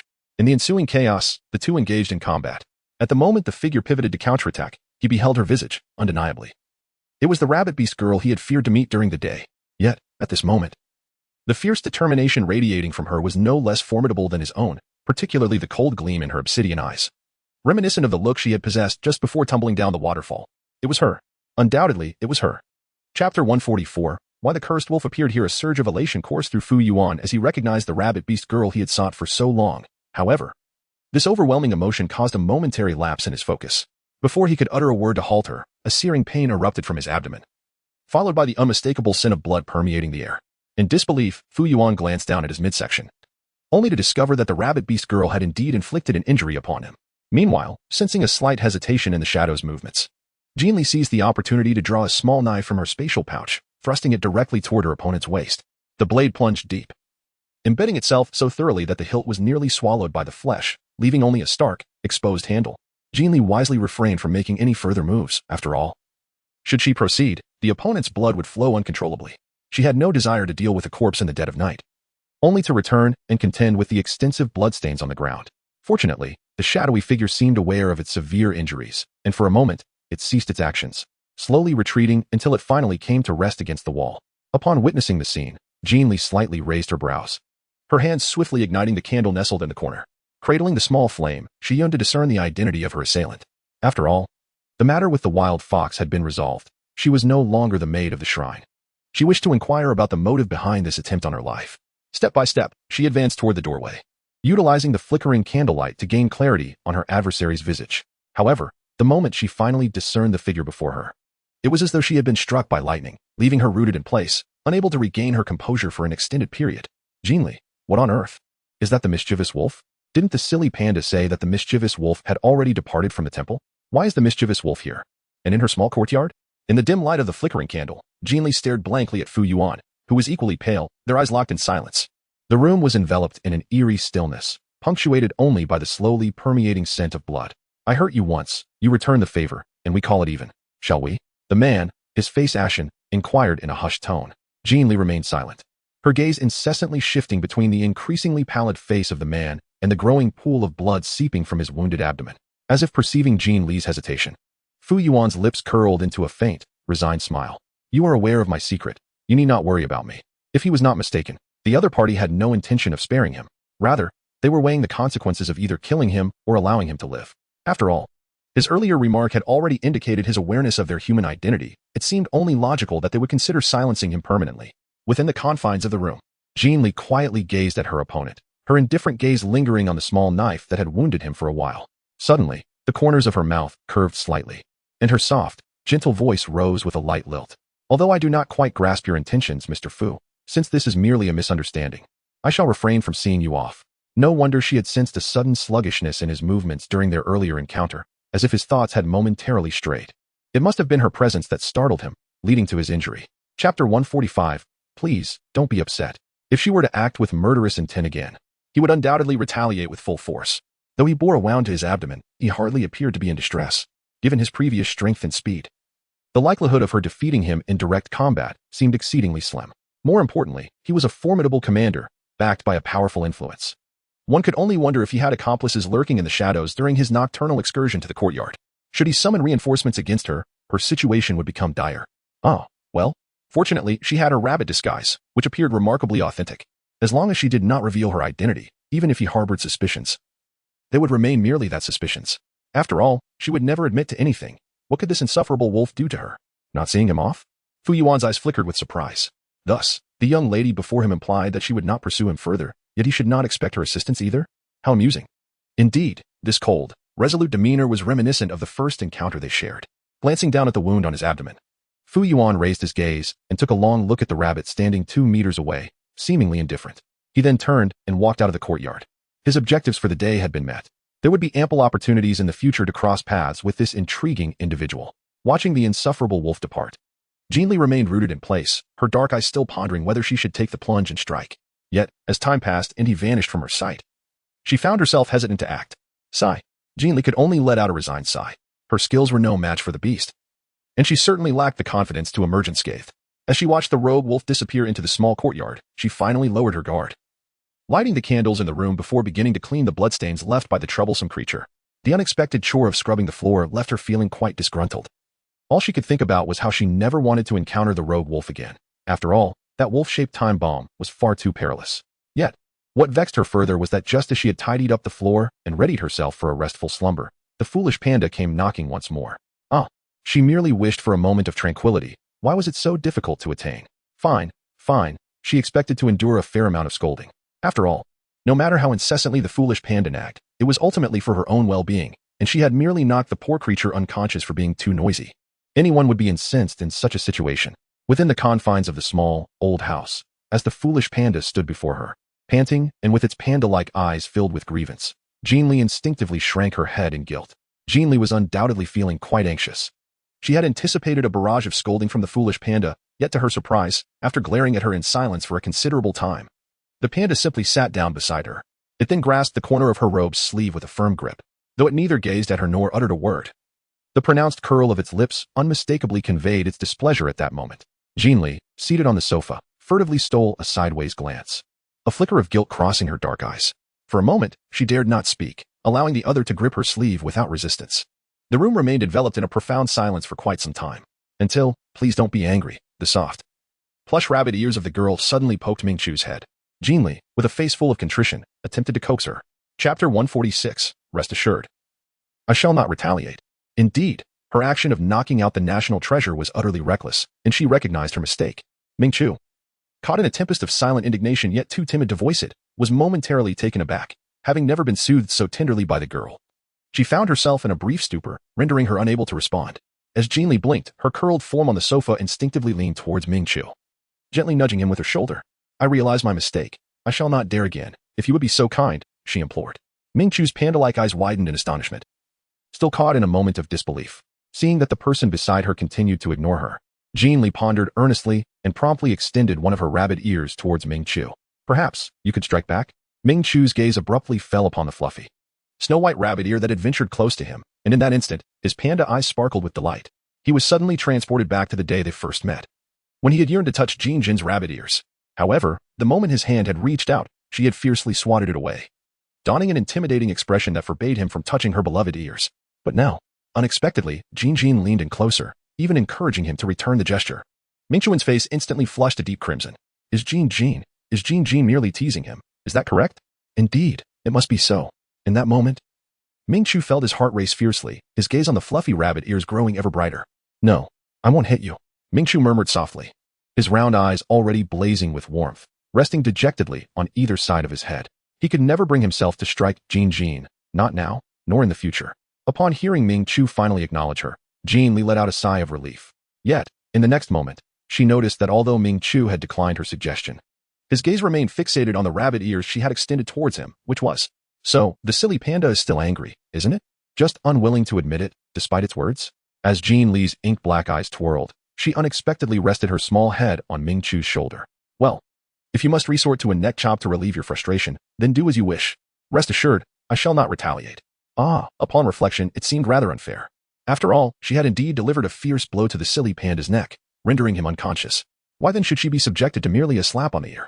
It was undeniably disproportionate. Cough. Nevertheless, since she had erred, she must accept the consequences. If it must be a neck chop, then so be it. At worst, she would simply faint and fall asleep. In her earnest display of willingness to endure punishment, Jin Li wrapped her arms around Ming Chu's right arm and intertwined them, signaling her promise not to strike back. After uttering her intentions, she closed her eyes, adopting an innocent demeanor as if awaiting her fate. Meanwhile, Ming Chu's body had become entirely rigid. His panda-like eyes gazed vacantly into the distance, his heart pounding so violently it felt as though it might leap from his throat. As the girl spoke, her light head resting against his shoulder, her warm breath brushed against his ear, enveloping him in a comforting warmth. Even now, though she had ceased speaking, her gentle exhalations continued to tickle his ear, leaving him too timid to move. His right arm was firmly ensnared in her embrace, and he could faintly perceive her presence. In the dimly lit room, beside the sofa, Ming Chu sat dazed, his panda eyes unfocused for a considerable time. Gradually, he began to regain his composure, turning his head to glance at the girl resting on his shoulder. She was so close that he could feel her breath distinctly, near enough that he could lean down and kiss her. Kiss her? Ming Chu's gaze suddenly fixated on her delicate pink lips, his eyes wide with disbelief. In an instant, he snapped back to reality, his dark eyes darting away in a flurry of panic. His cheeks flushed a deeper shade of crimson, and his breath quickening. Why you should sit up. What had he just been thinking? He swallowed hard. Turning his face away from the sofa, his voice laced with a husky tremor, I won't hit you. On the other side, Jin Li, who had thoroughly prepared herself to be hit, suddenly opened her eyes. Seeing Ming Chu turn his head away without sparing her a glance, she pouted in defeat. Then what will make you not angry? I am sincerely apologizing. She had bravely offered her neck for punishment, yet the foolish panda remained unresponsive, leaving her at a loss for what to do next. I'm not angry anymore, Ming Chu stammered, his face flushed. Initially, he had been upset upon waking to find Jin Jin absent from the palace, and discovering a note on the small tea table revealing that she had retreated to the small courtyard to avoid him. In that moment, he could not articulate the turmoil within. A mix of grievance, disappointment, and inexplicable fears surged within him. Before he knew it, he found himself racing toward the small courtyard.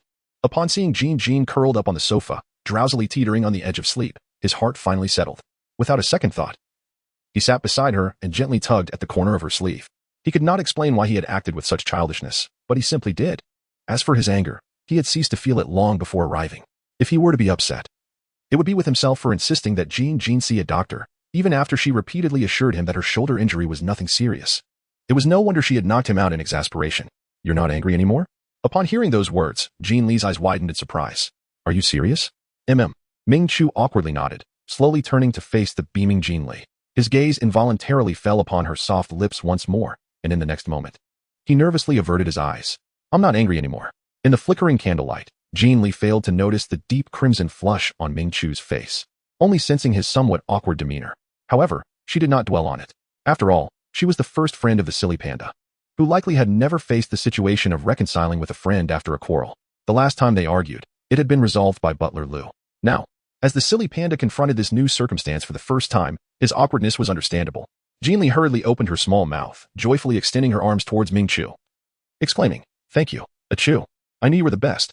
Truly, as a national treasure, Achu possessed a temperament far more amiable than most.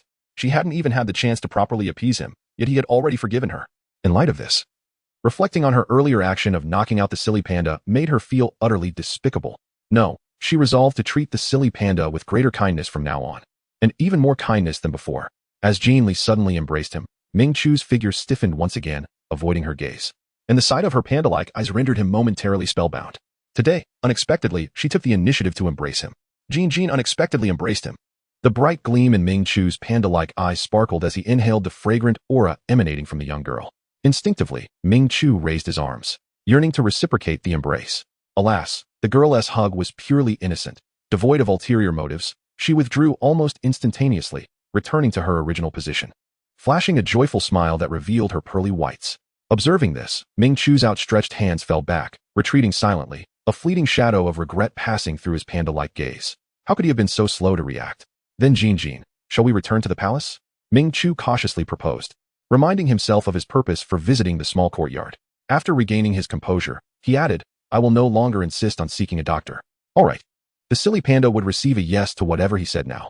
Moreover, despite her considerable efforts to cleanse the bloodstains and the lingering metallic scent in the air, the incense she had summoned from her space would soon burn out, likely within half an hour. If the silly panda were to catch a whiff of that residual scent, it could potentially disrupt the fragile peace she had managed to establish regarding his wounded shoulder. In City A, outside an opulent villa, Fu Lu stood pale-faced in front of the medical room, his mind a blank slate. Fu-san, Fu-jio, what on earth is happening? Who attacked him? Fu Lu. How's my elder brother now? Why is he in the ICU? Is it serious? Fu Wanwan hurriedly arrived, her expression filled with shock. Having never seen her brother injured so gravely, rushed directly to the ICU. Fu-san was the first to respond, his demeanor grave. When the commander returned, he had been stabbed in the abdomen, blood soaking his clothes. He was still somewhat conscious, and I inquired about his assailant. But whether it was an assassination or someone hiding their identity, he merely shook his head and fell silent. Fu Lu quickly added, the commander's wound is deep, having damaged internal organs. Although the injury has been treated, he has lost a significant amount of blood and is currently in a state of shock. We are now monitoring him. Heaven knows how frantic he felt while treating the commander's wound. The incision was alarmingly deep. Just a fraction more, and he would have bled out immediately. Chapter 149. Could it be the work of someone familiar? Not daring to contemplate further, Fu Lu continued urgently. The person who harmed the commander must be experienced and ruthless.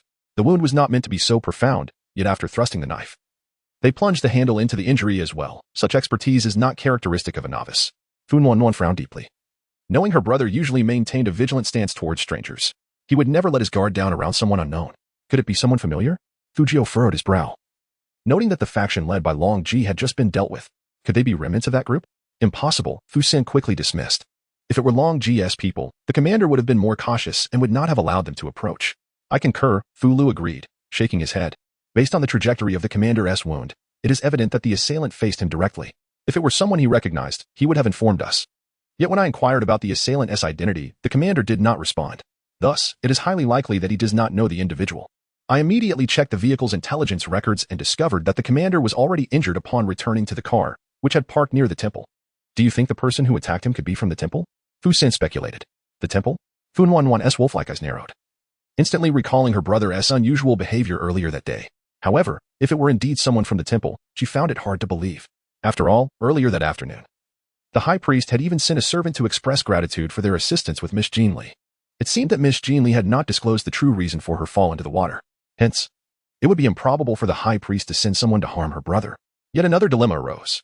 The temple mandated that guests depart within 3 days, and they had left yesterday, returning to this villa merely 10 kilometers from the temple.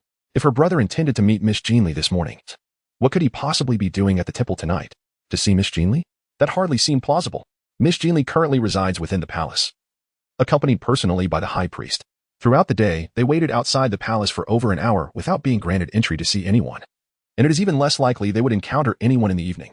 Furthermore, the divine servant dispatched by the high priest repeatedly advised them to remain at ease, stating that while Miss Jin Li is not in serious condition, she requires tranquility for her recovery. The implication of these words clearly suggests a desire to prevent any disturbances. Thus, what exactly is my elder brother doing at the temple? Could it be that other rival factions within the temple have taken action? Fujio furrowed his brow and voiced his concern. In pursuit of first-hand information about the saints, this occasion has attracted numerous official and unofficial warlord factions to the temple, among which many harbor antagonistic relations. Although, on the surface, there is a mutual respect for the temple's authority that deed is overt hostility. Covert assaults are not entirely out of the question. A sudden silence enveloped the three. Indeed, while the commander is the official leader of military and political affairs, the presence of those unofficial warlord factions renders the commander a perpetual threat to them. After all, lacking legitimacy, their existence is overshadowed by an officially recognized figure. Unless their power could overwhelmingly surpass that of the official forces, they are left in a precarious position, for they do not possess such absolute strength. Therefore, Fujio's conjecture holds considerable weight. It is plausible that the remaining warlord factions within the temple have acted against the commander. Chapter 150. Can you assist me? The following day, early morning, as Miss Jin Li was enjoying her breakfast, and Tao hurriedly entered the hall. Miss Jin Li. Oh, Miss Fu is eager to see you regarding an urgent matter. Although the young mistress had previously instructed that matters within the palace should not disturb her current peace, the visitor was none other than Miss Fu, who had saved Miss Jin Li's life just the day before. Thus, it was only reasonable to inform her. An urgent matter? Jin Li blinked, pondering what could be so pressing. She was reluctant to have any dealings with the scoundrel wolf's people, especially since Fu Nuan was the sister of that very wolf who had tested her the previous day. If it were necessary, she wished to keep her distance from both of them. Aunt Tao furrowed her brow, uncertain. Miss Fu did not elaborate. However, it appears that she has been crying. Her eyes are red and swollen, and there is a bruise on her forehead. Miss Jin Li? Jin Li, with a grave expression, strode towards the outer hall. Though her interactions with Fu Nuanyuan had been limited, after years of navigating the underworld, she could discern certain traits from a person's character. Fu Nuanyuan possessed a cool demeanor, displaying an understanding of propriety and etiquette. Such an individual, unless faced with an extraordinary predicament, would never present herself in such a disheveled state, especially not within the confines of a temple.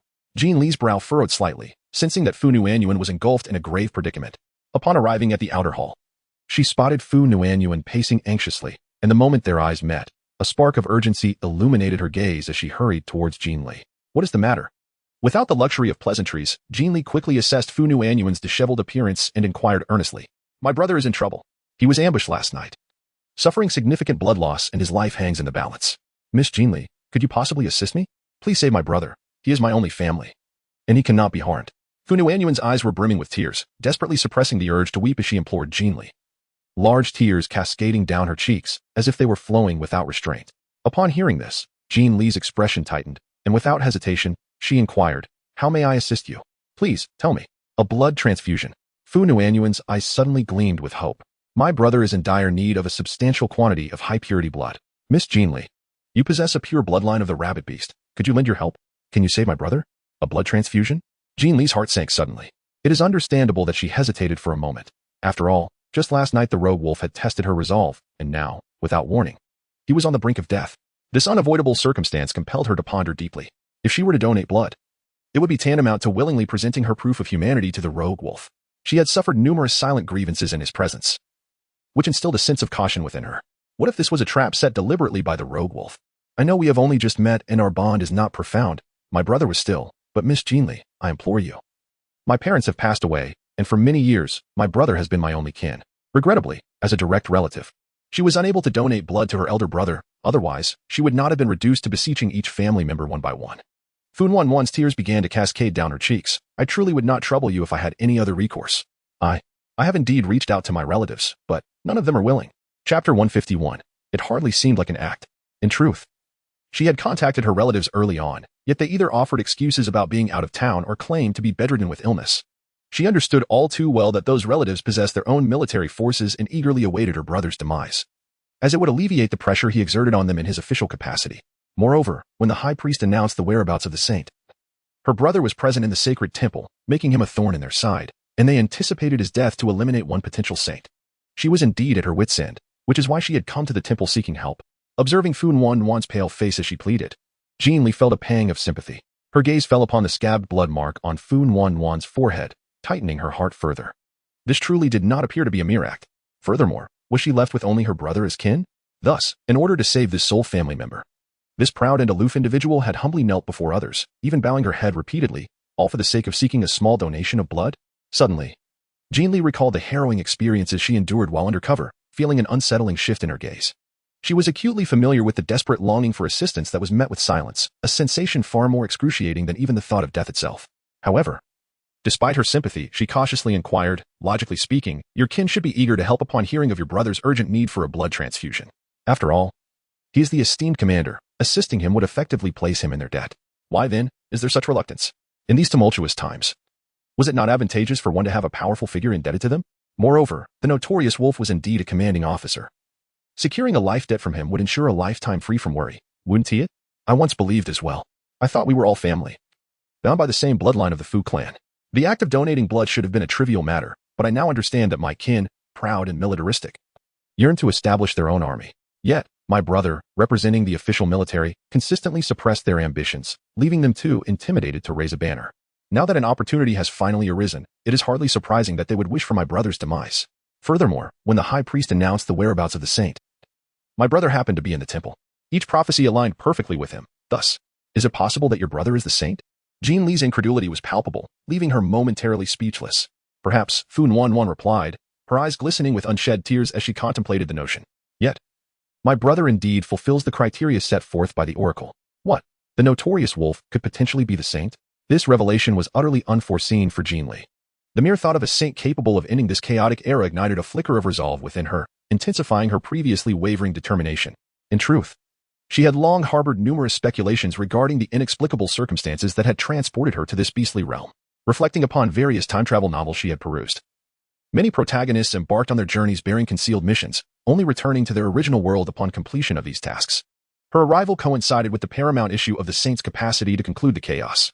This inevitably led her to ponder whether her purpose for crossing over was to assist the saint in restoring peace or perhaps to witness the end of this turmoil from the sidelines. Might it be that on the day the chaos ceases, she would be granted passage back to her own world? Enough talk, take me there immediately. Jin Li grasped Fu Wan's hand and swiftly made her way toward the temple's exit. Regardless of the circumstances, she could not allow this opportunity to slip through her fingers. Hadn't the foolish panda mentioned that the saint would undertake perilous endeavors in the most dangerous of places? This moment mirrored the notorious wolf's predicament perfectly. Chapter 152. The sin I committed myself. You agreed? The disbelief in Fu Wan's eyes was akin to turbulent waves crashing against the shore. Since dawn, she had beseeched her kin, personally imploring anyone who would listen, even kneeling in supplication, yet ultimately returned empty-handed, having been subjected to ridicule.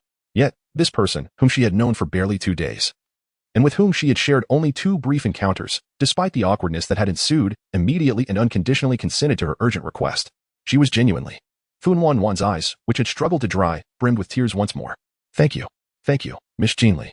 Seeing Jin Li acquiesce to her plea, Fu Wan's tearful gaze softened, and she hurriedly led Jin Li out of the temple, ushering her into the hovering vehicle she had driven. The vehicle had already been set to automatic mode. Upon entering, Jin Li was awestruck by the advanced technology before her. Were it not for the inappropriateness of the moment, She would have transformed into a curious child, eager to learn everything about this hovering contraption. Who injured Mr. Fu? What kind of wound? Have they apprehended the perpetrator? Wasn't that infamous wolf probing her in the temple just yesterday? Could he have been ambushed after leaving? I do not know. Fu Wanwan shook her head. My brother was stabbed in the abdomen with a sharp blade, damaging his internal organs, due to delays on his way back to the villa. He suffered from a severe bacterial infection. The infection was so grave that the blood bags stocked in the villa's medical room were insufficient. A small knife? Jin Li's expression suddenly froze. Indeed, a very sharp surgical knife. The assailant struck ruthlessly, even pushing the handle deep into my brother's abdomen, evidently intending to deliver a fatal blow. Understood. I will process the text as requested, removing extraneous elements while preserving and elegantly translating the core content into refined English. Please provide the material you'd like me to work on. At that moment, Jin Li's expression became somewhat awkward. Did your elder brother say anything? Oh my goodness. She never anticipated that this calamity was of her own making. Just yesterday, that scoundrel wolf had seemed so calm and composed. Not at all like someone who had been grievously injured by her. Wait a moment. If that rogue wolf truly is that saint, and if her suspicions are indeed correct, then did she almost jeopardize her own path home last night? No. Fu Wanwan, with swollen eyes, shook her head once more. She had heard that when her brother returned to the villa, he was still conscious, yet no matter how others inquired, he refused to divulge who had ambushed him. And then he just... Fu Wanwan could no longer hold back her tears. Seemingly aware that this was not the time to express her emotions, after forcing herself to take a few deep breaths, she looked at Jin Li with gratitude in her reddened eyes. Jin Li, I truly appreciate your willingness to assist. This kindness will forever be etched in the hearts of the Fu family. From now on, the Fu family will be your steadfast support. Should anyone dare to bully you? They are essentially bullying us. Though the other party already had the temple as their backing, the Fu family, whether in status or position, was also a prominent player in this elite circle. Having an additional ally could only be beneficial. Moreover, should the individual before her marry the high priest in the future, her status as an orphan might be subject to criticism. However, if the Fu family became her support, her family of origin, who would dare to speak ill? Jin Li vowed that she had never felt as embarrassed as she did at that moment, gazing at Fu Wanwan's swollen, tear-streaked eyes. And listening to her heartfelt gratitude and promises, Jin Li felt an overwhelming sense of guilt. She could hardly bear to contemplate how Fu Wanwan would react if she ever discovered the truth, that the one who harmed her brother was, in fact, her. Surely, she would wish to cut her down where she stood. However, it was rather surprising that the scoundrel had not revealed to anyone that she was the one who injured him before falling into unconsciousness. It appeared that the scoundrel intended to settle matters with her on equal terms. Yet, was the current situation not exceedingly peculiar? She had grievously injured the scoundrel, even contemplating his demise, yet now she found herself rushing to save him. What a curious state of affairs. More importantly, the scoundrel harbored suspicions about her intentions. Was she not essentially courting trouble by presenting herself so readily? Nevertheless, the image of Fu Wanwan's tear-swollen eyes, the scab formed on her forehead from bowing, and her choked sobs tugged at Jin Li's heart. Furthermore, her thoughts on the immature notion of a saint compelled her to act. She felt an undeniable responsibility to intervene. On a personal level, she admired Fu Wanwan's familial affection for her brother. Such a seemingly aloof individual, deeply proud at heart, had cast aside personal dignity in the face of her brother's peril, kneeling and bowing as required. This sibling bond genuinely warmed her heart. On a broader scale, if the scoundrel were indeed the prophesied saint, it would imply that the chaotic beastly realm could only be restored to order through him, a most beneficial outcome for the populace. Born into a harmonious socialist society, she naturally wished for the people to lead peaceful, happy lives. Were it not for the righteous fire burning within her, she would not have chosen the path of a police officer. Moreover, what if her conjecture was correct? What if the scoundrel truly was the legendary figure destined to end the turmoil? Assisting him would merely be aiding her own cause, facilitating her return to her own world. Wanwan, prior to entering the temple, I interned at a hospital for a time. May I see your brother before the blood transfusion? Though she possessed the requisite compassion, her sympathy was not blind. She needed to personally ascertain the scoundrel's injuries and condition. Fu Wanwan's wolf-like eyes widened in surprise. Jin Li, you interned at a hospital? Very well, that's perfectly fine. The hover car soon arrived at the villa's entrance. As soon as they entered the grand foyer, Jin Li was greeted by the sharp scent of disinfectant, and observing the bustling servants heightened the tense atmosphere to an apex. Miss, where have you been? You. Upon seeing Fu Wanwan return, Fu Jiao approached anxiously. However, his expression shifted dramatically upon noticing the bruise on her forehead. What has happened to your forehead? Fu Jiao quickly. Miss Jin Li is willing to donate blood to my brother. Take her to him at once. Without the time to share her experiences of disdain from her kin, Fu Wanwan hastily pointed to Jin Li, instructing Fu Jiao. Chapter 154. They had long established surveillance here. Fu Jiao momentarily froze at her words, only then realizing that his young mistress was accompanied by another person. He quickly regained his composure and addressed Jin Li. Miss Jin Li, this way please. All right. Jin Li did not hesitate. Yet, before they could reach the corridor, a coarse voice boomed from behind. Who is she? Why are you taking her to the medical room? An elderly man clad in a silk robe strode in hastily, leaning on a jade cane, accompanied by a dozen middle-aged individuals of varying ages. Both Fu Jiu and Jin Li turned in response to the voice, and before they could discern the approaching figures, two robust wolf-beast men surged forward, positioning themselves as if to block their path. As Ji Li observed from a distance, she noticed Fu Nuanyuan's brow furrowed in concern. Uncle San, what do you mean by this? Nuanyuan, your brother is a distinguished commander. How can you casually seek blood transfusions for him from just anyone? The bloodline of the Fu family must remain pure. The elder at the forefront spoke sternly. Fu Nuanyuan narrowed her eyes. So, Uncle San intends to watch my brother perish? Impudent! How dare you speak such words? I came here to oversee matters, moved by your kneeling and pleading. Is this how you address your elders? Uncle San. You are well aware that I came to you in tears, beseeching you to save my brother, yet you still refused me. If so, what purpose do you serve here now? Fujio, take Jili inside at once. This Uncle San seemed intent on creating obstacles, deliberately delaying the treatment of her brother. It was too coincidental that he appeared just as Ji Li was brought back to save him. It was evident that he had orchestrated this, keeping watch on the situation. Upon reflection, it seemed that Uncle San's intention was to complicate matters, ultimately aiming to stall for time, leaving her unable to attend to her brother's rescue. In the distance, Fujio, upon hearing this, swiftly turned to lead the way to the medical room. However, two fierce wolves blocked their path, determined to prevent their passage. Seeing this, Fu Nuanyuan's expression darkened. What do you mean by this, Uncle San? Nuanyuan, Uncle San is acting for the good of the Fu family. Allowing an unknown individual to give blood to Yuana is not saving him. It is endangering him. As a commander in the beast world, he has countless eyes upon him. If his blood purity is compromised, do you know the consequences he will face? So, Uncle San is implying that you would rather my brother bleed to death than accept blood from another? Fu Nuanyuan's gaze turned icy. Is your intention now to obstruct my efforts to save him? Impudent! How dare you speak so disrespectfully? Uncle San has rushed here to save your brother. And you dare to malign him? A middle-aged man supporting the elder rebuked sharply. Save. Fu Nuanyuan scoffed coldly. What kind of rescue does Uncle San propose? To merely stand by. Eyes wide and do nothing?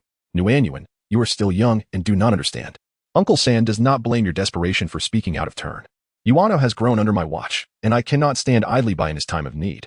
I immediately contacted Rong Di after you left. He is a direct descendant of the second branch and has the qualifications to donate blood to your brother. Just wait a moment. I have dispatched a private plane for him, and he will arrive shortly. Rong Di? Fu Nuanyuan's face filled with derision. If I recall correctly, he is in the Northern Territory. Even if he takes the fastest private jet, it will take at least 7 or 8 hours. Is Uncle San expecting my brother to wait that long? The elder frowned, quickly correcting her. It will not take 7 or 8 hours. The journey from the Northern Territory here is at most 5 hours. It has already been 3.5 hours. He will arrive in just over an hour. Perhaps even sooner.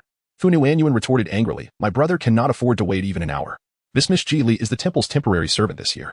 Without needing to elaborate, I trust Uncle San is aware of her bloodline's purity. Since she is willing to help my brother, there is no need for Uncle San to concern himself further. Upon hearing Fu Nuanyuan's words, a young wolf nearby immediately scolded her. Impudent! Fu Nuanyuan, you are just a young girl and know nothing. Uncle San is acting for the good of the Fu family. What kind of attitude is this? Exactly. Another young man chimed in. You mentioned that she is a temporary servant of the temple, a mere weak rabbit beast. Are you suggesting that Fu Yuan accept her blood? Do you wish to bring shame upon the entire Fu family? We are wolves. How can we accept the blood of a frail rabbit beast? Uncle San looked on with pity, shaking his head. Ignorant, ignorant. You believe you are saving your brother, but in truth, you are endangering him. When he awakens and discovers that weak rabbit blood flows within him, do you think he will have the face to remain in the Fu family? Can he continue to hold the position of commander? Filled with fury, Fu Nuanyuan found no desire to preach to this group of scoundrels any longer. She turned her gaze to Fu Jiu in the distance. Fu Jiu, who had been watching intently, caught her meaning and promptly grasped Ji Li's hand, ready to proceed toward the medical room. Yet, the two wolves stationed in the corridor were not to be trifled with. Seeing Fu Jiu's resolve to push through, they drew their guns, aiming them at Fu Jiu's forehead. In that instant, Fu Nuanyuan was taken aback. She had not anticipated that this elder would dare to take such action to prevent her from saving her brother. Uncle San, what do you mean by this? Nuanyuan, your cousin Rong Di is almost here. Just wait a moment. The elder replied with an air of calmness. Fu Nuanyuan commanded sharply, Fu San, here miss, go help. I will see who dares to move. The middle-aged man beside the elder waved his hand, and in an instant, several individuals behind him drew their guns. Aiming at Fu Jiu and Ji Li, Nuanyuan, do not force Uncle San's hand. If you insist on allowing that rabbit beast to save your brother, I will have no choice but to kill her immediately. As his words fell, the two wolves who had initially aimed at Fu Jiu turned their guns towards Ji Li at Fu Jiu's side. Jin Li, I am most eager to see who dares to lay a hand on the people of my temple. A sharp voice suddenly echoed from outside the villa, followed by the swift entrance of a figure clad in a flowing white robe. Chapter 156. You are about to kill my people. All turned to look at the source of the voice. The elderly man, referred to as the third uncle, changed color upon seeing the newcomer, hastily shaking off the support of his younger kin and advancing with urgency. High priest, what brings you here? As a senior elder of the Fu family, he had been fortunate enough to meet the high priest on 2 occasions, but at those times, the high priest had been elevated upon the altar, far removed from the reach of this powerless old man. Now, the exalted high priest had deigned to visit the Fu family's temporary villa. This was astonishing. Esteemed high priest, I am Fu Long, the third elder of the Fu family. I am unaware of the reason for your sudden visit. If I had not come, my people would have been killed by you, third elder. Ming Chu felt no goodwill towards the elder before him, having just learned of the intent to harm Jin Jin. Ignoring the elder's evident embarrassment, Ming Chu's gaze swiftly scanned the interior of the villa. Upon spotting the young girl across the living room, Ming Chu's eyes brightened. But his expression darkened when he noticed 2 wolf beasts in the distance, guns aimed directly at Jin Jin's forehead. In that instant, his demeanor shifted dramatically. What nonsense is this? I merely threatened the younger generation. I would never truly harm someone from the temple, Fu Long hurriedly explained, turning to signal the 2 young wolf beasts. In the distance, the 2 young beasts lowered their weapons, looking sheepish. High priest, my elder brother urgently needs a blood transfusion, but they are preventing Miss Jin Li from entering the medical room. Fu Wan, upon seeing Ming Chu's appearance, immediately expressed hope and succinctly relayed the situation. Upon hearing this, Fu Long's expression changed drastically. High priest, although that young lady is from the temple, she is, after all, a rabbit beast. Our Fu family has maintained the purity of our direct lineage for hundreds of years. We cannot accept the blood of a rabbit beast. If this were to get out, it would ruin the legacy of our family. Moreover, this is a private matter for the Fu family. There is no need for the high priest to concern himself. I kindly ask you to take that rabbit beast young lady back. The Fu family will surely offer an apology on another occasion. He had finally awaited this rare opportunity to see Fu Yuan perish. He could not allow it to slip away. Only with Fu Yuan's demise could his branch of the bloodline flourish, and with sufficient fortune, the title of commander might even fall upon his kin, Rong Di. Hearing this, Fu Wan's expression hardened. Third uncle, since you assert that this is a family matter, I have the authority to speak for my brother. If you believe my brother accepting Miss Jin Li's blood contradicts our family's traditions, then we shall sever ties with the Fu family immediately. From this day forth, I, Fu Wan, and my brother Fu Yuan shall have no further connection with the Fu family. You. Fu Long's expression shifted dramatically at her retort. Your brother is currently in a coma. How can you make decisions for him? As an elder of the clan, my word is final. I cannot bring shame upon our ancestors. Fu Wan, filled with rage, responded, you are nothing but. The commander bears the responsibility of maintaining stability in the beast world. Ming Chu's indifferent voice suddenly rose, interrupting their quarrel. His shoulders carry the safety of all beings. His life is at stake, and it involves more than just the Fu family. Since the elders of the Fu family are unwilling to allow the commander to accept blood from others, might I inquire if my blood would be acceptable to you? Elder Fu? Chapter 157. Is this not a bit sudden? He had hurriedly come upon hearing Aunt Tao's news, stating that Fu Wan had been tearfully seeking Jin Jin's help early that morning, hoping that Jin Jin could provide blood for her brother. Upon hearing this, his mind was in turmoil. Jin Jin was already slender, and after experiencing a fright from falling into the water yesterday, how could he endure the notion of donating blood? Furthermore, he couldn't bear to let Jin Jin go through such a thing. Thus, he rushed over, intending to stop Jin Jin, and offered a substitute instead. Young master. Upon hearing that his young master was voluntarily donating blood, the ever-dutiful butler Lu's expression shifted dramatically. It was common knowledge how pure and precious the blood of the Panda clan was, especially since the young master was the most cherished grand priest of the heavenly Tao. The value of his blood could only be imagined. This was precisely why, when Fu Wan sought assistance at the temple, she bypassed the young master and chose to ask Miss Jin Li for help, knowing that the grand priest would never consent to donating blood. But now, the young master was actually willing to donate blood for commander. This was unexpected. When they arrived, no mention was made of blood donation. Sensing that Butler Lu had something to say, Ming Chu quickly raised his hand to silence him, his cold panda eyes scanning the stunned crowd before settling on the equally astonished Jin Li in the distance. In the stillness of the hall, Ming Chu approached Jin Li directly, his gaze searching her face. Jin Jin, have they bullied you? No. Jin Li stared in shock at Ming Chu, her expression frozen as she shook her head. After a moment of silence, she queried in confusion, did you just say, you want to donate blood? Isn't that a bit sudden? I haven't even had the chance to check on that scoundrel Wolf's injuries yet. What are we going to do? Ming Chu nodded gently. How could he allow a girl to donate blood while he merely stood by? Is it really all right? Shouldn't you think about it again? She had just seen Butler Lu's sudden change in demeanor. That did not seem like an indication that everything was fine. Of course it's fine, Jin Jin. Don't worry. Ming Chu's gaze flickered momentarily, but I have never donated blood before. Can you accompany me? Of course. Despite still feeling a bit dazed, Jin Li immediately agreed without hesitation. She indeed needed to be there and support him. On the other side of the hall, Fu Wan was overjoyed at this turn of events. Fujio, quickly take the grand priest to the medical room. The third uncle and his entourage had been using Jin Li's background to delay the rescue of her older brother, but now that the Grand Priest was willingly donating blood, they could no longer voice their objections. She could not afford to miss this rare opportunity. Yes, Fujio promptly responded, making a gesture for Mingqiu and Jin Li to proceed, perhaps due to Mingqiu's presence. The two wolf beasts who had intended to stop Fujio and Jin Li now dared not move, fearful that they might inadvertently offend the exalted Grand Priest. After all, he was someone who could commune with divine oracles. How could mere mortals dare to act recklessly before him? The two wolf beasts not only refrained from obstructing them, but as Mingqiu approached, holding the girl's hand, they retreated several cautious steps, not daring to raise their eyes. Chapter 158. Unable to resist a smile watching Mingqiu and Jin Li enter the medical room effortlessly under Fujio's guidance. While the two wolf beasts who had been ordered to stop them transformed from brash to timid, bowing their heads, Fu Long felt a pang of anxiety. He wanted to step forward and voice his objections, but before he could utter a word, a voice filled with discontent suddenly interrupted him. It would be best for the elder of the Fu family to remain here. Otherwise, should the Grand Priest be disturbed during the blood donation, or if anything were to go awry, the elder cannot bear the consequences of offending the temple. Recognizing that Fu Long still intended to cause trouble, Butler Lu's ominous voice rang out. As his words fell, two divine servants and several temple guards surrounded Fu Long and his companions. Among them, two divine servants dutifully walked toward the distant medical room, silently taking up their posts as guards outside.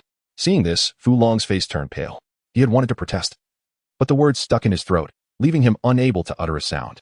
If not for the younger generation supporting him, he might have collapsed in fear. Fu Wanwan observed this with a hint of derision before respectfully bowing deeply to Butler Lu, then obediently standing still, her expression devoid of emotion, yet her red, swollen wolf eyes anxiously gazed toward the medical room at the end of the corridor. The Villa's medical room was spacious, divided into three large rooms, left, middle, and right. The left room was a basic treatment area for minor injuries. The middle room was a luxurious ward, and the right room was an ICU sterile room. Each room was separated by a distance of at least 10 meters, ensuring a barrier against bacteria while maintaining patient privacy. Seated in the basic treatment room on the blood donation chair, Mingqiu did not even glance at the blood flowing from his wrist. His panda eyes were fixed on the visibly anxious Jin Li beside him. Seeing Jin Li so nervously sitting next to him, Mingqiu couldn't help but smile slightly, though he exerted great effort to suppress it. He thought, I cannot speak. I fear that if I do, I will be unable to restrain my smile. Time passed swiftly. Fujio soon took away a bag of 400 cc blood, gratefully departing, leaving only Mingqiu and Jin Li in the basic treatment room. Noticing Mingqiu's pale complexion, Jin Li felt an overwhelming sense of guilt. Ah Chu, are you feeling unwell? Usually, you're so talkative around me, but now you're completely silent. Is it because it's your first time donating blood and it's making you uncomfortable? Mingqiu, Qian Xiaojiao. I'm so sorry, Ah Chu. I didn't know I would involve you in this. I was actually prepared to help Wanwan myself, but I never expected things to escalate to this point. She truly hadn't anticipated that Fu Yuan was on the brink of death, and that the so-called third uncle from the Fu family would be concerned about the bloodline issue, preventing her from assisting despite her good intentions. She was foolish. After all, when Mingqiu first entered the villa, his searching gaze had clearly been looking for someone, and it only ceased when it landed on her. Mingqiu's sudden appearance was likely because he had been searching for her. Chapter 159. What on earth did she do? However, the events that followed were indeed too sudden. She never imagined that Mingqiu would voluntarily offer to donate blood for Fu Yuan. Although, with Mingqiu's appearance, the third uncle from the Fu family was effectively silenced. The memory of Butler Lu's shocked expression, as he hesitated to speak, left her feeling uneasy. It was clearly her who had wanted to help. How had it turned into Mingqiu stepping in for her? This was utterly perplexing. Moreover, it left her feeling extremely guilty and worried. Jin Li has always felt an immense sense of guilt towards Mingqiu. After all, if it weren't for Mingqiu seeking her out, she would never have found herself in the position of voluntarily offering to donate blood. Now that the commitment has been made, even though she does not wish for Mingqiu to feel forced, she can only watch helplessly as Mingqiu endures suffering. The High Priestess's words carry great weight and cannot be easily retracted. Ah Chu, I am truly sorry. Jin Li's face is etched with remorse. Mingqiu? If Miss Jin Li truly feels remorse towards the young master, then she ought to treat him with greater kindness in the future. At that moment, Aunt Tao entered, carrying a bowl of brown sugar water, and unexpectedly spoke up. As Jin Li turned her gaze towards the sound, she nodded vigorously, affirming with certainty. The young master had never donated blood and was unaware if such an act would affect his ability to receive divine oracles. Aunt Tao placed the brown sugar water on a small table beside her, then shot a disapproving glance at Mingqiu. Young master, you are truly too impulsive. Will it really affect your ability to hear the divine oracles? The suddenness of Aunt Tao's words left Mingqiu momentarily stunned. How could it not? Aunt Tao's reproach deepened as she recounted how the late master had once lost excessive blood due to a car accident. Although he was unharmed in the aftermath, it had nearly impacted that year's grand ritual. Otherwise, how could panda blood be so precious? While the commander's life is undeniably significant, your safety is equally paramount. This time, you truly... acted recklessly. To think he would selflessly offer to donate blood without a second thought left everyone astonished. However, since the young master's words had been spoken, opposing him would not only be seen as disrespectful but would also place him in a position of contradicting himself. Aunt Tao's admonishments left Ming Chu momentarily speechless, his panda-like eyes widening in confusion. Aunt Tao, what is going on? In his memory, no matter how outrageous his actions, the 18 divine servants would never dare to rebuke him, especially not Aunt Tao. Moreover, he had never heard of his father being involved in a car accident. His father had passed away during his childhood, and Butler Lu had taken great care to provide him with a comprehensive understanding of his father's life, ensuring that significant events, such as his father suffering from a car accident and losing excessive blood, which affected the ability to receive divine oracles, were not omitted. Aunt Tao. Perhaps Ming Chu's gaze was too peculiar, for Aunt Tao, who had been scolding him, suddenly turned her attention sharply towards Jin Li at her side, then blinked several times at Ming Chu. Ming Chu? Unlike Ming Chu's bewilderment, Jin Li was taken aback by Aunt Tao's words and quickly lifted her eyes towards her, exclaiming, "What? Donating blood could affect Ah Chu's ability to hear the divine oracles." Jin Li. Oh no. It's over. What has she done? Chapter 160 is particularly joyful and exhilarating. Aunt Tao nodded solemnly, her face etched with concern. The former master had taken a long time to recover just in time for the grand ceremony that year, yet even after recovery, the ability to receive divine revelations was nowhere near what it once was. This matter, after all, was a closely guarded secret of the temple, unbeknownst to outsiders. How did the recovery occur? Jin Li inquired urgently. Careful attention, unwavering companionship, particularly in monitoring emotional fluctuations, was essential to maintain a pleasant disposition as much as possible. I can do it. I will take good care of Chu. Jin Li felt a wave of embarrassment wash over her. She had initially been responsible for Chu's meals, but since moving into the palace, she had accomplished nothing. In retrospect, not only had she not prepared any meals, but Chu had already arranged everything for their daily sustenance. Now, saying this made her feel profoundly guilty. Jin Li's expression turned serious as she addressed Aunt Tao. Rest assured, I will remain by Chu's side, ensuring his happiness every single day. Transitioning from a maid responsible for his meals to a personal caretaker and humorous companion is but a trivial task for me. I can absolutely manage it. However, a flicker of concern crossed her mind, pondering whether this would be too exhausting, for it would entail the responsibility of attending to every aspect of the young master's daily life. Aunt Tao found herself in a quandary, glancing at Ming Chu, who was utterly dazed, and quickly gestured for him to remain silent. Ming Chu, momentarily taken aback, thought, I can do it. I can definitely do it. Jin Li widened her eyes in emphasis. Suddenly, an idea struck her, and she turned to Ming Chu with an eager expression, asking, Chu, may I take care of you? Ming Chu, seemingly understanding Aunt Tao's intentions, was momentarily stunned by Jin Li's question, his panda-like eyes fixed on the expectant girl before him, utterly at a loss for a response. Today, unexpectedly, Jin Jin inquired, can I take care of him? Ming Chu was taken aback. A cough from Aunt Tao nearby jolted him back to reality, and he quickly nodded fervently at Jin Jin, affirming, of course, only you can. Excitement surged within Ming Chu. He had long pondered how to bridge the gap between them, although he had already welcomed Jin Jin into the palace. Her demeanor toward him had remained that of mere friends, causing him considerable distress. Now, with Jin Jin proactively offering to care for him, would they not share more intimate moments? Ming Chu felt a rush of joy and exhilaration, observing his little master's brightening gaze and the upward curl of his lips. Aunt Tao couldn't help but smile as she handed a bowl of still-warm brown sugar water to Jin Li. Since that is the case, Miss Jin Li, I shall trouble you to take care of him. Understood. Without hesitation, Jin Li accepted the bowl, stirred the steam rising from it with a spoon, and turned to feed Ming Chu earnestly. Here, Chu, you've just lost blood. Drinking some brown sugar water will make you feel better. Blowing gently on the steaming liquid, Jin Li carefully brought the spoon to Ming Chu's lips, leaning closer to him. As she did, Ming Chu was reminded of the previous day when the young girl had rested her chin on his shoulder, seeking forgiveness. His panda ears instinctively drooped, and a faint blush crept onto his face. Chapter 161. No one shall disturb the young master in pursuit of his sweetheart, obediently opening his mouth. Ming Chu drank the brown sugar water cleanly. Be careful, it should be warm for the young master, Aunt Tao interjected, noticing his flushed cheeks. Oh. Jin Li quickly responded, casting a glance at Ming Chu's rosy face, chiding herself for her carelessness, when she scooped another spoonful of brown sugar water. This time she not only blew on it, but also gently touched it with her lips to ensure it was not too hot before offering it to Ming Chu. Ming Chu was momentarily entranced, observing the sheen of the syrup on her delicate lips, which appeared to glow with a radiant luster. He instinctively swallowed hard, then hastily turned his face away. Aunt Tao, witnessing this scene, was also taken aback. Had she not confirmed over the past few days that the girl harbored no romantic feelings for her young master, she might have thought Jin Li's actions were an attempt to entice him. However, she had indeed prompted Jin Li to be cautious about the temperature of the brown sugar water, making her actions seem somewhat reasonable. Yet, the purity and beauty of the girl, combined with such gestures, made the concept of innocent desire flicker in her mind. Goodness! Who could possibly withstand such a sight? It was no wonder that the young master often blushed in Jin Li's presence. These natural, unintentional moments of intimacy were the most captivating of all. Antagonists, momentarily lost in thought, turned and quietly walked toward the base room. Concerned that her young master might lose control and act inappropriately, she kindly closed the door behind them, taking up her post outside as a vigilant guardian. No one shall disturb my young master in his pursuit of love. Why aren't you drinking? Inside the base room. Noticing the silly panda suddenly avert his gaze, Jin Li inquired. What? Ming Chu's eyes flickered, desperately attempting to quell his racing heart. I don't want to drink anymore. To be precise, he was afraid to drink, fearing.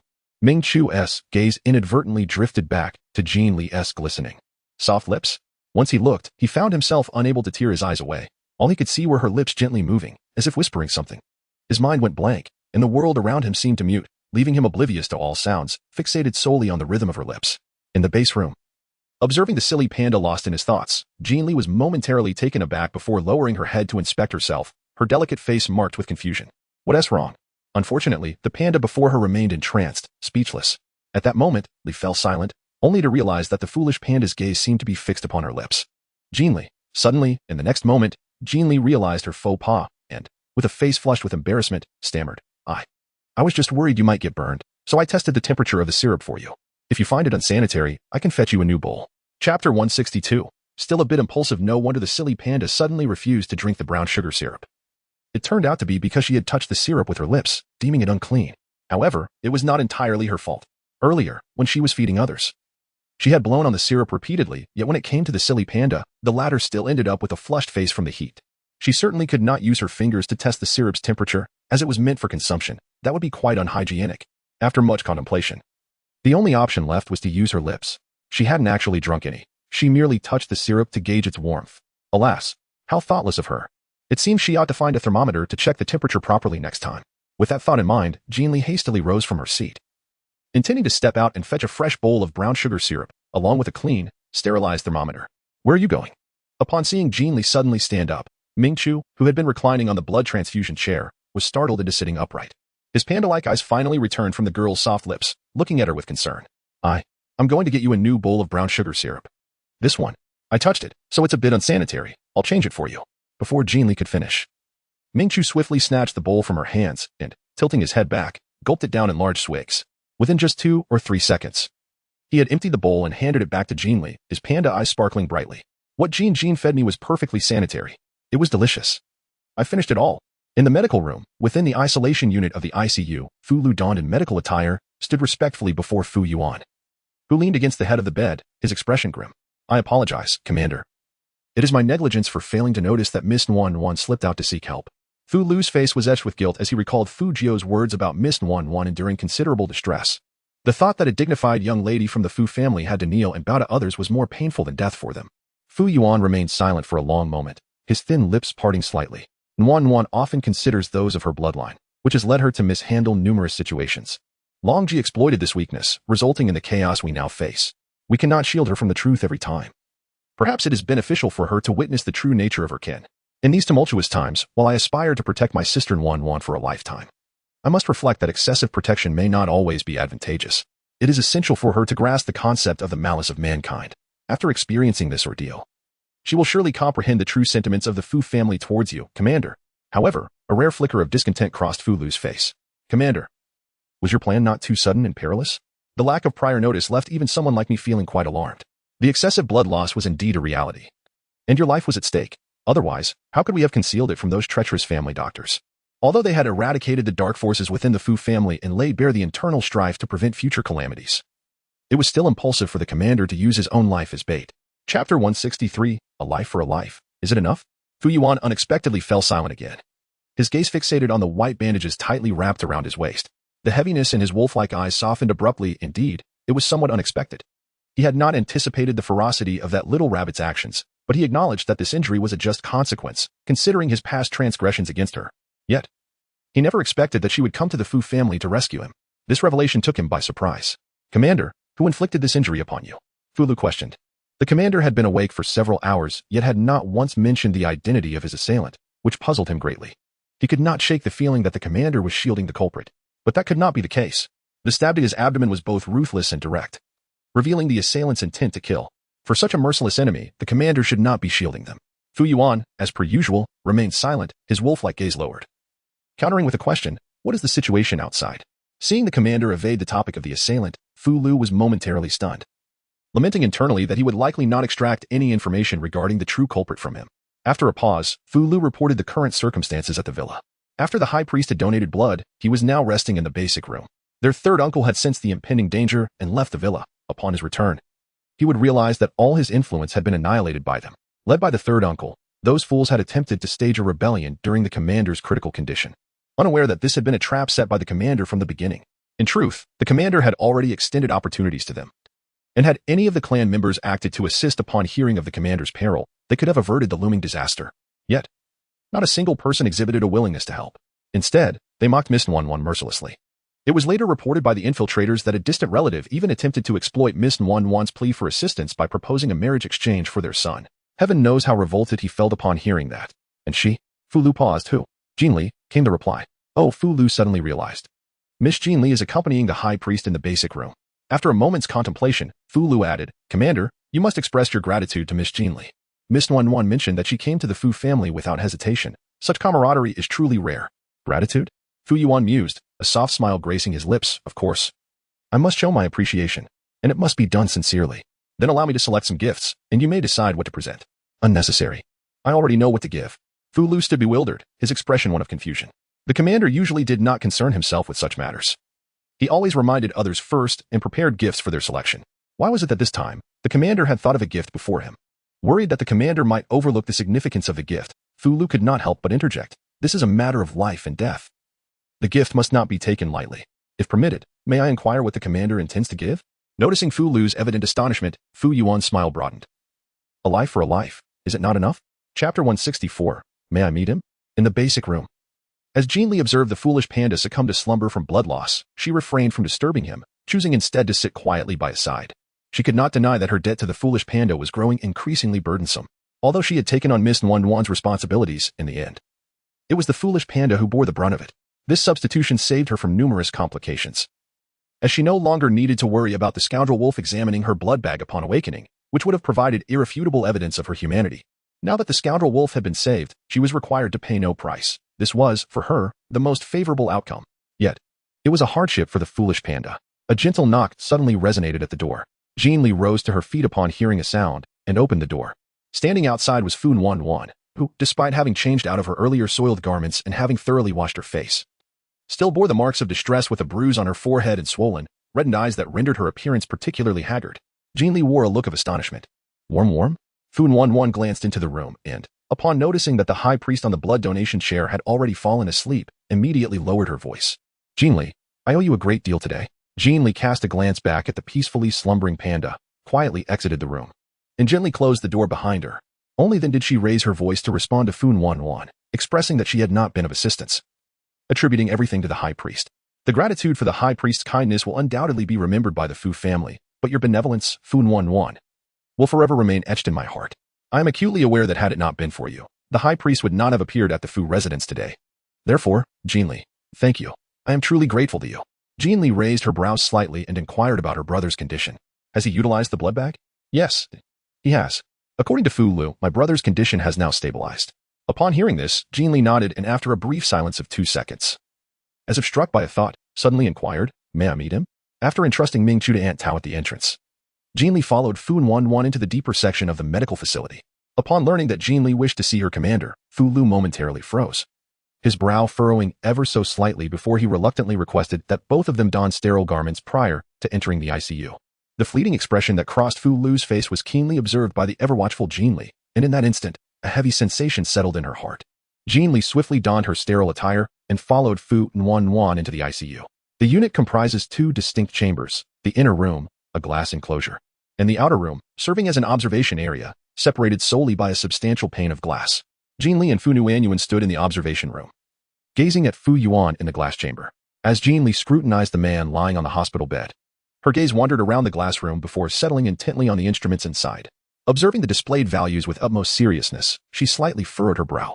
At that moment, Fu Lu unexpectedly knocked on the ICU door, prompting Fu Nuan to hurriedly approach. The two exchanged hushed whispers at the entrance, and Fu Nuan's expression shifted dramatically.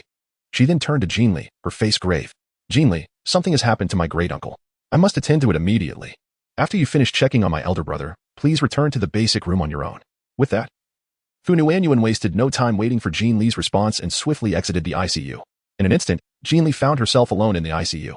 Something has happened to my great-uncle? After a moment of stunned silence, Jin Li's expression shifted to one of indifference, her lips curling slightly at the corners. She then directed her gaze towards the man in the glass room behind her, a glimmer of amusement flickering in her eyes. Click. Jin Li effortlessly opened the glass door of the ICU and stepped inside. Her gaze once again fell upon the serene man resting on the hospital bed, and she slowly took a seat beside him. Today, a pair of ebony eyes began to slowly scrutinize the scoundrel wolf before them. It must be said that even while reclining on the sickbed, the noble aura emanating from the scoundrel wolf remained undiminished. In an instant, the young girl recalled the description of the sage from the early Ming period, increasingly convinced that the man before her might indeed be the very sage spoken of in legends, born of noble lineage, possessing an exceptionally pure bloodline. And having received a superior education, what is more, this rogue wolf is recognized by the populace of the Beast World continent as their commander, commanding a regular army. He embodies the quintessential traits of a sage in every respect. The timing, the environment, and the support of the people are all perfectly aligned. If such a remarkable figure cannot unify a chaotic world, it would be utterly unjust. Moreover, this rogue wolf possesses a profound cunning, adept at leveraging everything around him, making him exceptionally suited for the unification of a tumultuous era. After all, in such disorder, one may have the heart to save the world but without the requisite cunning. They lack the means to bring about unity. Inside the ICU glass room, the young girl sat by the bedside, her expression devoid of emotion. Yet, in stark contrast to her seemingly impassive demeanor, her soft hands gently caressed the man's hand resting beside the bed, slowly beginning to toy with it. It must be said, the man's hands were quite beautiful. His fingers were long and well-defined, though somewhat rough, with several calluses on the pads, which felt quite abrasive to the touch. In the next moment, the girl, who had been admiring the man's hand, suddenly yanked out the intravenous needle from the back of his hand. In an instant, blood oozed out like a rolling bead. Jin Li raised the intravenous needle before her, her expression remarkably serene, as if entirely oblivious to the blood that continued to seep from the man's hand. What could such a slender needle possibly accomplish? The girl's soft, mellifluous voice suddenly echoed in the tranquil ICU, akin to the musings on a matter of little consequence. The man lay quietly on the hospital bed, utterly still, devoid of any sign of life. It was said that using a needle for punishment would go unnoticed, yet the pain it inflicted was exponentially greater than other forms of discipline, particularly when certain acupoints were targeted. If the needle penetrated deep enough, it could render a person paralyzed for life. It was also rumored that excessive blood loss could lead to paralysis. How fortuitous. As the girl spoke, the needle began to trace the contours of the man's body, seemingly in search of the most suitable acupoint to pierce. Her left hand began to wander restlessly over him, gently caressing upwards until it finally came to rest on the prominent Adam's apple at his throat. Jin Li slightly raised her eyebrows, contemplating, I sent high paraplegia quite appealing? As her words fell, the young girl thrust the needle in her right hand directly towards the nape of the man's neck. A soft thud resonated in the air. Suddenly, a large, bony hand grasped Jin Li's hand that held the sharp needle. On the hospital bed, the man blocked the girl's attempt, his piercing wolf-like eyes slowly opening. His gaze, a blend of amusement and mockery, held a subtle smirk at the corner of his lips. Are rabbits truly this ferocious? Chapter 166. Who are you looking down upon? Jin Li found her wrist restrained, but did not struggle. Instead, she exchanged a mocking glance, pondering whether beasts were inherently cunning enough to manipulate even their own kin. She was certain that Fu Nuanyuan's panicked demeanor when seeking her assistance was genuine, leaving only one conclusion. This scoundrel before her had deceived even his own sister. Fu Yuan's expression faltered. This was unexpected. Jin Li mirrored his demeanor, her face adopting a sardonic smile, slowly releasing his grip on the girl's wrist. Fu Yuan carefully removed the 4 needle from Jin Li's hand and gradually sat up from the bed. How did you discern this? Despite having deceived Nuanyuan, he had not managed to fool the person before him, leaving him perplexed about where he had faltered. The readings on the instrument are incorrect, Jin Li stated bluntly, pointing to the medical device beside her. Fu Yuan glanced at the apparatus, surprise flickering in his wolf-like eyes. You understand English? The girl before him, previously perceived as a mere rabbit beast orphan, surprisingly possessed knowledge of this obscure language. The device displayed its information in English alongside Arabic numerals, all comprising specialized terminology. How could this little rabbit comprehend it? Moreover, she had detected the discrepancies within the readings. No, it was not merely English. Her reaction indicated she possessed an understanding of medical knowledge, for how could she ascertain his deception solely from the data? A sense of alarm gripped Fu Yuan. You also study medicine? Who do you think you are looking down upon? Jin Li lazily conveyed I'm an academic elite expression. Please, before her arrival in this realm, she had served as a senior assistant in a medical research institute. Was it truly so challenging to interpret the readings of a mere medical device? Fu Yuan, taken aback as if he had never been confronted in such a manner, felt a smirk tugging at the corners of his mouth after a moment of processing. Eventually, his countenance shifted to one of sincerity. I apologize. Jin Li wore a mocking expression, suggesting that such words would be better directed at your sister. If she were to discover that you were orchestrating this charade, she would undoubtedly be delighted to have such a brother, utilizing even your own younger sister. You truly are a scoundrel. Yet, this bit of coldness seems to further highlight the scoundrel's sage-like demeanor. After all, those who achieve great things often disregard trifles throughout history. Has there been a ruler of high stature who was not somewhat heartless? Reflecting on it now, the incident involving Uncle Sam that Fu Yuan mentioned before her departure was likely not a coincidence. Upon hearing Jin Li's barrage of scornful remarks, Fu Yuan surprisingly refrained from retorting.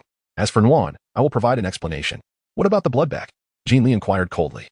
The realization that this entire scheme was concocted by the scoundrel before her filled her with indignation, although she had not been deceived. The foolish panda had suffered blood loss for her sake, and it could potentially hinder the panda's future ability to receive divine guidance. This thought truly infuriated her. Fu Yuan lifted his gaze to meet Jin Li's. Jin Li wore a serious expression, for since this was all orchestrated by you, the blood bag belonging to a Chu must hold little significance for you. Therefore, hand it over to me. Let this matter conclude here. Jin Li maintained a nonchalant demeanor. The blood of her foolish panda could not be squandered through someone else's scheming. It must be preserved carefully by her. In the room, the air fell into a momentary silence.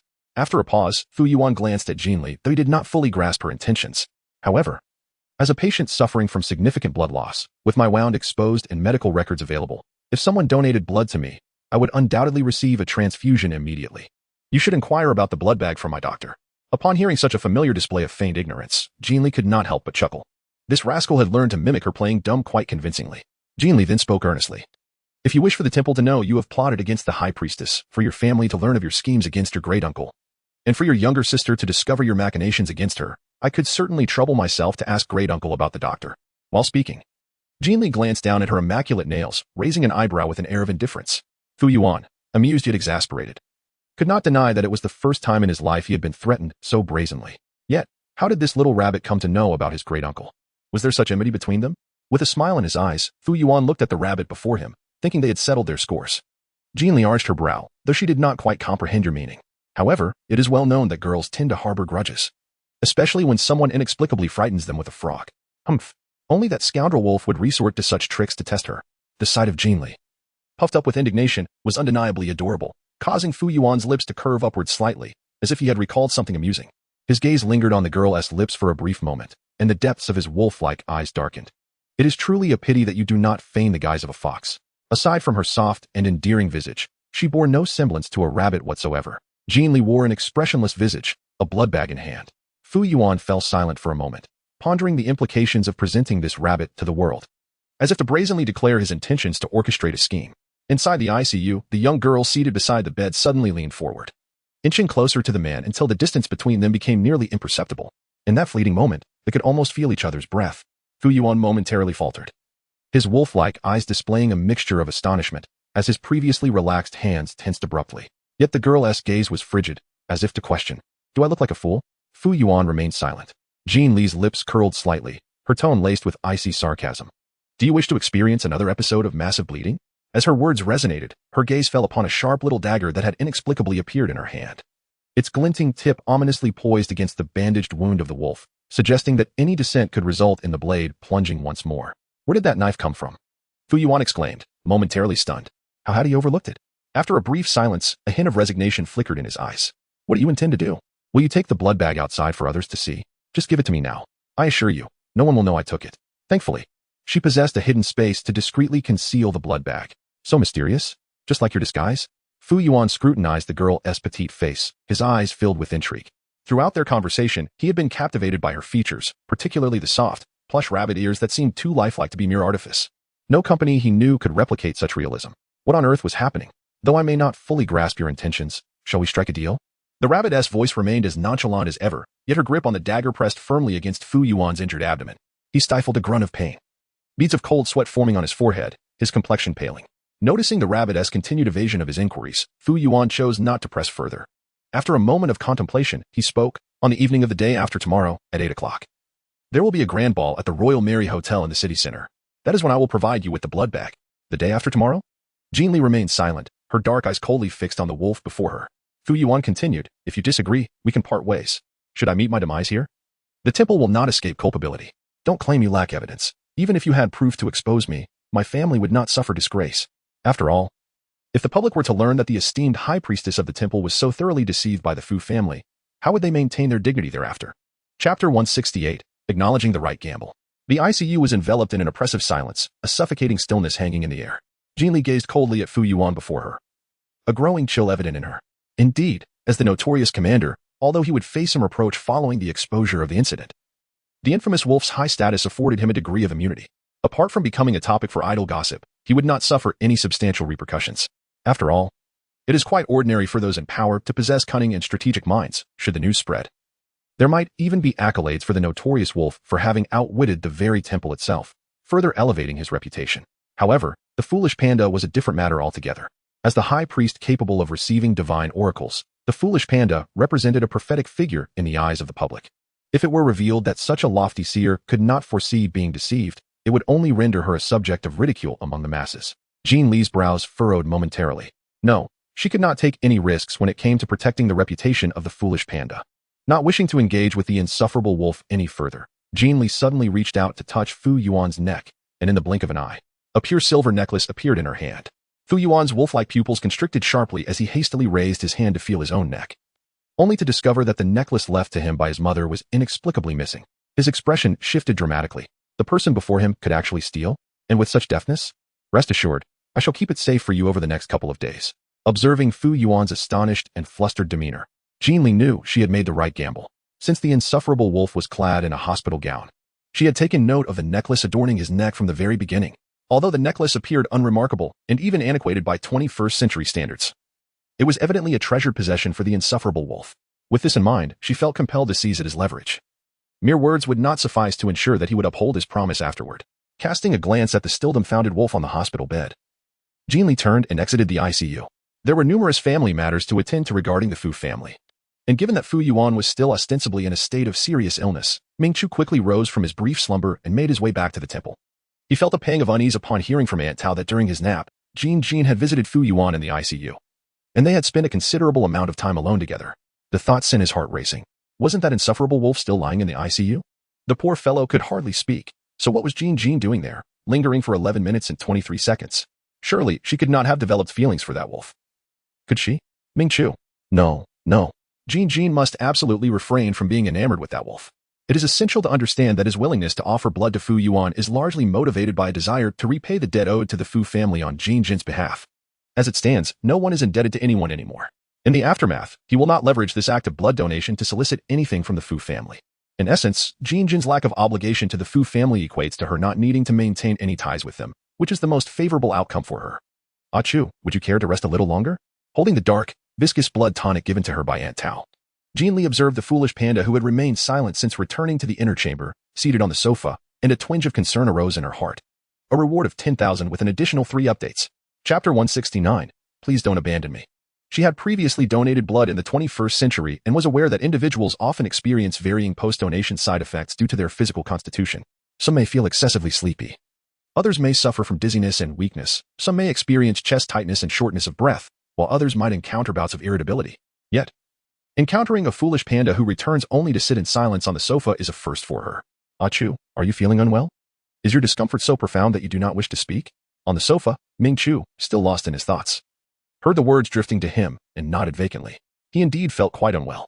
Jin Jin had been alone with that despicable wolf for over 10 minutes. Yet the wretched creature remained in slumber, unable to utter a word. It is highly probable that Jin Jin was merely observing the insensible wolf for those long minutes. What does it signify to watch someone for such a duration? If there were no fondness or affection in his heart, how could he possibly endure the patience to remain beside someone so oblivious for that long? Just the thought of it made him feel utterly uneasy. Very uneasy indeed. What? So it is indeed quite uncomfortable? Jin Li was suddenly flustered. She hastily placed the medicine bowl onto the tea table and immediately cupped Ming Chu's face with both hands, studying it intently. Where did it hurt? Was it dizziness? Drowsiness? Or perhaps palpitations and shortness of breath, an inability to catch his breath? Should she summon a doctor for an examination? Or would it be prudent to have him sit in that chair to assess his condition?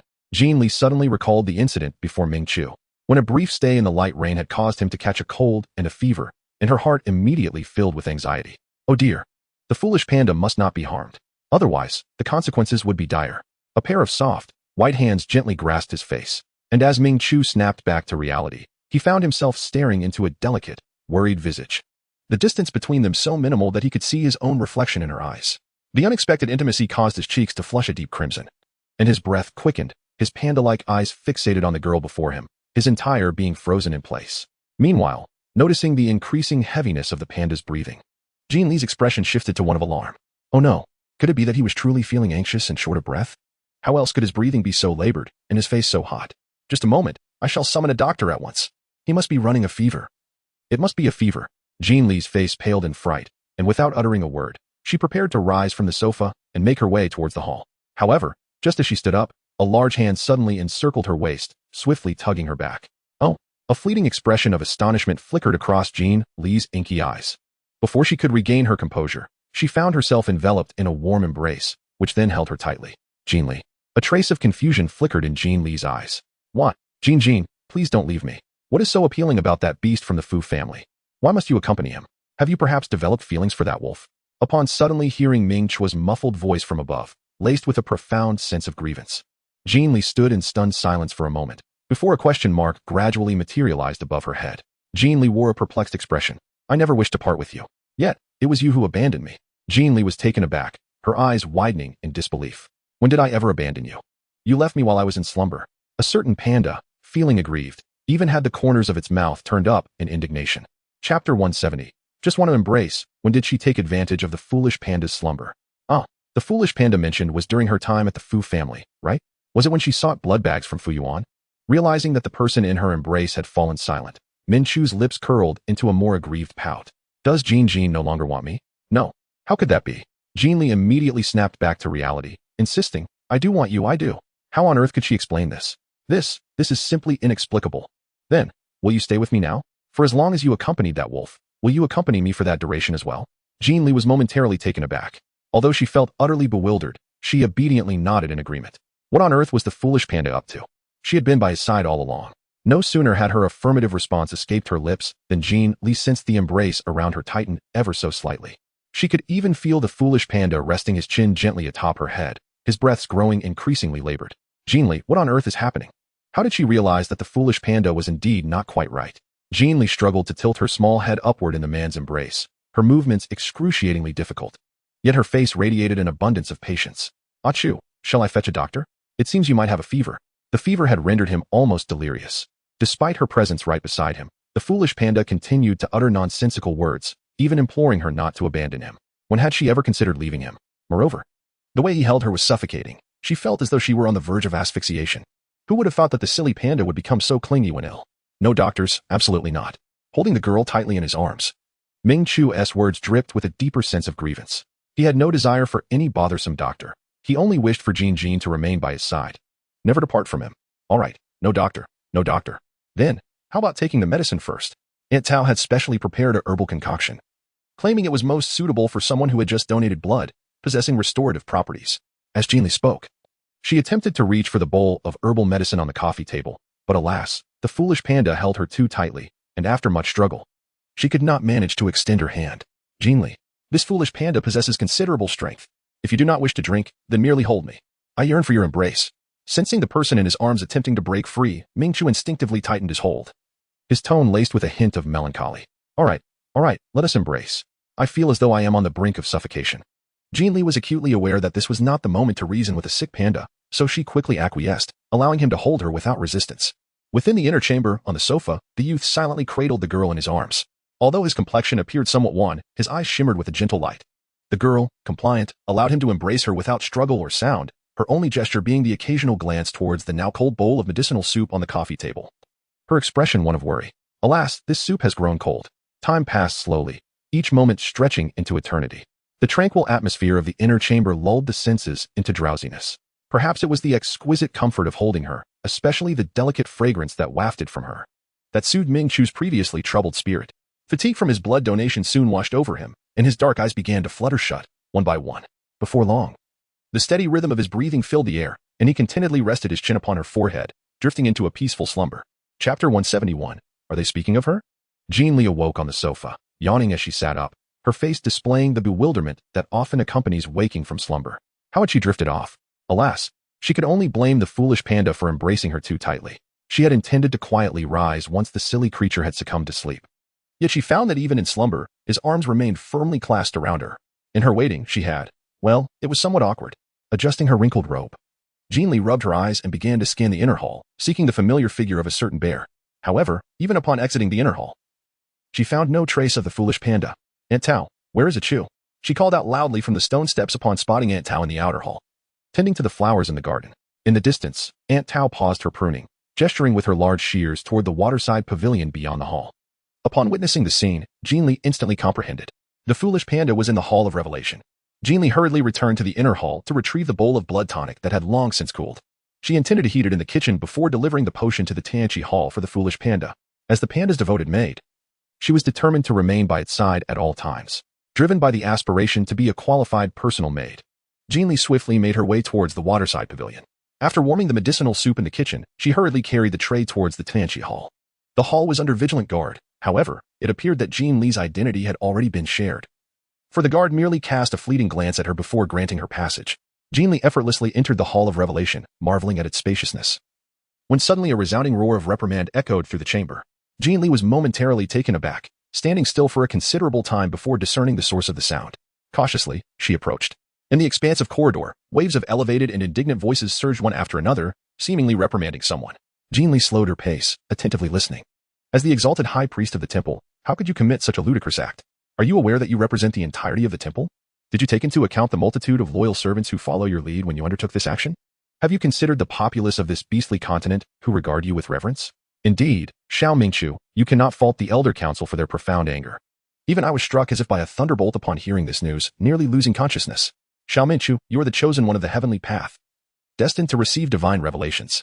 Every drop of blood coursing through your veins is imbued with spiritual essence.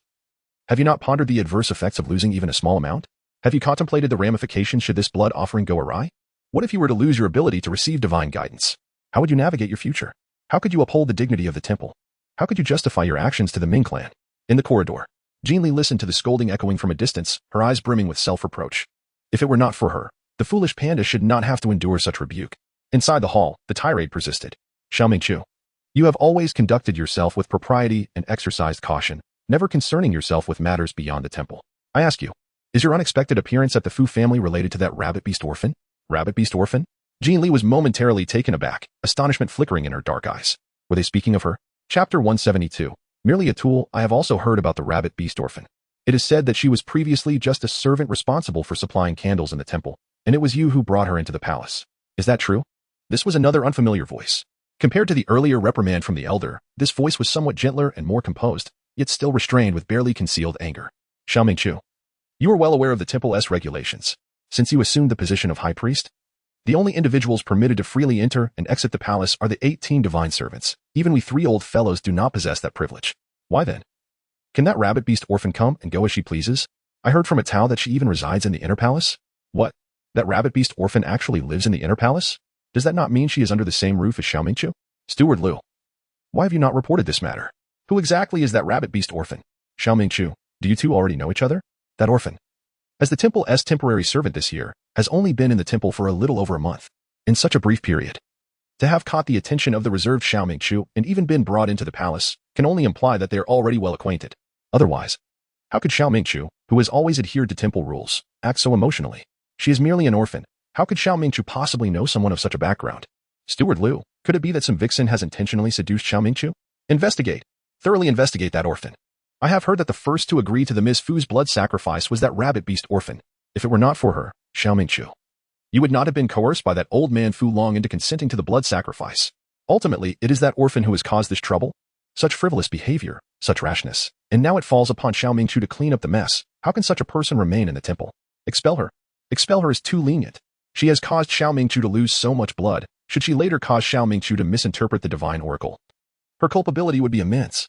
I propose we throw her directly into the water dungeon. If there is indeed an issue on Xiao Mingqiu's side, we can then bring her out to offer a sacrifice to the gods. Yes, this plan is excellent. If Xiao Mingqiu misinterprets the divine oracle, our temple must apologize to the heavenly Tao. That orphan entered the temple because of her pure bloodline, using her blood for a sacrifice. Surely the heavenly Tao will forgive Xiao Mingqiu's recklessness. Exactly. Let us proceed with this plan. I shall command someone to, with my presence. I challenge anyone to lay a finger on her. Xiao Mingqiu, who had been reprimanded, suddenly spoke up. In the corridor, the unexpected harsh tone startled Jin Li, as she had never heard Xiao Mingqiu use such an intimidating voice. Standing in the wide passage, she felt somewhat dazed. You. What has that rabbit beast orphan done to you that you would defy us for her? Xiao Mingqiu, as elders of the temple, our intentions have always been for your benefit and the benefit of the temple, regardless of whether that orphan truly seduced you. The trouble she has brought upon you cannot be tolerated within the temple. Xiao Mingqiu furrowed his brow tightly. You are completely. 3 elders. You have wrongfully accused the young master. A familiar voice suddenly rose, seeming anxious to explain. The young master treats that rabbit beast orphan differently than others. But there is a reason for it. The young master merely uses her. Chapter 173, A Defensive Retreat, Part 1 Use. Steward Lu's words stunned not only Xiao Mingqiu in the hall, but also Jin Li, who stood in the corridor, rendered speechless. Use. Jin Li wore a bewildered expression, pondering the notion of utilization. In the grand hall, she was abruptly interrupted by Butler Lu, who mentioned something about utilization. Mingqiu, astonished, turned to look at him as well. In that fleeting moment, Mingqiu caught the glint in Butler Lu's eyes and recalled the warning from earlier on the back mountain about the elders causing trouble for Jin Jin. His brow furrowed slightly. Admittedly, his decision to offer blood had been impulsive, despite his insistence that it was his idea alone. The fact remained that Jin Jin had indeed gone to the Fu family. The 3 elders, while adept at verbal rebuke, dared not impose punishment upon him. Therefore, they redirected their ire towards Jin Jin. Mingqiu understood Butler Lu's intentions clearly. The more he defended Jin Jin, the more the elders would unleash their wrath upon her. It was wiser to retreat strategically, providing the elders with an irrefutable reason to protect Jin Jin, thus thwarting their malicious intent to punish her. Young master, you must clarify to the 3 elders that your relationship with Miss Jin Li is merely one of utilization. Speak quickly. Seeing Mingqiu remain silent, Butler Lu anxiously urged him with a glance. Mingqiu's brow knitted in contemplation. After a brief silence, he turned to face the 3 elders and coldly stated, Indeed, my regard for her is merely utilization, for she possesses the ability to dispel the malevolent spirits that haunt me. His words, though spoken softly, resonated like thunder in the hearts of the elders. What? Is that true? Are you certain? The 3 elders, previously filled with anger, now stood in disbelief, their wrinkled faces reflecting shock. As elders of the Ming clan and former confidants to the last clan leader, they were acutely aware of the misfortunes that plagued the direct lineage of the Ming family, an affliction that began at birth and persisted relentlessly, particularly intensifying after the coming-of-age ceremony. The previous clan leader, who also served as the last high priest, had succumbed to exhaustion from the constant torment of these spirits. Understanding this, the elders had wholeheartedly supported the young Mingqiu from the outset. Though typically stern and traditional in demeanor, they were willing to go to great lengths to fulfill his desires. They had no objection to Mingqiu's affection for the rabbit beast orphan, but they would not allow her to endanger his well-being. That was absolutely unacceptable. Mingqiu bore not only the responsibilities of the Ming clan, but also the weight of the entire temple. Thus, they were determined to prevent him from taking any risks, which fueled their desire to punish the rabbit beast orphan. But how can you be certain that this rabbit beast orphan can dispel the spirits surrounding you? One elder inquired with fervor. This is splendid news. If what you say is true, then the Ming clan's greatest dilemma has been resolved. Butler Lu interjected, Elders, I arranged for the rabbit beast orphan's entry into the temple. I placed her in the abandoned courtyard to the north of the temple. Noticing the young master's dark expression, he continued, You are familiar with the temple's layout. The northern courtyard is quite secluded. It is remarkable that the young master sought her out on his own. This could not have been mere coincidence. There must have been some unseen guidance at play. Since the young master met her, he has been free from the disturbances of the spirits. You elders are aware that the direct lineage of the Ming clan has suffered from such hauntings for generations. Therefore, when the young master discovered that the orphan could dispel the spirits, he naturally sought to remain close to her, as only by being near her could he find respite from their torment. This is why he made an exception to allow her to reside in the palace. Distance would only invite the spirits to return. You understand the young master's temperament. If the orphan were not capable of dispelling the spirits, how could he have grown so fond of her or brought her into the palace in such a short time? The reason is simple. He needs to be near her. Thus, I implore you, elders, do not take action against her, or the young master will once again find himself beset by the spirits. While the young master could confront the elders directly and warn them against harming Jin Li, the elders were not easily swayed. They might refrain from open conflict but could still act covertly. Therefore, the best approach was to highlight Jin Li's advantage, compelling the elders to abandon any thoughts of punishment. Butler Lu's words left the elders in silence. They were well aware of Mingqiu's nature. Over the years, many noble young ladies had attempted to capture his attention, yet he had consistently distanced himself from them. It was evident that this rabbit beast orphan possessed something extraordinary to elicit such a significant change in him. Have you investigated her origins? What enables her to dispel the spirits? An elder pressed urgently. Nothing was more critical than the safety of Mingqiu. And now that a potential solution had emerged, he was keen to gather more information. Butler Lu responded, The girl is an orphan. having lost her parents and arrived at the temple alone. We have looked into her past, but it is a complete void. A void? What do you mean by that? The elder asked, puzzled. Simply put, there are no records whatsoever. What? No records? How could that be possible? Are you certain you've conducted a thorough search? The elder's disbelief was palpable. In these chaotic times, it was inconceivable for someone to have no information at all from birth to the present. The second elder furrowed his brow. Could she be an infiltrator planted within the temple? Impossible. The first elder exclaimed. If she were an infiltrator, there would still be some semblance of a record. The second elder pondered for a moment. If she were indeed an infiltrator, her history would be more convincing rather than entirely blank and suspicious. He turned to Butler Lu. How did you permit her entry into the temple? Butler Lu hesitated briefly before replying. Her bloodline is the purest I have encountered in many years, far surpassing that of other young ladies. Furthermore, the temple's criteria have always prioritized blood purity, which naturally led to her selection. In a moment of silence, the three elders found themselves at a loss for words. Although they did not oversee the selection of this temporary servant, they had heard whispers regarding the exceptional purity of her bloodline. This matter had incited considerable complaints from the heads of noble families before them. However, their loyalty to the temple meant that, despite maintaining cordial relations with these noble figures, they refrained from using their influence against the lone rabbit beast girl. Had it not been for Xiao Mingchu's actions, which led to self-harm and jeopardized the temple's interests due to her, their tempers would not have flared so. Nevertheless, regardless of her origins, since she now proved useful to Xiao Mingchu, they would temporarily overlook her responsibilities. Yet, should there be a next time, they would show no mercy. After a prolonged silence, the Grand Elder finally spoke. The second elder nodded in agreement, asserting that they must prepare for all eventualities. Butler Lu, please investigate further why this girl is capable of dispelling the malevolent spirits. Is it possible she possesses some sacred artifact, or could it pertain to her blood? Blood? Butler Lu suddenly froze. Did you not mention her bloodline is exceptionally pure? Might this purity be the reason she can dispel those spirits? After all, as a lone girl, the likelihood of her possessing a sacred artifact is rather slim, so it seems plausible that her highly pure blood is the key. Upon hearing this, Butler Lu's complexion paled, and he instinctively glanced at Xiao Mingchu, momentarily at a loss for words.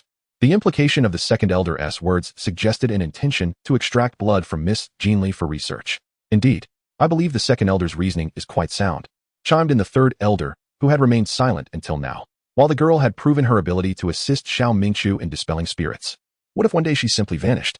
After all, her identity was shrouded in mystery, and they could not afford to be complacent. It was imperative they took precautions. What if she had been deliberately placed within the temple by someone with ulterior motives, aiming to exploit her abilities to control Xiao Mingchu, and consequently, the temple itself? Xiao Mingchu, raised within the temple and blessed with an unparalleled affinity for divine insights, still lacked experience in understanding human nature.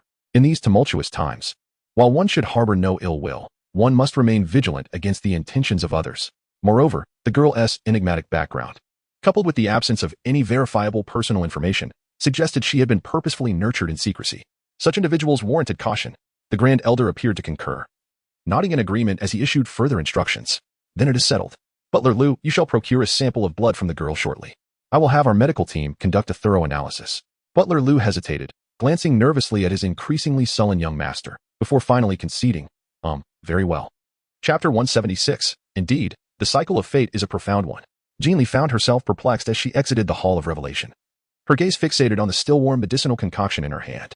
A heavy stone seemed to weigh upon her heart, rendering her thoughts tumultuous as she replayed Ming Chu's indifferent words. I merely utilize her. The chilling tone of Ming Chu's voice sent shivers through her, enveloping her in an icy despair, as though she were ensconced in a frigid cavern. It dawned upon her that her very existence might be the key to dispelling the haunting specters that plagued the foolish panda, thus explaining the latter's indulgent demeanor towards her.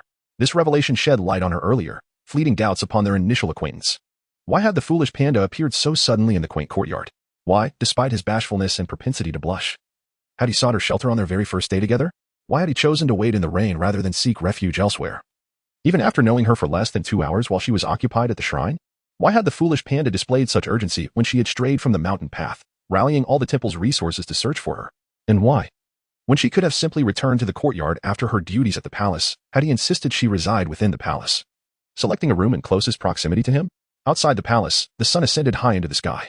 Jin Li stood vacantly at the entrance of the Hall of Revelation, her dark eyes fixed upon the heavens, gazing at the radiant blue sky and drifting white clouds, her typically serene and agile gaze tinged with a hint of redness. This, perhaps, is the fruition of karma? Once upon a time, she had deceived others in matters of the heart in a similar fashion. While others regarded her as a close confidant, she had only sought to gather intelligence as an undercover agent, ultimately leading them to imprisonment. Now, the day of reckoning had arrived. Having traversed into this future beastly realm, the shackles of her former guise as an infiltrator no longer bound her. Thus, when Ming Chu appeared and extended a friendly gesture, she reciprocated with genuine sincerity, wholeheartedly seeking to forge a friendship. Yet, she did not anticipate.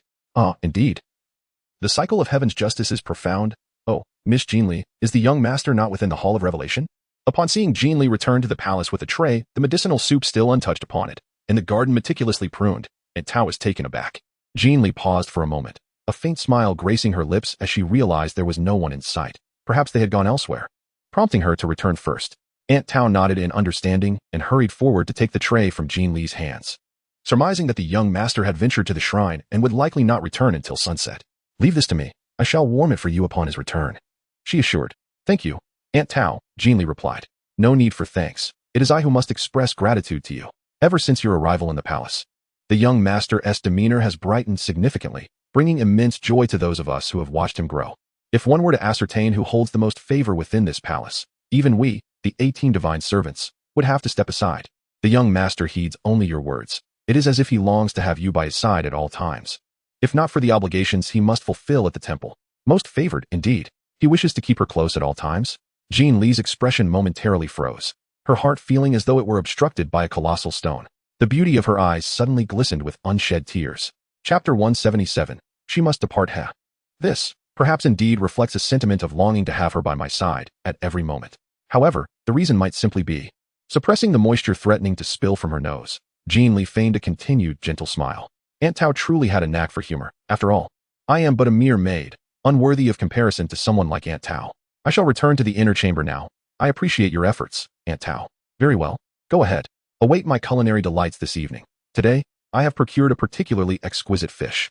Aware of the guest's fondness for meat, the young master had specifically instructed her to prepare a succulent fish. Thank you, Aunt Tao. With her usual benevolent smile, Aunt Tao held the tray and watched Jin Li depart until she disappeared into the inner chamber, before turning to leave the hall. However, in that fleeting moment of turning away, a flicker of confusion crossed Aunt Tao's eyes. Could it be her misperception? Did she sense that Miss Jin Li's mood was less than cheerful? Especially just now, it appeared that Miss Jin Li's eyes had reddened. Oh, was she mistaken?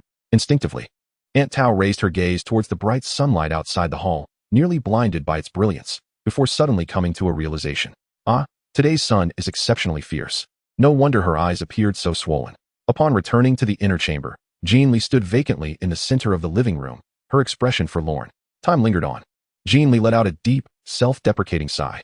Although she had always yearned to leave the temple to explore the future world of the beast men, she never imagined her departure would be under such dire circumstances. It turned out that all her sentiments were merely her own folly. Ming Chu had expressed a desire to befriend her, and Butler Lu had mentioned that Ming Chu had never had friends before, thus cherishing her companionship. She believed him, for she had arrived in this beastly realm with nothing, her identity that of a lowly rabbit beast, making it clear that there was no advantage for anyone to befriend her. Yet, she had been naive enough to trust him. Little did she know, there was something about her that had already attracted covetous eyes, her ability to disperse the malevolent spirits. How absurd, she thought, that even now, she found this reasoning laughable. Yet, it was undeniably ironic. The usually astute Jin Li had been thoroughly outmaneuvered this time, and the emotional pain she felt surpassed any physical wounds she had ever endured. Reflecting on the conversation among the elders in the Enlightenment Hall, Jin Li forced herself to regain her composure. She could no longer remain in the temple, after all. They intended to extract her blood for research. Once her blood sample was taken, her identity as a pure human would be irretrievably lost. The consequences of her identity being exposed were unthinkable. Previously, she might have believed that Ming Chu would protect her, as their relationship seemed genuine. However, now, as she recalled standing in the empty corridor, listening to Ming Chu's cold, emotionless voice echoing from afar, she felt utterly devoid of hope. Ming Chu's kindness towards her had been predicated on her ability to disperse the malevolent spirits, setting aside the potential exposure of her identity. What if it were discovered that her blood was the source of this power? Would Ming Chu not sever ties with her entirely, imprisoning her as a living blood bank for his research? As the three elders had speculated, rather than relying on others, it would be prudent to have control over the means of power. Once he possessed something tangible, Ming Chu would no longer need to feign friendship. Nor would he feel compelled to indulge her whims. After all, as Butler Lu had remarked, Ming Chu had never favored interactions with strangers or women. If he could extract the means to disperse the malevolent spirits from her, he would no longer need to disguise his true feelings. With these thoughts, Jin Li's gaze dimmed, and her eyes grew misty. Chapter 178. Has Jin Jin encountered trouble? The sun sank low in the sky. At the Enlightenment Hall, Ming Chu's expression was darker than ever as he watched the three elders depart. Do not speak of today's events to anyone, especially not to Jin Jin. He instructed, his voice cold and devoid of warmth, his once bright and innocent panda eyes now clouded with concern. Butler Lu nodded vigorously. Fully aware of the gravity of the situation, he had no intention of revealing today's happenings to anyone. After a moment's hesitation, Butler Lu's expression turned awkward. Regarding the matter of extracting Miss Jin Li's blood, the three elders had issued a stern command, and he, Ming Chu, cast a sharp glance. It could be anyone's blood to satisfy them. He could never bring himself to take Jin Jin's blood. Moreover, he did not wish for Jin Jin to become a target of those three old men. If her blood truly held the key to dispersing the malevolent spirits, she would undoubtedly be viewed as a mere tool, and harm would inevitably befall her. Butler Lu shivered at the icy glare, understanding the implications. As they returned to the palace, they spotted Aunt Tao anxiously waiting at the entrance, her face a mask of concern. Upon meeting Ming Chu's puzzled gaze, her eyes brightened, and she rushed forward. "Young master, you have returned at last." Her urgency overshadowed her customary greetings. Seeing her distress, Ming Chu furrowed his brow and was about to inquire about the cause of her concern when a sudden realization struck him. What happened? Is Jin Jin in trouble? Aunt Tao would never wait at the palace entrance unless something urgent had transpired. The only tasks she undertook within the palace were tending to the gardens and caring for Jin Jin. Could it be that something had happened to Jin Jin? Had those three old men dispatched someone to harm her while he was distracted? Miss Jin Li returned after delivering your medicinal soup this afternoon, expressing fatigue and wishing to take a nap. However, she has yet to emerge. I'm somewhat worried. She lacked the authority to enter the inner palace freely, thus had to wait in the outer hall. Yet, as the sun set, she still had not seen Jin Li exit. She felt an inexplicable sense of foreboding and contemplated entering the inner palace to check on her. However, she recalled the young master's repeated cautions that Jin Li enjoyed her naps and had instructed that no one disturb her while she rested. Yet, she could not let this minor concern impede her duty to the young master. After all, if Jin Li were merely indulging in a nap, causing a commotion would have serious repercussions. Therefore, she remained at the entrance, hoping the young master would return quickly. Ming Chu hurried toward the inner palace. Aunt Tao continued. "Young master, I can't shake the feeling that something is amiss with Jin Li. I suspect she may have been intercepted and bullied while delivering your medicine. Should you investigate?" Ming Chu abruptly halted, his face contorting in shock. "Delivering medicine? What do you mean?" "Yes," Aunt Tao replied, nodding. "You had just donated blood. So Miss Jin Li brought you fresh blood medicine. What's wrong?" Ming Chu's expression shifted dramatically. When did this happen? Where did she go to deliver the medicine? Taken aback by Ming Chu's frantic inquiries, Aunt Tao hesitated, glancing between the astonished young master and Butler Lu, who mirrored his shock. She instinctively pointed toward the direction of the Enlightenment Hall. It was around 3 o'clock this afternoon when Miss Jin Li went to the Enlightenment Hall to find you. Chapter 179. Her eyes seemed to be red. 3 o'clock in the afternoon? Enlightenment Hall? Upon hearing Aunt Tao's words, Ming Chu's panda-like eyes widened in disbelief. At 3 o'clock, he had been negotiating with those three elders regarding the punishment for Jin Jin. He had been agitated by their reprimands. Thinking about how Jin Li was still asleep when he left, he had not considered whether she had awakened or sought him out. Instinctively, he glanced at the grand clock above the hall. It was precisely 3 o'clock. Given the 5 to 6 minutes walk from the palace to the Enlightenment Hall, it meant that while he had been entangled with the three elders, Jin Jin had already arrived at the Enlightenment Hall. Seeing Ming Chu's complexion turn pale, Aunt Tao felt a rush of anxiety and hurriedly added, "But shortly after, Miss Jin Li returned, saying she couldn't find you. And then she went back to the inner palace. Did she say anything? Or did her demeanor seem off?" Beside them, Steward Lu could not help but inquire. Aunt Tao blinked in confusion, striving to recollect her thoughts. "I didn't say anything unusual, just as I usually do." "Ah, yes. If you hadn't mentioned it, I might have thought I was imagining things." I sensed that Miss Jin Jin was not in high spirits, and her eyes seemed a bit reddened.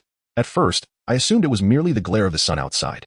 As Aunt Tao finished speaking, both Ming Chu and Steward Lu froze in place, their faces paling. What is happening? They had never witnessed such panic in the two individuals before. Aunt Tao, bewildered, turned to Steward Lu, pressing him further. "Old Lu, what is going on?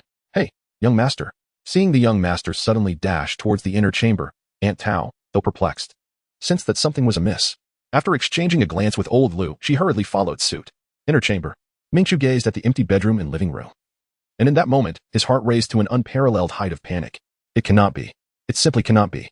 It is improbable that Jin Jin would coincidentally overhear their discussion about her. It cannot be. It must not be. Ming Chu suppressed the anxiety within, hastily inspecting every room in the inner hall. Just as he was about to turn towards the guest room where Jin Jin resided, a folded piece of white paper caught his peripheral vision on the coffee table. At that moment, Ming Chu's stride abruptly halted. He remained motionless for several seconds before slowly turning his head, fixing his gaze upon the folded paper on the table. The arrangement of the inner hall had never been altered lightly. The placement of every object was firmly embedded in his mind. Now, the sudden appearance of a piece of white paper he had never seen before on the coffee table left him breathless, as if he had realized something. He stood there, frozen, 3 or 4 meters away from the table, utterly still. Following Ming Chu's gaze, Butler Lu and Aunt Tao, who had rushed into the inner hall, also noticed the paper on the coffee table. Butler Lu's brow furrowed as he glanced at the completely dazed young master before hurriedly approaching to pick up the paper. The inner side of the folded paper bore several lines of text. Butler Lu hastily read it, and upon comprehending its contents, he too stood there, stunned. Ming Chu observed Butler Lu's expression closely, and when he finally spoke, his voice trembled with an undeniable hoarseness. Did she hear everything? Though he had long refrained from confronting his inner suspicions, based on the time Aunt Tao mentioned, it seemed Jin Jin must have overheard their entire conversation. Upon hearing this, Butler Lu, with a pallid face, extended the white paper towards Ming Chu, unfolding it while his eyes instinctively darted to the side, unable to meet Ming Chu's gaze. Seeing this, Ming Chu felt a heavy weight settle in his heart. He steadied his breath before slowly allowing his eyes to rest upon the paper before him. Chapter 180. After today, we owe each other nothing, Ming Chu. I am deeply grateful for your care during this time, knowing that you were entangled with malevolent spirits. The item beneath the ice in the large glass bowl on the coffee table is but a small token of my gratitude. After today, we owe each other nothing. Regardless, I wish you well. Ming Chu gazed at the inscription on the paper, his eyes suddenly reddening. Just as he was about to call someone to bring her back, he unexpectedly saw Steward Lu approaching him, cradling a large bowl of ice. Ming Chu's gaze flickered momentarily. The bowl, a magnificent crystal glass piece typically adorned with colorful agate stones, now brimmed with ice, beneath which something seemed to be concealed, subtly glimmering red. Confused, Ming Chu recalled that this might be the so-called return promised by Jin Jin. He hastily reached out, cautiously shifting aside the top layer of ice. Aunt Tao, noticing this, quickly took a fruit platter from the coffee table to assist in transferring the ice into it. The crystal bowl was substantial. Steward Lu had to use both hands to hold it steadily before him, watching intently as Ming Chu and Aunt Tao gradually moved the ice into the fruit platter. Eventually, the object that had been faintly visible beneath the ice revealed itself fully before the three of them. In that instant, disbelief washed over them as they stared at the vividly red item, Ming Chu's eyes welling with tears, his complexion paling, even the hand holding the ice freezing midair. A blood bag. How could it be a blood bag? At that moment, Steward Lu, holding the crystal bowl, found himself momentarily breathless. His lion-like eyes cautiously glancing at Ming Chu, his face etched with regret. It was over. It seemed that Miss Jin Li had indeed overheard their earlier conversation, otherwise, why would there be a blood bag left behind? This clearly indicated that she had heard their explanations to the three elders and their subsequent instructions.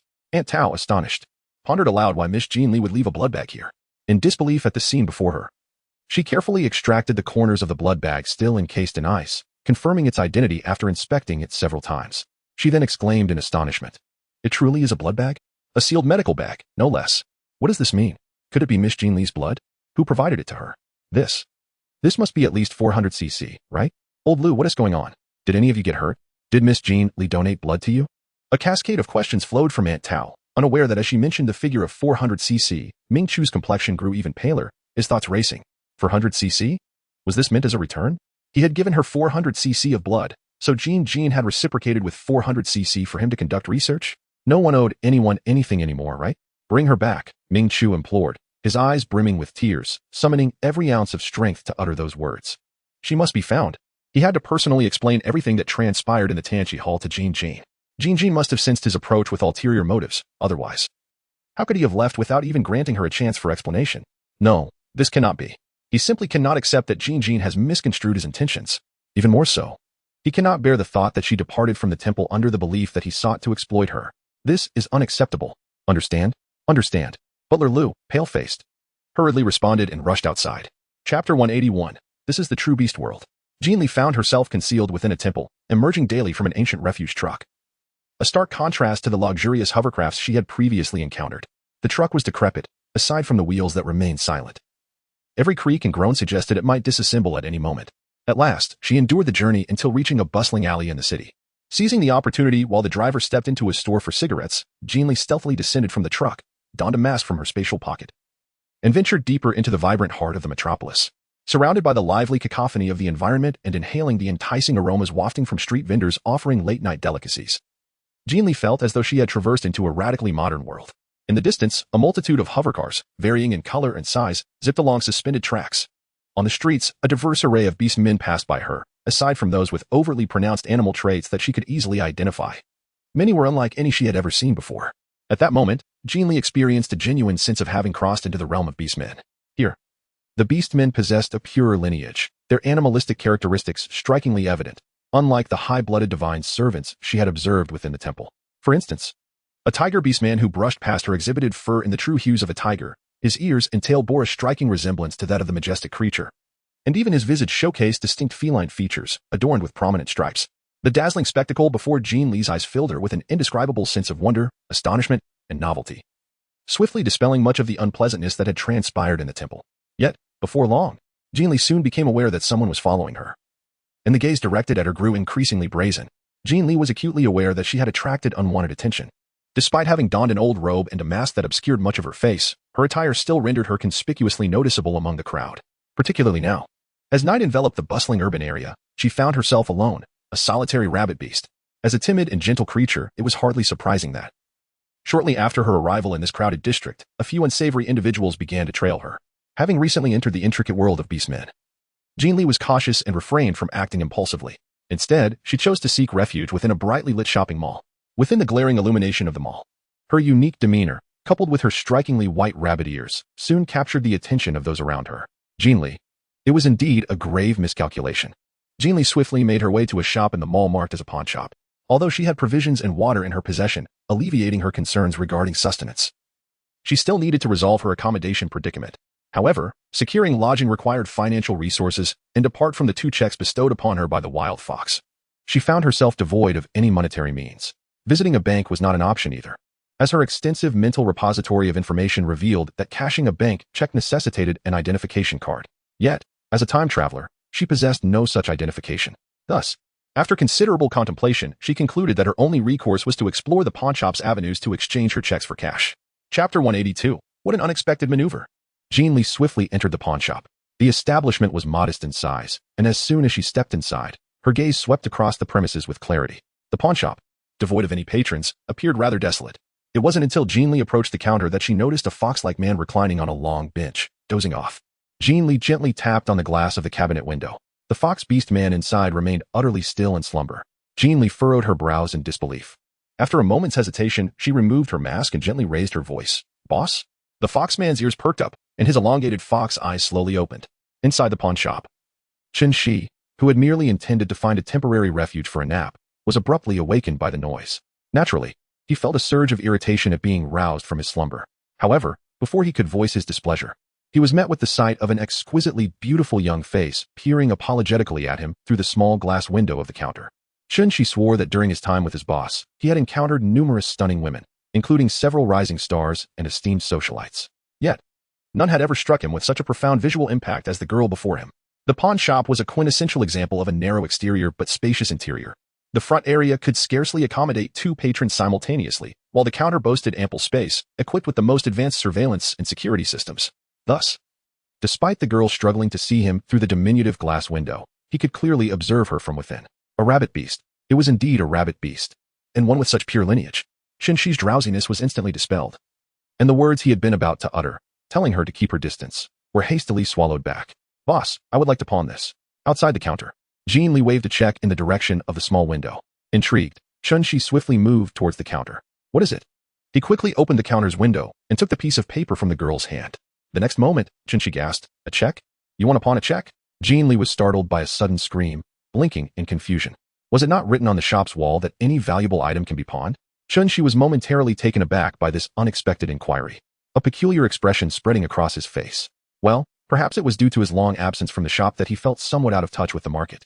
Typically, people brought items to pawn in exchange for cash, yet this rabbit girl before him had the audacity to present a check, specifically, a check for 200,000. What kind of outrageous maneuver was this? Rubbing his head in bewilderment, Chen Shi asked, what would you like to exchange? We have all kinds of merchandise here. Given that she possessed such wealth, it was only natural she desired to trade for something else. Fine, there were plenty of items in the shop that were practically deadweight. And this rabbit girl seemed bold enough to come in with a check for 200,000. Clearly, she was a naive and sweet girl. Adhering to the principle that business must always be shrewd, he was more than willing to enlighten this innocent girl, encouraging her to use her check to purchase the neglected items from the storeroom. Chapter 183. This is too delightful. We have all kinds of merchandise.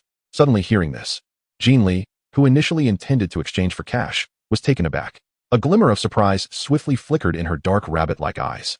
Soon regaining her composure, she looked at him with curiosity and said, you must let me see it first so I know what I want to exchange. Chen Shi was bewildered. It was perhaps the first time he encountered such a wealthy yet eccentric, an entirely harmless customer like Jin Li. He stared at her for a while, suppressing his intrigue, and finally said, "Follow me." He wondered what kind of socialite had come to seek amusement in his establishment. After all, this was a well-known black market pawn shop.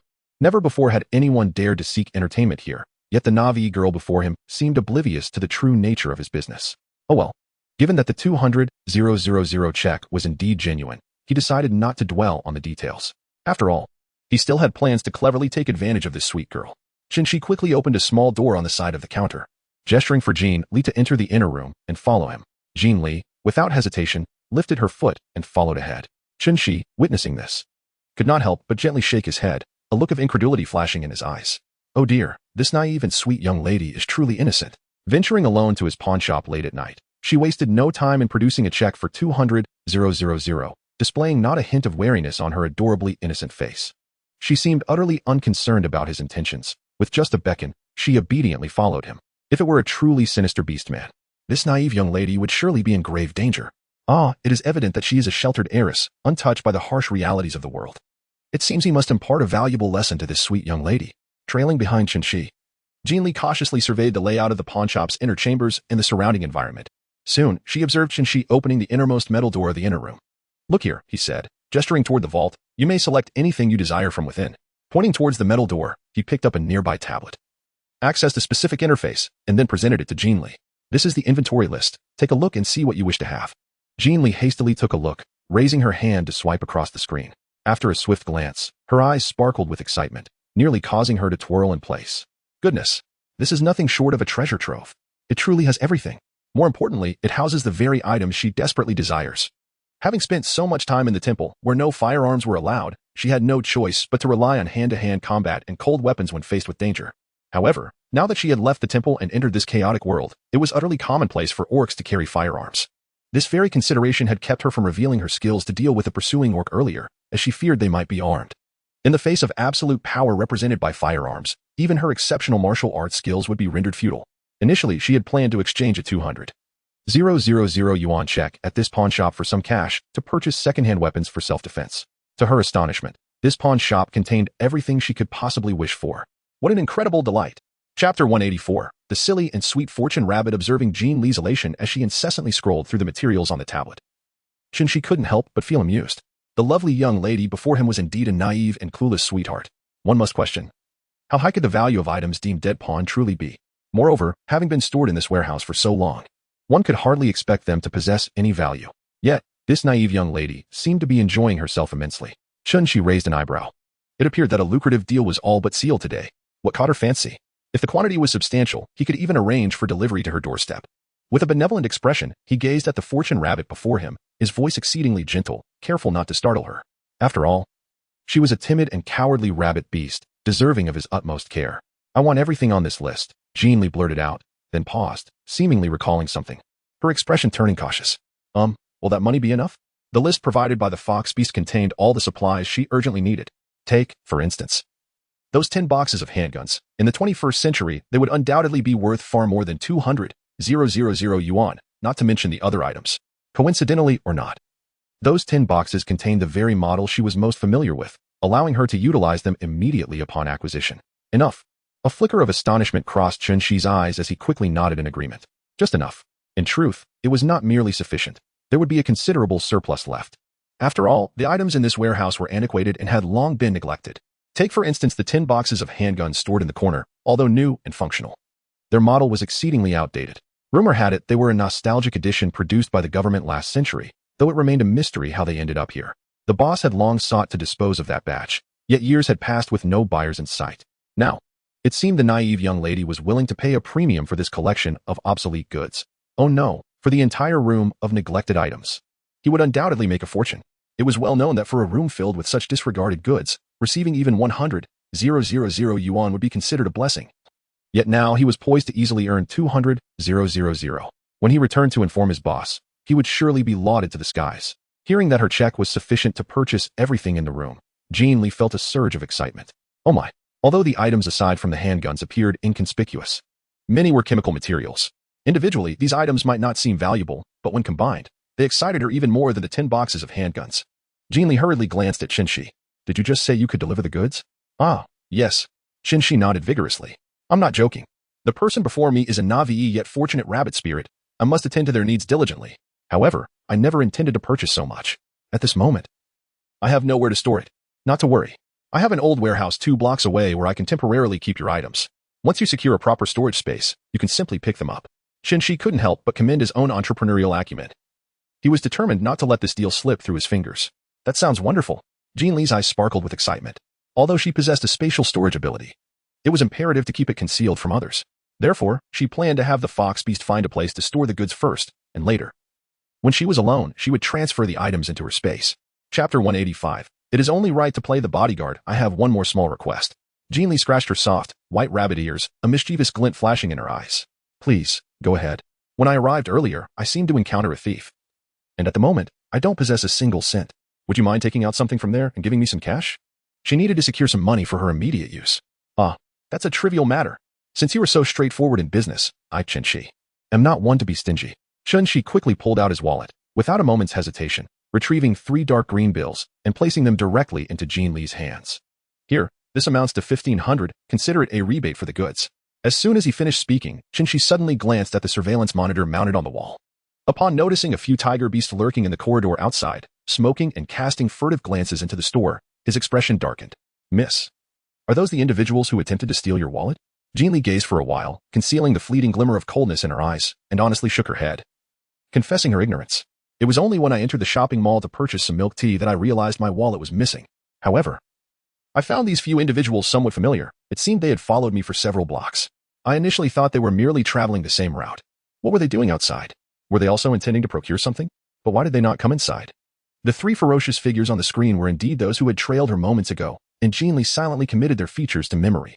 Upon hearing this, Jin Shi's expression shifted instantly. They followed you for several blocks? He turned to look at Jin Li, and when his gaze fell again upon her exquisitely delicate visage, his brows furrowed involuntarily. Ah, such a naive and sweet young lady, with such striking beauty. Those 3 ruffians likely harbored intentions beyond mere theft of a wallet. After a moment's contemplation, Jin Shi, furrowing his brow, inquired, My lady, where do you reside? After I finish my deliveries, I shall escort you home at no charge. After all, she was his benefactor, and having swindled her out of a considerable sum, it was only fitting he play the role of her protector. Upon hearing this, Jin Li fell silent for a moment, blinking her eyes. I reside in a nearby hotel, the one that. Jin Li suddenly furrowed her brows, pondering. What was the name again? It eluded her for a moment. Let me think. The nearby hotel? Jin Shi's fox-like eyes flickered. Was it the Seymour Grand Hotel? There are indeed many hotels in the vicinity, but given the affluent status of a sweet and naive young lady like her, it must surely be the 5-star Seymour Grand Hotel. Ah yes, it's Seymour. How did you know? Jin Li looked genuinely touched. Oh, I am quite familiar with the layout of this area. Someone of your esteemed status would only stay there. You would hardly settle for anything less. Feeling a bit shy under Jin Li's sparkling gaze, Jin Shi quickly offered an explanation. Soon, Jin Shi retrieved the pawn ticket, meticulously inscribing the necessary details before handing it to Jin Li. Meanwhile, she raised her hand toward Jin Li, saying, Miss, may I please record your identification card? If she possessed an identification card, would she still come here to exchange money? Jin Li blinked. Young man, have you forgotten? My wallet was stolen, along with my ID. Jin Shi's hand suddenly paused, as if he had just realized. Ah, right, I almost forgot. Chapter 186. Money can move mountains, young man. Is it possible for you to issue an ID here? I mean the legitimate kind. Jin Li seized the opportunity to inquire. Jin Shi was momentarily taken aback, his gaze lingering on Jin Li's face for a considerable time before he hesitantly nodded. Well, it is indeed possible. As Jin Li's eyes sparkled with surprise, she eagerly inquired, Do you have any connections? Wow, this pawn shop is truly a treasure. Yen, taken aback by Jin Li's sudden proximity, was momentarily stunned. Jin Shi, somewhat dazed, nodded off. But I must consult my boss first.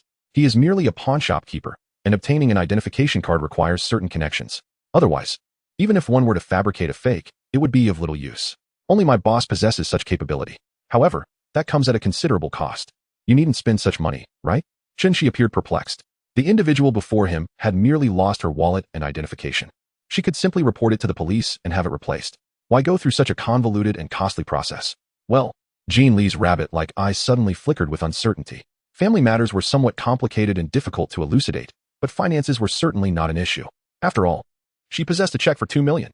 Without an identification card, that 2 million would merely be a piece of paper to her. Furthermore, without the temple's protection, she might very well be pursued by the temple the following day. How could she leave without a usable identification card? Thus, this money was imperative to spend. Complicated family matters? Chun-Shi was momentarily taken aback before realization dawned upon him. Indeed, a seemingly naive young lady who could casually produce a check for 200,000 must have familial ties akin to his own boss. Though he too hailed from a prestigious family, he was still. All right then. In this line of work, it was unwise to inquire too deeply. Since the other party was willing to pay, he would naturally accept this lucrative deal. Seeing the agreement, Jin Li promptly seized the opportunity. When can we proceed? Are you in a hurry? Chun-Shi raised an eyebrow, his fox-like pupils glinting. The expedited service would incur a substantial fee, likely exceeding 500,000 for a complete package. Typically, it would cost around 200,000 for others. But given that this naive young lady was quite affluent, it seemed only fitting. Rest assured, Jin Li assured confidently, money is absolutely not a problem. It is often said, money can make the devil push a millstone. Chun-Shi, having rarely encountered such a wealthy patron, was determined to cater to her needs diligently. He quickly summoned 6 Foxbee subordinates to load the items from the warehouse onto a military hover truck, then drove Jin Li straight to an abandoned warehouse 2 blocks away. 5 minutes later, my lady, you need not worry. Although this is an abandoned warehouse, it falls under our boss's jurisdiction, so the safety of the goods is assured. Once you find a suitable location, you can send someone with the documents to inform the pawnshop, and then come here to collect the items. Observing his subordinates toiling diligently to move goods into the warehouse, Chun-Shi patiently explained to Jin Li. The beastmen were remarkably efficient. By the time Jin Li managed to place a vase into the warehouse, the 6 Foxbee subordinates had already made 3 trips back and forth. In merely 10 minutes, the military hover cargo truck's contents were entirely transferred into the warehouse by 6 little Foxbee subordinates. Observing Chun-Shi prepare to close and lock the door, Jin Li's pupils constricted, and she hastily interjected, "Excuse me, I placed my wrist strap beside the vase when I set it down. I just need to retrieve it." Before Chun-Shi could react, Jin Li darted into the warehouse through the still-open door, calling out, "I'll be quick. Just wait for me at the entrance." Half a minute later, as Jin Li emerged from the warehouse, a red string was indeed wrapped around her wrist. Chun-Shi stood momentarily stunned, his gaze fixed in bewilderment at the suddenly appeared red string on her wrist. It was merely an ordinary red string. How could this naive young lady, who could squander 20,000 without a second thought, care so much about something so trivial? It was truly perplexing to comprehend the ways of the affluent. After sending the Foxbeast subordinates away, Chun-Shi wasted no time and promptly ushered Jin Li toward the bustling heart of City A. "Miss, I must say, if it were anyone else seeking my boss for business in the dead of night, they would surely be met with a cold shoulder. But you, my dear, are different. Your beauty would compel my elder brother to assist you without hesitation." Inside the hover vehicle, Chun-Shi accelerated to top speed, racing swiftly along the hover track. "When the time comes, I shall trouble you, Brother Chun-Shi, to speak on my behalf. Once everything is settled, I will express my gratitude properly," Jin Li said, her eyes glistening as she watched Chun-Shi deftly maneuver the hover vehicle. She could not be blamed for her urgency in acquiring the necessary documents. Her time was, indeed, quite limited. Upon leaving the temple, she had left behind a bag of her own blood in the palace. Ethically, she felt indebted to Ming Chu for donating blood to Fu Yuan. She must repay that debt. Personally, despite Ming Chu's ulterior motives toward her, his kindness had been genuine and unwavering. She did not wish to remain in his debt. And the thought of Ming Chu suffering from the torment of the shadow spirits since birth weighed heavily on her conscience. After much contemplation, she decided to use the blood transfusion materials from her medical kit to draw her own blood. Having been an undercover assistant in medical research, she was no stranger to blood transfusions, so she managed the procedure with relative ease. She understood that her actions might have been impulsive. Once that bag of blood was given to Ming Chu, and if he were to delve into research, her identity as a pure human would be at risk. Yet, she still chose to keep it. She wanted to settle her debts cleanly. This way, she could completely expel Ming Chu from her world and sever any lingering ties. Thus, she needed to expedite the processing of her documents before the temple uncovered the secret of the blood bag. She was acutely aware that the temple would not pursue her openly, especially given the secret surrounding Ming Chu, the high priest, in these tumultuous times. To avoid inciting unrest, the temple would most likely resort to the underworld to track her down.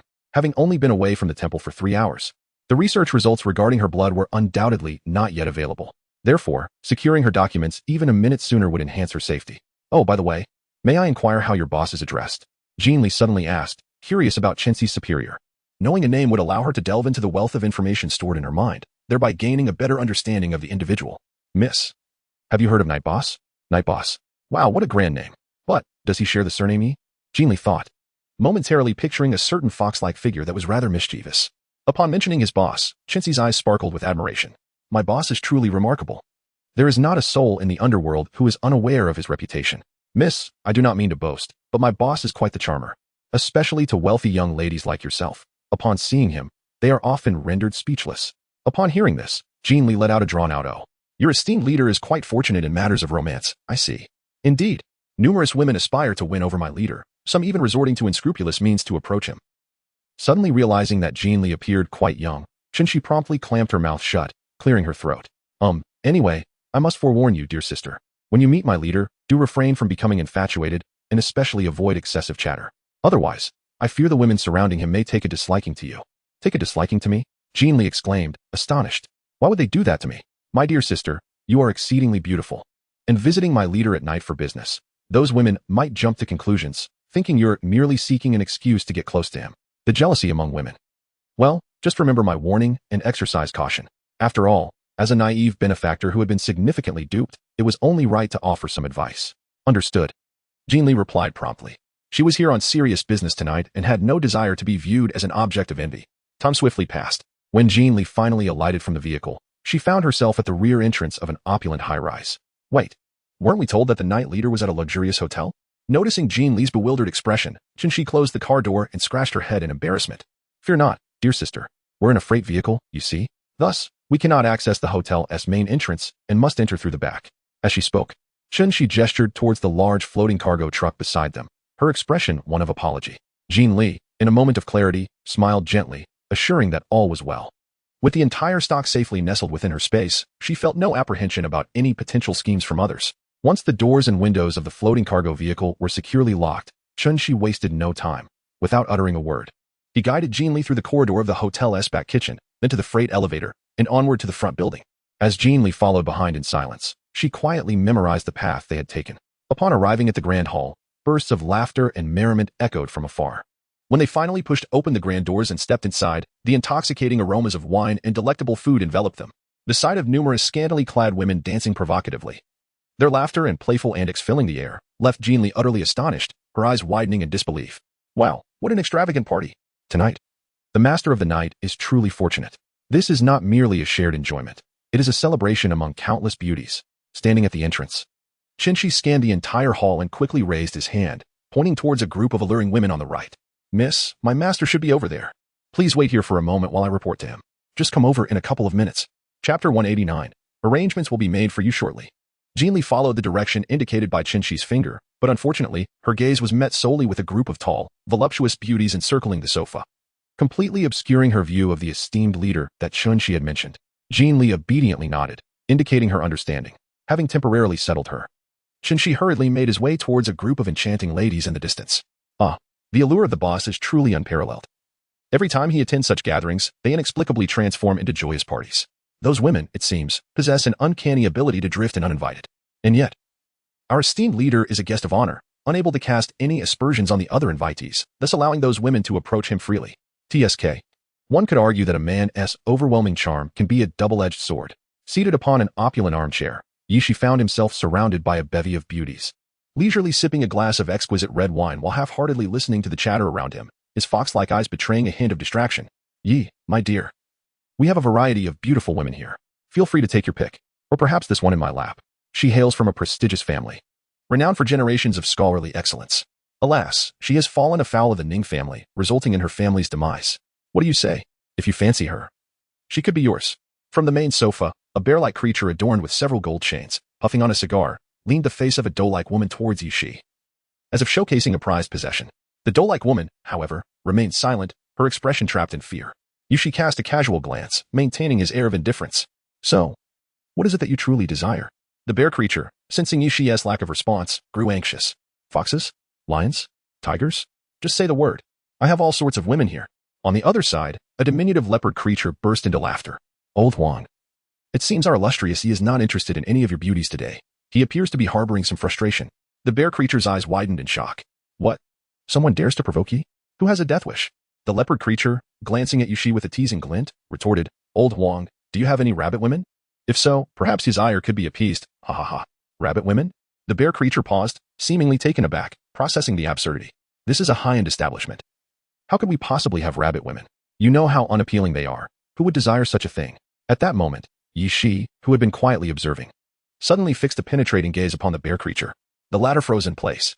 After a brief pause, the bear creature chuckled nervously, What I meant was, rabbit women tend to be timid and introverted. They are not suited for this line of work. Did he just say something wrong? The bear creature thought, trembling at the thought of Ye's intense gaze. Old Huang, what are you rambling about? I merely suggested you find a rabbit woman to help alleviate Ye's frustrations. Who cares about their looks? Old Song, the leopard, interjected. Seemingly concerned that Old Huang might not grasp his meaning, Old Song exaggeratedly gestured with his mouth, silently conveying, the rabbit women have enraged him. Seeing this, Old Huang's eyes widened, realization dawning upon him. Yi, I will arrange for a rabbit woman immediately. No, not just one, two, three. 3 rabbit women. Yishi. Chapter 190. How did the rabbit woman offend you? Realizing that if he remained silent, the bear creature would undoubtedly procure 3 rabbit women for him, Yishi suppressed the urge to roll his eyes. I was saying, you, boss. A significant business opportunity has arisen. A figure suddenly appeared, breathless with excitement, cutting off Yishi's impending refusal of the bear creature's offer. Yishi focused, momentarily taken aback.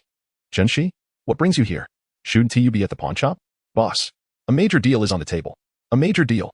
Zhenshi's eyes sparkled with enthusiasm. Yishi raised an eyebrow. What is it? A rabbit lady, incredibly wealthy. She just purchased everything in our pawn shop's dead pawn inventory for 200,000, and now she requires a set of identification documents. Rabbit lady? Upon hearing Zhenshi's words, Old Huang and Old Song fell silent for a moment, exchanging quick glances. Unaware of the underlying tension, Zhenshi continued, she is super wealthy. You wouldn't believe it, when she pulled out 200,000 to buy that pile of dead pawn goods, she didn't even flinch. Clearly, she is a true tycoon. Boss, you adore wealthy women. This rabbit lady will surely be a prized guest. Cough, cough. Suddenly, Old Huang erupted into a fit of coughs. Startled, Zhenshi turned to him, a perplexed expression crossing his face. After a moment, he returned to addressing his boss. Boss, she said that as long as we can expedite her documents, money won't be an issue. I also cough. Cough, cough. Simultaneously, Old Song began to cough vigorously as well. Zhenshi, taken aback, turned to Old Song, his expression growing increasingly strange. 500,000. Boss. Zhenshi exclaimed. I quoted 500,000, and she accepted without haggling. It was simply, but before he could finish, the two behind him coughed again. Frustrated, Zhenshi spun around, glaring at the coughing duo. Old Huang, Old Song, if you're sick, stay home. Why come out and infect others? If you pass something to our esteemed boss, what then? He is far too precious. Old Song, taken aback by the accusation, glanced at Yishi, whose expression remained inscrutable, and lowered his voice to explain to Zhenshi, don't mention the rabbit women. Your boss is currently quite upset due to a rabbit woman. He has calmed down yet. Exactly. We were just trying to help your boss cool off. And you come in with this distraction. Truly, you're stirring the pot. Old Huang added, hurriedly explaining. Mid-sentence, he turned to one of his subordinates, shouting, where is she? Why hasn't she arrived yet? Provoked by a rabbit woman? At the mention of this, Zhenshi's expression froze. No, it cannot be. How could this happen? Just as he secured a significant deal, the boss was infuriated by a rabbit woman?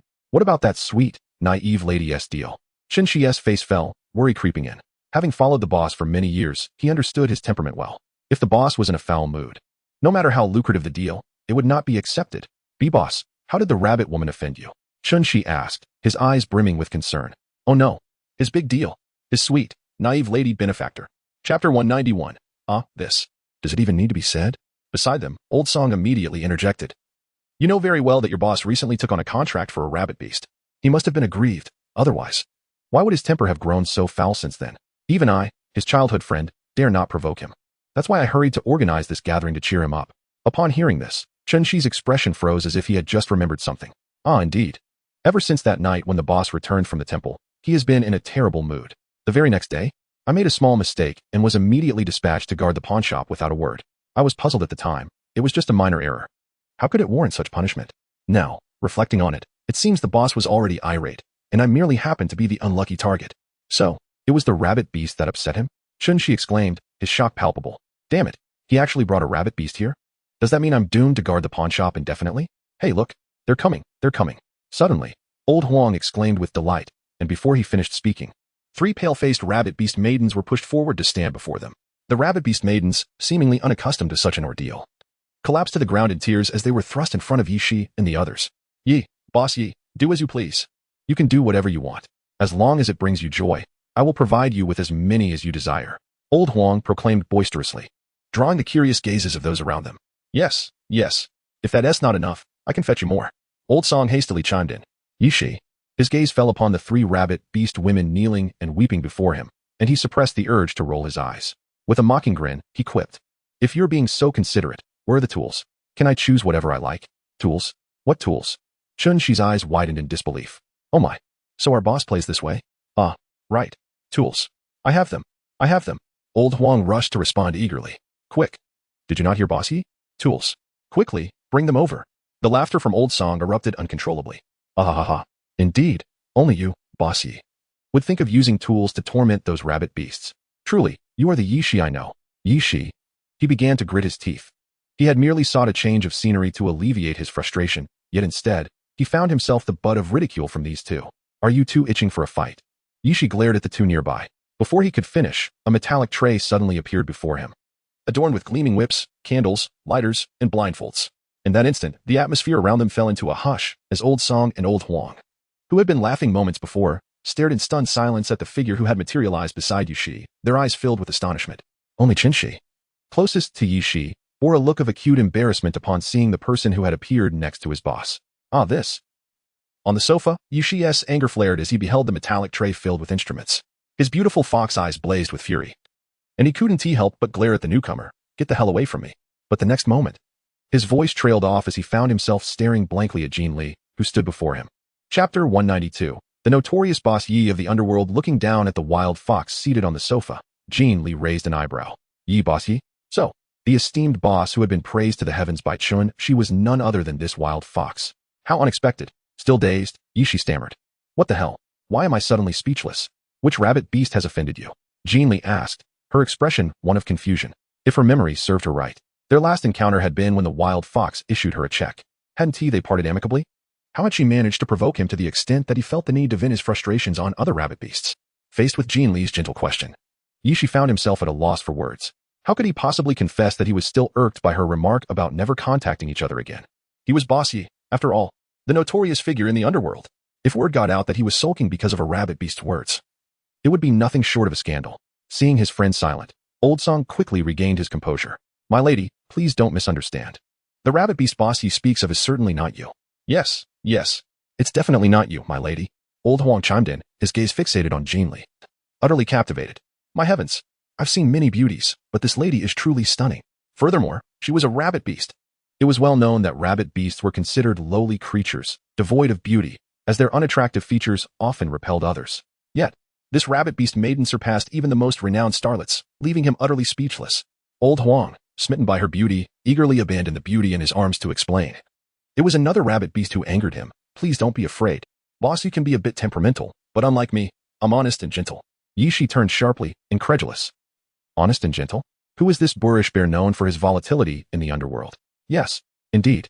Old Song quickly chimed in, casting aside his own beauty to elaborate. Boss Yi was quite furious just a few days ago. He was drunkenly shouting about wanting to kill someone, talking about dismemberment and breaking necks. Unlike us, we are reasoned individuals, never resorting to violence. Yi Shi was left in utter shock. Who the hell are these so-called reasoned individuals who resort to violence at the slightest provocation? Oh. Jin Li nodded in a daze, her expression softening as she gazed tenderly at Yi Shi before her. Not only did she intend to eliminate her, but she also contemplated dismembering her in the most brutal fashion, ultimately envisioning the breaking of her neck. As Jin Li spoke, a mysterious smile appeared on her face, radiating an aura that seemed to convey, "You are truly remarkable." Naichi felt a surge of trepidation. Unwilling to linger any longer in this place, he feared that if those two oblivious individuals continued their banter, he might not survive till dawn. Suddenly, he rose and made his way outside. After taking a few steps, he abruptly halted, as if struck by a thought, and hurriedly turned back.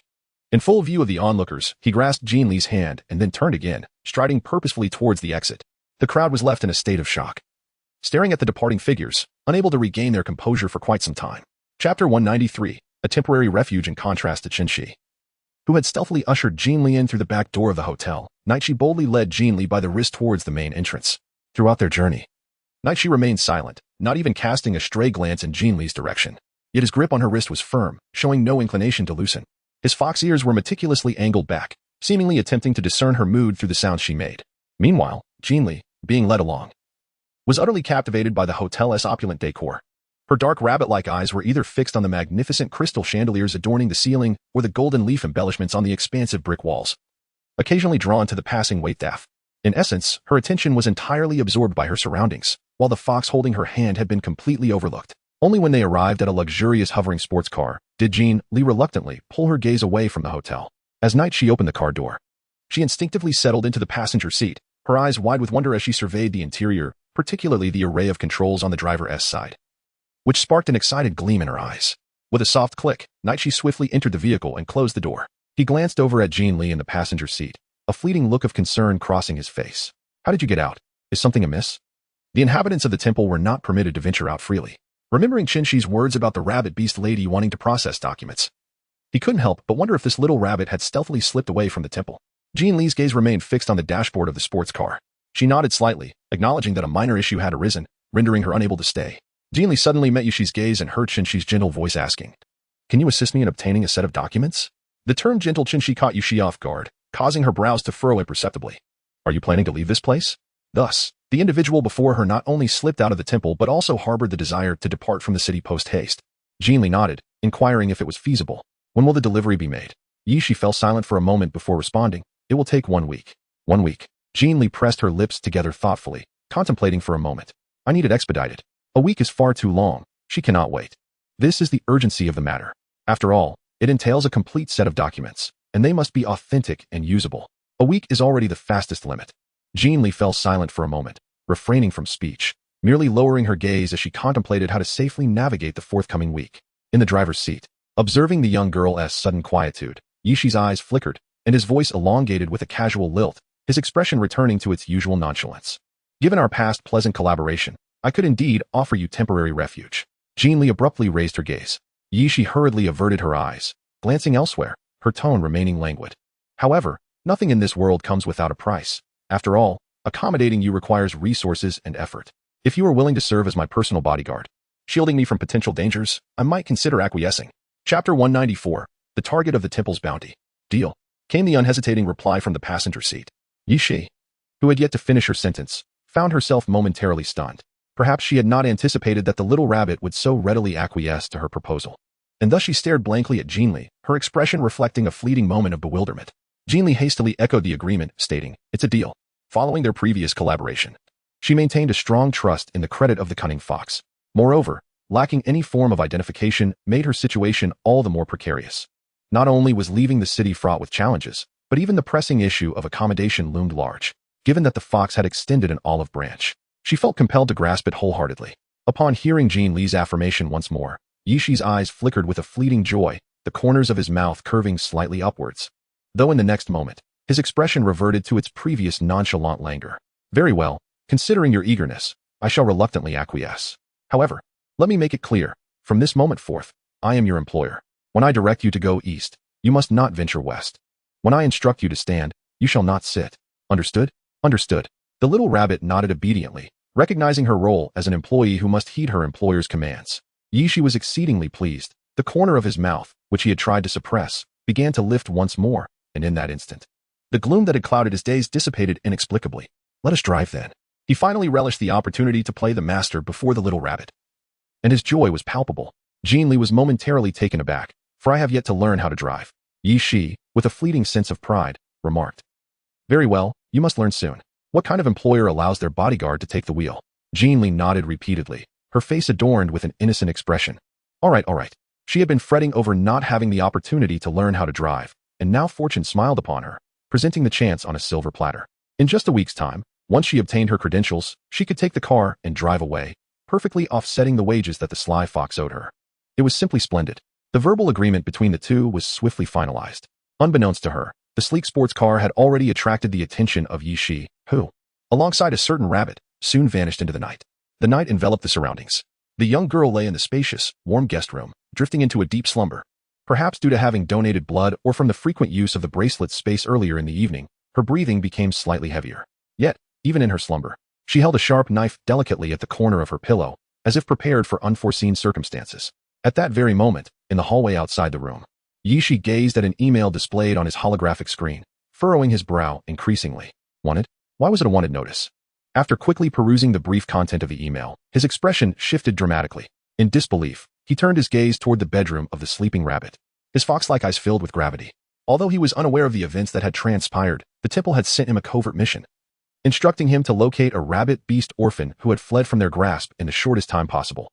Accompanying the task was a hand-drawn portrait of the rabbit beast orphan. It was unmistakably the image of the little rabbit. This meant that she was now a target of the temple's manhunt. According to the rules of the underworld, task orders dispatched through the dark web were prioritized for him. Given that he was known as the formidable Yi Lao Da within the criminal realm, renowned for completing the most numerous and high-quality tasks.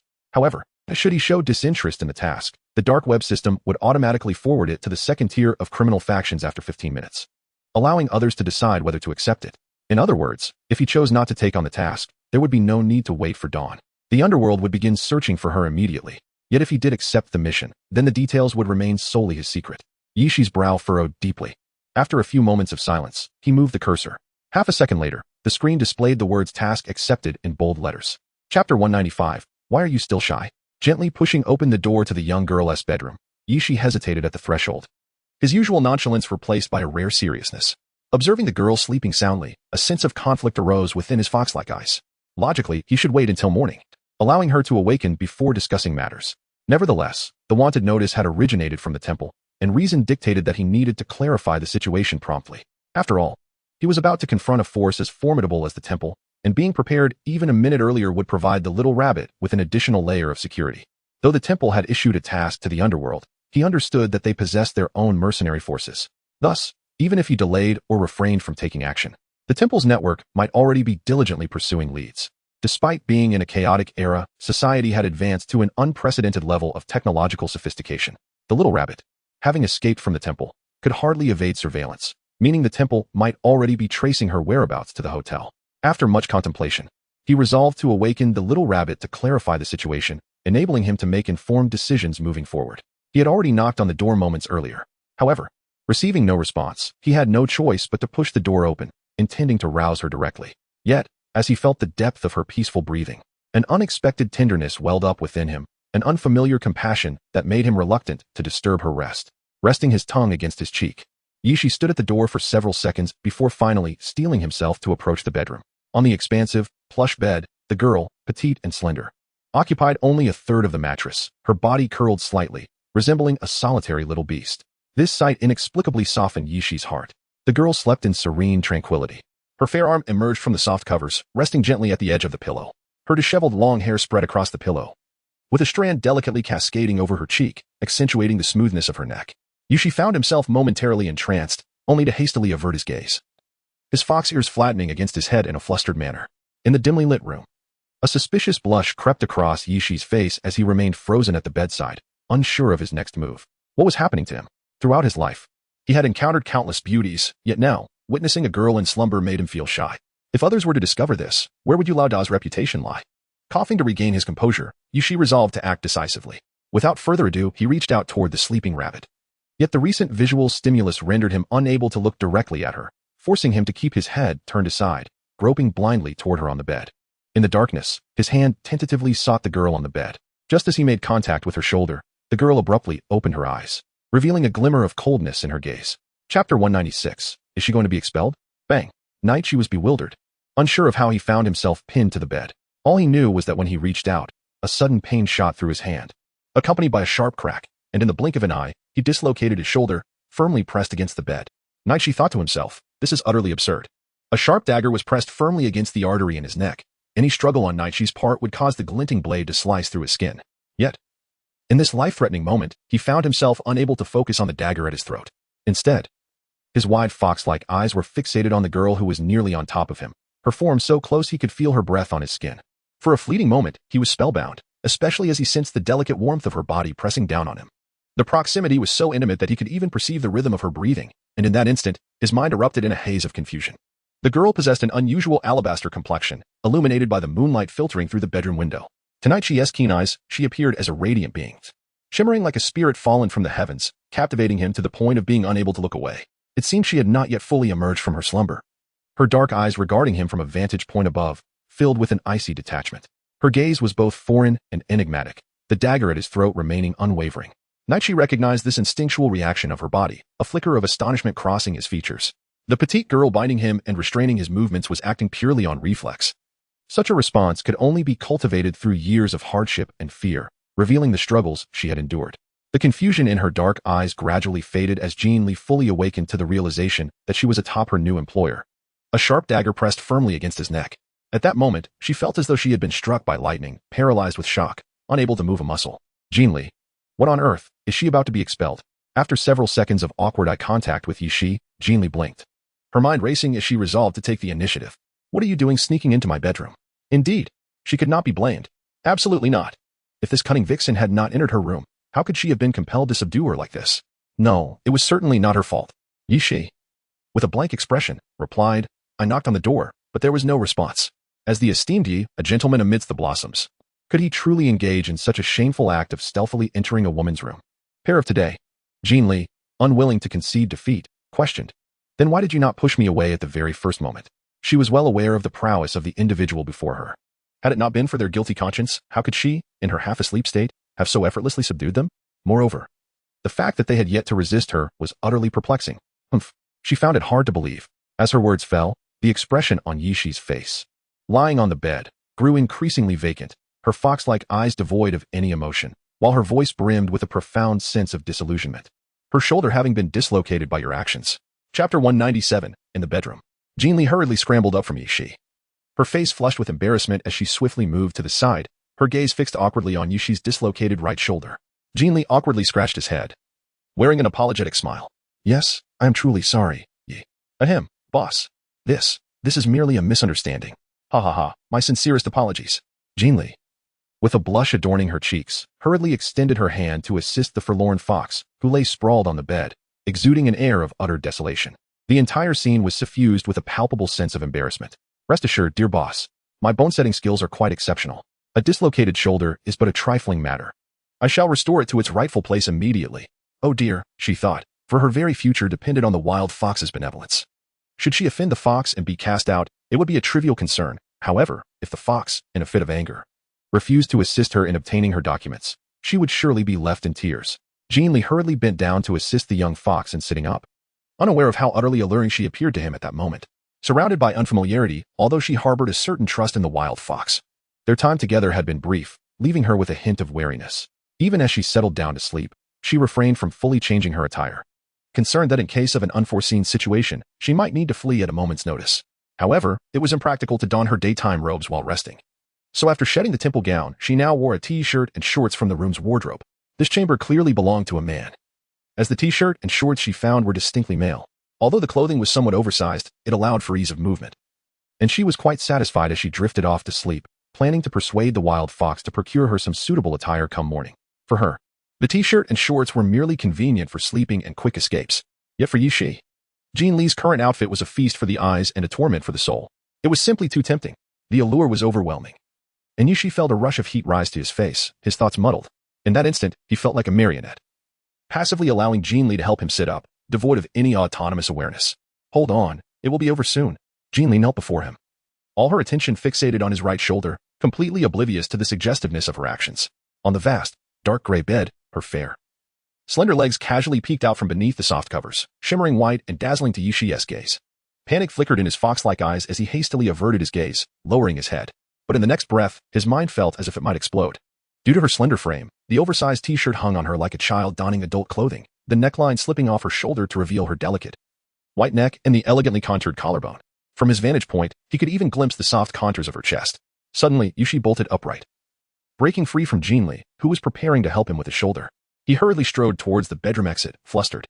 In the bathroom, Yi Shi swiftly reset his shoulder, watching as blood trickled from his nose, his expression a mix of disbelief and frustration.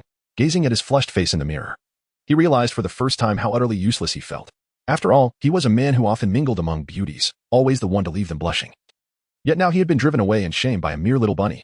The irony struck him. This innocent rabbit was merely trying to assist him. In stark contrast to those women who clung to him desperately, he turned on the faucet, splashing cold water on his face, even submerging his entire visage in the basin for a moment, before finally raising himself, hands braced on the sink, taking deep, calming breaths. It was exasperating. How had she ended up in his clothes? Could a man's garments be worn so casually? Though admittedly, they looked rather good on her, but without his permission. It felt utterly infuriating. Yes, he was surely angry, which was why he was bleeding from his nose, not because he was captivated by her beauty. After hastily drying his face with tissues and ensuring the bleeding had ceased, he strode out of the bathroom. Upon returning to the living room, Yi Shi immediately dialed a voice call. Boss, I'm sorry. I had no idea the rabbit had offended you. If I had known, I wouldn't he have dared to bring that rabbit to you. On the other end, Jin Li's voice was filled with despair. Yushi was momentarily taken aback, intending to interrupt with the matter at hand, only to hear Jin continue. But, boss, considering I tricked that rabbit out of 200,000, doesn't that count as helping you save face? You must know that the goods in the warehouse are barely worth 50 or 60,000. I made quite the profit off her. And, boss, although the rabbit has already paid, the goods are still piled in our abandoned warehouse. If you don't want to take the order, I can return the check. Or perhaps we can just ignore it altogether. After all, it's just a rabbit. We could easily deny it and let her experience a little of society's harshness. Suddenly, Yushi caught a glimpse of a pair of fair legs from the corner of his eye, and with a decisive snap, he closed his laptop. Sitting frozen in shock as he stared at the expressionless rabbit before him. How did you come out? A hint of panic washed over Yushi's face. When had the little rabbit emerged? Had she overheard Jin Li's words? How much had she heard? Jin Li raised an eyebrow with an expressionless face. Are you helping me vent my anger? Suddenly, she was pushed aside by the cunning fox. She initially thought the fox had come out to apologize due to anger. But unexpectedly, she stumbled upon a shocking revelation. Yushi. In the next moment, Yushi hurriedly waved his hand. No, it's a misunderstanding. Is it really a misunderstanding? Jin Li slowly approached Yushi, her long, fair legs emerging from the shadows. Yushi was momentarily taken aback, quickly averting his gaze. His eyes darting. Yes, it's all a misunderstanding, including what happened at the hotel earlier. Return it. A delicate hand suddenly extended towards Yushi. He was stunned. Looking up at the girl's exquisite face, utterly confused. What? Seeing the fox's bewildered expression, Jin Li narrowed her eyes slightly, remaining silent for a moment before gradually leaning closer to Yushi. Her soft voice carried a chilling undertone. How is it possible? You deceived me out of over 100,000, and you Lauda wouldn't want to acknowledge it, would he? Yushi. Chapter 199. He knew the person before him was a money-obsessed rabbit. In the spacious room, the man sat with his upper body leaning back as the girl edged closer, his body instinctively reclining. The fluffy fox ears atop his head lay flat, and his hands, resting by his sides, remained completely still. After a while, his somewhat aggrieved voice rose slowly. It wasn't me who deceived you. It was that fool Jin Li who did it. Why should I take the blame? That's infuriating. You're Jin Li's boss. Shouldn't a leader be responsible for the actions of their subordinates? The rabbit retorted with narrowed eyes, indignantly. The fox, still leaning back and too stiff to move, remained silent. Yushi paused for a moment, silently tapping his toes against the floor, awkwardly turning his chair until he finally came to life. He quickly sat upright and pulled open the drawer beneath the table, retrieving a thick checkbook and swiftly scribbling on it. Half a minute later, Yushi, with a pained expression, extended a check for 200,000 towards Jin Li. Here. You Lauda, always take responsibility. Since my subordinate made a mistake, I shall naturally bear the consequences. The two had shared life and death experiences. He understood how much this stubborn rabbit valued money. If he were to refuse, who knows how this rabbit would tarnish his reputation in the future. Yes, I am doing this for my reputation, not because I fear you getting angry and ignoring me. Moreover, Jin Li had mentioned that the items the rabbit wished to purchase were still piled in the abandoned warehouse, so giving back the check was not a loss for him. When Jin Li saw Yushi readily returning a check for 200,000, astonishment flickered in her eyes. To be honest, she had merely been speaking casually and didn't expect the cunning fox to actually return the money. After all, she was currently dependent on him. Even if he demanded another 200,000 check back, she would have to endure it silently, seeing her money miraculously restored. Jin Li felt as if she might just soar with joy. Yet, recalling that she had discreetly stashed the goods from the abandoned warehouse into her space, she suddenly felt a twinge of guilt. In an instant, when facing Yushi again, her overly flattering expression was unmistakable. You Lauda, are you hungry? Shall I cook something for you? You Lauda, are you thirsty? Would you prefer coffee or tea? You Lauda, do you live alone in such a large house? This place is stunning. It's clear from the design that you have exquisite taste. Wow, you Lauda, is this a trophy? You're amazing. You Lauda, is this a childhood photo? How adorable. No wonder you're so handsome and charming now. You were simply delightful back then. As Jin Li continued her endless flattery, Yushi, he knew the person before him was a money-obsessed rabbit. Just moments ago, she had looked as if she could not wait to kill him. Now, after returning the money, her demeanor had transformed entirely. Yushi swore, if he didn't have urgent matters to address, this rabbit would likely continue her praises until dawn. Come, sit down. The fox's tone was icy. All right, boss. The rabbit, still showering compliments, immediately complied, sitting obediently at the large table, her dark eyes sparkling as she gazed at Yushi. Yushi felt an inexplicable tension as he met her gaze, which resembled a predator eyeing its prey. Cough. Yushi's eyes skimmed over the girl's fair neck, striving to suppress his unease, and directly got to the point. The temple has just issued a warrant for your arrest. What on earth have you done? Chapter 200. What is with that look, you dead rabbit? Jin Li understood that this moment was inevitable. After a brief silence of 2 seconds in her seat, she gradually articulated the excuse she had prepared in advance, echoing your sentiment that she should not be overly sentimental. To speak the truth would inevitably invoke her true identity. After all, she would only remain with the wild fox for at most a week. Why divulge so much? Thus, from the moment the wild fox offered her shelter, she began to devise her reason for escape, aware that this moment awaited her. Overly sentimental? Upon hearing those 4 words, Yushi's expression subtly shifted. Recalling the earlier advice she had given in the small courtyard, Yushi's gaze flickered, and her hand beside her grew somewhat tense. Do you like him? Yes. Jin Li replied with serene composure. Then why do you still want to escape from the temple? Jin Li blinked, realizing, as you mentioned, that he held no special regard for me. His search for me while ascending the mountain was merely incidental. It was my own naive belief that he harbored feelings for me, which led to this misunderstanding. In any case, I have come to terms with the impossibility of a connection between us. Consequently, I struck him and fled from the temple. He is now pursuing me, likely feeling humiliated after our altercation and wishing to capture me to vent his frustrations. Yushi was momentarily speechless in response to the young girl's revelation. She actually dared to strike the high priest? The sheer audacity left him dumbfounded. Despite being the formidable leader of the underworld, possessing a significant portion of its resources, he had never contemplated challenging the temple, nor had he ever considered confronting the high priest. It wasn't due to a lack of capability, rather. The temple's esteemed reputation and the reverence it commanded had been instilled in him from a young age. Thus, even in this chaotic era, where rebel warlords fiercely battled and devoured one another, none had ever contemplated disrespecting the temple. Yet now, the girl, being the most vulnerable and timid of the lowly rabbit beasts in this tumultuous world, had the audacity to strike the exalted high priest. How astonishing. It is no wonder the temple has issued a wanted notice for her without disclosing the reasons. If the word got out that she struck the high priest, how could the temple maintain its standing in the faith of the people? How could it continue to command respect? Curiosity piqued. Jin Li inquired about the reward offered for her capture. What is the bounty? 20 million, came the response. At present, I am the only one who has taken the contract. 20 million? Jin Li's pair of rabbit-like eyes suddenly widened in astonishment. Wow, impressive. The temple is truly generous with its grandeur. In a moment of confusion, Jin Li turned her gaze towards Yushi. So, what are your intentions now? It was indeed rather unexpected for the cunning fox to voluntarily inform her about the temple's bounty notice. She had assumed that the fox would stealthily take action against her upon discovering the notice. After all, during their initial encounter, the fox had viewed her as a target. Moreover, the fox was well aware of her formidable skills. If it truly intended to subdue her, it would have to feign ignorance as if nothing had transpired. Yet, the fox was now behaving quite differently. A flicker of suspicion suddenly crossed Jin Li's eyes. Could this cunning fox be attempting to retreat in order to advance and disarm her? In the living room, at the grand table, upon noticing the newfound wariness and doubt in Jin Li's gaze, Yushi momentarily froze before erupting in indignation. Hey, you insolent rabbit, what kind of look is that? Do you hold me, your esteemed leader, in contempt? After all, you have saved my life. I am a man who values gratitude. Do you truly believe I am as shallow as you, fixated solely on wealth? As his words fell, the expression on the face of the rabbit seated across the large table morphed into one of utter bewilderment, and after a prolonged silence, she responded with a confused query. Isn't that the case? It seems that someone wanted to kill me just to profit from the hidden treasures, did they not? Yushi. Chapter 201. You plan to flee without me? Confronted by Jin Li's unexpected retort, the embarrassment that flickered across Yushi's face vanished almost instantly. Ultimately, as a prominent figure in the underworld, how could he betray the one who saved him for mere money? What kind of folly would it be to sell off the rabbit he cherished? Was he out of his mind? Jin Li. Observing Jin Li's silent demeanor, Yushi felt a surge of frustration. What are you staring at, you foolish rabbit? Am I not making sense?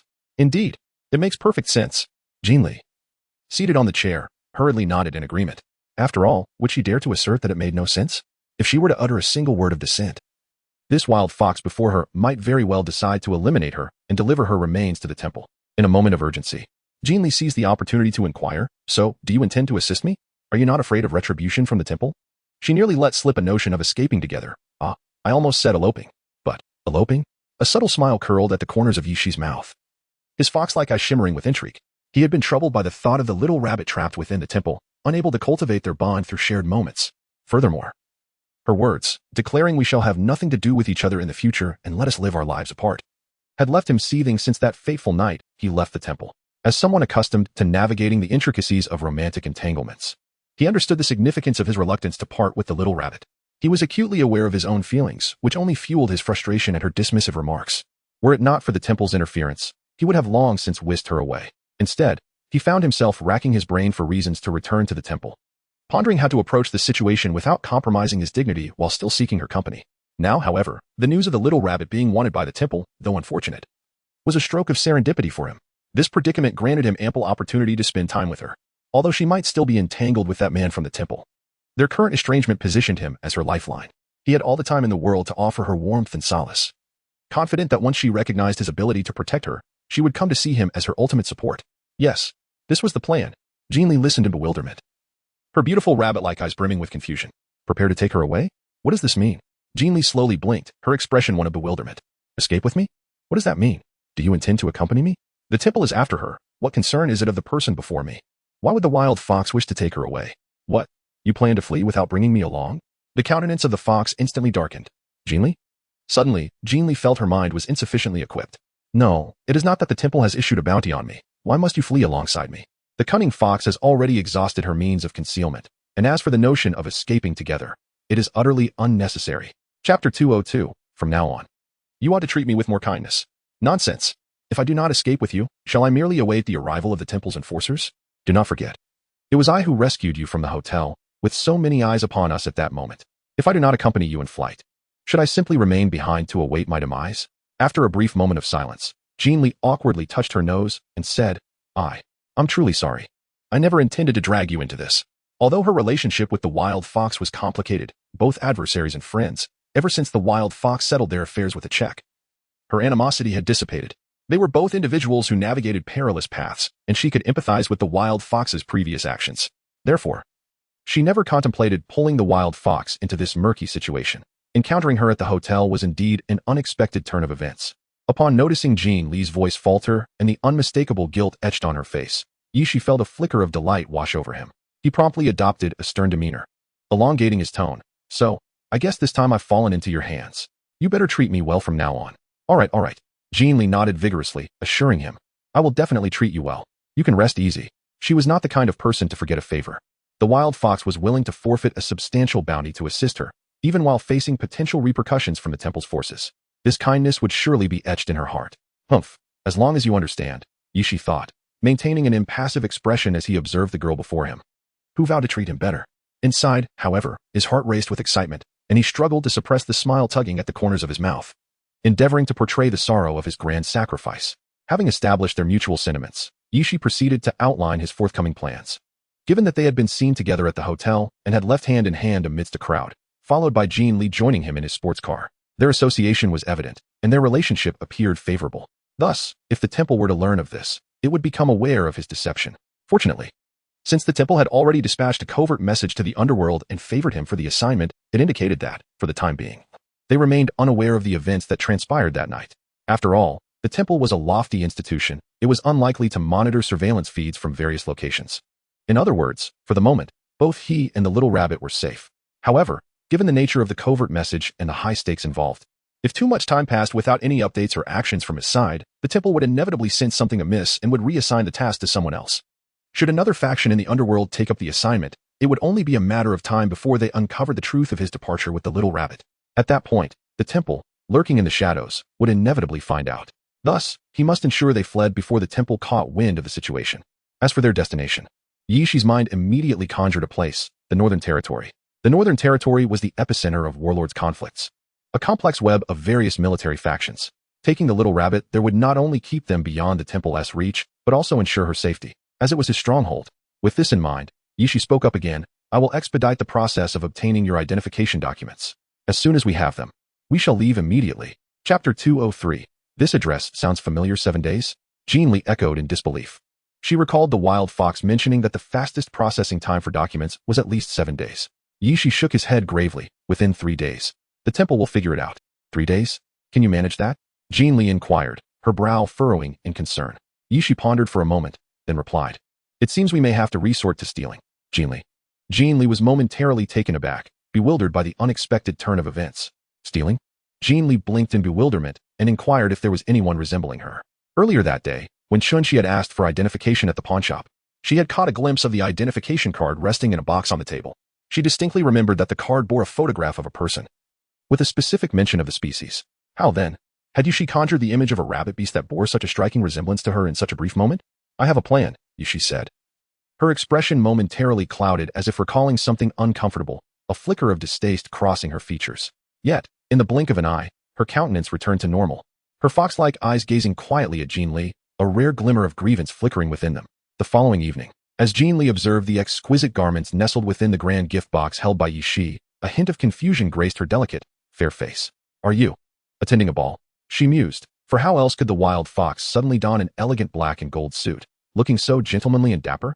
Yi Shi nodded. "You are coming too." "Me?" Jin Li exclaimed in surprise. Shouldn't she be nestled within this grand house, confined and sheltered? Yi Shi raised an eyebrow, cryptically suggesting, "Once we acquire the items, we shall depart immediately." At her words, Jin Li froze momentarily. The next instant, a sparkle ignited in her eyes. That person, so similar to me, will be at the ball? Thus, the wild fox's scheme was to infiltrate the event, seize the identification of the individual resembling her, and swiftly make their escape. Seemingly enchanted by Jin Li's astonished yet elated expression, Yi Shi couldn't help but let a smile escape her lips. "Indeed," she affirmed. Yi Shi extended the large box toward Jin Li, revealing that in 2 hours, there would be a ball at the Merry Royal Hotel in the city center, where their target would be present. "This is the maid's outfit for the banquet. Change into it, and follow my lead to blend in." City center? Jin Li pondered. Merry Royal Hotel? That address sounded oddly familiar. Jin Li stood in a daze. And it took her quite a while to realize that the destination mentioned by the cunning fox was, in fact, the very place that the scoundrel wolf had previously alluded to. The expression on Jin Li's face changed slightly in an instant. "So, it is highly likely that she will encounter that scoundrel at the ball." Jin Li's delicate face suddenly grew serious. For reasons unknown, she was struck by an ominous premonition, sensing that the evening's banquet would not unfold smoothly or easily. Noticing Jin Li's downcast gaze fixed on the gown within the gift box, Yi Shi hurried to reassure her. "Rest assured, I am acquainted with our target. When the time comes, I will handle the matter of procuring the documents. All you need to do is observe her behavior closely, particularly her tone of voice. Later, you will impersonate her. Her identity will prove invaluable." Acquainted with the target? Jin Li suddenly regained her composure, her face adorned with astonishment. "You are friends?" she inquired. A flicker of disdain crossed Yi Shi's eyes. "Not quite. It's merely that our elders are acquainted." Unaware of Yi Shi's current expression, Jin Li nodded, her gaze falling upon the garments nestled within the gift box. "Then I shall tidy up first. Please wait for me." Chapter 204. Why does his little bunny look so beautiful? 10 minutes later, when Jin Li emerged from the bedroom, she resembled a refined banquet maid. Clad in a Lolita-style maid outfit, the deep blue underskirt harmonized beautifully with the pure white waist skirt, amplifying the young girl's adorable charm to its zenith. Yet, the exposed length of her legs beneath the short maid skirt conveyed a tantalizing allure. Yi Shi, who had been waiting in the living room, was momentarily entranced. Waves of astonishment surged within his fox-like eyes, and his heart began to race unexpectedly. How could the outfit he provided, which was merely an ordinary maid costume, look so exquisitely stunning on this little rabbit, surpassing even the haute couture gowns that socialites tirelessly sought after? The girl's raven hair cascaded softly over her shoulders, having been previously styled into a bun. Now, with her hair flowing freely in gentle waves, it accentuated her youthful exuberance and sense of fashion. If her appearance alone had already captured his full attention, the sight of her long, slender legs delivered a striking visual blow. A surge of intense unease washed over Yi Shi. If this little rabbit were to be seen by other beastmen, would she still belong to him? What's wrong? Is something the matter? Observing Yi Shi's fluctuating expression, Jin Li, who had initially felt quite confident in her attire, suddenly wavered in her self-assurance. Indeed, perhaps it was not quite right. A rare seriousness etched itself onto Yi Shi's face. If he were to take her out like this, he genuinely had reservations. Upon hearing this, Jin Li immediately furrowed her brows, pondering where the issue lay. "I shall rectify it at once." The wild fox had already assisted her greatly. She could not afford to be a hindrance to her companion. Perhaps. Yi Shi gestured in the air for quite some time, and after a considerable pause, managed to utter a few words with great difficulty. "Why not try tying your hair up?" The little bunny, in her current soft and adorable demeanor, was simply irresistibly charming. Were it not for his exceptional composure cultivated from daily frolicking among the blossoms, he would have been tempted to leap towards the little bunny right then, and leave her unable to rise from the bed. Upon hearing Yi Shi's suggestion, Jin Li wasted no time and hurried into the bedroom. In fact, from her space, to retrieve a rubber band, Jin Li casually ran her fingers through her hair, forgoing a comb and simply securing it into a low ponytail at the back of her head with a rubber band. "All right," she exclaimed, giving her ponytail a playful flick, her face radiating anticipation. "Can we proceed now?" Worried that Yi Shi might not notice her ponytail, Jin Li even shook her head slightly.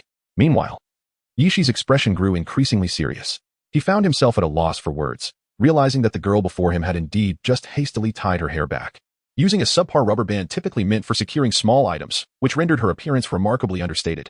Yet, paradoxically, this very simplicity made her seem even more alluring than when her hair had been down. With her hair out of the way, the delicate, swan-like curve of her fair neck was laid bare, illuminated by the soft light in the room, her porcelain skin radiating a cold, luminous sheen, resembling a snow doll. As his gaze lingered on her neck's alabaster skin, Yi Shi felt his breath grow heavier. Goodness gracious. Is this really necessary? Why must my little bunny be so breathtaking? Chapter 205. Such a charming appearance is meant for his eyes alone. Is it still not enough? Noticing Yishi's subtle gesture of exasperation, Jin Li furrowed her brow even more. Perhaps she should let her hair down after all. Yishi felt overwhelmed, compared to the exposed, snowy swan neck. He believed it wiser to keep it concealed. Just from that brief glance, he couldn't resist the urge to leave his mark upon it. Upon hearing Yishi suggest that she let her hair down, Jin Li was momentarily taken aback. Filled with confusion, she obediently complied. Just as she tucked the rubber band into the small pocket of her maid outfit, she felt something being offered to her. As Jin Li lifted her gaze, her eyes sparkled with surprise at the sight of the mask. Regardless of the circumstances that may arise this evening, it must remain on her face. The most endearing visage of his future bride is a treasure meant solely for his eyes. Rest assured, I comprehend this necessity. After all, one must remain cautious of the temple's influence. It is entirely possible that individuals from the temple may attend tonight's banquet, and thus, she must not reveal herself. Furthermore, she should refrain from engaging in casual conversation with others. The future bride's voice is sweetly alluring. A mere exchange could easily ensnare someone. Fear not. I shall focus my attention on your friend and remain undistracted. It is no simple task to grasp another's behavior and demeanor within such a short span of time. She certainly cannot afford to squander this precious opportunity by conversing with strangers. During the banquet, I am an invited guest while you serve as a maid. And you must remember not to stray too far from me. Should anyone attempt to harass the little rabbit, I will be able to intervene. Understood. Yet, the fox remains somewhat apprehensive. Throughout the entire event, we will feign unfamiliarity, but if you encounter any danger, contact me immediately. As she spoke, the fox retrieved a pre-prepared phone from the nearby table and handed it to Jin Li. Pausing for a moment, the fox seemed still not entirely reassured and quickly added, "You may approach me directly if necessary. While the phone offers convenience for communication, if one is in close proximity, such measures become entirely superfluous." Jin Li took the nearly transparent phone, her expression one of astonishment as she nodded in agreement. Wow, is this really a phone from this world? How exquisite. Her communication number was already stored within it. Aware that the little rabbit before her was an orphan, likely unfamiliar with advanced smartphones, Yishi patiently demonstrated the phone's features once more before handing it back to Jin Li. As she absorbed the high-tech marvels of the future world, Jin Li's face remained a mixture of confusion, yet the excitement in her eyes betrayed her overwhelming astonishment. Recalling the steps taught by Yishi, she switched the phone to vibrate mode and tucked it into the pocket at her waist, forcing herself to refocus and review the emergency plan with Yishi. Mary Royal Hotel. As the most prestigious 7-star hotel in City A, even the janitors were young, high-blooded beastmen. The male servants were tall and handsome, while the female servants were strikingly beautiful. This was the standard at the hotel. Thus, when Jin Li appeared, she attracted no particular attention from others. "Hey, little girl. Bring me a glass of champagne." A voice suddenly called from behind her. Turning around, Jin Li found herself facing a sprightly, elderly man, and she respectfully extended her tray to him. The elderly lion beast man casually lifted a glass of golden champagne from the tray, inhaling its aroma with a raised brow, a look of satisfaction crossing his face. "This wine is far inferior to the erguotu I usually drink. Its potency is so mild it's akin to drinking water. Yet it's sold at an exorbitant price. You see, Why are you wearing a mask, little girl?" The lion beast man's expression shifted to one of confusion as he glanced around at the other servants, his eyes filled with curiosity. Youngsters like you should be showing their faces at such occasions, right? If anyone was to strike it rich overnight at Mary Hotel, it would undoubtedly be the hotel servants, not the high-ranking administrators or the hotel CEO. Here, if one possessed good looks, there was a significant chance of attracting the attention of wealthy guests, thus transforming the lowly status of a hotel servant into a life of luxury and admiration, all in a single night. He had heard that just last week, a handsome deer beastman servant had been taken away by a wealthy woman. It was said that he had once lived in a slum, sharing a cramped space with several family members, sleeping on a narrow wooden bed, and subsisting on unpalatable rice bran thrice a day. But now, he owned 2 luxurious villas and could choose from an array of sports cars, a sudden leap into a lavish lifestyle that left many envious. Consequently, whenever a banquet was held at the hotel, the servants would put in their utmost effort to look their best, hoping to catch the eye of some affluent guest and soar to new heights. Some would apply elaborate makeup, others would take creative liberties with their attire, and some daring souls would directly attempt to seduce. In any case, everyone harbored their own little schemes, each more creative than the last. Yet here was this little rabbit, who had chosen to obscure her face with a half-mask, leaving him perplexed. How could one entice others when their face was obscured? Upon hearing the elderly man question her mask, Jin Li quickly recited her prepared response. "I am a rabbit beast man. My appearance might be a bit..." "Oh." The lion beast man's expression shifted to one of realization. "Ah, I see. Rabbit lips, right? No wonder you're not cherishing such a good opportunity. It seems you have no choice." "Indeed, how good could a rabbit beast man look? Even if one were attractive, the rabbit lips would likely..." No wonder she opted for a mask to avoid scaring the guests. However, setting aside her face, this little girl had her merits. Her voice was soft, and her figure slender. Not entirely unappealing. Wait, rabbit beastman. The lion beastman's expression suddenly froze. Meanwhile, seeing the lion beastman fall silent, Jin Li politely nodded and prepared to turn away. After arriving at the hotel with the wild fox, they had split up. And now she needed to find the wild fox quickly. Hey, little girl. Just as Jin Li was about to leave, the lion beastman unexpectedly called out to her again. Jin Li turned to glance at the elder beast, slightly bowing her figure with an expression of politeness. Do you have any further instructions, sir? The elder beast, with a serious demeanor, proposed. How about I introduce you to a boyfriend? Jin Li, what? What? The reason you entered this luxurious hotel is undoubtedly to seek a favorable path for yourself. Yet, you must have noticed the stark disparity between you and those individuals around you. As he spoke, the elderly man gestured towards the servants diligently attending to the guests. Ahem. The difference is quite significant. I suspect that this evening's banquet finds only your thoughts dedicated to work. Jin Li, how outrageous. The words of that old man are not particularly harmful, yet they are exceedingly insulting. I must say, if it weren't for the recommendations of others, relying solely on your own abilities, you would likely struggle to soar to great heights. I do not wish to boast, but the gentleman I intend to introduce you to is no ordinary figure. If he takes a liking to you, regardless of whether you ascend to the status of a third or fourth, you will undoubtedly surpass your current circle of friends by a considerable margin. What do you say, my dear? Not interested, came the cold reply from a certain rabbit.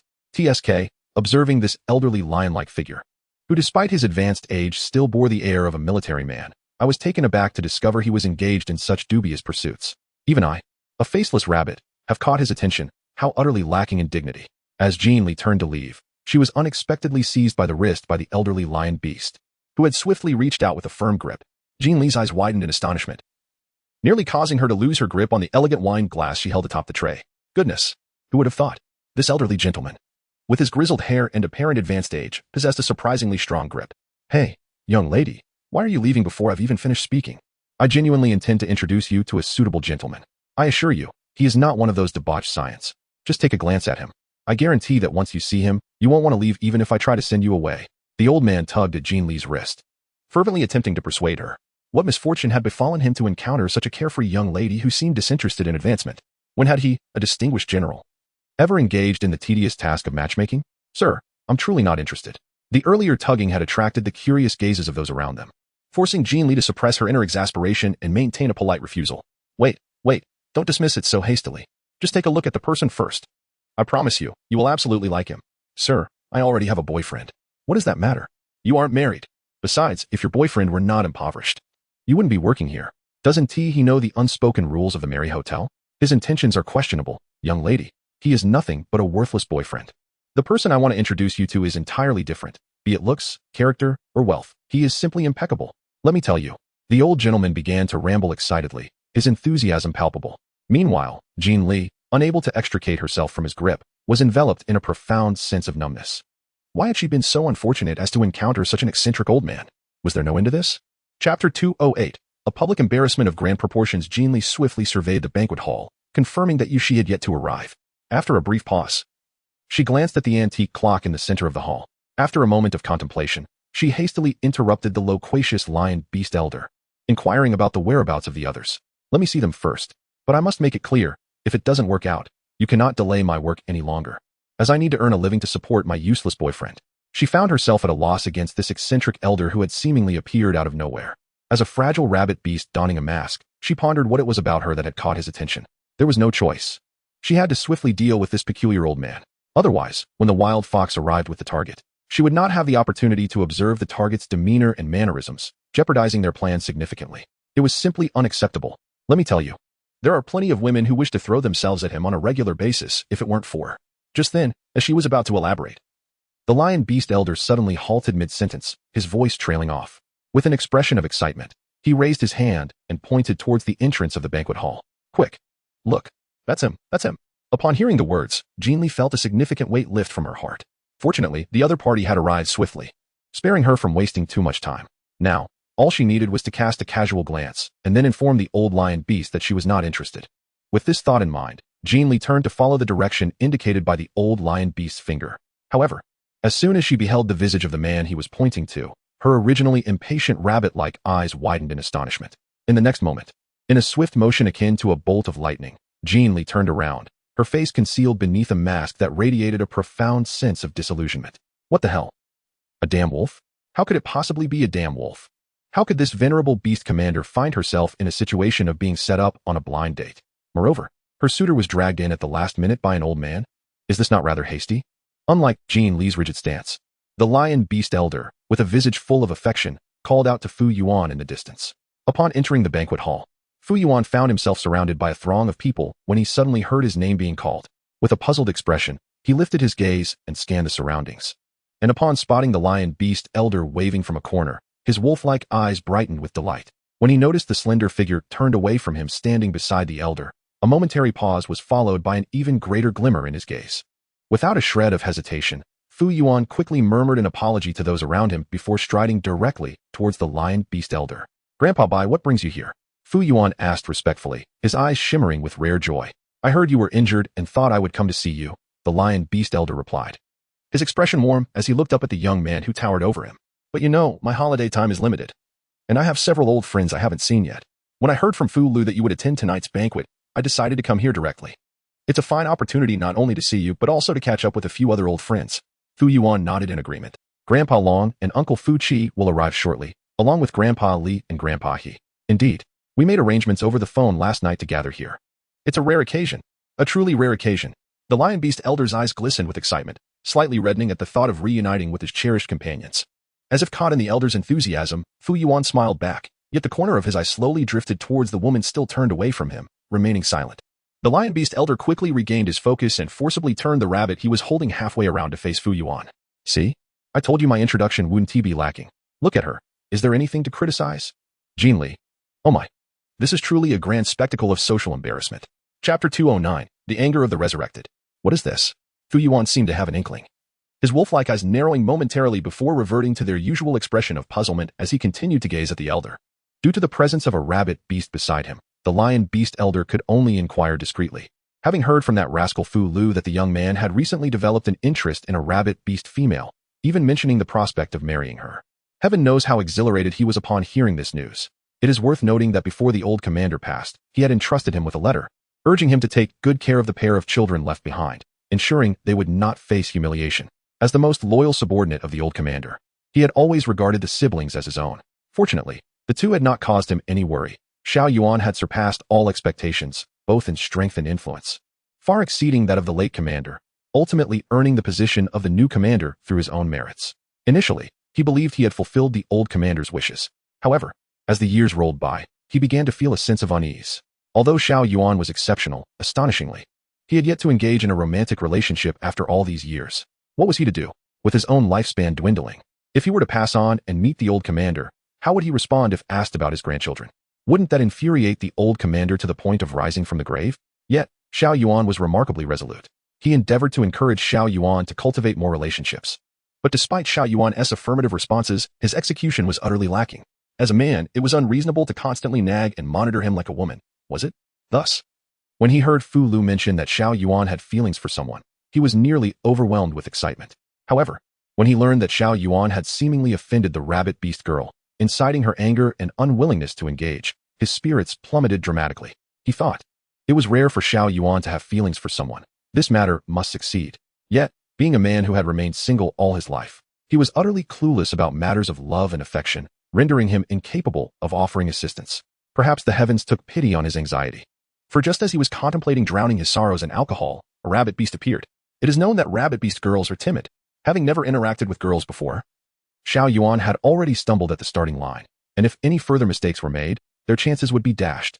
Hence, he hastily seized the rabbit beast maid, wishing to introduce the two, hoping that Xiao Yuan could first learn how to interact and understand the temperament and preferences of rabbit beasts, thereby acquiring experience before facing the rabbit beast girl. Wouldn't that yield twice the result with half the effort? Furthermore, anyone who could work as a servant in the illustrious Marie Royal Hotel must possess some degree of attractiveness. Otherwise, given the hotel's discerning standards, a rabbit beast would never be permitted to work there. Therefore, this rabbit must be an exceptionally beautiful one among her kind. Recently considering such matters? Fu Yuan listened intently, understanding that the elder had gleaned some information. Abandoning his previously nonchalant demeanor, Fu Yuan's gaze naturally swept over the young girl beside him, and he nodded earnestly, confirming that indeed, there were intentions in that direction. Really? Although he had long known the truth from Fu Lu. Hearing this young man, who had always been indifferent to matters of the heart, acknowledged it brought the lion beast elder to the brink of tears. Truly, the heavens were watching. The Fu family was on the verge of having descendants. Chapter 210, Blood Pressure Rising Exponentially. Is that so, little girl? I wasn't lying to you, was I? This boyfriend is not only handsome and tall, but also wealthy. I assure you, once you two are together, your quality of life will soar. Although it is unlikely that they would end up together, based on his understanding of Xiao Yuan. If this rabbit beast girl could teach him how to gently interact with her kind, Xiao Yuan would certainly treat her with utmost respect. Jin Li. Thank you. Her blood pressure has been steadily rising. Grandpa, bye. What is this? Ah, this is an old friend I introduced to you. Young people should engage in more conversation, you know. You, having had little interaction with girls, might not even realize when you've offended them. It's not just me saying this. You really ought to converse more with girls to understand their thoughts. Only then can lovers ultimately be united. The lion elder spoke with earnest gravity. Little girl, what are you dawdling for? Quickly hand a drink to Xiao Yuan. Noticing the rabbit beast beside him stiffening, completely forgetting the proper demeanor of a maid. The lion elder couldn't help but remind her. TSK, TSK, TSK. Indeed, rabbits are a naturally timid race. Earlier, they could manage a conversation with him, but now, faced with Xiao Yuan, they were so frightened that they couldn't utter a word. It is no wonder that there is a barrier between Xiao Yuan and the rabbit lady he fancies. Sometimes, the suppression of bloodlines cannot be easily dispelled by mere chatting or playful banter. Moreover, Xiao Yuan is not only a wolf beast, but also carries the weight of his identity as commander, exuding an unspoken authority that intimidates many. At times, even he feels a sense of apprehension in his presence. Let alone the timid rabbit. As the words fell, before Jin Li could react, Fu Yuan had already extended his hand towards the tray in Jin Li's grasp. In the next moment, at that moment, Jin Li was taken aback. When she raised her gaze again, she discovered that the heavy tray in her hands had already been taken by Fu Yuan. As their eyes met, Fu Yuan offered a gentle smile, his wolf-like eyes radiating warmth. Let me carry the heavier items. What would you like to drink? His words left the two individuals before him momentarily stunned, particularly Jin Li. She had assumed that as long as she remained silent, he would not recognize her, especially since she was clad in a maid's outfit, indistinguishable from the other maids. If there were any distinguishing features, it would be her pair of rabbit ears. However, in this beastly world, there were numerous rabbit beasts, and their ears appeared strikingly similar, leading her to believe she possessed no remarkable traits. Yet, the familiar tone of this insufferable wolf suggested that he had already identified her. Jin Li, is her appearance so conspicuous? It cannot be. Or perhaps the lecherous wolves are simply so familiar with women. Observing the rabbit before him, who remained silent and merely gazed at him, Fu Yuan hesitated momentarily before changing his approach. Or perhaps, would you like to eat something? I noticed the pastries on that table look exquisite. Do you fancy strawberry tarts? He recalled that the box of pastries Yuan had brought that day contained strawberry tarts, and she had mentioned that girls tend to relish sweet treats. Meanwhile, the elder of the lion beast was utterly astounded. Who on earth claimed that Xiao Yuan was oblivious to interacting with girls? Who asserted that Xiao Yuan's heart was solely occupied with the military, slaughter, and devoid of romantic sentiments? Here he was, proactively taking the wine cup and tray into his own hands, concerned for the other's comfort, and inquiring about their preferences for food and drink, all to spare them from hunger and thirst. Was this not an understanding of how to engage with women? Elder Lion Beast, Chapter 211. She is a rabbit. On the opposite side of the banquet hall, a sudden chorus of gasps erupted. As Jin Li and her companions turned their gaze, they beheld a stunningly beautiful foxwoman gracefully descending the crystal staircase from the innermost part of the banquet hall. Adorned in an exquisite deep blue fishtail gown embellished with large, sparkling diamonds, her attire exuded opulence. The foxwoman possessed an enchanting figure, her curves accentuated perfectly by the gown, which highlighted her alluring silhouette. The crowd reacted with palpable enthusiasm to her presence, with many gathering at the base of the staircase, showering her with compliments. In that fleeting moment, Jin Li discerned that the foxwoman was undoubtedly the centerpiece of the evening's festivities. However, unlike the others who were captivated by the foxwoman's beauty, Jin Li's attention was drawn to the man standing beside her, the very wild fox with whom she had conspired to escape. She stood nonchalantly next to the foxwoman, allowing her delicate hand to rest on his arm, his demeanor as carefree as ever, a faint smile gracing his lips. He seemed entirely accustomed to the attention of the crowd. Though he spoke not a word, his fox-like eyes scanned the gathering, silently acknowledging their presence. The foxwoman appeared to be quite enamored with She, her body almost pressed against him, her possessiveness evident in her gaze. Jin Li couldn't help but feel that had they not been in the midst of a grand banquet, the foxwoman might have resorted to more assertive measures to claim him. How intriguing. The target the wild fox mentioned turned out to be this very foxwoman. Yet, Jin Li found no resemblance between herself and the alluring figure. The foxwoman exuded an unmistakable mature charm. Although Jin Li could manage a semblance of elegance, the disparity in their appearances was stark. Was the wild fox truly blind to such differences? The audacity of attempting to steal the foxwoman's identification was baffling. After all, They were of entirely different species. She was a mere rabbit. As Jin Li remained transfixed on the two figures gracefully descending the staircase, Fu Yuan, standing nearby, kindly provided an introduction. She is Ling Shui, the heiress of the Ling group. This grand ball was initiated by her. What? The soiree was organized by the foxwoman herself? No wonder the wild fox had so effortlessly secured an invitation. It was astonishing that one individual could orchestrate such a high-profile event. It seemed the Ling group, behind the foxwoman, was exceptionally affluent. The Ling group's ventures spanned the medical and military sectors, rendering it immensely wealthy. And it was a simple matter for the heiress to host a banquet of this caliber, as most would readily extend her the courtesy. Fu Yuan's explanation continued, shifting focus back to the enigmatic man beside the foxwoman.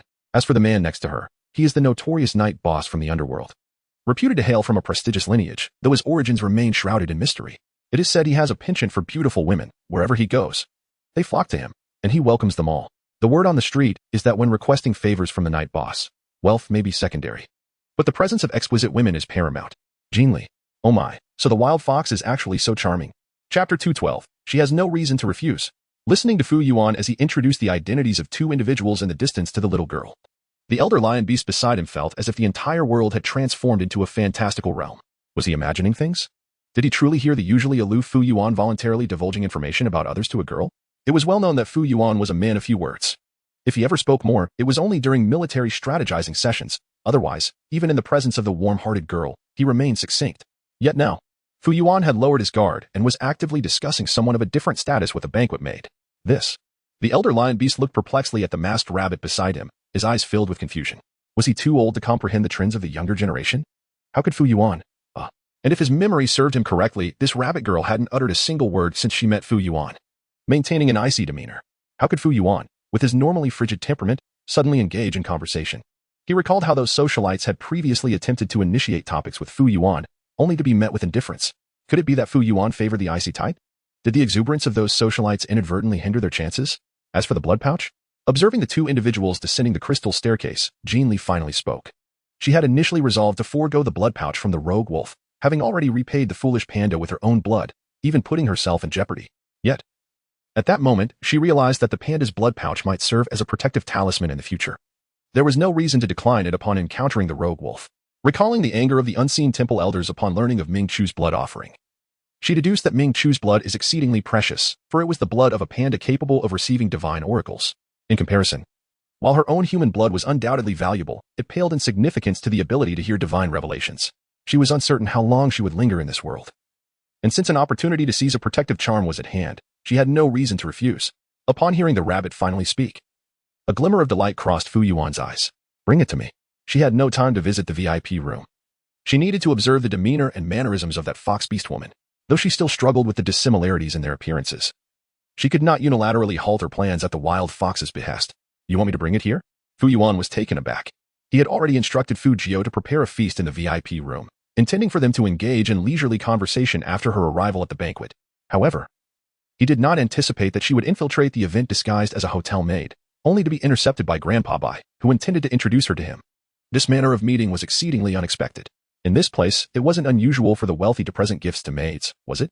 Just moments ago, she had witnessed a rotund tiger beast man gifting a red box to a maid, who blushed as she accepted it before scurrying off towards the banquet hall. She could very well accept the gift and then step into a secluded corner outside the banquet hall to safely store it in her space, making the entire exchange a mere 30 seconds and not significantly impeding her learning time. Are you certain you want to receive something here? Fu Yuan's expression froze. And after a brief silence, he incredulously retorted. Jin Li cast a sidelong glance, her tone suddenly turning unfriendly. Surely, the esteemed commander would not entertain thoughts of retracting his words? Fu Yuan couldn't help but chuckle softly, his wolf-like eyes glimmering with unrestrained delight, as he exerted considerable effort to suppress the elation swelling within. After a brief pause, the man's voice, tinged with concealed joy, rose softly. I dare not. Who shall follow orders? Chapter 213, The Red Bow Gift Box Hotel. Staff Lounge. A statuesque leopard beast maid clutched a red bow gift box tightly, the blush on her face still lingering. Oh my, I am utterly envious of you. That person is none other than Boss Wong from Li Tian Jewelry, ISNT he? My heavens, he is a bona fide diamond bachelor. Soon, another sheep beast girl returned alongside the leopard maid, her expression filled with envy. I never expected him to be so proactive. We've only known each other for 3 days.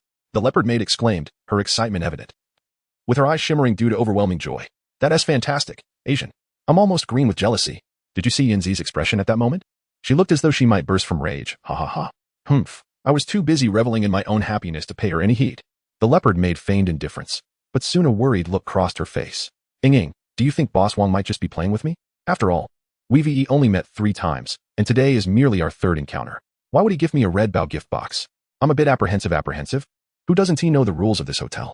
Him presenting you with a red bow gift box in front of so many people signifies his seriousness. He genuinely wishes to take you home and is not merely toying with you. But isn't he a diamond bachelor? How could someone of his stature be interested in someone like me? I can't shake the feeling that something is amiss. If you ask me, you're simply too elated, and that is making you anxious. Consider this. Boss Wong has frequented this place. He must surely understand the significance of the red bow gift box. Silly girl, he has indeed taken a liking to you and wishes to bring you home. You're about to soar to new heights. But hasn't he made any promises to me? What's a lack of promises to someone like Boss Wong? Do you expect him to have only one woman by his side? That is unrealistic, isn't it? All you need to know is that he is fond of you. And by accepting the gift box, you've tacitly agreed to become his woman. To put it bluntly, even if your time together is fleeting, you can still profit immensely from him. You ought to be grateful. Hotel, banquet hall. Perhaps due to the fact that she stood beside Fu Yuan, no one dared to summon Jin Li to serve them. Yet waves of envious gazes continuously fell upon her, their faces betraying unmasked admiration and jealousy. Jin Li felt an inexplicable sense of being watched. Several times she wondered if her mask had faltered. It was not until she realized that those gazes were often fixated on Fu Yuan, who stood beside her, that she finally comprehended the situation. Ignoring the curious gazes around her, Jin Li felt a twinge of discomfort. However, with the insufferable wolf by her side, she was relieved to know that no other guest would demand her to serve drinks or perform tasks. Thus, she devoted her full attention to the enchanting foxwoman, surrounded by admirers in the distance, allowing the insufferable wolf to remain close by her side. You seem quite interested in that Miss Ling, remarked Fu Yuan. Noticing Jin Li's unwavering gaze directed toward Ling Shui. Wealthy, beautiful, and possessing an alluring figure, she naturally draws attention. Is it wrong for me to admire her? Jin Li mused, pondering Fu Yuan's astuteness.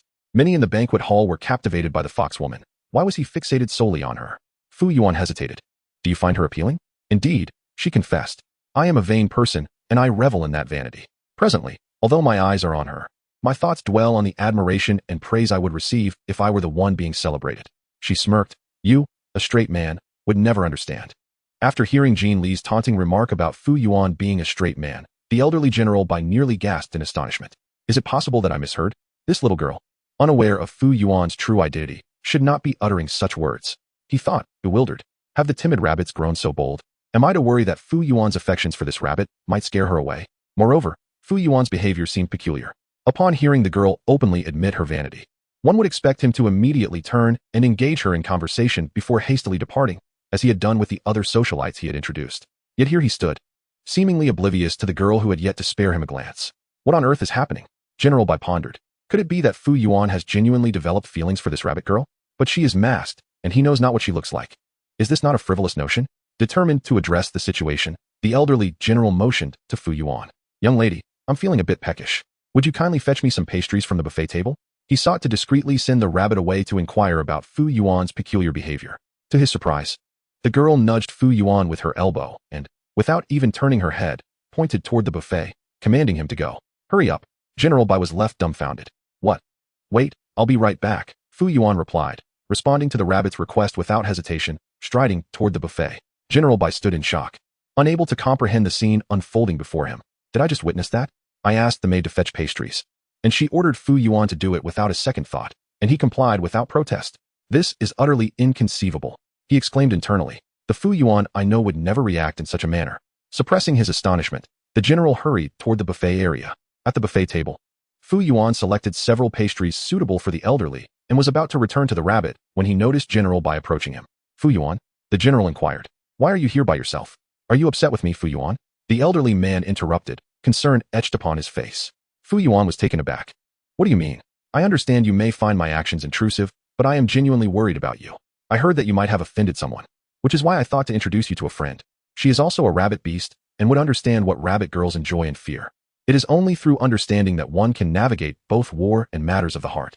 Please don't let your pride prevent you from engaging with her. If word gets out that you are being ordered about by a mere rabbit girl, it would tarnish the reputation of the Fu family and leave me with no face to show the old commander. The elderly general's mind raced, realizing that Fu Yuan's demeanor was indeed unusual. What if Fu Yuan was intentionally acting this way out of discontent with his meddling? All right, if you truly dislike her, I shall have her leave. I will take responsibility for my actions, General Bai declared, turning to approach the rabbit. Yet, just as he turned, a hand grasped his elbow, halting him. Wait, Fu Yuan? That's unnecessary, General. How can it be unnecessary? The general's face flushed with embarrassment. I see now that you are not as oblivious as I thought. You simply have yet to meet the right person. Fu Yuan could not help but smile at the elder's earnestness. You have not been meddling unnecessarily. Without your intervention, I would still be troubled. General Bai was taken aback. What do you mean? She is the rabbit girl I adore, Fu Yuan confessed openly. What? The general exclaimed, eyes wide in astonishment. Fu Yuan chuckled softly. You heard correctly. She is indeed the one I wish to bring home. The elder exclaimed, what a remarkable coincidence. The rabbit beast that Xiao Yuan favors is actually that young girl. After a few moments of silence, the elder suddenly realized. No wonder.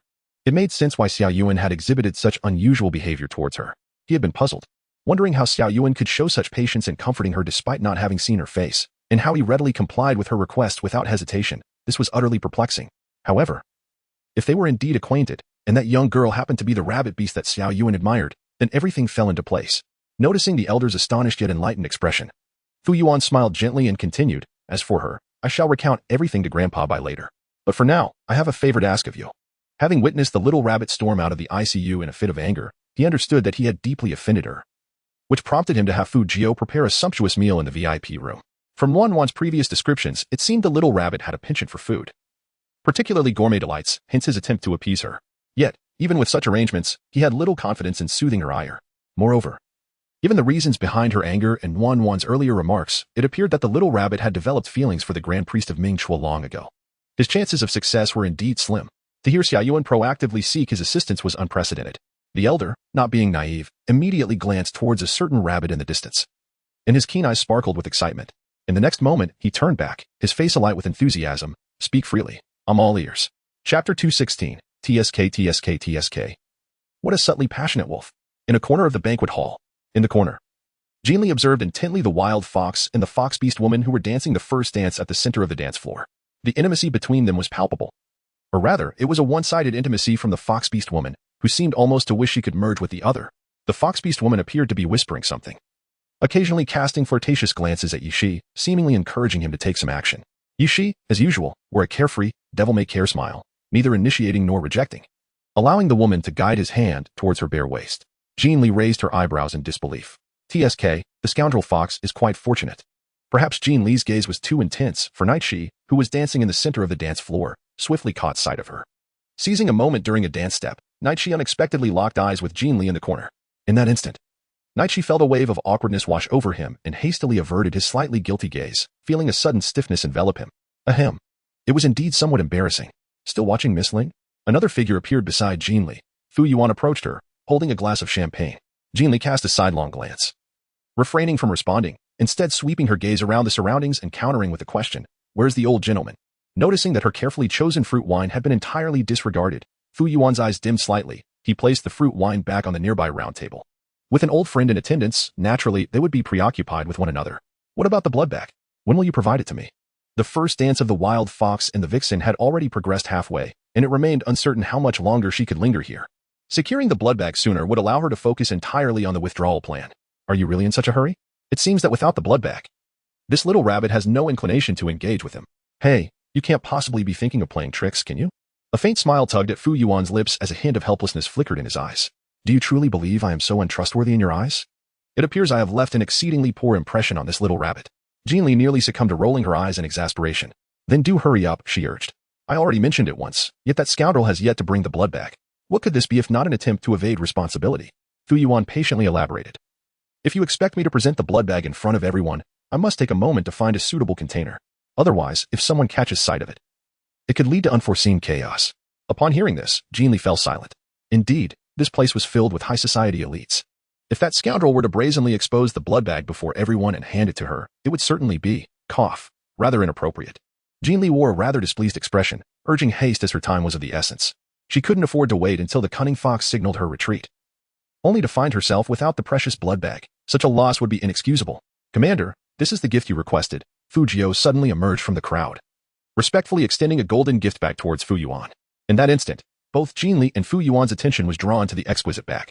In a moment of instinct, Jin Li instinctively raised her hand to receive the gift bag, but Fu Yuan, seemingly aware of her intention, swiftly reached for the bag just as her hand ascended. In the next breath, Fu Yuan retrieved a moderately sized red gift box adorned with a golden bow, embellished with sparkling diamonds. Unlike the ordinary gift boxes Jin Li had previously encountered, this one exuded an air of elegance and distinction. Jin Li could not help but raise an eyebrow, silently exclaiming, "Wow, was it merely a matter of finding a box to hold the blood bag? Just place it inside. Why the need to adorn the box with a golden bow? And, astonishingly, one embellished with diamonds? Tisk, truly a reserved yet flamboyant wolf." Chapter 217, The Surprising Handshake in a Corner of the Banquet. Fu Yuan held the exquisite gift box in his hand for quite some time before slowly extending it towards Jin Li beside him, appearing utterly reluctant to part with it. Jin Li feigned ignorance, extending her hand with an air of nonchalance to accept the gift box. "Since you harbor such doubts about my sincerity, would you care to inspect the contents first?" Fu Yuan suddenly offered a considerate suggestion. Jin Li wore an expression of utter certainty, as she deemed it necessary to inspect the goods. "After all, what if you casually presented a bag of ordinary blood to deceive me?" During the initial blood donation, she had been by Fu Yuan's side, harboring doubts about his injuries. Thus, to safeguard against any deception, she had discreetly marked the blood bag beforehand with an inconspicuous sign. Without hesitation, Jin Li lifted her gaze to a distant fox, confirming that the initial dance had yet to conclude, before lowering her head to begin unwrapping the gift box. Since it was all intended for her, she would not be modest about the glittering diamond-studded ribbon. It was neither a negotiation nor a question, as she spoke. Jin Li deftly wrapped the adorned bow around her wrist. Seeing this, Fu Yuan raised an eyebrow slightly, a smile playing upon his lips. "Good." Considering the curious gazes of those around them, Jin Li discreetly opened a corner of the box. Upon noticing a faint mark at the seal of the blood bag nestled within, her dark rabbit-like eyes sparkled with sudden brilliance. Swiftly, she closed the box again. A rare smile gracing her face, she had finally obtained the talisman. While uncertain of the extent of protection it would offer, any additional safeguard was undoubtedly a boon. Was it not? Since matters were now settled, why not extend a hand in reconciliation? Fu Yuan suddenly proposed. A handshake? Upon hearing this, Jin Li raised her gaze and momentarily fell silent. The prior grievances were entirely resolved from this moment onward, was it not so? In a fleeting moment of silence, Jin Li met Fu Yuan's earnest wolf-like gaze. After a moment's contemplation, she conceded to a truce. The previous unpleasantness dissipated like smoke. Having already offended the temple, she could not afford to antagonize the military forces as well. Given that this rare opportunity for reconciliation came from the troublesome wolf, she was certainly not the type to be ungrateful or oblivious to the circumstances. Thus, she gracefully accepted the offer to step down from the conflict. Jin Li proactively extended her hand, her face radiating good cheer. She had anticipated that the rogue wolf would reciprocate her gesture, yet to her surprise, the man standing before her suddenly knelt on one knee. He lifted her hand and, with a solemn expression, placed a kiss upon the back of her hand. Jin Li was taken aback by the suddenness of the situation. As one of the parties involved, she stared in disbelief at Fu Yuan, who was slowly rising before her. Her expression one of utter astonishment. What on earth was happening? Why had the arrogant wolf suddenly knelt before her, kissing the back of her hand? Wasn't this supposed to be a handshake? Was it possible that the customs of the beast world involved such gestures? Staring blankly at Fu Yuan, who appeared to be in high spirits, Jin Li's eyes widened in confusion. After a long pause, she managed to voice her bewilderment. However, as soon as her question escaped her lips, Fu Yuan, standing before her, displayed an expression of even greater perplexity than her own. What did it mean? Jin Li found herself momentarily stunned. As she scrutinized Fu Yuan's expression, she sought to discern any signs of mischief. However, when her gaze met the man's own look of bewilderment, even more profound than her own, her suspicions began to dissipate into tranquility. Could it be that she was overthinking the situation? Was it possible that the customary handshake in this realm was indeed as she had just experienced? Jin Li wished to search for relevant information from the vast repository of knowledge in her mind, akin to an imposing iceberg. Yet she was mindful of the pressing situation at hand. Perhaps it was best to postpone her inquiry until she and the wild fox had safely departed from this place. Chapter 218, transformed into another's bride. Meanwhile, aware of Jin Li's location, Yushi's gaze frequently drifted toward her direction. To his astonishment, he witnessed a shocking scene. The rabbit, temporarily disguised as a hotel maid, accepted a gift box adorned with a red bow from a man. No, it was a golden bow gift box. What on earth was happening? Yushi was immediately taken aback. How could it be that during his brief moment of revelry, his future bride had seemingly become another's? What's wrong? Ling Shui inquired, sensing the sudden halt in the man's movements. Following Yushi's gaze, she slowly looked into the distance and soon locked onto the astonishing scene that bewildered everyone. Ling Shui's eyes widened in disbelief, her exquisitely made-up face reflecting her shock. What was happening? Was that the commander? What had he just done? Could that golden bow gift box truly have been sent by him? It was well known that the Marie Royal Hotel had an unwritten rule: should a guest take a liking to a young maid, they would present an empty gift box tied with a red bow in front of witnesses. If the maid accepted the box, it signified her agreement to become the guest partner. Many individuals from impoverished backgrounds, possessing decent looks, had climbed the social ladder through this means, their fortunes soaring as a result. However, such individuals, regardless of their improved circumstances, often remained as mere mistresses, relegated to the periphery of the main household. The Golden Bough gift box, however, was an entirely different matter. Unlike the momentary impulsiveness represented by the red box, the golden box signified a proposal holding profound significance. Typically, it contained exquisite jewelry, such as diamond rings or necklaces. If the maid accepted the Golden Bough gift box, it indicated her acceptance of the proposal. At this juncture, the maid would extend her hand, requesting a kiss on the back of her hand to signify the completion of the ritual, ultimately to demonstrate her regard for the suitor. The maid would often offer a personal piece of jewelry in return. At the Marie Royal Hotel, numerous red bough gift boxes were presented daily. Yet the number of Golden Bough gift boxes was exceedingly rare. After all, guests capable of affording a 7-star hotel were invariably affluent or noble. For them, fleeting encounters were as trivial as dining. Thus, presenting a red bough gift box was inconsequential. However, the Golden Bough gift box was different. Despite both being declarations of affection, the underlying implications were starkly dissimilar. It represented a serious, responsible, and sincere courtship. Upon the recipient's acceptance, the two would be publicly recognized as an engaged couple, destined to reside in the main household as husband and wife. Who would dare to bestow such a significant Golden Bough gift box lightly? One must understand that such boxes might not be seen for years. Yet now, not only had a Golden Bough gift box appeared, but the individual presenting it was none other than the esteemed commander. Chapter 219. Let me indulge in sweetness once more in a corner. Feeling the increasing scrutiny of those around her, even with her mask, Jin Li began to feel a growing sense of discomfort. Well then, the matter was settled. She could depart. The wild fox's first dance was nearing its conclusion, and she needed to find an opportunity to approach the pair and closely observe the demeanor and speech of the fox beast woman. Are you certain it's settled? Fu Yuan inquired seriously, his expression one of caution. What? Jin Li exclaimed, instinctively growing wary. Are you having second thoughts? Fu Yuan chuckled, his gentle voice laced with amusement. I would never reconsider. However, have you forgotten to return my necklace? Necklace? Jin Li was momentarily taken aback, suddenly recalling that she had indeed swiped the necklace from the neck of the mischievous wolf to prevent his mischief. Ahem. Her small face, concealed beneath the mask, turned slightly awkward, and after a brief pause, she raised her hand towards her neck.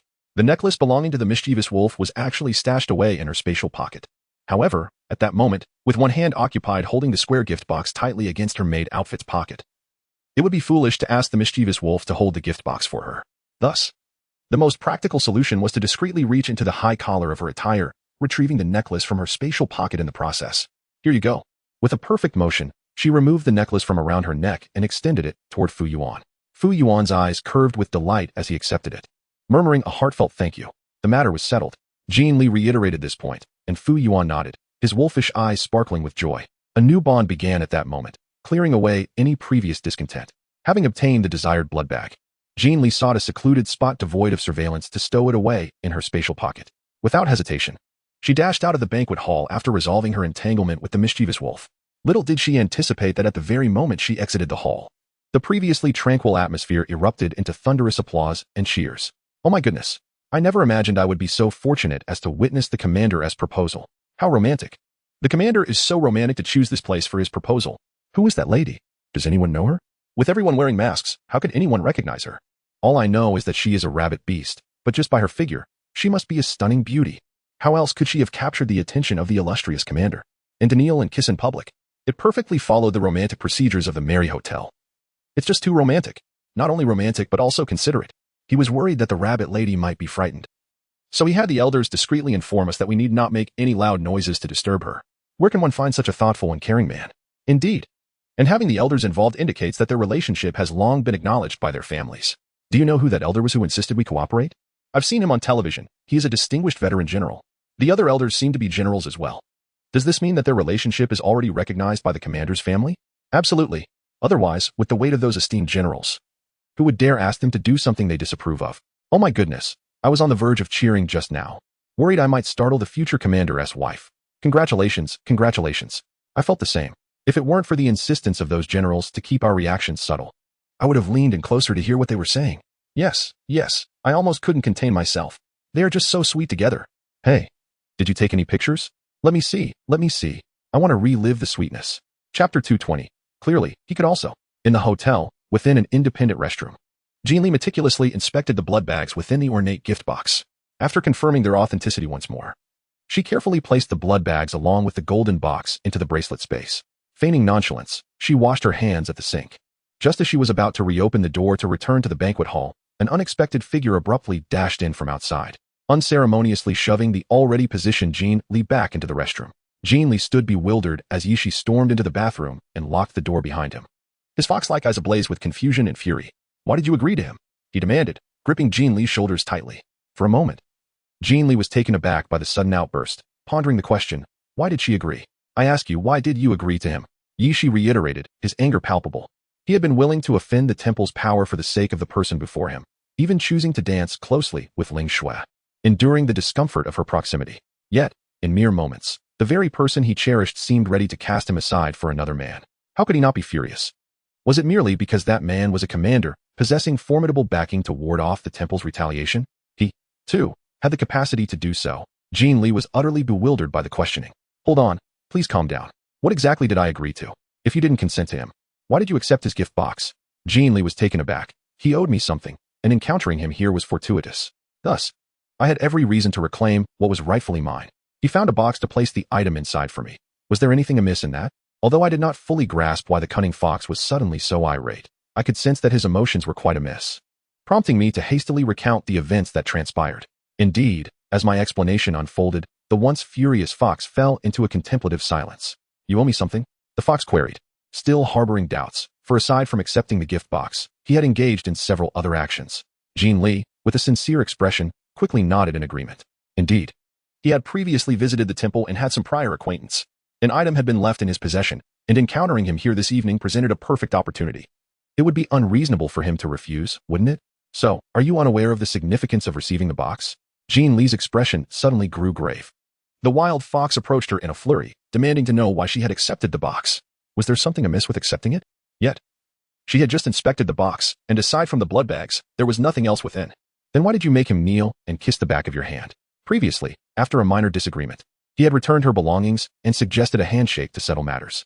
As she recalled this, Jin Li narrowed her eyes slightly, her expression becoming even more solemn. Could there be an issue with that handshake? Yi Shi gazed at her silently, responding with a question of his own. Then why did you give him something in return? Was it a necklace? He recalled that from the dance floor, the little rabbit had seemingly gifted Fu Yuan a delicate chain. That was his necklace. I mentioned our earlier disagreement, didn't I? I lost something of mine at his place, and fearing he wouldn't return it, I discreetly took something of his. Now that he has returned my item, I naturally must return his as well. You've been upset with me for accepting the box. What is the situation? I examined that box and found no issues. Oh, there was a broken diamond bow on it, which I thought was valuable, so I kept it. Could that be the problem? I was thinking we might need money if we were to escape together. Hey, you still haven't answered me. Well, is there really a problem with that handshake? Yi Shi was at a loss for words. He wished for silence. Chapter 221. A heartfelt glance at the hotel's back door. A hovering car was already stationed in a corner. Watching as Yi Shi hurriedly led her towards the vehicle without a backward glance, Jin Li widened her eyes in astonishment. Are we escaping now? Do I not need to adopt that woman's manner of speaking anymore? What was going on with this wild fox? None of her questions had been answered. Instead, he had dragged her straight out of the restroom and headed for the hotel's back entrance. Had something gone awry on his end after she left the banquet hall? Leaving no time for her to learn the demeanor and tone of that fox woman? Forget it, forget it. If this continued, she would lose her husband. Jin Li wore a perplexed expression. What about the documents? How will we handle the documents? Rest assured, they have already been secured. In the midst of their conversation, the two hurriedly boarded the hover car. Yi Shi promptly activated the vehicle's automated intelligence system, simultaneously gesturing towards the dress in the back seat. Hurry and change into it. All right. Jin Li, shedding any hesitation, settled into the back seat and began changing her attire. As the plan had anticipated a change of clothing, she had already donned a base tank top and shorts, requiring only to remove the maid outfit. For a brief moment, both individuals busied themselves within the hover car. One swiftly adorned in new garments while the other busily typed away on a laptop. Jin Li was aware that the wild fox was infiltrating the hotel surveillance system, intending to erase any record of their presence. From this moment on, their true escape began. All right, quickly erase the hotel surveillance footage, she urged, taking a deep breath and glancing at the back seat where Jin Li sat. I've erased it. However, her words were abruptly cut off. In the back seat, the young girl had transformed her attire, now adorned in a stunning mermaid gown embellished with sparkling sequins. This new outfit accentuated her beauty, overshadowing the previous charm of her maid's outfit, rendering her irresistibly alluring. Night she was momentarily rendered speechless, captivated. He had always known the girl to be beautiful, especially when she wore the maid uniform without any makeup, her naturally fair and exquisite visage eclipsing even the most artificial of stars. He had thought that was her peak beauty. Yet now, clad in the revealing mermaid gown, her fair skin on full display, he was struck anew by the enchanting curves that her previously concealing attire had concealed, some voluptuous enough to quicken the pulse. Others so delicate they could be grasped with but a single hand. In the back seat, unlike Nightsh's astonished expression, Jin Li's focus was entirely on the makeup bag before her. After swiftly arranging her long hair into a semblance of a fox-like hairstyle, she began extracting foundation, eyeshadow, eyebrow pencil, and lipstick from the bag, applying them to her face with haste. There was no alternative. Her appearance differed vastly from that of the fox-like woman, and makeup was her sole means of bridging the gap. Of course, even with makeup, they would still not resemble one another. But she had prepared a large scarf that could conceal her rabbit ears and a significant portion of her face, if they encountered anyone. All she needed to reveal were her heavily made-up eyes. Brother Yi, she mused, lost in thought while applying her makeup. Although I've been observing that woman for some time. I couldn't hear her voice due to the distance. Do you have any videos of her? Let me hear her voice. While not as direct as hearing the person speak in person, it was the only option available, considering the fox-like woman's confident demeanor among the guests. She likely hosted numerous parties, making it easy to find a short clip. Okay. Give me a moment, I'll search. Came Nightsh's flustered response, abruptly pulled from his reverie. With a hint of embarrassment flashing in his fox-like eyes, he hastily retrieved his phone, unbeknownst to Jin Li. The formidable underworld leader struggled to unlock his phone, entering the wrong password several times before finally gaining access. In no time, Nightshi located a video and uploaded it to his laptop, turning the screen towards Jin Li. Brother Yi, I miss you so much that I can't sleep. Do you miss me? The voice of the fox-like woman echoed through the hovering vehicle, and Jin Li, who had been diligently applying her makeup, was taken aback. Wow. Is it really this intense right from the start? Jin Li could not help but exclaim, yet before the words could escape her lips, she suddenly realized something. In the next moment, Jin Li gazed incredulously at her notebook screen, her dark rabbit-like eyes wide with astonishment. Goodness gracious. At last, she comprehended why her appearance diverged so significantly from that of the foxwoman.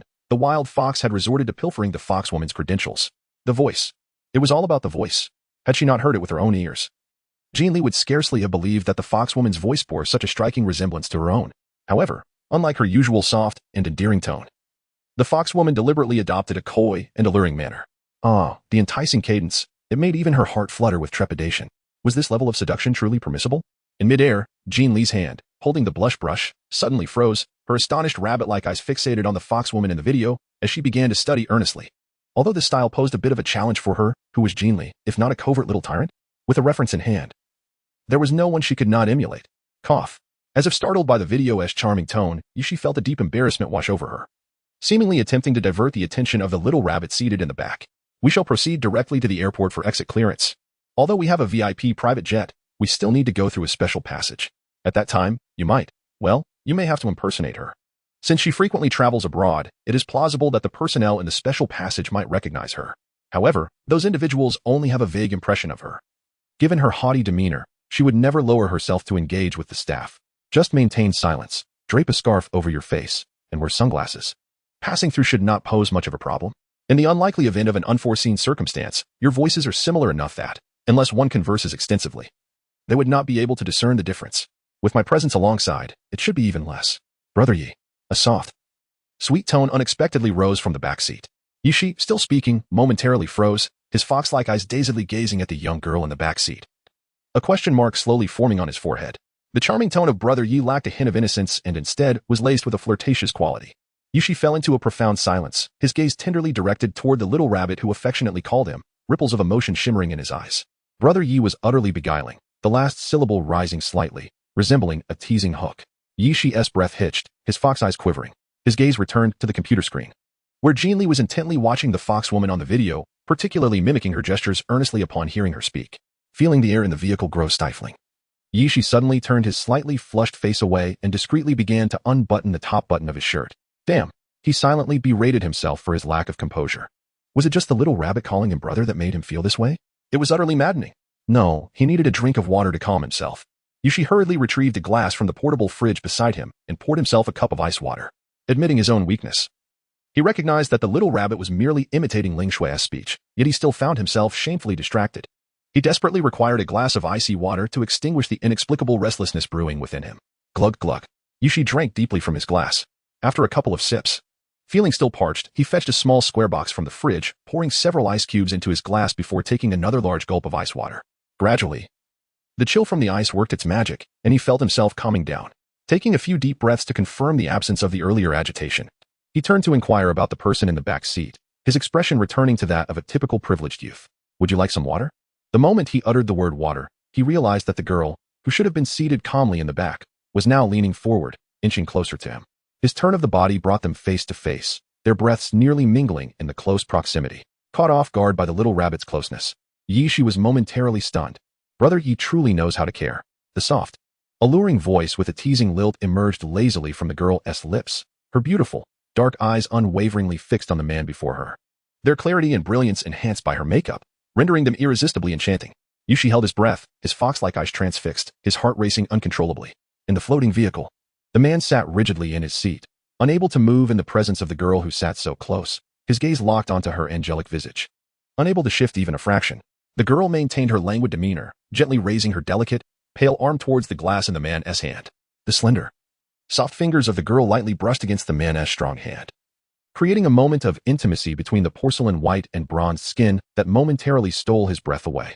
She raised the glass with his hand while delicately lowering her head to sip from it. Like a little beast, she sipped from the glass, her demeanor innocent yet tinged with temptation. As she slowly lifted her head, a translucent ice cube nestled in her mouth, her lips, painted with lipstick, parted slightly, glistening and alluring. Yi was momentarily stunned. His left hand, which had been resting at his side, began to stiffen and retreat behind him, clenching into a fist, veins visibly standing out on the back of his hand. Damn it, this was truly going to be the end of him. At this moment, a singular thought occupied Yi's mind. He struggled to suppress the overwhelming urge to capture his partner's lips and consume both the ice in her mouth and her entirely. With great restraint, he swallowed hard, steadying his emotions. Yi found it increasingly difficult to maintain his composure. He had to admit that the sight of this little rabbit was almost too much for him to bear. Yet, he understood that the young woman before him was merely using him as a practice tool, harboring no ulterior motives. Should he recklessly pursue his desires, he risked losing the very partner he had painstakingly drawn close to his side. He had not forgotten that this little rabbit had already caught the attention of a certain wolf, who had successfully devised a plan to ensnare her. Yi wished to cease this overwhelming rehearsal, but the conversation had only just begun. His fox-like gaze fixated on the girl's ruby lips. Perhaps due to the application of lipstick, or perhaps the icy chill of the ice cube rendering her lips a deeper shade of crimson. Her soft lips were strikingly vivid against her porcelain skin. However, more than this captivating sight, it was the ice cube, delicately nestled between her lips, that ensnared his attention. He observed as the cube began to melt, droplets of water cascading down its edge, gently falling onto her chin and trickling down her graceful neck, ultimately disappearing into her alluring bosom. In that instant, Yi's mind exploded with desire. His breath quickened and his gaze darkened. He extended a large hand that had been concealed behind him, pulling the girl provocatively into his embrace, intent on kissing her fiercely. Damn it. I can't hold back any longer. If I can endure this, then I, Yi, am not a normal man at all. Bang.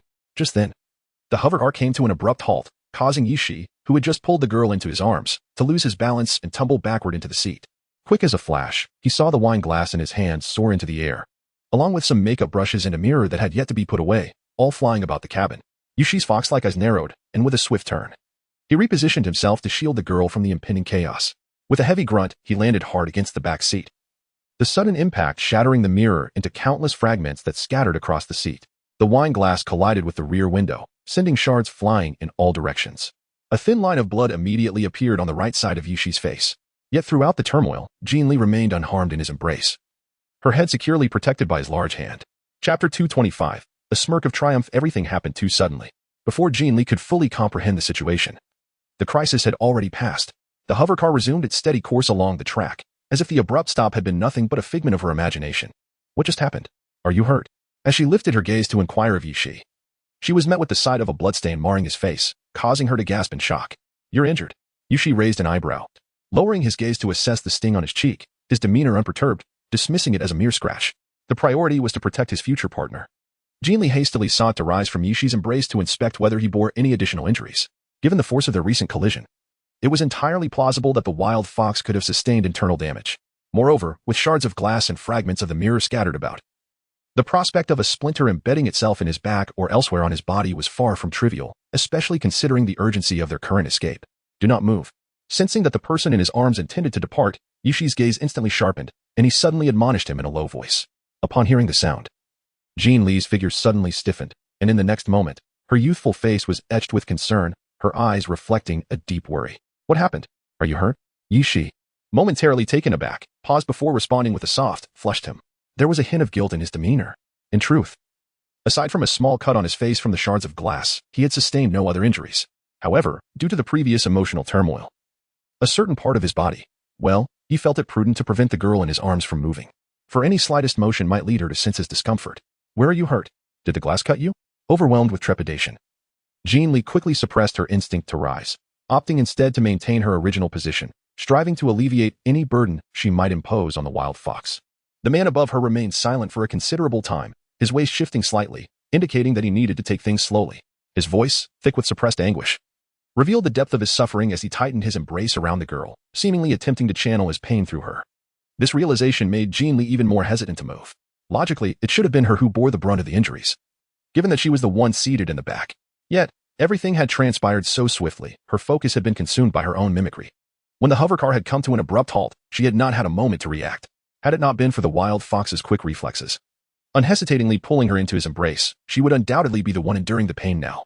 In that moment, Jin Li felt a peculiar discomfort in her heart. It seemed as though she was, once again, holding back. Take your time, don't rush to get up. I won't move, she quickly reassured him. As if to demonstrate her willingness to cooperate, Jin Li relinquished all resistance, curling up in Yishi's embrace like a boneless bundle of cotton, her dark, expressive eyes blinking with concern. In the hovercar, on the back seat, Yishi, taken by surprise at how much the girl cared for him despite his minor injuries, silently smirked. Lowering his gaze to the obedient figure nestled in his arms, he cautiously inhaled the delicate fragrance of her hair, a triumphant smile playing on his lips. Chapter 226, a terrifying sudden change on the hover track. A luxurious hovercar sped forward. The vehicle was traveling at a rapid pace, weaving in and out of lanes, nearly colliding with oncoming traffic multiple times. Although a crash was ultimately averted, the close calls forced the oncoming vehicles to brake abruptly, resulting in an orchestra of honking horns reverberating through the hover track. Hurry, go faster. Inside the car, Ming Chu anxiously scrolled through his Weibo feed. A look of urgency etched across his face. At long last, there was news of Jin Jin, although the content circulating on Weibo was not particularly favorable for him. The mere fact that there was news about Jin Jin overshadowed all else. All he desired was to see Jin Jin, to explain everything to her properly.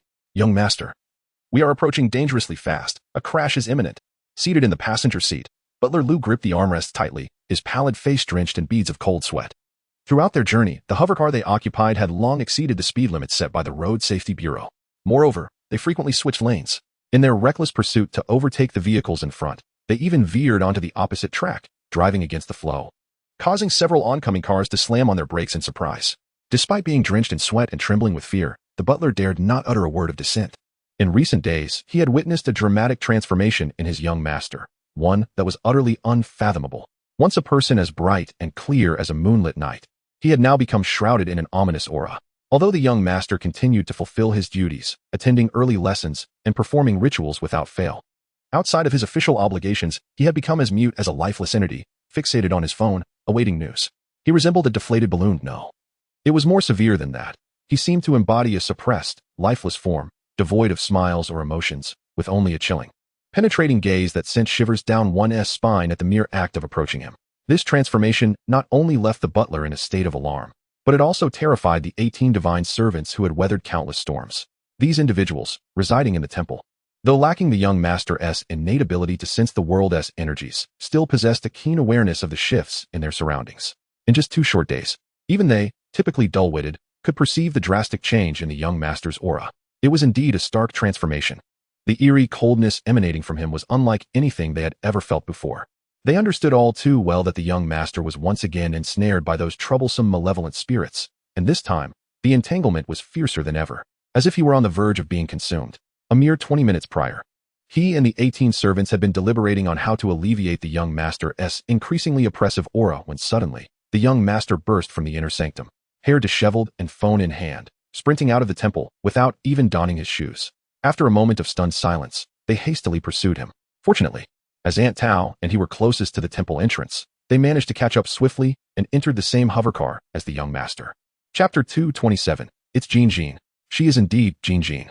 Once inside the vehicle, Aunt Tao heeded the young master's instructions and directed the hovercar towards the Royal Mary Hotel in the city center, repeatedly accelerating and overtaking other vehicles along the way. In this brief interlude, he finally grasped the reason behind the young master's frantic departure. In disbelief, he gazed at the trending topics on Weibo, where the headlines ranked first, second, and third were nothing short of astonishing. Commander kneels to propose, surprise. The future commander's spouse is a rabbit beast, and commander's romantic proposal successful. Staring at the flood of engagement photos that dominated Weibo, featuring a masked rabbit beast maiden, Butler Lu could scarcely believe his own eyes. What? Miss Jin Li has unexpectedly been proposed to by the commander at the Royal Mary Hotel. And astonishingly, he has succeeded in his proposal. Hurry, hurry up. Ever since boarding the hovercar, Ming Chu has been incessantly repeating these phrases, his panda-like eyes, tinged with red veins, fixated intently on the road ahead. Rest assured, young master, tonight's gathering is a charity banquet hosted by the esteemed daughter of the Ling family, and it will not conclude until at least 10 o'clock in the evening. We will certainly arrive in time, Aunt Tao assured him with a confident expression. The invitation to this banquet had been delivered to the temple several days prior, but she had shown little interest, merely glancing at the details before discarding it into the trash. Given their current speed, they would reach the Royal Mary Hotel in no more than 15 minutes. This would leave them only half an hour before the banquet commenced. Therefore, they would undoubtedly make it. Butler Lu interjected awkwardly. Young master, the girl in the photograph is wearing a mask and a standard maid outfit. Are you absolutely certain it is Miss Jin Li? Although she is a rabbit beast, we have not seen her face. What if we have mistaken her identity? It is Jin Jin. She is definitely Jin Jin. Ming Chu affirmed vehemently, pain evident in his panda-like eyes. How could he possibly fail to recognize the one he has longed for? His greatest fear has indeed come to pass. Jin Jin was once saved by Fu Yuan, creating an indelible bond of gratitude. Now, having received his assistance again, it is only natural for her to develop feelings for the commander who has rescued her from peril twice. Thus, when faced with Fu Yuan's proposal, Jin Jin finds herself inclined to accept. Yet, why should she agree? They were the first to meet and know each other. Their feelings for one another were genuine. The misunderstandings between them were trivial, merely misunderstandings. Observing his young mistress with reddened eyes and clenched fists, the butler Lu felt a deep sense of distress. Unlike her current sorrow, he was more concerned about whether she would lose composure upon encountering Miss Jin Li and the commander. After all, this was the scene of their engagement. Could she truly withstand it? However, why had Miss Jin Li consented to the commander's proposal? They had only met a couple of times, hadn't they? How could this possibly form a couple? Was it truly a case of a life saved, a body pledged? Was Miss Jin Li's agreement to the commander's proposal a result of his past rescue? But his young mistress held great affection for Miss Jin Li as well. What should be done? Chapter 228. I will ensure she remains. If it were any other man, the temple could have easily dissuaded him, but now, the one who successfully proposed to Miss Jin Li was none other than the esteemed commander, who held a position of equal prominence. This situation was indeed troublesome. While the temple occupied a high status in the public's eyes, the commander's social influence was equally formidable. If his young mistress caused a scene, the consequences could be dire. As these thoughts raced through Lu's mind, his concern deepened. Young mistress, when you see Miss Jin Li, I will bring her back to the temple. He replied resolutely, without a hint of hesitation. Lu was taken aback. What? He hadn't meant that. Cold sweat broke out on his forehead. But Miss Jin Li had already accepted Fu Yuan's proposal, and in the eyes of the public, she was now his fiancée. What did it matter that the young mistress had known Miss Jin Li first, or that their relationship had once been close? The fact remained that Fu Yuan had successfully proposed after her, which gave him the upper hand. If the young mistress attempted to claim another's fiancée at this moment, public opinion would undoubtedly turn against the temple, leading to a significant decline in its status. Her identity as a temporary servant of the temple had never been revoked. As long as she held that title, she could not defy the temple's rules and had to return. Jin Jin had only been a temporary servant for a little over a month, and he had ample time to devise a way to dissolve their engagement. In any case, he must first bring Jin Jin back to the temple. Yet, Lu's face was etched with worry. The young mistress was right. Aunt Tao, who had been intently focused on driving, suddenly chimed in. Since Miss Jin Li was one of the temple's own, she should adhere to its regulations while under its protection.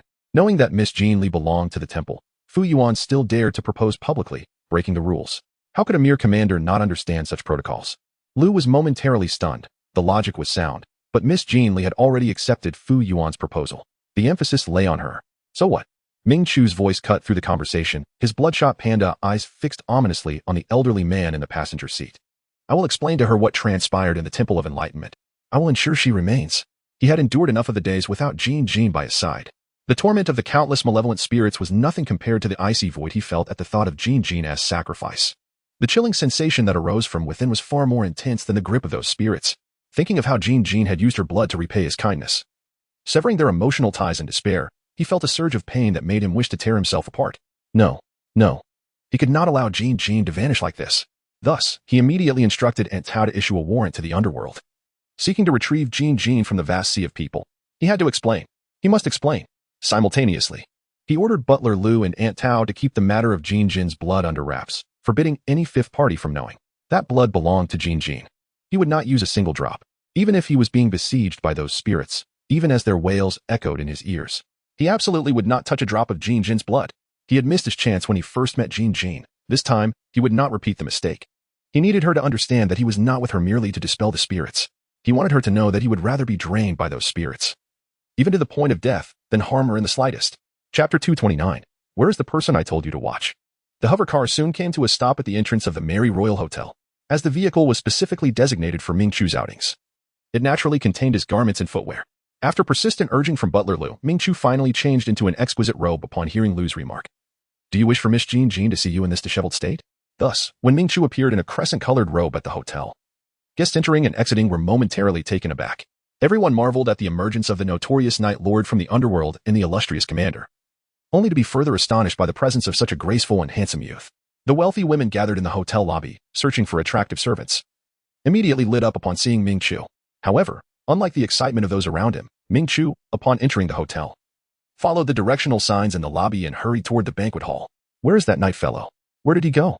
A sharp reprimand suddenly echoed from the side of the banquet hall, capturing everyone's attention. On the stairs stood Ling Shui. Her exquisitely made-up face contorted with anger as she glared down at the dear woman by the dance floor. Rong Ma, what are you doing? Where is the person I instructed you to watch? Where did he go? After that scoundrel Yushi spilled red wine on her, he said he would help her fetch a spare dress from the car and asked her to wait for him in the lounge. Given that it was rare for Yishi to be so considerate, she obediently agreed. However, 20 minutes passed, and with her about to give a speech as the host of the evening, Yushi still had not shown his face. What was he saying about fetching her dress?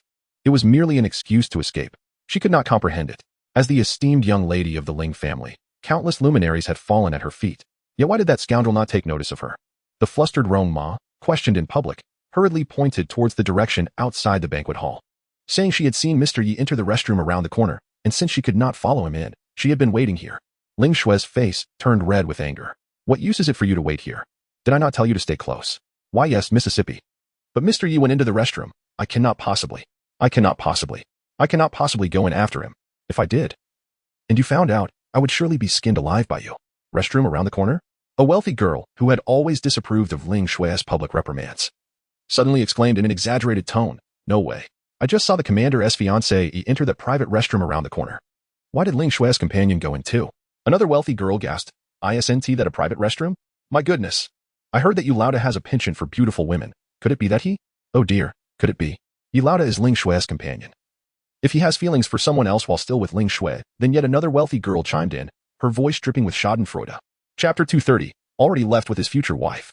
Wait, if you say that, I think I just saw Mr. Yi drag a girl towards the back door of the hotel.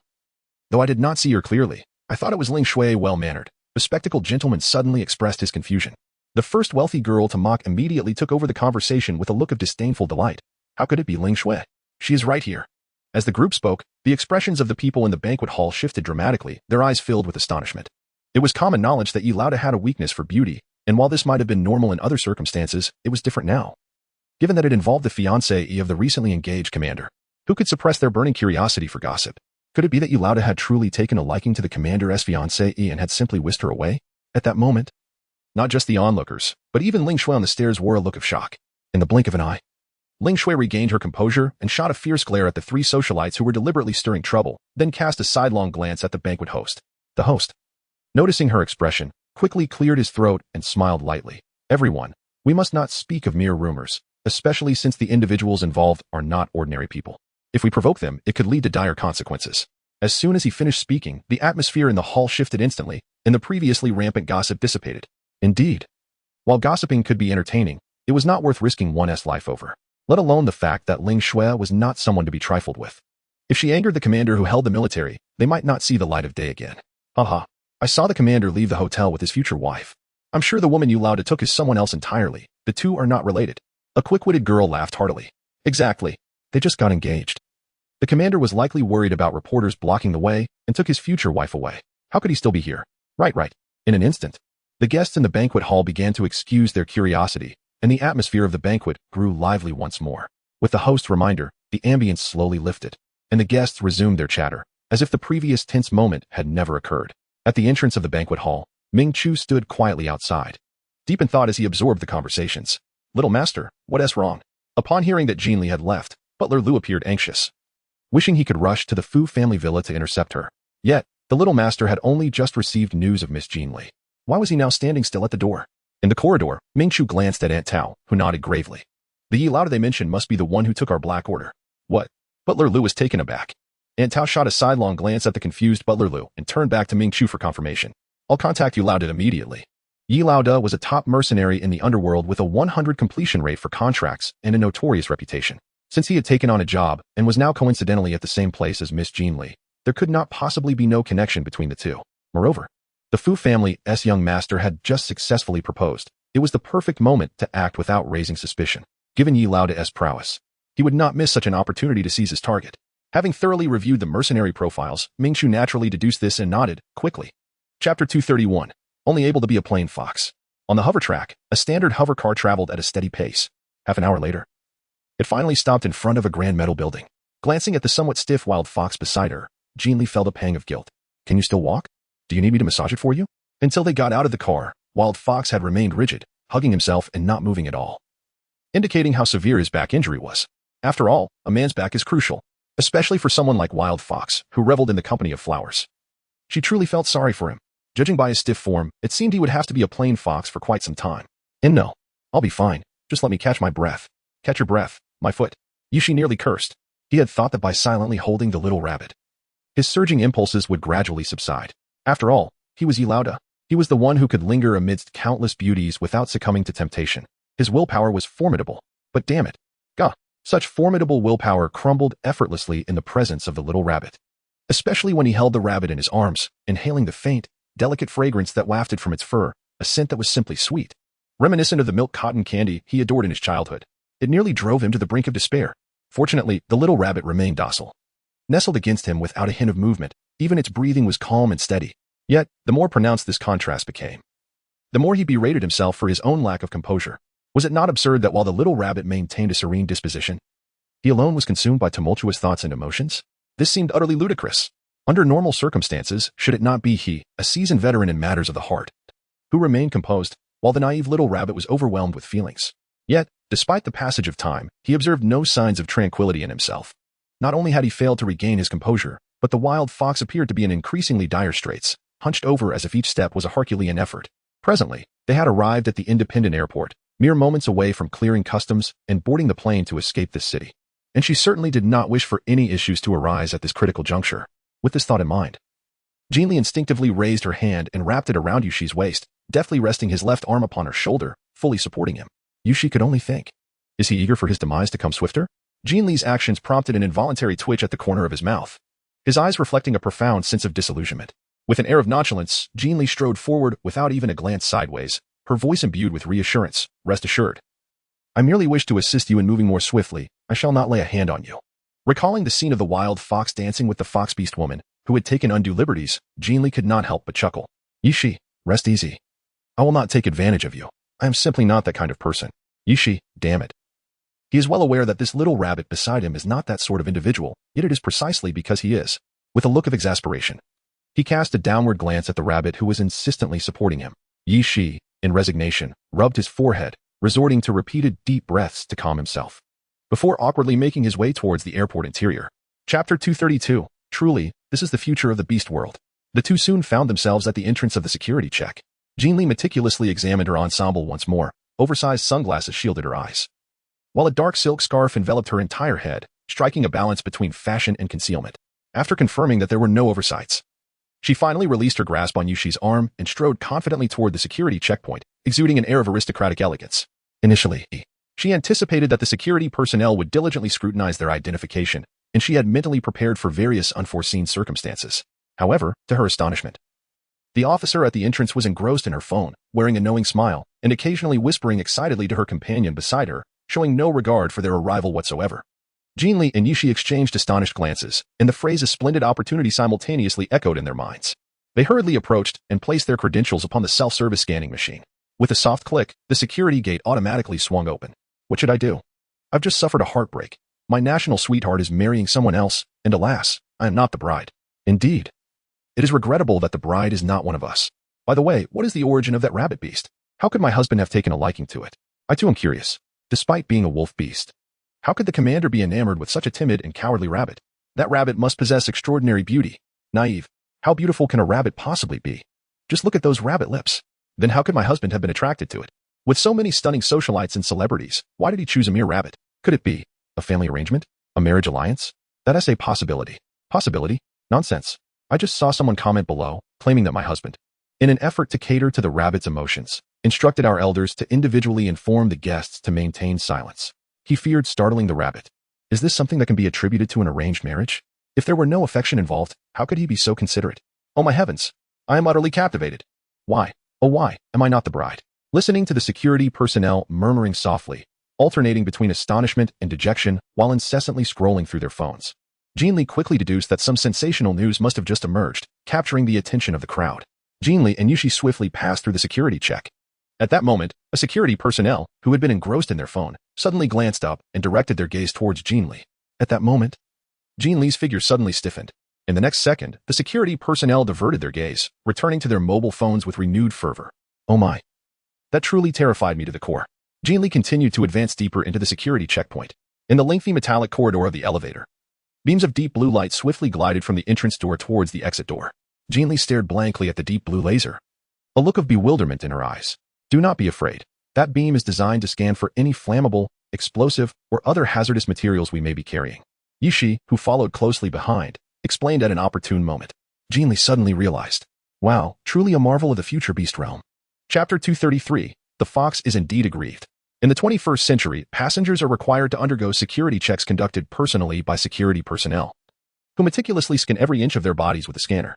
Although the process is thorough, it significantly prolongs the time spent at security, leading to serpentine queues that seem endless, often resulting in a wait of at least half an hour. Moreover, encountering security staff of a different gender can lead to a touch of awkwardness during the scanning of certain body parts. However, here, the airport has ingeniously transformed a section of the journey into a scanning area where passengers merely sit on a conveyor belt in an elevator, allowing the deep blue lights to sweep over them repeatedly to complete the security check. This not only avoids delays in their travel plans but also drastically saves time, while simultaneously accommodating the majority, thus eliminating or significantly reducing queue times. It is simply astonishingly convenient. One must admit that the security process is far simpler than Jin Li and Yi Shi had envisioned. In less than 2 minutes, they were comfortably seated in their bespoke helicopter, recalling the security personnel engrossed in their phones with a beaming smile as she passed through the checkpoint. Jin Li couldn't suppress her curiosity and hurriedly pulled out her phone to search for the latest trending news. That marvelous gossip had indeed been a tremendous help. Otherwise, she would have had to showcase her Oscar-worthy acting skills to get through. Jin Li hastily lowered her head and unlocked her phone's interface. However, just as she was about to open the browser to conduct a search, a large hand swiftly snatched the phone from her grasp. Quickly board the plane. Someone is coming. Night, she suddenly whispered a reminder to lie. Upon hearing this, Jin Li was taken aback, blinking her eyes in surprise. In the next moment, without daring to look back, she hurriedly climbed onto the boarding platform of the helicopter. The two of them quickly settled into their seats within the aircraft. As Jin Li fastened her seatbelt, she gazed outside the cabin, yet after a considerable time, she failed to spot the presence of a third individual. Did you not just mention that there was? With the donning of her headphones, the plane was poised for takeoff. Yushi's voice rose once more, and at that moment, seated in the prominent control seat, Yushi lowered his head, intently observing the content on the keyboard, before solemnly commencing the input of the activation password. Upon witnessing the situation, Jin Li could only swallow her questions and obediently donned her headphones, settling down beside him. In a brief moment, the helicopter they occupied was granted permission to ascend by the airport tower.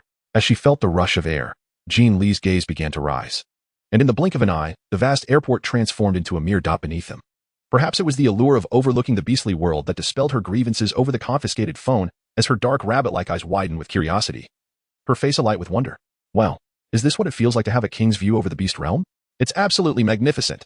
In the pilot's seat, observing that the inquisitive girl beside him had ceased her pleas for her phone to check on gossip, Yushi finally exhaled a sigh of relief. What a narrow escape. If the little rabbit were to discover the happenings on Weibo, and after much deliberation, decide that fleeing with him was not worthwhile, turning instead to Fu Yuan for protection by agreeing to be his fiancée, all his efforts would have been for naught. It was precisely this consideration that led him to withhold the truth from her, fearing she might suddenly change her mind and abandon him. After all, this little rabbit was rather formidable. Thus, he was compelled to stifle his frustrations, all while maintaining an appearance as if nothing had transpired. What an injustice for the fox. Chapter 234. What absurd thoughts are swirling in my mind? On the plane, sensing the aircraft gradually stabilizing in midair, Jin Li slowly turned her gaze towards Yishi. However, as she pivoted, she realized that the previously occupied Yishi was now gazing at her with a contemplative expression. Jin Li was momentarily taken aback. What? She observed Yishi in the driver's seat, gently stroking his chin, his fox-like eyes filled with a perplexing blend of emotions. Sometimes, he truly felt she was not merely a rabbit. Upon seeing Jin Li frozen in the security check, he was convinced she had never visited an airport and had never flown. Yet, under such circumstances, the little rabbit showed no signs of fear during the ascent of the airplane. Instead, she gazed out of the window with sheer delight. How audacious. It is well known that even the women of fierce beasts, like tigers and lions, exhibit considerable anxiety during their first flight. No, rather, during every flight. The way they tightly shut their eyes and stiffen their bodies at takeoff is utterly genuine. In comparison, the little rabbit's reaction was exceedingly peculiar. Was she truly a rabbit? It seemed that apart from her appearance, nothing else about her resembled a rabbit at all. Upon hearing Yushi's words, Jin Li's heart skipped a beat. After a moment of silence, she earnestly nodded. Truth be told, I do not wish to be a rabbit. The issue lay with that mysterious necklace that bestowed upon her the skin of a rabbit. She found herself in a rather helpless predicament. Because of this rabbit skin, everyone perceived her fragile form as an invitation to bully her, significantly increasing her survival challenges in this beastly world. What had she done to deserve such treatment?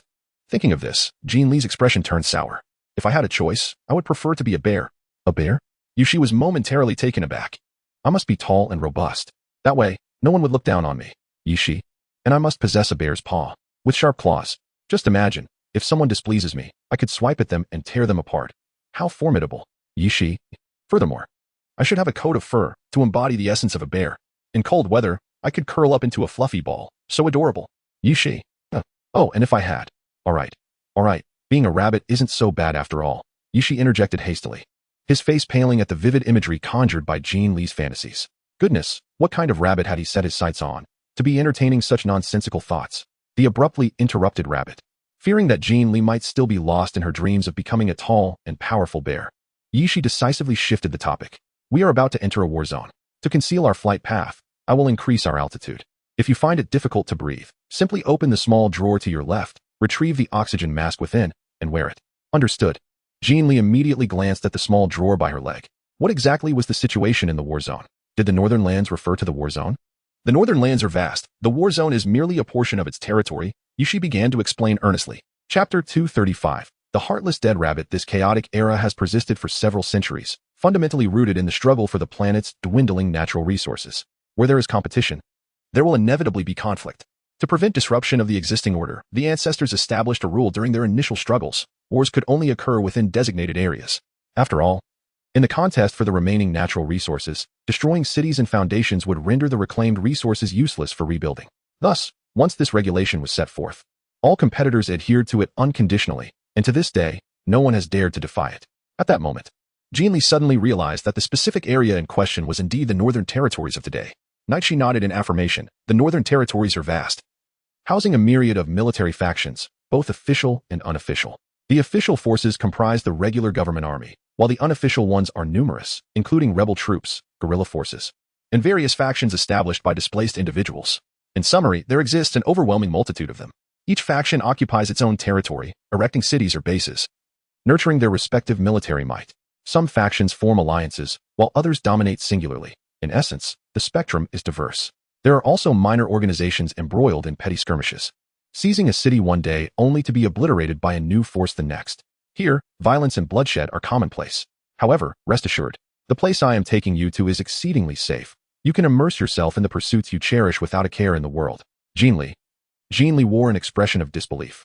You just mentioned that some organizations capture territories only to be annihilated the very next day. Yushi replied, that was merely a trivial skirmish.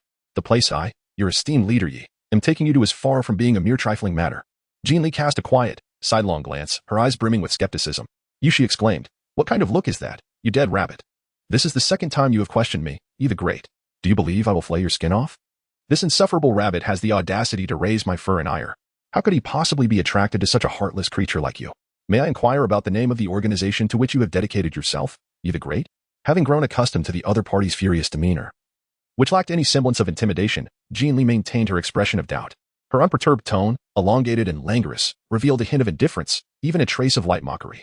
I am the illustrious Yi the Great, and naturally, my organization bears my name, the Yi Clan Corps. How do you like that? ISNT it resounding? Doesn't it echo like thunder?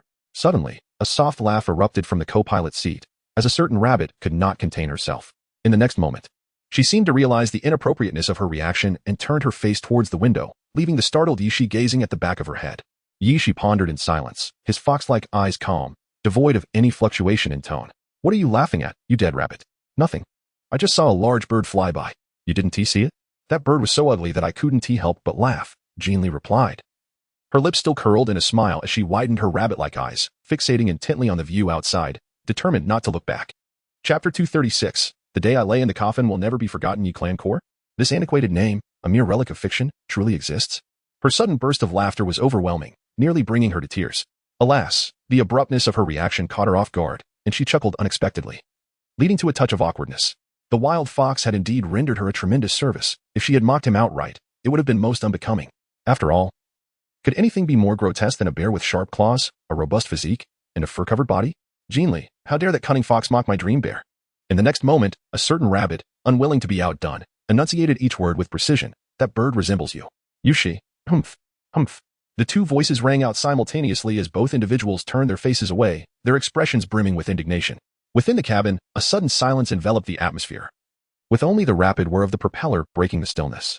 The fox in the pilot's seat cautiously glanced at Jin Li, who was still gazing out the window, a flicker of regret passing through his eyes. Hey, are you still upset? Yushi, feeling awkward, spoke up. What am I angry about? I am not petty like a certain fox. Humph. Unable to counter her, she shifted the topic to ridicule his dream bear. Yushi, how am I petty?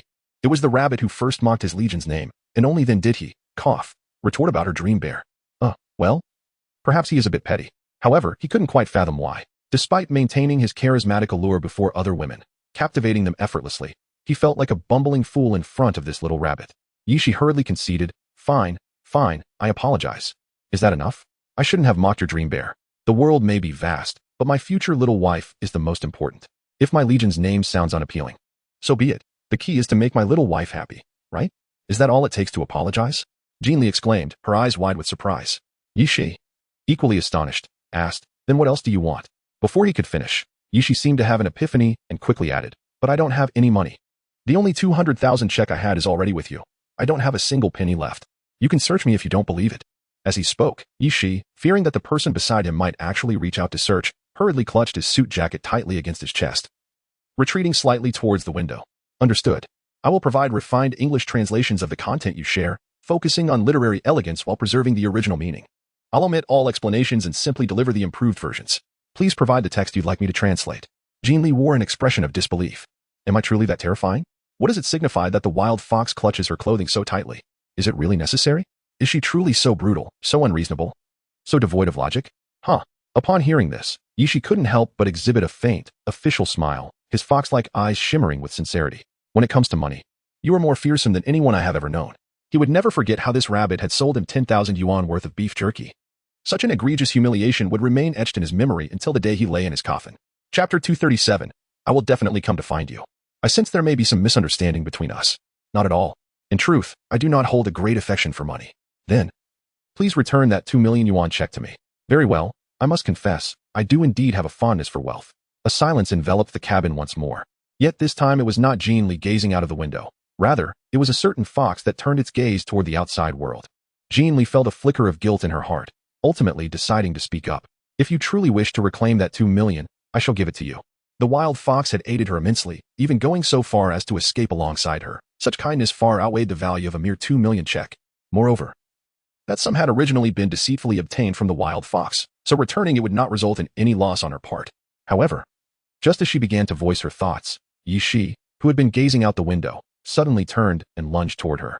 Watch out. A jarring sound echoed from above, causing Jin Li's expression to shift dramatically.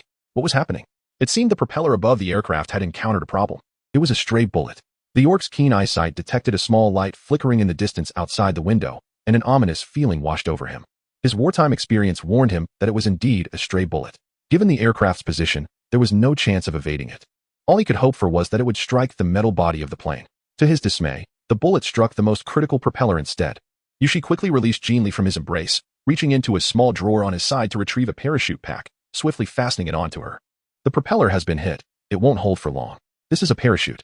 When you jump out of the cabin, remember to pull this strap. Remember, it's the red strap. Do you understand? Just as Yishi finished speaking, the control panel in the cockpit erupted with a piercing alarm. In an instant, the previously green buttons transformed into red, and the aircraft began to shake violently. Aware that there was no time to waste, Jin Li nodded in response. Her eyes filled with urgency. I understand. But how will we reunite? While speaking, she opened her own drawer and hastily donned her parachute, her movement swift and practiced. Yishi was momentarily taken aback, his fox-like eyes widening in surprise. For a moment, he found himself lost in thought, an unusual occurrence in such a dire situation. Quickly, how will we meet up afterwards? After they parachuted, the likelihood of being blown apart by the wind was high. Without a prearranged plan for reconvening, their chances of reuniting would rely solely on fate. Yishi snapped back to reality, realizing they could not create smoke signals or shout out. They were in a war-torn area, fraught with complex factions, and she must not expose herself carelessly. The alarm from the control panel grew increasingly deafening as they neared a steep mountainside. Yishi had no time for further instructions. He quickly shoved his phone into Jin Li's hands, his fox-like eyes tinged with a hint of red. Wait for me. No matter what happens, I will find you. With that, Yishi rose from the cockpit, forcefully kicking open the door beside Jin Li. After a lingering glance at the girl before him, he stiffly pushed her out of the aircraft. Chapter 238. Damn it, it seems I am surrounded. The wind howled past her ears. In the ethereal glow of the moonlight, Jin Li descended from the heights of several thousand meters, her deep blue fishtail gown adorned with glimmering fragments of diamond radiating a mesmerizing brilliance. From a distance, she resembled a mermaid, shimmering with celestial grace as she descended from the heavens. With a calculated determination, Jin Li seized the opportune moment to deploy her parachute. In that instant, a rush of cold air filled the parachute, lifting her once more into the sky, gradually fading into the distant mountains and forests. 20 minutes later, the parachute of Jin Li was ensnared in the branches of an ancient tree, forced to dangle from the southern boughs. Jin Li glanced at the distance between herself and the ground. From the expanse of her surroundings, she produced a sharp little knife and swiftly severed the ropes binding her. With a leap and a graceful roll, she landed on the earth below. Jin Li swiftly departed from the site of her descent, hastily choosing a direction to dash towards. Although it was nighttime, there was no certainty that she had not been seen upon her arrival. Clad in a glamorous mermaid gown adorned with countless sparkling rhinestones, she was acutely aware that being spotted could lead to unforeseen complications. As Jin Li walked, she swapped her high heels for a pair of sneakers. Emerging from a thicket, she was now clad in a fresh and crisp denim outfit, with her long hair neatly tied into a ponytail. Jin Li was just about to retrieve the phone that Yishi had given her to contact someone when a series of rapid gunshots echoed from 500 meters ahead, the sound drawing ever closer, as if pursuing something. Startled, Jin Li quickly surveyed her surroundings in the pitch-black environment and immediately scrambled up the nearest large tree. The terror of gunfire was overwhelming. She had once been shot down while on an airplane. If she were to hide in the bushes, the stray bullets would surely turn her into a sieve. In the tree, as Jin Li crouched in position, she suddenly beheld a blood-soaked youth clad in military attire, staggering towards her. He intermittently sought refuge behind various trees, his pallid face a stark contrast to the bullets that rained down behind him. This was a young wolf beast, seemingly of low lineage. Despite his visage being smeared with blood, the unmistakable traits of his kind were still evident. The wolf beast appeared gravely injured, resembling someone who had just been pulled from a pool of blood, with his left arm hanging limply, blood trickling from his fingertips. Whether it was sheer misfortune or mere coincidence, the wolf beast, hiding behind the trunk, inadvertently locked eyes with Jin Li. In that instant, alarm bells rang in her mind.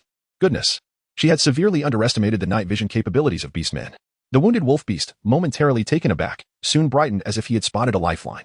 With a hoarse voice, he implored, "Please help me. Save someone. I've hidden him in the bushes at 2 o'clock. His life is crucial. I beg you." Jin Li, concealed among the branches, was taken aback. She had not anticipated that the wolf beast, in such dire straits, would still be preoccupied with rescuing his companion. Jin Li slightly furrowed her brow, remaining silent as she concealed herself amidst the lush foliage. The sound of gunfire grew increasingly intense, as if the attention of all was drawn towards the direction where the wolf-like beast lay hidden. Upon witnessing the scene, Jin Li furrowed her brow in distress. She seemed to be ensnared. Chapter 239. You must save him.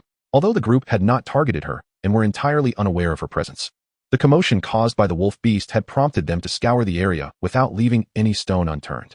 Despite her attempts to conceal herself among the branches, only a portion of her form remained hidden. Should anyone take a closer look, she would undoubtedly be discovered.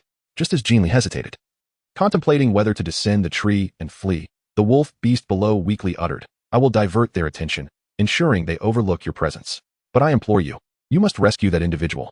He is of utmost significance, truly vital. He cannot perish. I beseech you, you must save him. Otherwise, I shall never find peace in death." Before Jin Li could respond, the bloodied wolf beast suddenly leaped from behind the tree, brandishing the only pistol it possessed, charging directly towards the pursuers. Jin Li's eyes widened in shock, and before she could utter a word to intervene, she witnessed the wolf beast youth, full of fierce determination, raising his weapon to aim at the approaching figures in the distance. "I will fight you all." The sound of gunfire erupted suddenly, a rapid barrage echoing through the air. Bullets rained down in a sweeping arc, sending clouds of dust swirling into the atmosphere. As the dust settled, Jin Li beheld the wolf-beast youth, who had just moments ago pleaded for her assistance, now lying lifeless in a pool of his own blood. His bloodied hand trembled slightly as it reached toward a distant point, eventually coming to rest, motionless. Concealed among the trees, Jin Li's gaze flickered with disbelief. What kind of revolutionary camaraderie could compel such a young wolf-beast to sacrifice his own life in a desperate bid to save a companion? Moreover, he had even pointed her in the right direction before his demise. Her eyes fell upon the bloodied hand of the wolf-beast youth, which pointed toward the horizon. And a wave of sorrow washed over her. In a brief moment, a group of individuals clad in various military uniforms entered her field of vision. They slowly encircled the lifeless body of the wolf-beast youth, expressions of numbness etched upon their faces. The leader of the group, a wolf-beast, exhibited a countenance of utter despair. "What do we do? He is dead." Furious, the wolf-beast erupted in a torrent of curses. "Damn it! Capture him alive. Can't you understand my orders? Now it's too late. The cooked duck has flown away." One of the tiger beasts, clutching a submachine gun, appeared visibly anxious. I didn't intend for this to happen. Just moments ago, he used a bomb to kill 5 of my brothers. When he suddenly emerged from behind the tree, I thought he would throw another bomb, so I acted without thinking. Do you even possess a brain? He was already severely injured. And we were on the verge of capturing him. With your gunfire, everything is lost. Do you realize he was the last to leave that person's side? If we could have pried open his mouth, we could have captured the biggest target. Then, what do we do now? How am I supposed to know what to do? He is dead. Damn it. Today's operation has been in vain. Boss, he just ran from the southwest direction.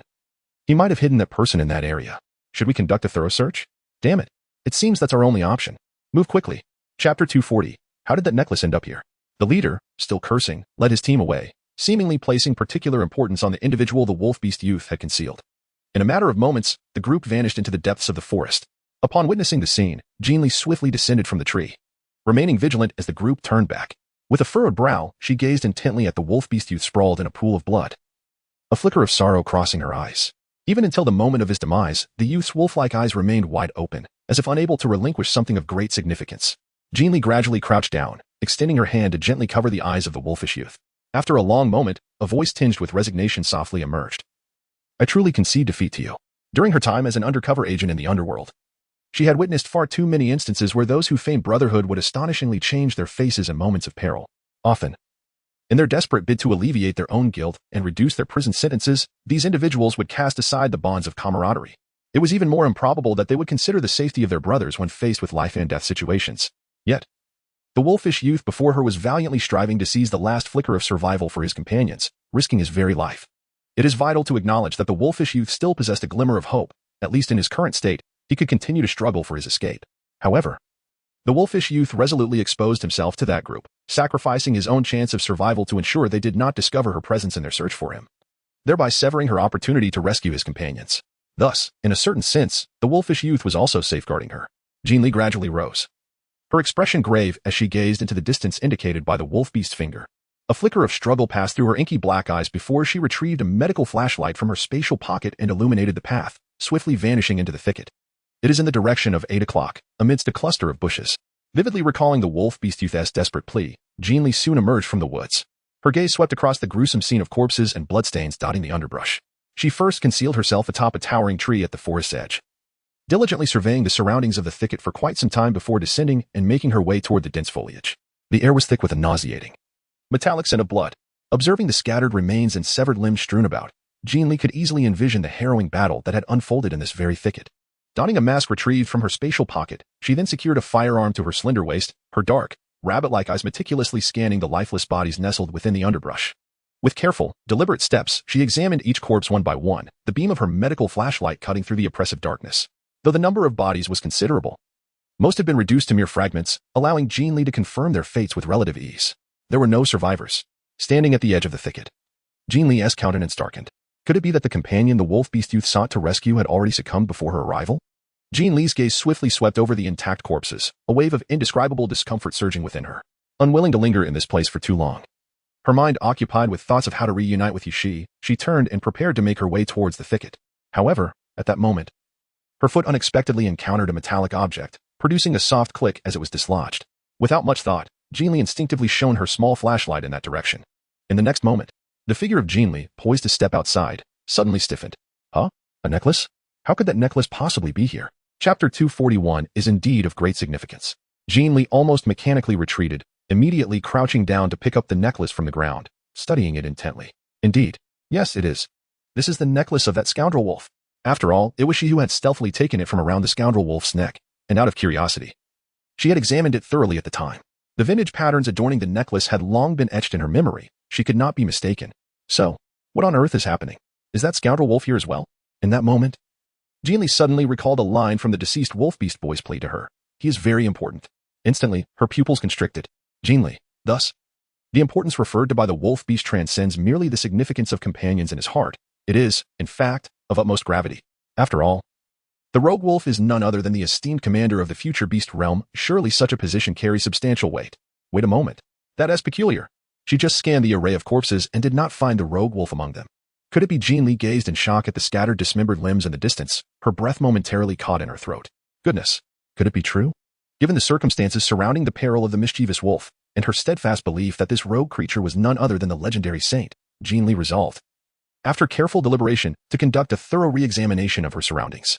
After all, if the mischievous wolf were indeed that famed figure, it would be inconceivable for it to be shattered beyond recognition. It must be hiding somewhere nearby.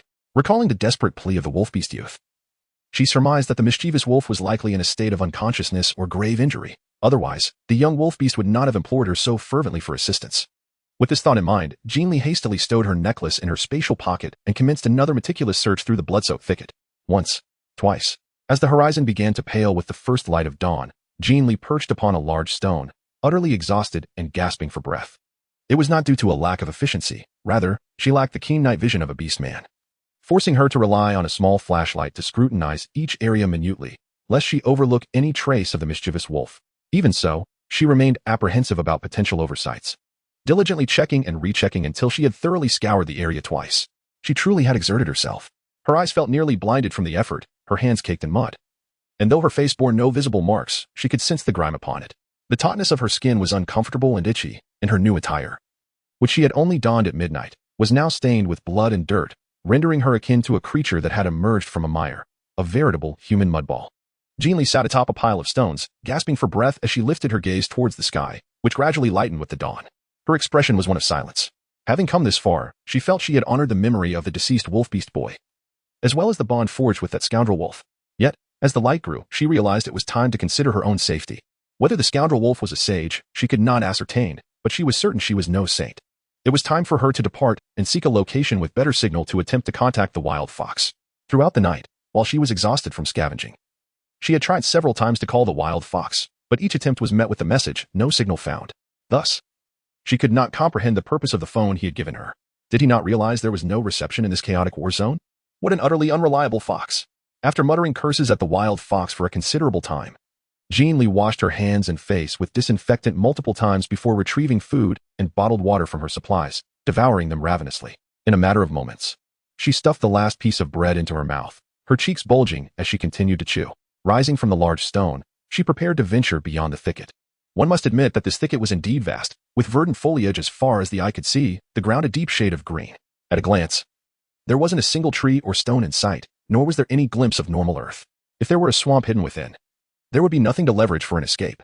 No, this direction was not an option. It was far too perilous. Jin Li then cast her gaze in another direction, surveying the area back and forth several times before ultimately deciding to retrace her steps. Alas, she resolved to head back the way she had come, for it led to a grove of trees, which at the very least provided an excellent concealment for her presence. Moreover, there were numerous trees to shield her from gunfire, rendering it a far superior refuge compared to the underbrush. Jin Li's thoughts solidified in an instant as she strode purposefully towards the direction of the woods.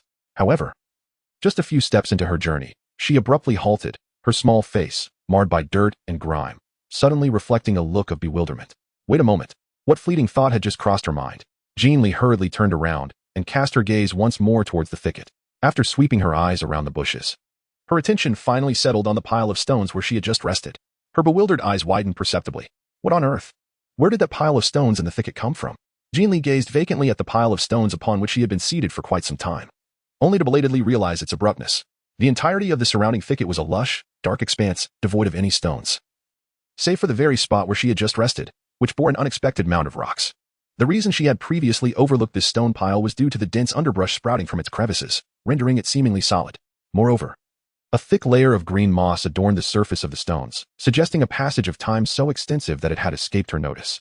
Upon this realization, Jin Li hurriedly returned to the stone pile, shining her medical flashlight meticulously over it once more. Although she still could not discern any issues with the underbrush atop the stones, adhering to her principle of thoughtful ideas are no substitute for diligent action. She resolutely began to squat down and sift through the stones. Fortunately, within her space lay the tile spade she had previously used to repair the roof in the temple. In a short while, she managed to pry open a corner of the stone pile. In that instant, an overwhelming stench of blood assailed Jin Li's senses. As Jin Li sat beside the unconscious Fu Yuan, his face smeared with blood, she found herself at a loss for words. Should she lament the demise of the wolf beast youth, whose lifelike ruse almost deceived her? Or should she marvel at the fact that, after all this time, the scoundrel wolf still breathed? It appeared increasingly likely that this rogue wolf was indeed a saint. Otherwise, how could he be the sole survivor amidst the carnage of fallen beast men? Despite his grievous wounds, he clung to life, as if even the heavens themselves conspired to prevent his demise. Such a halo of invincibility was undeniably typical of a male protagonist in a novel. If she failed to recognize this, it would be a profound disappointment. Chapter 243. The rabbit exhausted yet, what was she to do now? She had just examined the scoundrel wolf's injuries. Gunshot wounds marred his shoulder and thigh. The shoulder bore 2 bullets that thankfully missed vital organs. But the bullet lodged in his thigh had struck a major artery. Although she had promptly applied a bandage from her spatial medical kit to staunch the bleeding, the rogue wolf was already teetering on the brink of unconsciousness from blood loss. Logically, she should immediately begin administering aid to him, especially since her spatial inventory contained ample medical supplies. However, their environment posed a significant challenge. What could she do? After all her efforts to find the scoundrel wolf and to confirm his identity as a saint, how could she possibly stand by and watch him perish? She had high hopes of returning home safely once the saint unified this chaotic world. With her return to the 21st century at stake, Jin Li, once weary, felt invigorated as if she had been imbued with new life. She gazed up at the first light of dawn beginning to break on the horizon and, without a moment's hesitation, sprang into action. Jin Li originally intended to return to the woods, patiently awaiting a signal to coordinate with the wild foxes. However, she now finds herself compelled to contemplate remaining in this thicket. Fu Yuan, tall and imposing, lies in a state of unconsciousness. Not only is it unwise to move him vigorously, but even if circumstances permitted, her meager strength as a petite rabbit would render her incapable of transporting him far. Moreover, given that this is a war-torn area, should they be discovered, a swift response might afford her a chance of escape. But as for Fu Yuan, Jin Li hurriedly retrieved glucose from the medical kit in the space and offered it to Fu Yuan, then began to scrutinize the depths of the thicket with utmost seriousness. In stark contrast to the blood-soaked meadow outside, strewn with dismembered corpses, the deep, dark green of the thicket exuded an oppressive and sinister aura. With the dense underbrush towering and lush, Jin Li swiftly retrieved a sturdy safety rope from her spatial storage, fastening one end securely around her waist while tethering the other end to a substantial stone. After ensuring the rope was secure, she produced a robust branch, previously collected from the rear mountain of the temple, and ventured deeper into the thicket. The depths of the underbrush were enveloped in a tranquil, yet profound stillness. As she traversed the path, Jin Li remained vigilant, wary of the possibility that a snake might suddenly emerge to strike. The further she delved, the softer and more treacherous the ground beneath her feet became, and there were several instances where she nearly lost her balance. After skillfully navigating around numerous small marshes, she finally stumbled upon an exceedingly concealed spot. It was a small clearing, approximately 8 to 9 square meters in size, nestled behind a thicket that jutted out from a sheer cliff face. Although the cliffside clearing appeared perilously precarious, it was, in fact, quite safe, as an ordinary person would be unlikely to traverse the difficult and slippery terrain of the thicket to reach the edge of the cliff. After confirming the designated location, Jin Li hurriedly retraced her steps to drag Fu Yuan from beside the pile of stones to the edge of the cliff. She then returned once more to erase any traces left along the way. Once she ensured the safety of their hiding place, Jin Li began to erect a tent in the clearing. She retrieved a first aid kit, alcohol, disinfectant, surgical pliers, scissors, and other essential medical supplies from her space. Having prepared the necessary medical items, Jin Li skillfully and swiftly cut away all of Fu Yuan's clothing. Utilizing the sunlight streaming down from the cliff's edge to extract the bullets from his body, she then proceeded to disinfect, staunch the bleeding, bandage, and administer an intravenous drip. After completing all these tasks, Jin Li was utterly exhausted and fell into a deep slumber. Chapter 244. The cursed wolf must be the sage. 2 hours later, Jin Li was roused from her slumber by the alarm she had set for herself. Supporting her weary, aching body, she emerged from the realm of dreams, her face still bearing a trace of confusion. After a moment of silence, she gradually regained her senses and turned her gaze towards Fu Yuan, who lay unconscious beside her. Noticing that 2/3 of the glucose in the 4 bag had already been depleted, Jin Li scratched her head and retrieved 2 more bags of glucose from her space, one to replace Fu Yuan's and the other she raised to her lips, drinking eagerly. As she haphazardly consumed the food from her space, Jin Li kept a watchful eye on Fu Yuan's complexion, occasionally using the back of her hand to check his forehead. Her brow furrowed in contemplation, as if grappling with a significant decision. The dire state of the rogue wolf's blood loss appeared to be more severe than she had anticipated. After 2 hours of glucose infusion, there was no sign of improvement. It seemed she would have to resort to the bag of panda blood she had obtained from Ming Chu to save him. Sighing, she had initially hoped to use that bag of blood as a talisman against the tribulations presented by the temple, yet now, before she could even warm it in her possession, she was compelled to expend it. This thought left her feeling quite aggrieved. This truly was the essence of losing blood. However, upon reflection, this ordeal reinforced her belief that the rogue wolf was indeed the fabled saint. When the rogue wolf had been injured and set up the trap, he had inexplicably acquired Ming Chu's blood bag. Although her intervention had led to the rogue wolf giving the blood bag to her, it had ultimately circled back to him. Contemplating this, she recalled Ming Chu's words. He is the one who listens to divine oracles. The saint is designated by the will of heaven, and there must be an intricate connection between them. Ah, did this not fit perfectly? The blood had already been infused into his body. Was that not a close connection? Moreover, the blood bag, having made its way back to the rogue wolf, signified that there is a divine arrangement in the unseen. This was irrefutable. She was convinced beyond doubt that the rogue wolf was indeed the saint. With this realization, Jin Li wasted no time. She promptly retrieved the blood bag and the syringe from her space, beginning to work on Fu Yuan's other hand. In a matter of moments, the crimson blood from the bag began to flow drop by drop through the slender tube into Fu Yuan's body. Jin Li was not idle. She set the alarm once more and then began to tidy up the tent.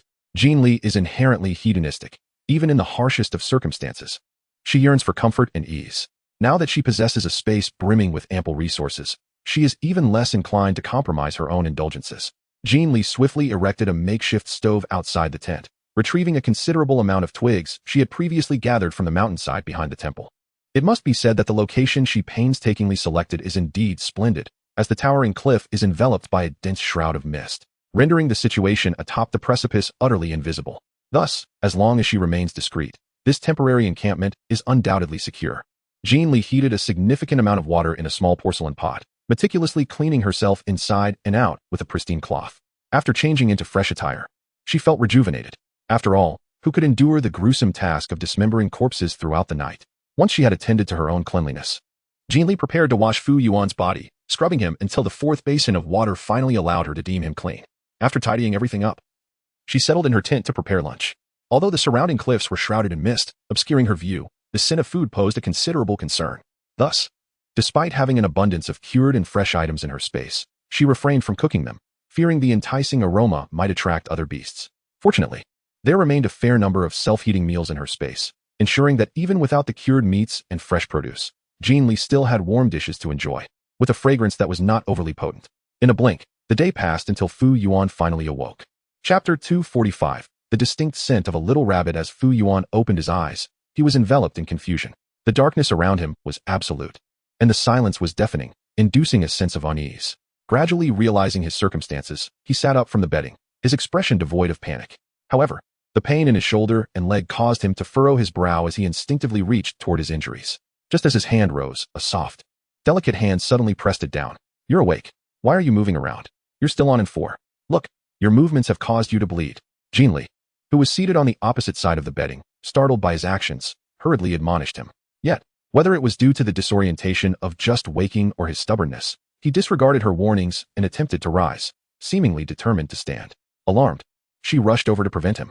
"What are you trying to do? Are you thirsty? Hungry? Or do you need to use the restroom?" she inquired anxiously, her gaze falling upon the fading blood in the 4 line, allowing her to exhale in relief. Nevertheless, despite her efforts, the back of his hand was still scraped and bleeding. "Who are you?" Taken aback by her sudden intervention, Fu Yuan instinctively prepared to subdue her. Yet, at that moment, a familiar, faint fragrance wafted to his nostrils, causing him to pause in astonishment. This scent, his wolf-like pupils dilated. "Who are you?" When Jin Li heard these words, she was momentarily taken aback. What on earth was happening? Was this scoundrel wolf truly unaware of her? Jin Li was taken aback and turned to gaze at Fu Yuan, only to realize upon closer inspection that something was amiss with him. The once piercing, aloof wolf-like eyes that she remembered now appeared dim and devoid of luster. Even as he lowered his gaze to her, his eyes lacked focus, and a trace of confusion flickered across his face. Jin Li's heart suddenly jolted. Could it be that you are unable to see? She was not unfamiliar with the rogue wolf, and for him to inquire about her identity while gazing directly at her, it either indicated a lapse in intellect or a defect in vision. At this moment, the latter seemed more plausible. Unfortunately, Jin Li's bewilderment went unanswered. She observed Fu Yuan slowly regaining his composure, the wolf ears atop his head twitching slightly. Are you speaking? He sensed the presence of the young girl's voice. Yet no sound reached his ears. Jin Li's puzzled eyes widened abruptly, as if she had suddenly realized something. Her expression transformed instantly. You can't hear what I'm saying? Stunned by this unforeseen moment, Jin Li remained in a daze for several seconds. Once she regained her composure, she hastily pulled the man's palm towards her and began to write. Can't see? Can't hear? Jin Li wrote anxiously. In contrast to her urgency, Fu Yuan, after carefully deciphering the characters inscribed on her palm, gently nodded in acknowledgement. Jin Li. Goodness, could this possibly be the future saint? Completely unfazed by the blindness and deafness. If it were anyone else, they would have already been wailing and lamenting, wouldn't they? Yet this person merely responded with a casual HM. In that moment, Jin Li couldn't help but feel a surge of emotions. After pondering for a while, she began to inscribe in the man's palm. I am a resident from the vicinity. I discovered you in the thicket. You have lost a considerable amount of blood, having just undergone a transfusion during the day, and are currently still receiving intravenous fluids. You must remain still. A resident from the vicinity? Fu Yuan was momentarily taken aback. And in that fleeting instant, his nose twitched imperceptibly. The next moment, confusion flickered in Fu Yuan's eyes. This particular delicate fragrance, it unmistakably belonged to the little rabbit. Why then, was the little rabbit reluctant to acknowledge it? Chapter 246. My head is spinning inside the tent. The girl's soft, warm fingers continued to trace words in the man's palm. Do you know if there is a signal in this area? I found a mobile phone. After much contemplation, Jin Li concluded that her best course of action was to swiftly establish contact with the wild fox to extricate herself from her current predicament. She had initially hoped that the scoundrel wolf, upon regaining consciousness, would acknowledge her assistance and provide her with guidance to escape. However, the reality was that the wretched creature was both blind and deaf. It was a miracle she had not abandoned him entirely, let alone expect his aid. Thus, her priority was to locate a place with signal, allowing her to reach out to the wild fox, who could subsequently assist the future sage. That was the true solution. Signal? Fu Yuan paused in silence for a moment. Are you not a resident of this vicinity? Are you not aware? Fu Yuan reminded her with a furrowed brow. Jin Li. Goodness. Are you both blind and deaf? Must your sense of logic be so acute? Shouldn't you be crying and throwing a fit at this moment? How on earth do you possess more clarity than this seemingly rational individual? Jin Li scratched his head, expressing, I have only just managed to escape to this place. Fu Yuan fell into a contemplative silence. If we are still in proximity to the thicket region, then this area should still be classified as Zone F1. Situated deep within the war-torn territory, most signal towers are located in Zone A1, which is at least 5,000 kilometers away. What? Jin Li was instantly taken aback. 5,000 kilometers. Where on earth had she